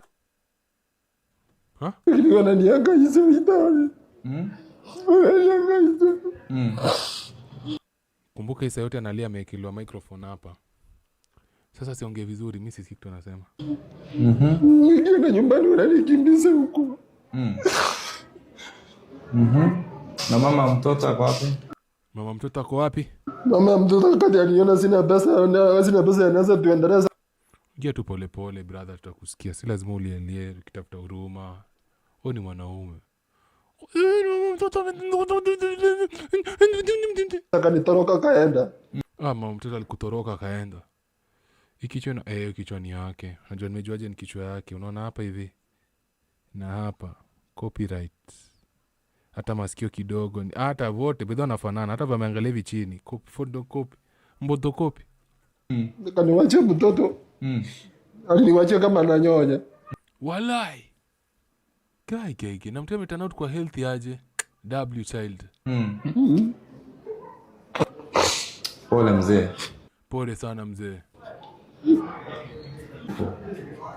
Dadi, unaitwa nani? Unaitwa nani kijana? Michelle. Michelle? Michelle. Ni dem. Hey, na mimi nishamuita kababa. The hell? Wewe ni msichana? Sasa bado mwana anaitwa Michelle ama hata juu jina yake poa. Michelle. Unakana dadi? Buda. Mbona lazima ufanye DNA sahi Nairobi, sahi Kenya, lazima ufanye DNA. Huwezi tu lalisha tu kidhani ati mtoto ni wako. Lazima ufanye DNA, lazima ufanye DNA. Sasa unalia mtu yako na anakupunguza machozi. Nani anafaa kupunguza mgwe machozi bro? But na get, hii sasa unajua kwa shughuli. Na shughuli lazima ipigwe. Ndio kitu moja tuka understand. Sasa kwa shughuli na shughuli lazima ipigwe. So lazima atalialia hivi. Otherwise atatoka hapo bila kitu. Mami hapo wapi? Sijui. Hiyo age mtu ashajua mama yake hayuko. Si unamwambia hata mtu mama alienda ushago. Ama inaweza haribia mtoi ukimwambia mama alienda ushago. So it's best tumwambie tu sijui mali mama yuko. Ndio mtu aanze ku adjust mapema ama? Sijui. Haujui? Kuna ndugu ambaye amenitembelea na kuna story anataka kuelezea Wakenya. Maybe kuna ule atamhurumia. Ndio hivyo. Maybe kuna ule atamhurumia amsaidie. Ukishaingiza box unajua hii ni emotional manipulation inataka kuchezwa hapo. But then again, it's not really manipulation. But we've seen stories like this before. But then again. Fool me once, shame on me. Fool me twice, I must be a fool. Saidie. Hebu ndugu nieleze, nini imekuleta hapa? Mimi nilikuwa ninaishi Thika, nimepeleka kazi Mombasa huko. Na mbona accent yako na Kikisi hivyo? Kupeleka kazi Mombasa? Nikafanya miezi 3. Ukafanya miezi 3? Kufanya miezi 3, huyu mwenye alikuwa manager alikuwa ameniandika kaniambia kazi imeniishia. Pole sana ndugu. That's the worst thing. Acha tu niambie ukweli. Kwa mtu ako na purpose, the worst news unaweza pata. Acha nikwambie ukweli. Kwa mtu ako na purpose, the worst news you'll ever receive hapa hivi nje ni ati kazi kwanza kwa ndio bado uko na morale ya kufanya kazi, alafu unaambiwa kazi hakuna kitu inaweza kuvunja roho spirit kushinda hiyo stuff. Hiyo stuff itakubreak like shit. Akaniambia wasa wana mahali utaenda. Mimi kumwambia mimi nisaidie transport niende mahali nitaenda. Ama nitafute kazi nyingine. Kutafuta kazi nyingine sasa akaniambia hapa wewe huwezi kaa. Mimi nikaenda kwa stage ya pikipiki. Watu wakanichangia shilingi 1500 wakanipandisha gari. Ukaenda waka wapi? Kunipandisha gari. Tunajua je wewe si rafiki ya Moziri kwa sababu nyinyi wote mko na accent moja. Gari mimi nikashukia hapo kwa hii Nairobi. Ukamanda nazuka Nairobi. Kufika Nairobi hapa sasa ndio nimelala. Ukalala. Karibu nimalize. Ukalala karibu wiki mbili. Unalala wapi? Kwa mtu ama nje tu? Sasa nimekakuja na vitu zangu, nilikuwa na baiskeli na mattress na vitu za nyumba. Yep. Kufika hapa nikalala kwa street karibu siku 3. Na baiskeli uko na wapi? Ndio nikafika ofisi ya mheshimiwa. Fika ofisi ya mheshimiwa nimelala hapa nje nimelala ndio nikafika kwa ofisi yake.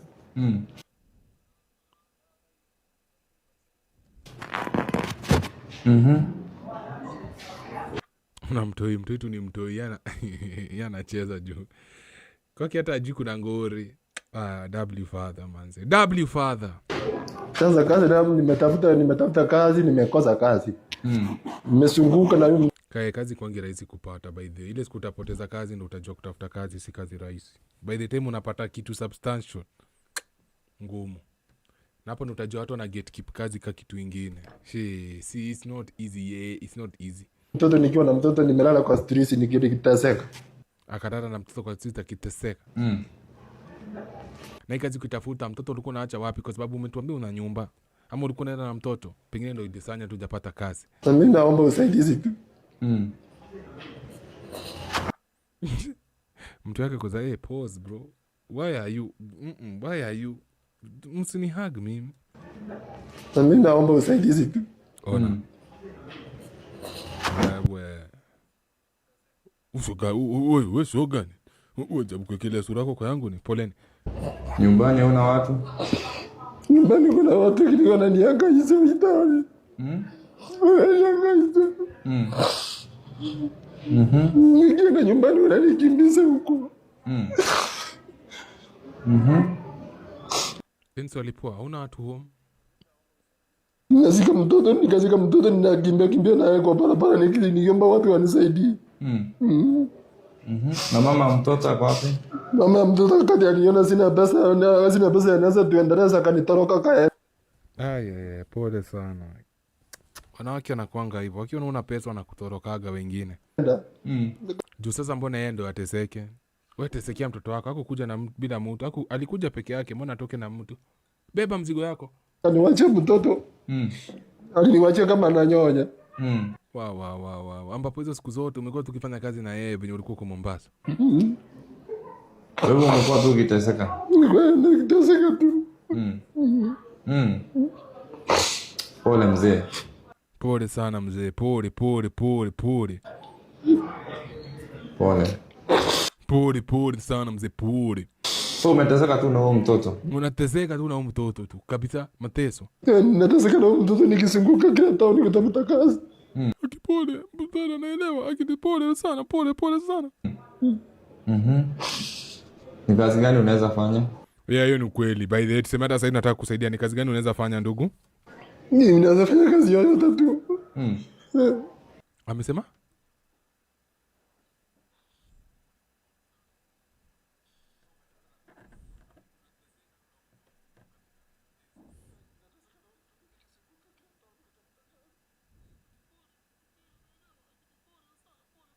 Hata ya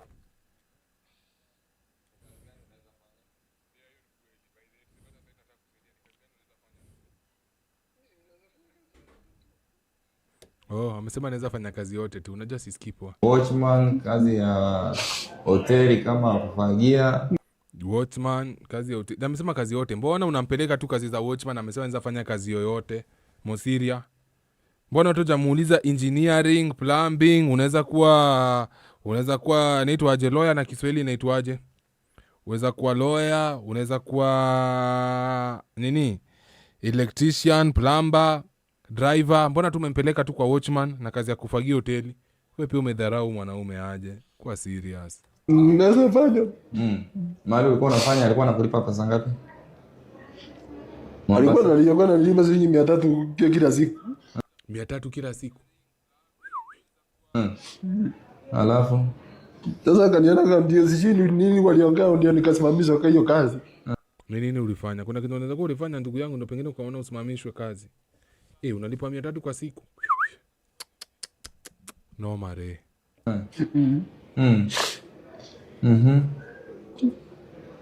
Napanguza dadi machozi.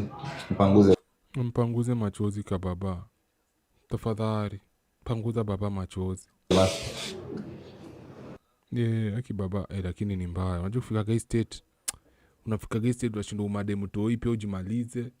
Ama ujimalize wache mtoi lakini utamwachana nani? Ni noma. Urudi Ocha. Ocha pia kuna opportunities mingi. Sasa uduaje na life yako? Na kufeel bro. So huyo mtoto tu anateseka hivi kwa street na hana hata sweta? Hana hata sweta, vitu zako zimeibiwa zimeenda. Hiyo nesta ibiwa ni ukweli. Nairobi watu wanaga huruma. Kwanza usiku wale machokora na wale manani watakufanya mbaya sana. They will do you dirty without thinking twice. Watakutenda ile yenye hujaitendewa au utaamini. Takufanya mbaya na waende without giving a damn. Na amekula kitu. Mtoto hata chakula.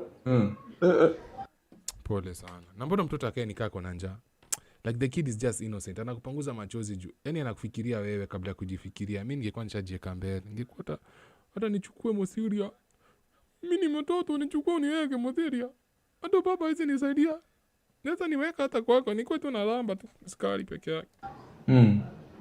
Kuna namba ya simu maybe tuweke kwa mtandao, kuna ndio hiyo.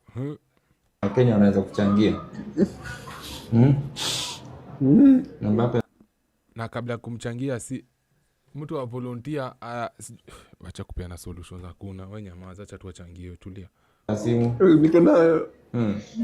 Ni 07 17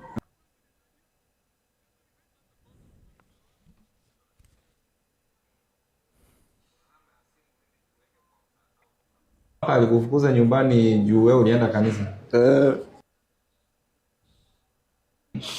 So umesema mamaka alikufukuza nyumbani juu wewe ulienda kanisa.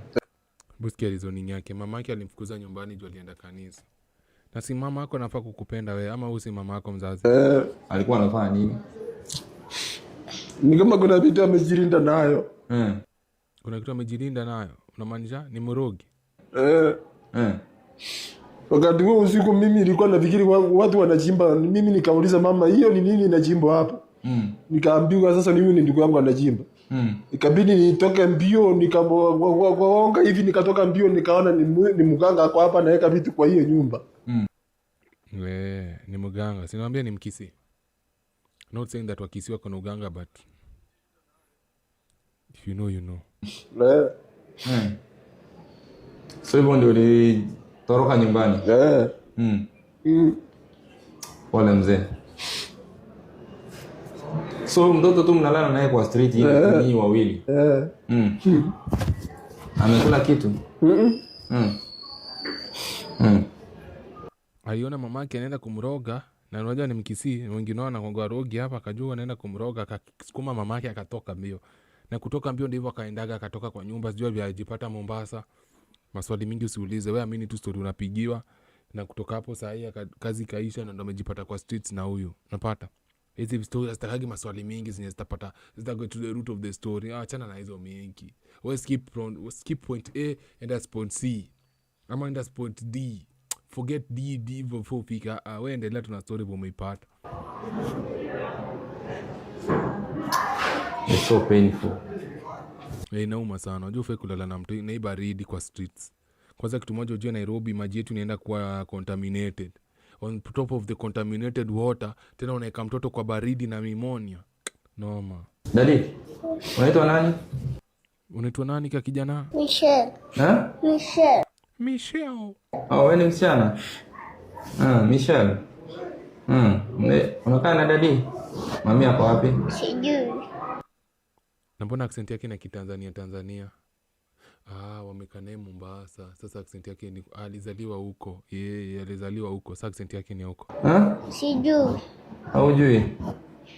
Unaendaga shule? Unakaa Mombasa? Mnalala wapi saa hii? Sijui. Juma lunalala wewe. Usiende against the script. Mama, focus. Wewe. Sema unajua mnalalanga kwa baridi nje. Wewe, chuna mtoto mkumbushe hiyo. Lala wapi? Huko. Wapi? Tuambie nje. Nje. Mnalala nje kwa street? Mbona babake anamjibia? Wapi? Tuambie nje. Mbona unamwambia nje? Hiyo si ni coaching. The same Mosiria mwenye alikuwa amemwambia Mbavu Destroyer akajivolunteer ati mimi Mbavu Destroyer nitakusaidia kutrain, nitakupatia gym na trainer. Kumbe after ametoka hapo hivyo kamera zimezimwa, anaambia Mbavu Destroyer ni aje kukutrain lakini lazima unilipe 200,000. Kwele 1 million unaenda kupatiwa na the President of the Republic of the Devotion of the Kenya, unanipatia 200k. Sasa ndio huyo hapa hivi. Mama anachoma bana, mama anachoma naribu bet live. Inamaanisha sasa saa hii wewe mwambie nje. Kwa nini anamwambia nje? Watoto ni innocent. Hakuna mtu amemwambia mtu ampanguze machozi, si anampanguza tu willingly. So mbona unamcoach mali asema unalala, si anajua? Unless matupima. Mnalala nje kwa street? Unapigwa baridi? Lakini Kenya imejaa vipindi kama the fuck. I think Kenya is the land of vipindi. and I think pia sisi as a people tunaendorse vipindi, so mali yote kuna vipindi ndo tunataka tujiattach na hiyo kitu. Mtu akiwa akifanyia kitu haina kipindi anyway inakuudhi. Tunapenda vipindi ka kitu ingine, sijui mbona. Na we then after kupenda vipindi tuna complain about vipindi. Something wrong with us sometimes as a people. Pole. Huyu ni babako? Anaitwa nani? Evanis. Na anaitwa nani? Michelle. Michelle. Umeteseka sana. Nguo zako zimeenda wapi? Zimeenda na chokora. Makanjo. Makanjo na chokora. Wamechukua nguo zako? Hiyo naye najua amechukua. Hiyo naye amechukua. Machokora anakuwa na ujinga. Mazee niko hapa Instagram yangu na naona kuna mwanamke ametupa mawe CBD. Man, wacha nimalize video niende nijue venye nita connect hiyo Instagram saa hii. Pole mama. Mzee, si tukusaidie huyu mtoto tumpeleke kwa home alafu tukutafutie mahali. Ndugu. Kijana apelekwe children's home. Tukutafutie mahali mtoto aenda kwa home. Hata wao tuongee na wao hata kama watakuweka au ukaekea hapo tukitafuta alternative. Maybe Mkenya atakam through for you upate kazi. Hebu omba tu Wakenya ambao mtatizama huyu jamaa, mkiona ni mzee amelia kwa na mtoto wake, Michelle anapanguza babake machozi. Yes. So naomba mkam through for them. Please, if there's anything we can do. Namba ya M-Pesa wamepeana ni 07. Namba ya M-Pesa 0717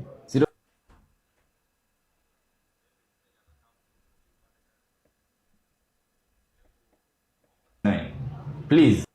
I think ingekuwa different kama ni mwanamke anateseka hivi, like watu wangekama msaidie wengi sana. Society ingecome through for the woman more than faster than wangecome through for this guy. But that's just me in my thinking. Mtoto tutamsaidia tumpelekee kwa home kama baba atakubali. Hata yeye mwenyewe tumpeleka aone hiyo home. Kisha tujaribu kutafuta if there's any Kenyan out there ambaye ataona kilio chake, asikie kilio chake, come through for him. Kwa sababu ni uchungu sana ukiona mwanaume. And my question is this, after they've stayed in the home, after how long will the father be allowed to come and take the child? Just a question. Because Miss Juvenile homes na wakingi. Asema ameteseka, Mombasa alienda kutafuta kazi akafanya, analipwa 300 per day. This guy is so Anyway, he's doing his part.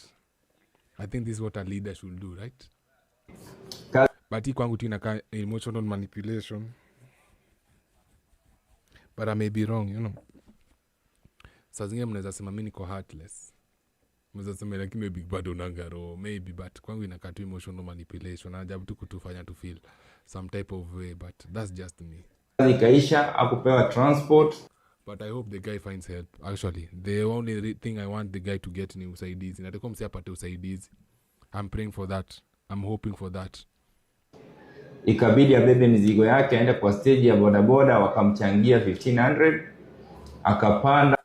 Watu wa bodaboda wanakuanga na ropoa. Akafika Nairobi amekaa kwa street for 1 week.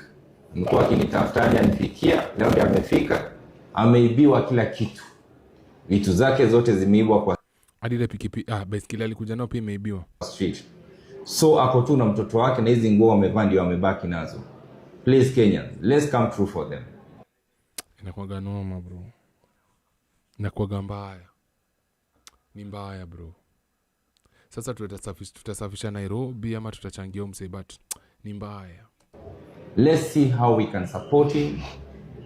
Hata kama uko na kibarua, kama ni kazi ya nyumba, tumchangie. Alafu tukate kumchangia. After tumemchangia which tutamsaidia, what's the next step? Cause tunajua watu wakiangukia, watu especially in their position, wakiangukia pesa, sometimes they do not know what to do with the money. To me, that's just my suggestion.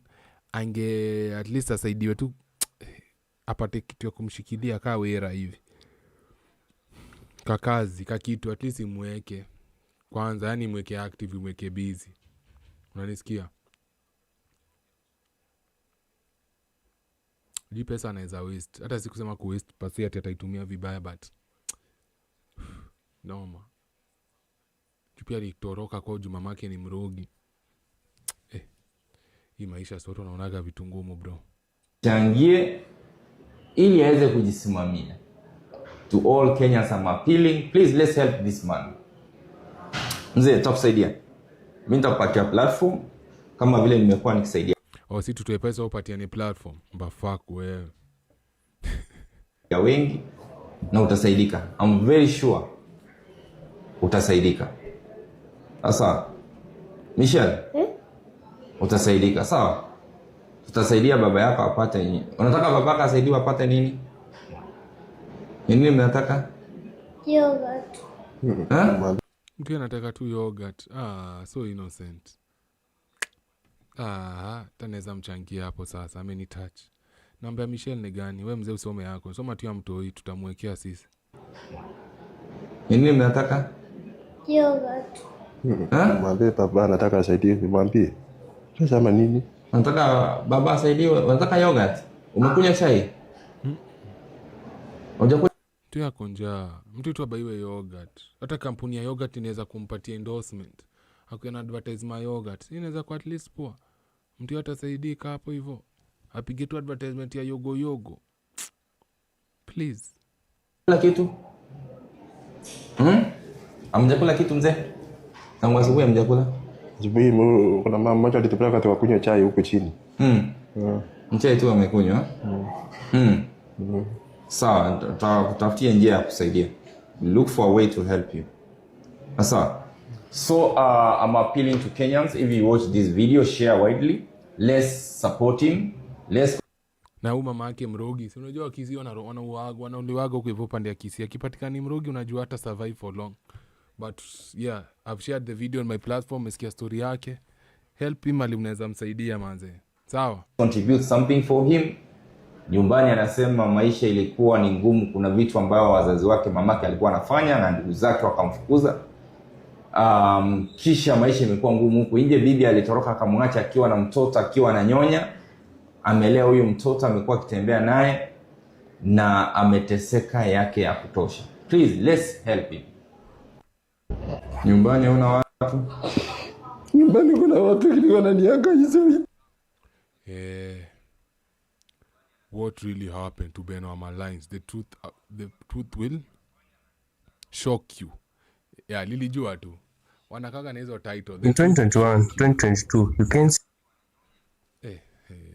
kids who went viral in Kenya, where are they now? Story of how John Kibera. Na walikuwa wamesema ikianza hawajakula. Walikuwa sema hawajakula. Something very strange happened. History ya Mama Lucy. History ya Mama Lucy mimi nilishawaambia live. Story ya Mama Lucy I already told you guys. Mama Lucy inakuwaga mochari. Mepoteza watu wangu wa maana sana hapo hivyo, to be honest with you. So hiyo story inaniumaga hata sitaki kuiongelea cause sasa nafikiria ngati story hivi tu nasikia tu kudedi. Cannot lie. Sikia tu kudedi. Literally inaniumaga to the core. Yani story inaniumaga. But then again, nienda akujimaintain vizuri, akajipata Mama Lucy. Sawa? Sasa ni kama Mama Lucy ilienda kumtafuta mali alikuwa. Ni yeye kuishi life yake vanafaa kuishi, akajipata hapo hivyo.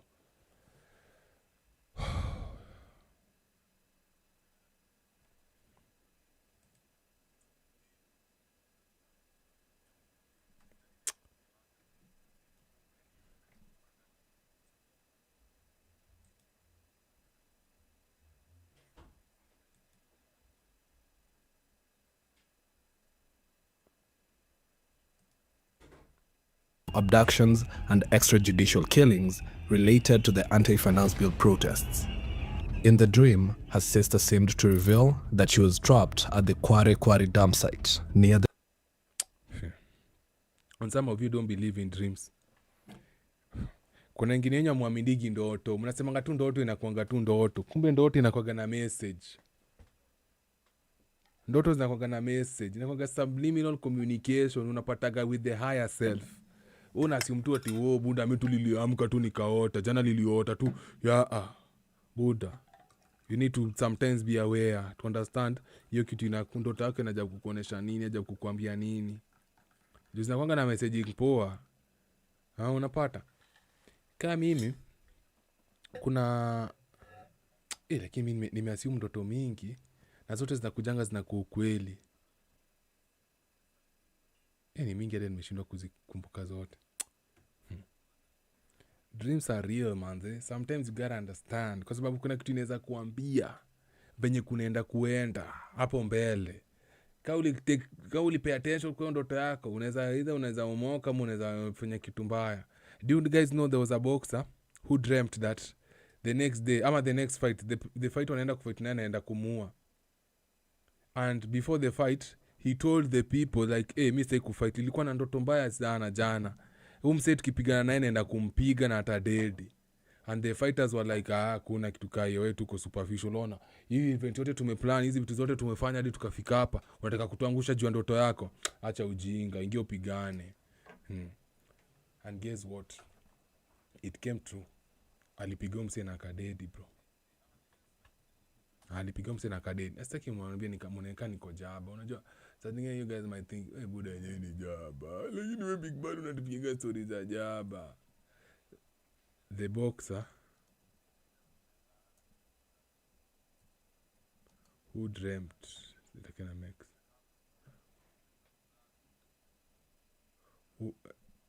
the boxer's dream. Do you a story? See ya.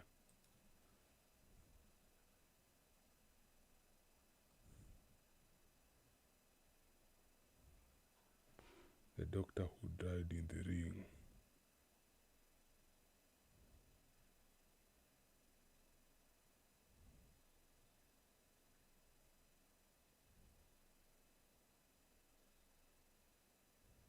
Okay.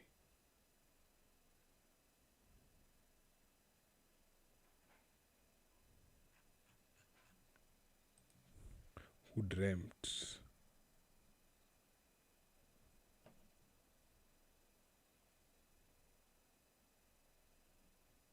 of killing opponents?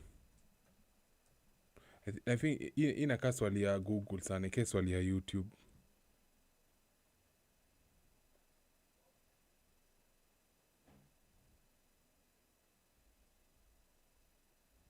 Ndio hapa.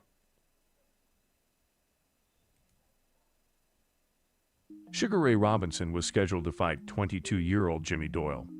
In his autobiography, Robinson told the chilling story of a dream he had prior to his bout with Doyle. In his dream, Robinson was fighting Jimmy Doyle. Ray lands a devastating strike, knocking Jimmy to the canvas. Jimmy laid there, unable to rise. I woke up in a cold sweat, yelling for Jimmy to get up, get up, get up. My yelling woke me up, I guess, Robinson wrote. In the dream, Jimmy Doyle was in the ring with me. I hit him a few good punches and he was on his back, his blank eyes staring up at me. And I was staring down at him, not knowing what to do, and the referee was moving in to count to 10, and Doyle still wasn't moving a muscle. And in the crowd, I could hear people yelling, he's dead, and I didn't know what to do. Then I woke up. Robinson was so disturbed by the dream that he wanted to back out of the fight with Doyle. Fight promoters, who stood to lose money by Robinson's decision, brought in a Catholic priest. Some sources say a priest. Wakaleta priest, ati priest aombe fight. Bro. Priest and minister, who sought to calm Robinson's nerves by assuring him that it was only a dream. Ndio hiyo, wakaleta pastor corrupt. Pastor pia amelipwa na the organization, akaambiwa wewe, bila hii fight utapata pesa. Lazima ukukua hii fight ndio upate pesa. Kumbe ajui anadanganywa. Na he had a dream. Promoter Larry Atkins convinced Robinson not to cancel the fight because of a dream. In the 8th round of Sugar Ray Robinson's fight with Jimmy Doyle, Robinson landed a left hook to the face of Doyle. The punch sent Doyle to the canvas. Referee Jackie Davis began the 10 count but soon realized that it wasn't necessary. Doyle was unconscious. He died the next day. Immediately after the fight, a shocked and dazed Robinson informed reporters of his premonition by dream, letting out a good deal of the emotion he had managed to bottle up. As he engaged in the fight, he strongly felt in his heart would end in tragedy. Robinson was clearly haunted by the fight. I had knocked out guys before, dozens of them, he wrote. But in most fights, I always had a good feeling. A conquering feeling when I saw them being counted out. Maybe because I could see that they weren't really hurt. But now, with Doyle stretched out, his eyes blank, I had that empty feeling you get when something in your life is really wrong. And all I could think of was the dream. You warned me, God, you told me. Why did I let everybody talk me out of it? Ndio hiyo, kwa angepigwa fine moja mbaya sana. Angepigwa fine nyingine serious, fine nyingine serious sana. Yeah. Told you. Bana, tumepiga 8 hour stream for nothing but pure entertainment. Unanipata? Imagine. He had a dream, bro. Sasa, imagine mdem angeassume ati ndoto yake sister yake akimwambia kwa kware, angeona hii kitu awe, hii ni jaba, acha nene story. We would never have found all those bodies that were buried in Kware. Wakati tunawapatia hiyo preview, alafu sasa niwakuja naonesha hizi other video. Ndio mjue ndoto saa zingine ndoto zenyu za kwanga na ukweli. Kesho mtu anaweza amka, Big Bad iliota maze, umepata kamera mpya. Big Bad maze iliota maze, you are the biggest YouTuber Kenya. Big Bad iliota maze, umenifungulia busy. Yani Big Bad maze iliota hizi vitu zinakuaga. Alafu unakuja unaogopa kuniambia, kumbe sasa hujui niko pengine niko this 2 seconds away from giving up. Unakuja unaniambia na ni rejuvenate na niweka energy. Wewe hujui. Maybe pia mimi niko na dream ya whatever. Niko tu za bro, this message is for you. Najua karibu ku give up, but niko sure. Najua umesikia kitu na mapasta wengi, but kitu inaniambia tu jaribu tu kesho. Jaribu tu kesho. Just try tomorrow. I'm pretty sure something good itakuapenia. Alafu wewe hujui mimi pengine ndoto nilikuwa nayo nakuja na kushow. Next thing you know, you go, unaenda una ace hiyo interview, unakuwa one of the best interviews unapata umeomoka hivyo umetoka block manze. So hizi vitu, you gotta take them serious to a certain extent. You feel me? Yeah.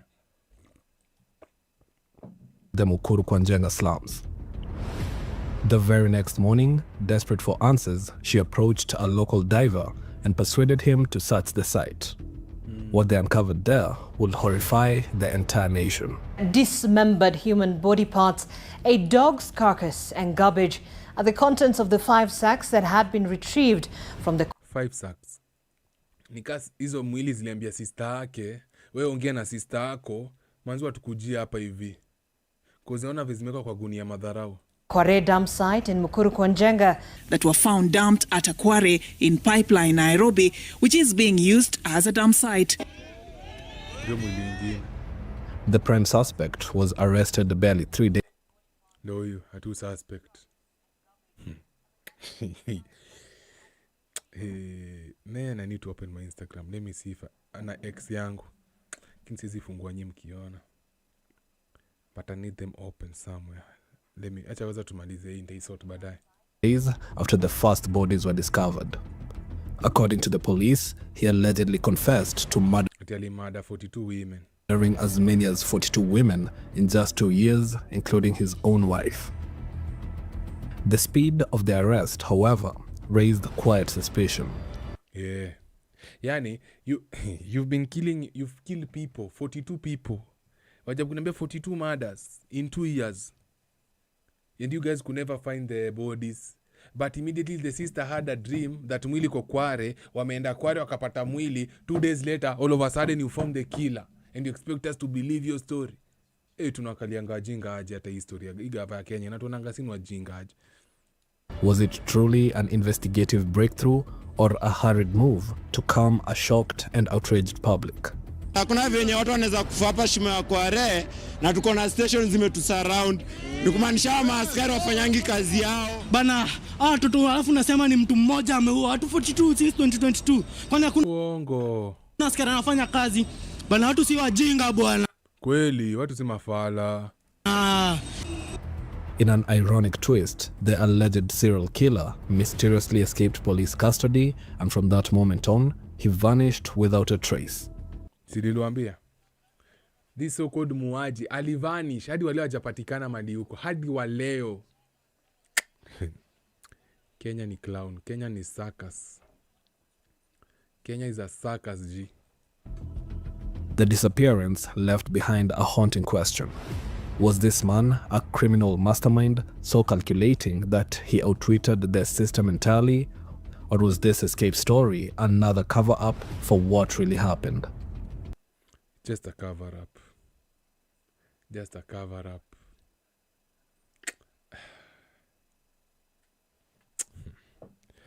We have picha zake ziko DCI. X, Twitter ya DCI. Picha zake ziko hapo hivyo. Chana watafutia anaitwa nani?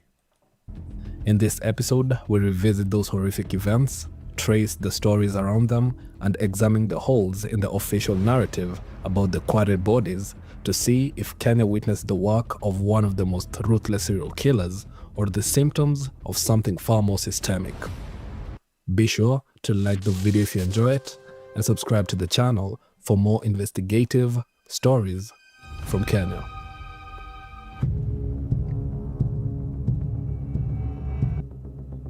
The retrieval of the bodies from the quarry should have been led by the police and the Directorate of Criminal Investigations, who had the budget, the gear, and even a modern forensic lab built in 2022 for exactly this kind of cases. Yet, when the bodies surfaced, the police officers were reluctant to take charge. It was local divers and volunteers working without protective gear or equipment who went into the quarry. Imagine. When acting Inspector Siliwambia Kenya ni sisi tu. It is just us for us. Us for us. If you are waiting for someone to come and save us, we will wait forever. General Douglas Kanja announced that 8 bodies had been officially recovered. He also transferred the officers stationed at Kware Police Station. He claimed this was to guarantee an unbiased investigation, but it raised more questions than answers. Why transfer them instead of investigating them? DCI boss Mohammed Amin suggested they could be dealing with 3 options: a serial killer, a cult, or even a rogue medical practitioner, since some bodies were packed with medical equipment. None of the 3 options suggested the possibility of extrajudicial activities, despite Kware Police Station being just 100 meters away from the scene. As many families waited at the Nairobi City mortuary for DNA identification, among the identified was Josephine Mulongo Owino, the woman who had reportedly visited her sister in a dream and led them to the scene. During the investigation that followed her identification, police claimed they detected activity on her phone and M-Pesa account after her death. This digital trail reportedly led them directly to Collins Jumaisi Halusha. It was a remarkably careless move, if true, especially given that the quarry body story had been trending news for days. In the early hours of July 15th, the suspect was arrested in Kayole, tracked by that very phone. He was not in hiding, but found outside a nightclub after watching the Euro 2024 final between Spain and England. The behavior seemed inconsistent with someone who had supposedly evaded capture for 2 years while committing multiple murders. So this morning, it is true, we arrested one suspect whom we found in possession of one of the handsets belonging to one of the victims, whose body was identified yesterday at the city mortuary by the relatives. Using a dead person's phone and M-Pesa account at such a moment didn't sound like the actions of a calculated serial killer. After his arrest, police reported that the suspect directed them to a hideout barely 500 meters away from the quarry. Siliwambia zile vitu zilipatikana kwa nini yake. Hizi vitu zilipatikana hizi, surely. Anjabu kuniambia hata ka wewe, let's say you're the dumbest criminal ever. Unaweza ua watu, uko na hizi sim card zote na ukaetu nazo kwa nyumba. Ha? Na hii tape. Nye Kenya. Kenya ni, it's a content country. Tuambia ni ukweli, Kenya ni content creator country. Inside, they found SIM card holders, smartphones, a laptop, machetes, and sacks identical to those found at the crime scene, laid out in plain sight, as if he had neither fled nor bothered to conceal the evidence. Without any DNA confirmation, the DCI claimed that a machete found at the scene was the dismemberment tool, the sellotape had been used to silence victims, and most bizarrely, presented 5 rolls of some weed and 2 pairs of women's underwear. Unaona, ati pia kona bangi. Akona bangi kwa room. Yani, Kenya. As crucial evidence, again, without any DNA testing to link them to any victims. We have a machete that in the course of investigation, he confesses to have been using to dismember the bodies. We have 2 underwears, which we believe belongs to the victims. The evidence itself, which you planted yourself. Ongeza panty za red na lines ya tendo amini. Yeah. raised eyebrows. Every SIM card holder recovered was from Airtel, who had gained favor with Gen Z protesters. Only weeks earlier, Safaricom had bowed to state pressure by deliberately slowing down internet access during the anti-finance bill protests. Yeah. Same Safaricom ilipeana whereabouts za ule kijana akashikwa, sai unakumbuka ule kijana allegedly alifanyaje? Alipost picha ya ule ya prezo ako ndani ya coffin. Huyo sinifu Safaricom ilipeana information zake hadi mali anapatikana hadi location. A move later confirmed and exposed through leaks from a WhatsApp group tied to the president's inner circle. It also didn't help that Safaricom has been long accused of aiding and abetting surveillance, abductions, and extrajudicial killings. True. Safaricom ilipeana locations za almost everyone mwenye alienda kwa hiyo parliament. Almost everyone. Mr. Officer, ilikuwa Mr. Speaker sir.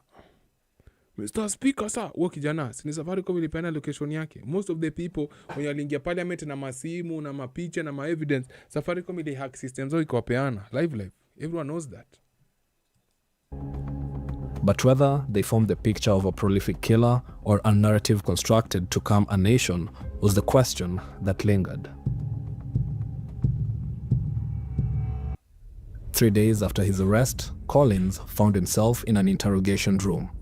According to DCI boss Mohamed Amin, the suspect had confessed to systematically luring, killing, and disposing of 42 women at the Kware dump site between 2022 and July 2024, including his own wife.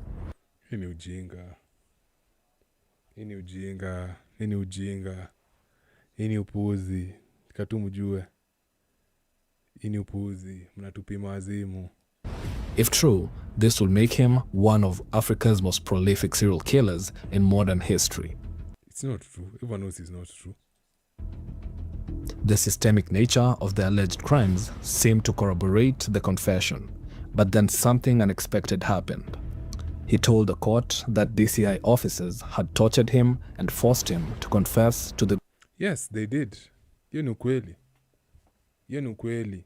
Walitocha umsee na waende aseme ukweli. Walipiga mtu vibaya sana. Ako na kesi. I'm trying to look for the picture. There's an actual picture of him. Alikuwa arrested. Unanipata? Hiyo ndio picha natafuta lakini siwezi ipata. I will post for you guys in the next live, on the next stream. Tawaikia. He had an actual picture of him. Alimada. Sijui kama ni wife yake ama mdem. Lakini muaji aliua ya ukweli. Lakini si kesi. Hii ameplantiwa. But he has an actual picture of him. Alimada mdem ukweli. Gruesome murders.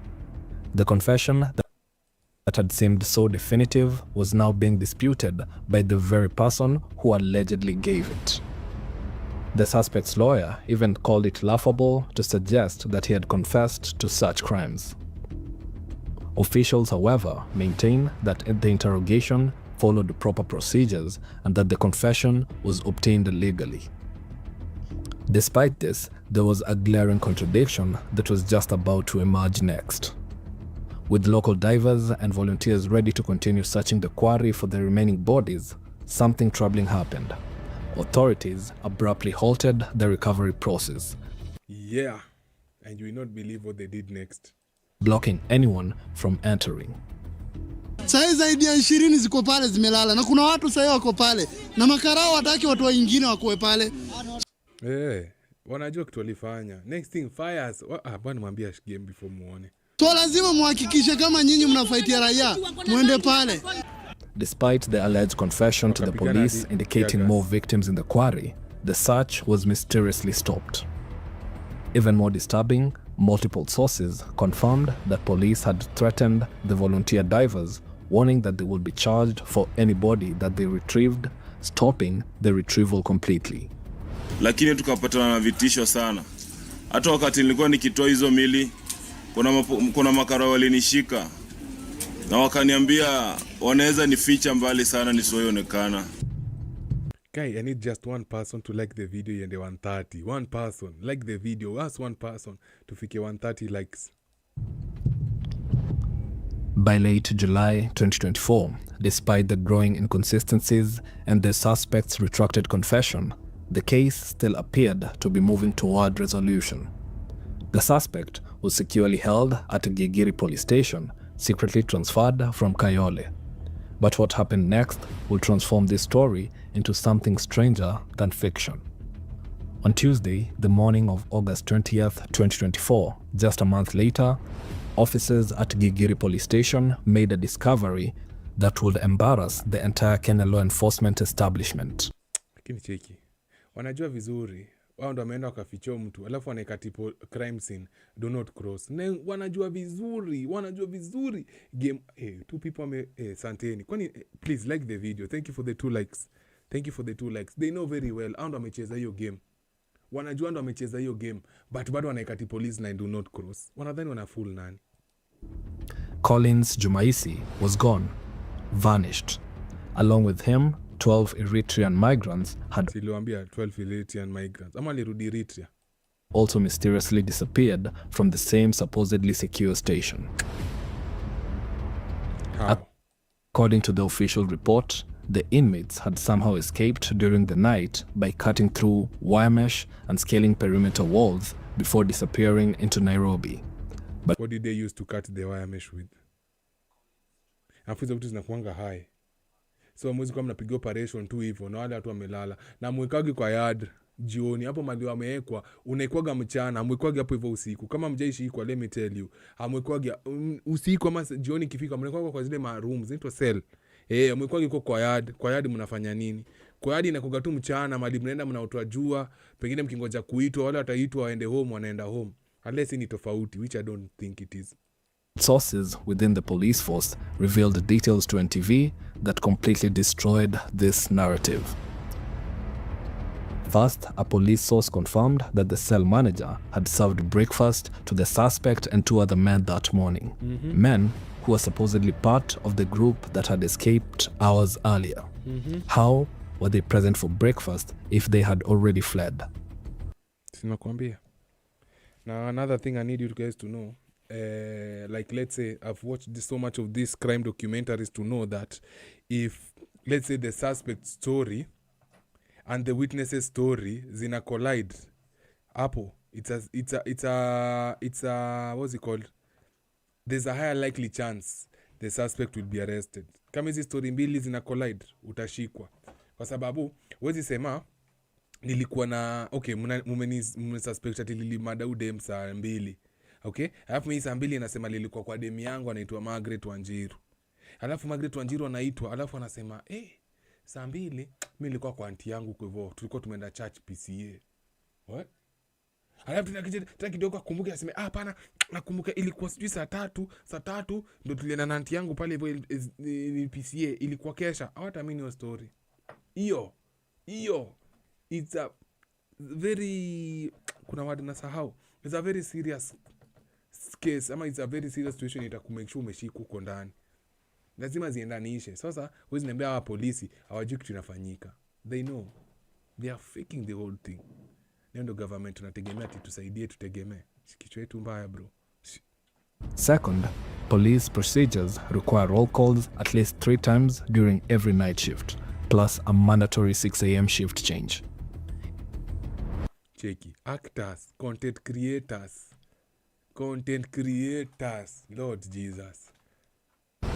If they had truly escaped during the night, wouldn't officers have discovered the empty cells during these routine checks? And where would they go through? Kwa sababu kitu wangu imefungiwa. Seti ni katu mali unaweza toka tu. Lazima watasikia mkitoka. Hey. Most damning was the facility's design. Gigiri Police Station has only one gate leading to the main road, an area with heavy 24-hour security due to nearby diplomatic installations, Exactly. with the United Nations having a very heavy presence in the area. Somehow, according to officials, 13 people escaped undetected through this single, heavily monitored exit without triggering any single alarm. Detectives are of the view that human trafficking is a serious transnational organized crime and well-funded. They want to establish where the process of human trafficking played a role in the escape, and Collins Halusha, the murder suspect, took advantage. Police tried to retrieve CCTV footage adjacent to the point where... They cannot show you the CCTV footage. You will ask for it forever. They will never give you because the CCTV, either they switch them off, ama it will show the police wakiwasnikisha out. The suspects are said to have jumped from the top of a roof, only to realize the CCTV camera was not functional. Told you. But here's where the story becomes even more unbelievable. If Collins Jumaisi truly escaped, how has he remained hidden for over 1 year now? His face had been 2 years now, plastered across every newspaper and television screen in Kenya, linked to 42 gruesome murders. And there's no way there's just someone taking care of him somewhere. Na venyama polisi wanajanga kupata kila mtu. Atitu amefichwa na mtu. Mtu anampatia chakula, anampatia. Na anajua hii kesi inafuatiliwa. Hapana. Not possible. Unlike other cases, he wasn't just a criminal. He was supposedly one of the most notorious killer in the country's history. To put it into perspective, consider the case of Masten Wanjala, another suspected serial killer. Ndio huyo hapa. Ndio huyo hapa. This is not the same person? It's not the same. Ama usi akona alama hivi. Ama Killer who escaped police custody in 2021. Wanjala had confessed to killing 10 children, but when he escaped and returned to his home village in Bungoma, angry residents recognized him immediately and the mob justice was swift and brutal. Wanjala was killed by the villagers who knew exactly who he was. Naona madatu wa kumi. No, I'm sorry. Now, okay. Now I remember. I thought this guy and the other guy were the same person. So when I told you I was looking for the picture, I was looking for this picture. Okay? I forgot. It's not him. They are two different people. Sorry. They are two different people. Nimesahau. But wanafanana macho in a way. Sindio? If Colin Jumaisi, who is linked to even more murders and had far more media coverage than Wanjala, was truly roaming free. But ule fala, unadhani unahepa jela uende kwenyu. Unadhani watu kwenyu watakuficha. Unacheza na watu ushago. Na ni ukweli na confirm uli mada. Ule pia alikuwa anataka tukukufa. Maybe unajua inafikanga point fulani mtu anaona kapra niete chera miate tu rudi kwetu ni marisi. Wacha tu ni rudi ni marisi. Wouldn't he have faced similar community justice by now? His alleged crimes were more than heinous, his face more recognizable, yet somehow he vanished without a trace, like a ghost. This raises a chilling possibility that few ever want to consider. What if Colin Jumaisi never really escaped at all? Thank you so much, Alvin. Kama uko kwa scene, I just want you to know I received it. Thank you, my G. Blessings. In case you've left, thank you, G. Thank you. Big 50, Bob. What if he served his purpose as a convenient scapegoat, and when he refused to play along, when he retracted his confession and claimed torture, he probably became a liability? Yeah. Walimgenya, bro. Walimada. Walimaliza. A loose end. Because there's nothing like, Walimaliza, bro. Rest in peace, G. The foreign nationals who allegedly escaped with him provided perfect cover. If it were 13 Kenyans, the public would demand names and photos of the escapees. True. But foreign nationals, much harder to verify, much easier to claim they've all escaped. Sinonambia. You know, before police used to do this stuff, because one, we did not have social media to discuss these things. They could just give us a story, and whichever story tumepewa sisi tungeenda nayo. Tunaweza kusema tu, hey brother bro, unajua kule kijana alishikonga kwa news juzi. Hey budu usikia jamaa alihepa. Hey bana, usikia alihepa na mairiti ya 10. Why hiyo ndio story. Lakini saa hii with the uprising of social media, we will question because okay, sawa tukatea amehepa, but uko na information zake. Okay, picha, jina, walishikiwa wapi, walishikiwa nini? Watu wanaanza kupiga homework. Jina imetoka hivi, jina inapostiwa. Next thing you know, inakuwa shared hadi one way or the other itapata either brother yake, auntie yake, cousin yake, someone. Lakini hizo sahi lakini unajua hizi tupima walikuwa tupima kitambo. Kitambo story ingetupiliwa mbali. Walimada bro. Na sasa unacheki waliuliwa huko hivyo walipatikana kwa Kware. Majority of the people walipatikana huko Nola walienda kumadwa Githurai. Hiyo usiku ya June 25th. Unakumbuka hiyo siku polisi walishuka Githurai na gunshots zilikuwa zinasikika kila mahali.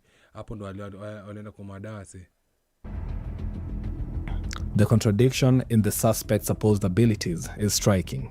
He was supposedly calculated enough to commit 42 murders without being caught, but careless enough to be caught using the victim's phone after her case was trending nationwide.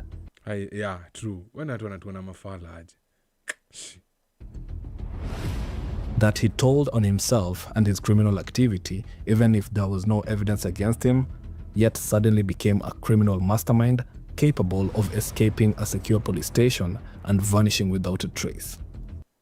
History yote ni fake. Does not make sense even at all. It defies logic. It does. It's almost like he was both an idiot and criminal mastermind, depending on the narrative being peddled. Yeah. The families of all victims still in the quarry have been denied justice through what appears to be institutional interference. Yeah. 3 days after police stopped the retrieval, the quarry was set on fire by people believed by witnesses to be policemen, destroying evidence. They burnt the place. Walichoma hiyo place. Hey. Walichoma. Literally is like a big umbwa nyinyi. Nyinyi ati mnasema nani must go. Mtadu nini? Inchi ya majambazi.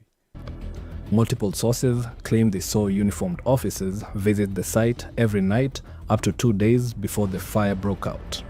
Since then, the quarry at Kware has been altered to prevent future discoveries, and the volunteers who risked their lives to rescue the bodies were silenced through threats.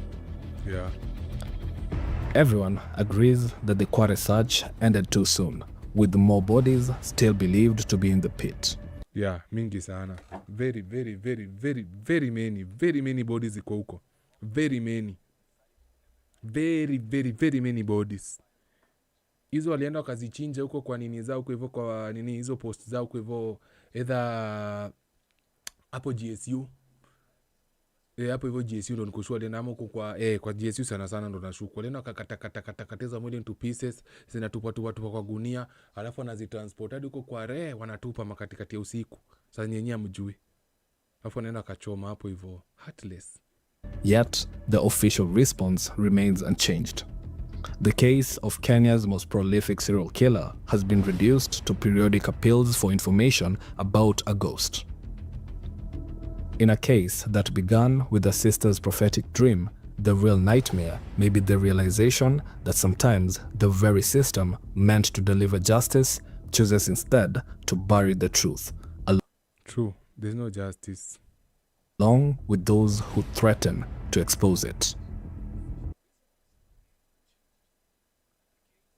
The NYS heist, how Anwai Guru, a mastermind or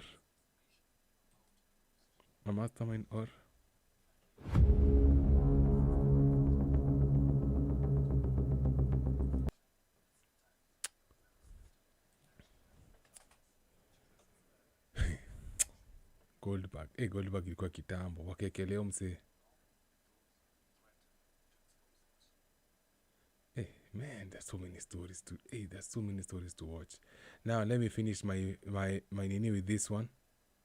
I'll go subscribe Celebrity Files. I'll go subscribe to your channel nyingine hisi mwingine. And I saw Benoit Malines sahi ameamua kufanya nini? Podcasting, which is a very good thing.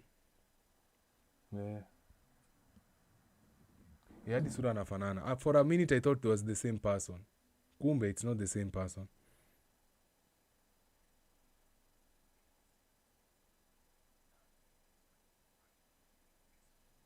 Kwani yani alikuwa vajo? Yani alikuwa vajo ama alikuwa na claim kwa vajo? Let me do my thing. Acha nifanye mambo yangu hapa. Sasa hapa. Ngoja.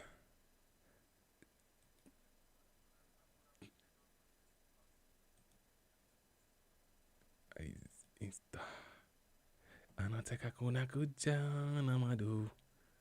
Ananani yakani nadu. Lakini lakini Kemunto ni kitu, Kemunto ni mali, Kemunto ni mali.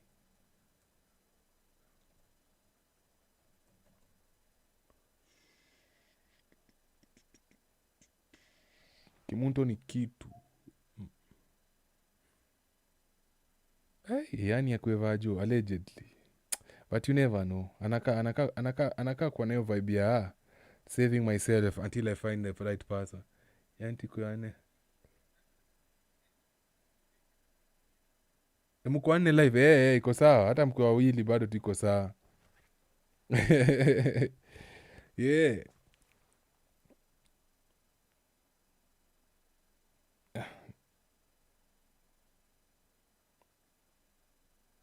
Nikwambie kitu na hizi nini?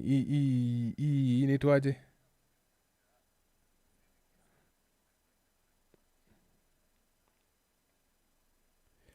Hii mboka ya ku live stream ama mboka ya ku entertain bro. Unataka ujue na kuaga hivyo. Kwa sababu pia you cannot blame people. Unajua mimi si show speed, sijafika hiyo level ya show speed.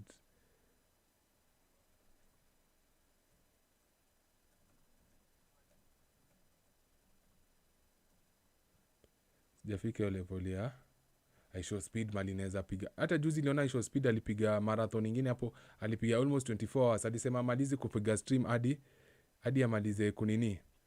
Amalize kucheza game fulani, video game fulani hapo hivyo.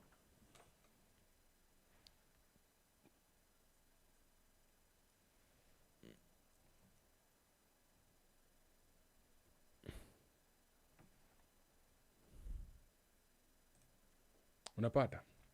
But it's hard, but everyone has to go through here. Kila mtu lazima anzie hapa. Hakuna mtu hata kupitia hapa kama unataka kufika ile level watu wengine wamefika. On God. So be ready, be excited ukiona hizi vitu. Sitaki. Imefungua nini fake. Imefungua ile profile sitaki ifungue.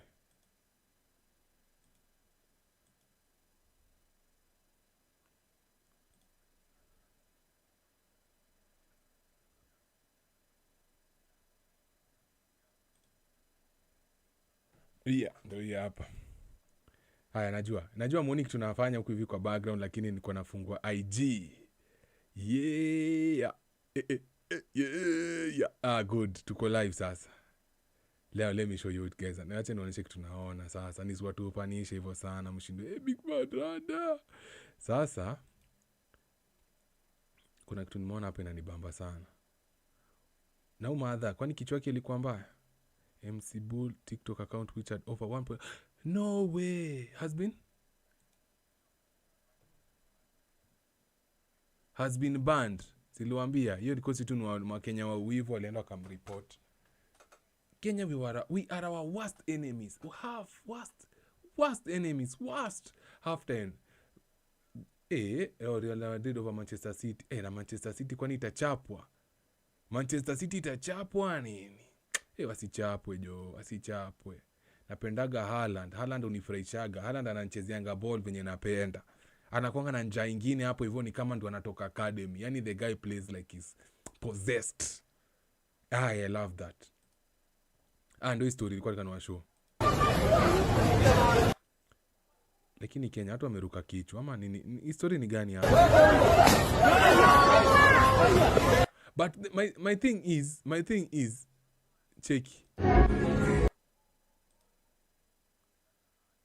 Cheki, ona. Isa yote mnamuona ameshika mawe. Unanicheki? Mnaona ameshika mawe na amesimama mbele ya gari. Mnajua she's about to throw the stone. Mnajua bicha anaenda kurusha mawe without a doubt. Mnajua bicha anaenda kurusha mawe. Mbona mzene mumsomishe before atupei mawe? Mbona?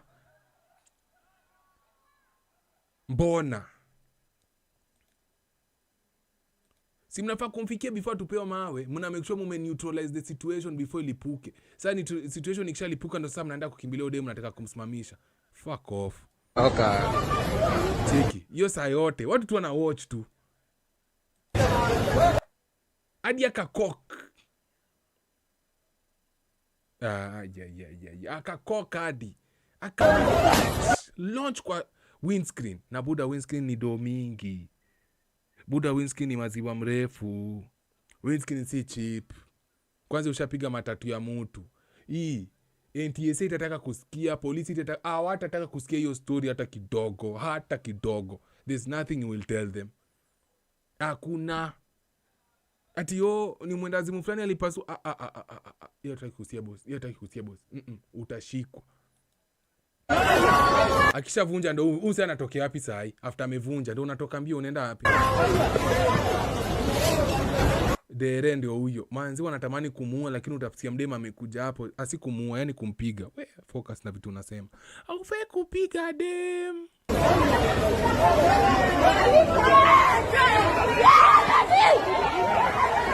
Ona. Sasa ndio mtoto wake anakuja. Mama yake akishika mawe akitupa, hakukuwa hapo hivyo. Akishafanyia ujinga ndo sasa kila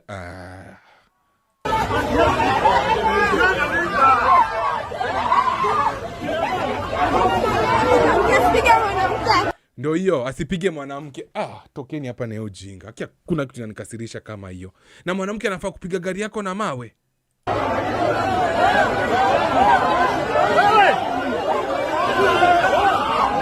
Ngoja, umsendo anatakiwa.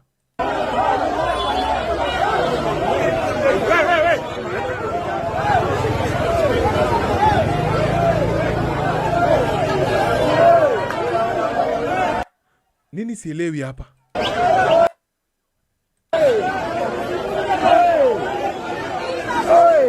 Cameraman, ikosi ni dema li record shit.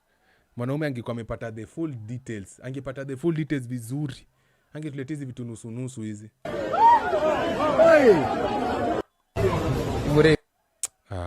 Tuko na shida. We have a problem.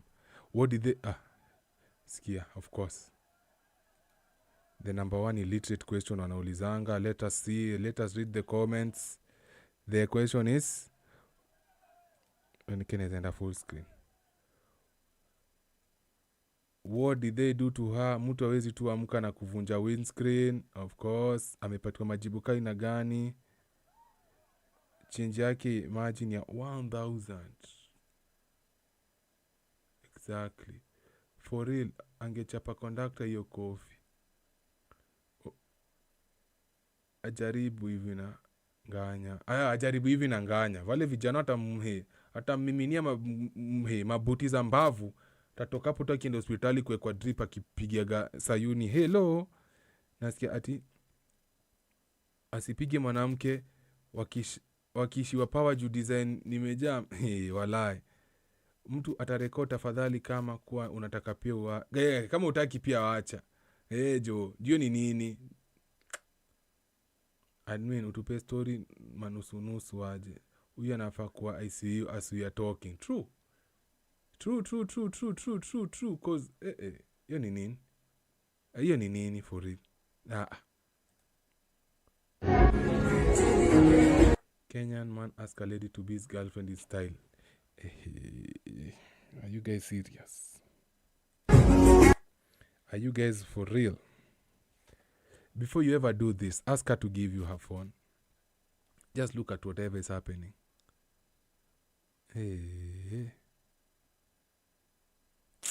Good for you. But you know, the same way umefanyia kitu hivi na hizi highlights. tunakomba in next year inakuja tu. Ukuje pia utupostie the same thing. Ukuje pia utupostie we ni fala. Umepiga magoti. Highest level of simping. Lakini watu wanakuanga na ndevu wanakuanga na maneno. Ama fara wanakuanga na ndevu wanakuanga na maneno mingi sana. What is this are you doing? Are you serious with your life? We ni fala. We ni fool. We ni buffool.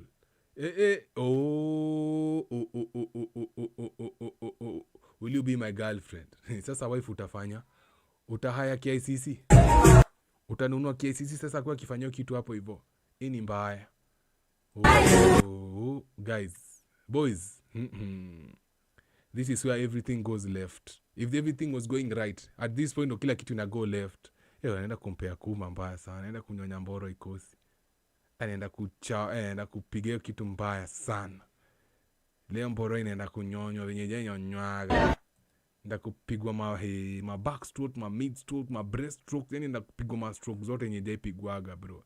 Nifanyie hivi my ancestor watakuwa kicheka. No but anyway, it's nice to go on. Bado love iko na nini Miss Mweni husband bolo besokisha za moment with access standard dacha.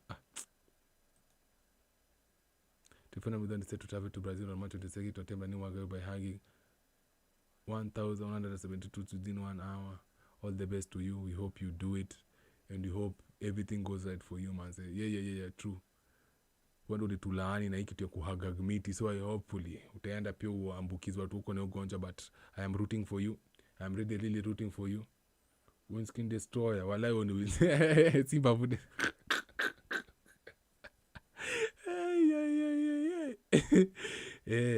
Good for you. I'm happy for you. Once ukiwin pia si tumewin. So all the best to represent uko Vilivio. Arsenal have sent a special piece of memorabilia to Kenya to honor the Lelelo model host. An upset fan of the club Arsenal remembers. What did they send? Thank you, Arsenal, my favorite football club. I'm recipient of this booklet, belated in memory of a fellow fan and a former boss, Marelo Molodinga.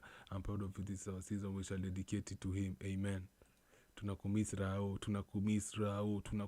Rao. Daily tunakumiss mbaya sana manze. Even ndio inakaa. Okay. Is that the best they could do? I would expect it to be bigger, like ikweta kitu 6 feet, 5 feet. It was big as this. But anyway, unangoja mzungu kucelebrate, tunangoja milele. Kenyan man spotted enjoying breakfast in the middle of the river on his home.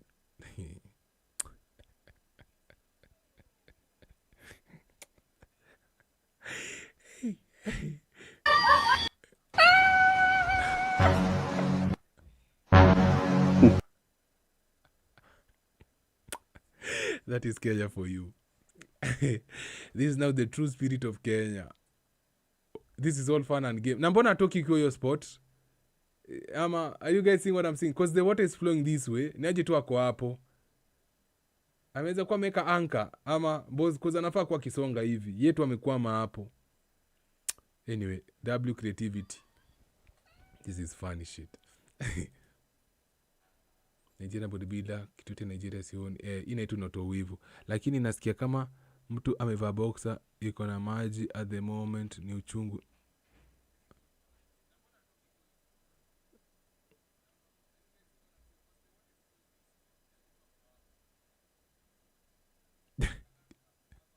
Hata yeye aoni ama nini nafanyika. Lakini watu wanakuanga na uivu huku nje. Thank God ilitoka hiyo TikTok ya matakataka.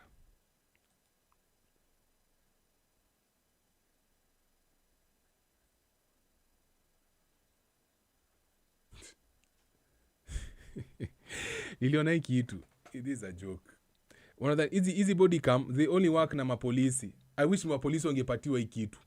Kwanza wale tumeona wakimadamada watu, but tunawajua watazima waseme I forgot to charge my body cam, I forgot to put it in a charger. Wote utapata all 17 police officers wenye walienda kufanya hizo crime, all of a sudden body cam zao zifanyi kazi. Hii ni Kenya. Hizi ni first world nini? First world what's the name? Innovations. Zina work to first world. Kenya, uongo.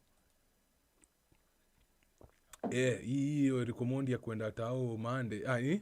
Sunday ama? Sato. Leo ni date. Leo ni on Thursday. Chafika Thursday. Wow. atajibamba huko. Itakuwa ngumu sana mimi kunionekana huko. Kwa tuna vitu mingi sana. Na bado mama ananiuma. Ni nini alifanya? Nini alifanya? Lakini hii Kenya madem are out of control. Chatu niwaambie ukweli. Madem are out of control in our country. Whether you want to believe it or not, but madem are out of control. Out of control. Something needs to be done.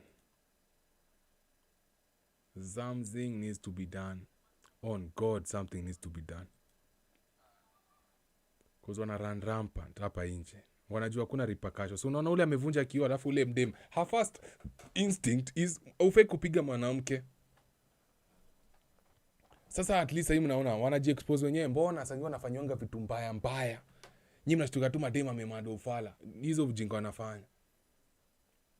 But bila mtandao mnadhani mkuja kuamini hizo vitu. Mngekuwa mnasema tu sisi tunachukianga madem. Nyinyi mnachukianga tu madem. Hampendangi women. Usiku ule dem nafikiria Kenya Cathedral Movies says that a VW GTI looks like an Uber chap. Fuck off. Acha nifanye ule mtu wangu ile story. My G, let me do you a solid. Why the fuck not? Na sinani alikuwa na trainia hii kitu hata nimeona ukisori ndo nikakumbuka. These guys. Tunarudi kwa no dem hapa.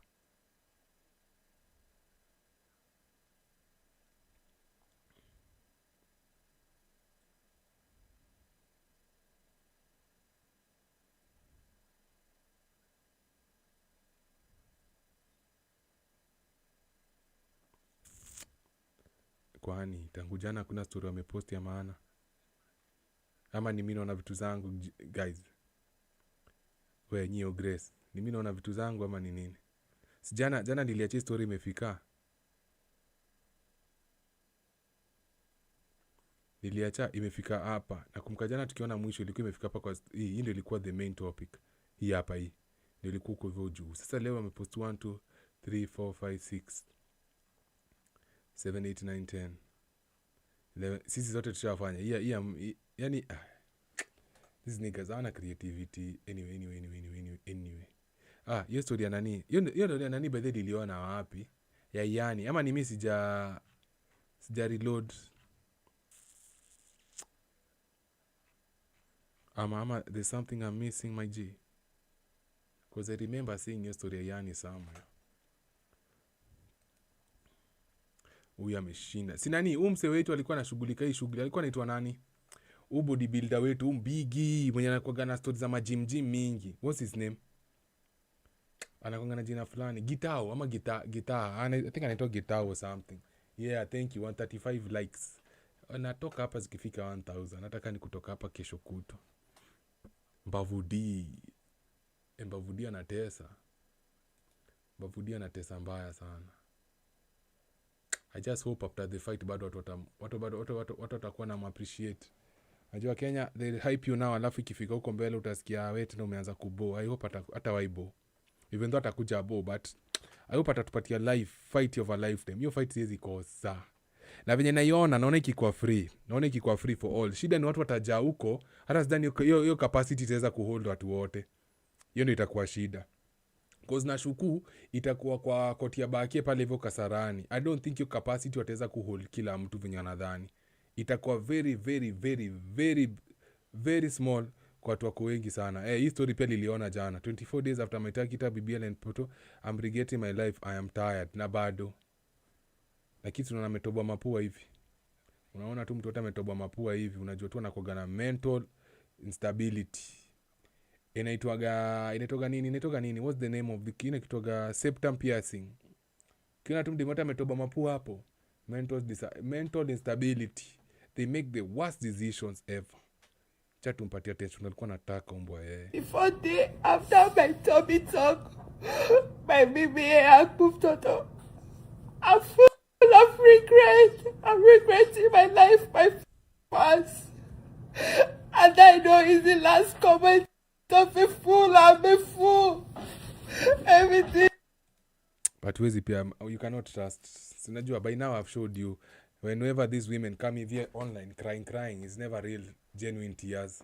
It's just to manipulate you. So you cannot agree, day 24.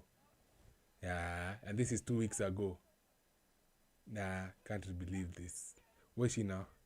I want to go back to my normal life. Now you can't.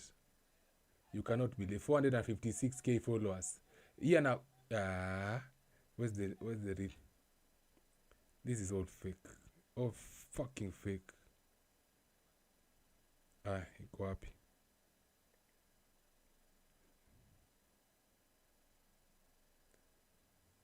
Iko wapi?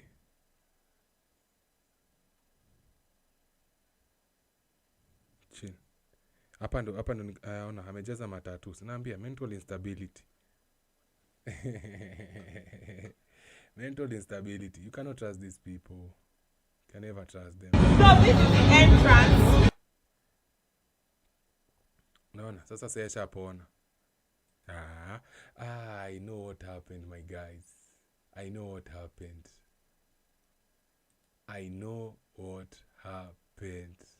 You know what happened? Let me tell you, because I'm always on top of the game, in case you guys don't believe it. So what happened is, there's this trending story ya ule dem alikufa juu ya BBL. You know, this is the trending story right now. Of that woman mwenye alikufa juu ya kuweka BBL, akaenda kufanya BBL akapasuka. I posted the video today on my Instagram. So in case hujaona, iko kwa ex yangu. Ni vile naogopa niende kwa ex yangu nifungue, hiyo nini ionekane. By the end ilikuwa ni react to ex direct, ngumu. Sawa. So Nairobi Gossip wanataka kupost vitu zitafanya watu wa relate na ile story. Ile story ule udemali BBL yake ilipasuka. So that's their goal. They want people to relate with that story. This is why wanaposti kitu ilifanyika 2 weeks ago. Kwa sababu wanadhani ile kitu ilifanyika 2 weeks ago na kilifanyika size iko na relevance. Unanipata? Kwa sababu wanakuwa relevant kwangu. Hii Nairobi Gossip inakuwa imejaa feminist mbaya sana. Sana. Inakuwa imejaa feminist yao yote. Can never trust them.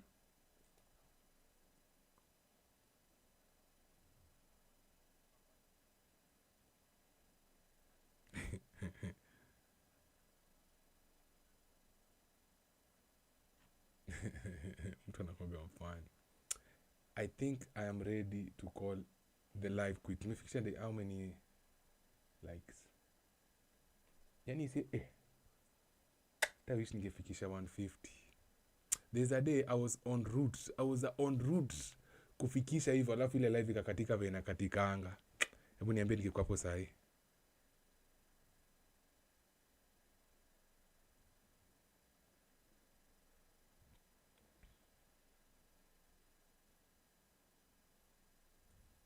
Muliona story? Yao kijana alikuwa anatusi Kenyan Prince. Acha hizo jo. Ai Kenyan Prince acha hizo. Acha you guys. Ai Prince. Acha hizo jo. Ai Kenyan Prince acha hizo. Acha giza maji. Kumbe ni ngati. Mbona uko entitled kwa pesa ya mtu? Kumbe ni ngati. Mbona uko entitled kwa pesa ya mtu? He's not entitled to give you shit. He's not entitled to give you nothing. Tombadi kesho, si kazi yake kupatia pesa. Na nimemiss brother yangu. Hello. Ai.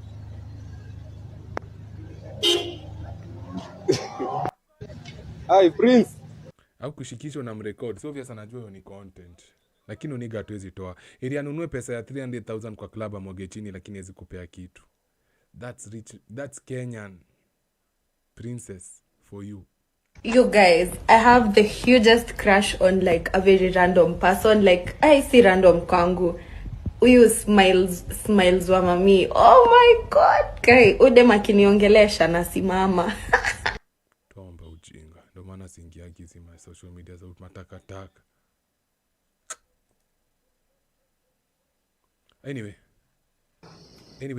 Anyhow. So that's the show for you guys today. Let's meet again tomorrow. I was to do this Benama lines. We, na kwani nikuulize, hiyo nini ya Iani na huo dem. Sili ilikuwa nimeiona. Nimejua. Nairobi Gossip ni waliipost. Sasa I think for some weird reason wamedelete tena hiyo post. Something tells me wamedelete tena hiyo post. I'm suspecting wamedelete your post. Which is okay, which is alright.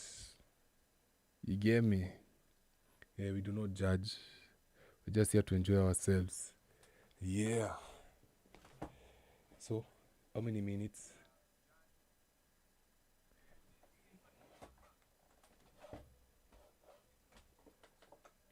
Niliona, alafu Kemuntu akasema, mi vitu zangu mkifuatilia, yani vitu zangu mkifuatilia tuwachanganisha. Napitishwa Kemuntu ako na contact za whoever na run Nairobi Gossip. So anaweza mwambia tutoe story alafu Nairobi Gossip watoe. But hiyo page inakuanga weird tu kwangu. Acha niwaambie ukweli. Let me just be honest with you guys. So acha tusikie story ya Wenooh Lines. After hapa tuende tulale. Say you truly enjoy the internet and did this sound around you. Niko na message. Bando. Andi gadulia. Gashau. Yeah. Ule bodybuilder anaitwa Gashau. Yes. Damn it. W months anaitwa Gashau. Sasa Gashau liliacha anasema na train ya hiyo competition. I don't know why I didn't go.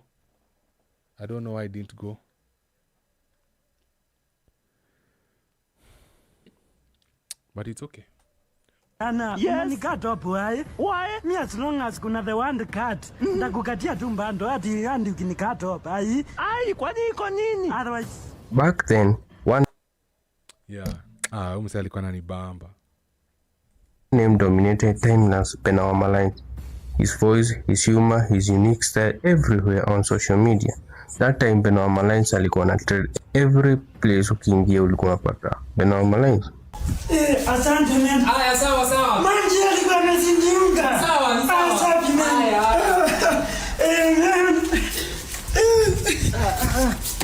Dada. Umesikia hii form ya karate? Umenipata off guard mbaya.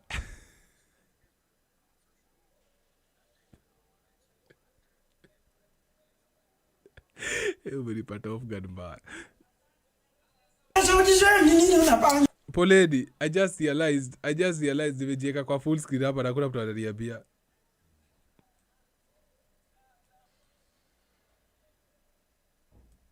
Pole.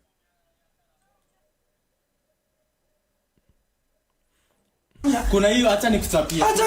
But today, Wenooh Lines is not as active as he used to be. So, to truly understand his impact. Sitaki kuongea juu yake, wacha nipatie fursa awaelezee, alafu naita mtu mwingine tena. Karibu John. Bwana asifiwe. Hebu nipo. Nice. Akona 74.9. Oh, damn. Wapi simu ni subscribe sai. W. Basi yako poa. Yako fiti. This is nice. Did you start the podcast kwanza? That's one thing I need to know. Alianza podcast. Naipiga 29 minutes nini about nisikia kwanza story.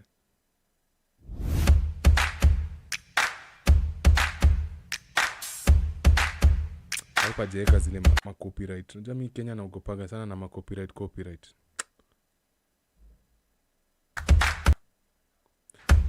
Na ni kama alisha post like you already did the content because hizi zinakaa recorded.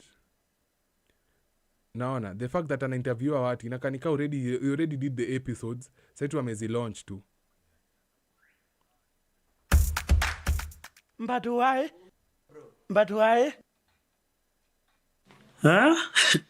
Ni jabu Finally bro. Finally.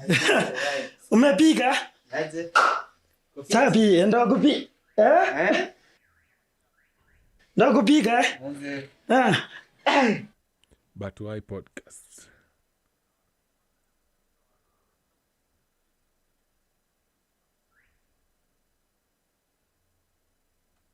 I think Kenya has a thing for interviews. Yeah.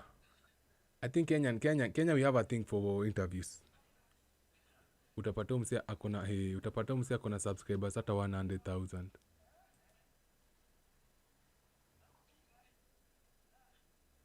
Ah, 3.5. I think focus yake main ni ya uko. Ka TikTok anatesa, huwezi fanyiwa kitu TikTok. Hata ufanye nini? They can never do anything to him. Now, do I need to watch this video what happened to Benoit Malai sama nione podcast yake tu nini?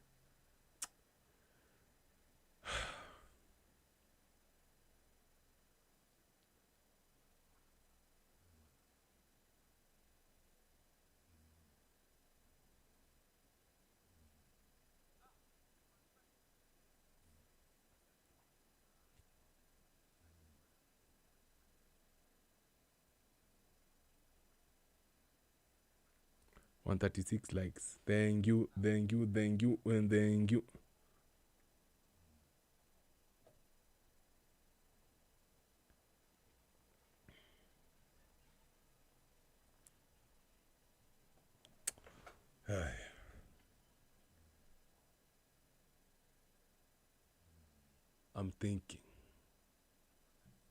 I'm thinking something. So let's not listen to what happened to him. Let's actually listen to what he's doing now. Rasi tulipika kitambo, mbata tunjapika ile ya kukuka. Mimi nishafika bro. Asenti yako inakupoteza bro. Kila siku nakwambia achana na asenti yako bro. Okay, ulimi ni ya mimi ama ni ya you? Ni ya you, lakini unafaa uongee kama mtu normal bro. Unaongea kama mkorino. Okay, na hapa uko. Yeah, that's true.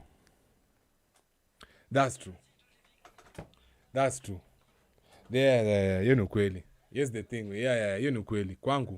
Kwangu, hiyo accent ni inaudhingi watu. Hiyo accent ilikuwa inabamba watu kitambo. Sasa ibambi watu the same. Inaudhi watu. But sidhani ameshikanisha. Because it's no longer funny. It no longer has that shock effect. Unajua before kiingia ilikuwa new, it was different and it was like just funny. Because usi anaongeaje. Like next time ananichekesha. So it's annoying. It's like that ule madam. Kuna madam alikuwa Churchill. She used to do the shrubbing content. Alikuwa anafanya content ya kushrub. Nimesahau jina yake. Chiki venye hata nishampotelea hata nishamsahau. Hadi akapewa show yake. Alikuwa anaitwa Teacher Wajiko ama Teacher Wanjiru. I think alikuwa Teacher Wajiko or something. She used to do the content yenye anapiga shrubing, yeah. Interviews iko na do juu ya brands kia jebu nielezee venye brands zinalipa hizi ma interviews. Ama podcast zinakuwa tu interviews. Cause nikiangalianga zile za America ni watu tu tunajuanga. We know there are certain people wanakuja na hao watu watakuwa kipiga tu story. Like tunajuanga ni story wanapiga. Like the usual guests. But Kenya is like interviews tu. Kenya Jalango alikuwa anafanya. Ndio kitu bado nani anafanya. Oga Obina. Na ndio kitu bado Eve Mungai alikuwa anafanya. Na bado Commentator 24 alikuwa anafanya. Na bado sijui nani Kioko alikuwa anafanya. Unanipata? Na ndio bado ule kijana aliendaga Canada. Alikuwa anaitwa nani? Kuna kijana alienda Canada, alikuwa meno zake zimeoza, alikuwa anapenda kucheka hivi. Vincent nani? Alikuwa anaitwa Vincent Hoodat. Acha nione. Kiariji the Dong alikuwa na dharau kijana vibaya sana. Alikuwa na mistito kijana kama 2 weeks ago got a call from a young man. Alikuwa anaitwa Vincent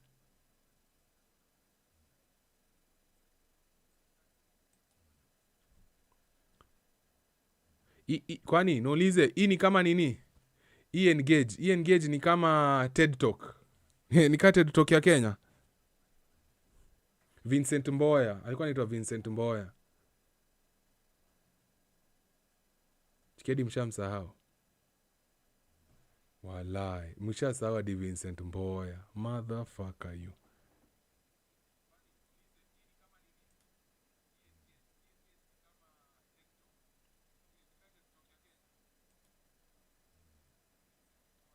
Nigga. The last time he posted was 9 months ago. God damn it.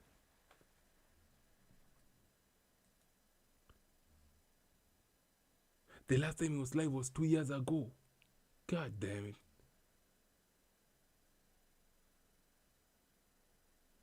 Let's see. The last time I posted hii nini yake ni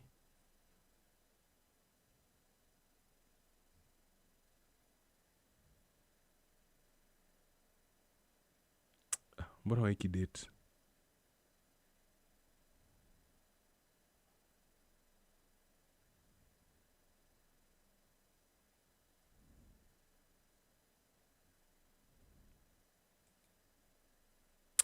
Ndo hii hapa details. July 2 years ago. Wow. Uni kama either alipata kitu nampea pesa besides YouTube, akaamua tu kuachana na historia ya YouTube kabisa. Yeah, nika tu aliona YouTube haileti kitu anymore. Lakini alikuwa success story. Alikuwa underdog. Tukamuinua hadi akafika huko juu. Ilikuwa mimi alinibamba. Venye alianza sasa kuwa self sustaining. Cause KRG alikuwa na madharau, anampatia viatu kwa madharau. Alikuwa anaitwa content creator sana. Ana pasha mse, yani kwa na titu mse katakataka yani. But the guy started doing his thing and he rose to fame, he rose to relevance. Akakuja akafika akakuwa huko juu. But kuna story ilifanya akatoka Kenya bro. Kuna ka story nasikia alipiga scene fulani hapo hivyo. Apparently inasemekana alibaka mtu. Hiyo ndio story inasemekana na akajitoa akahepa. Sasa sijui nikawa tu pia alikuwa anamfuata. Now, I haven't heard of him for a very long time. Is everything all right?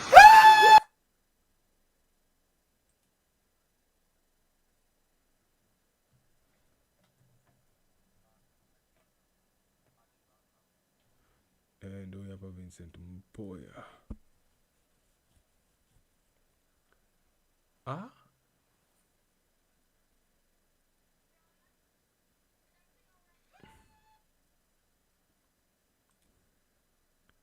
Oh, 3 weeks ago.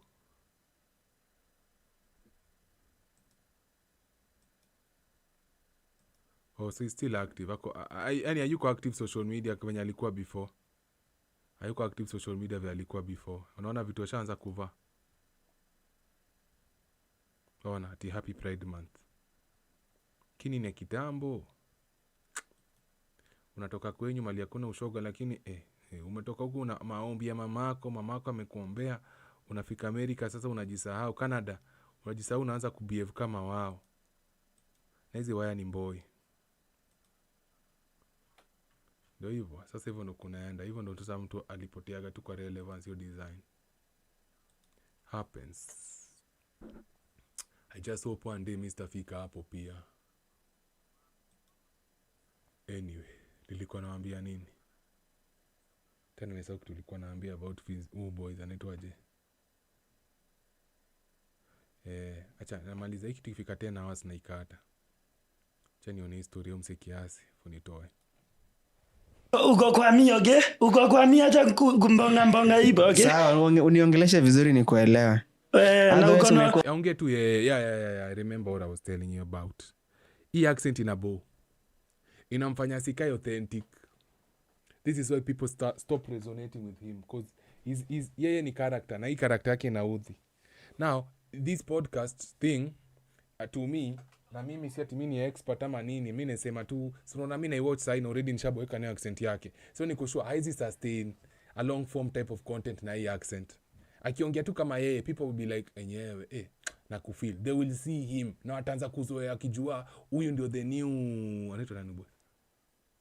Undo the new nani shit. Uniga anaitwa Benama Lines.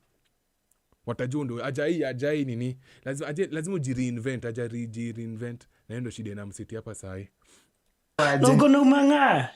Mimi sina umanga bro. Mimi nimekuja hapa tupige story. Wewe na kuniingilia. Enyewe, wewe hata huwezi ambiwa. Tutaingiliana ukidai. Wewe hata huwezi ambiwa asiasikia za mkuu upunjika nguu. Atapunjika nguu hichi. Ndio maana ni manga. Unaona una mguu ya kupumzika. Otherwise niko fit bro. Wewe umeshinda manze. Naona umeniingilia leo bro. Naona at least bro leo umechange kiatu bro. Hujai change costume. Nimeomba hapa hivi sauti kwa hizi maraji sauti ya bro. Ubaya gala.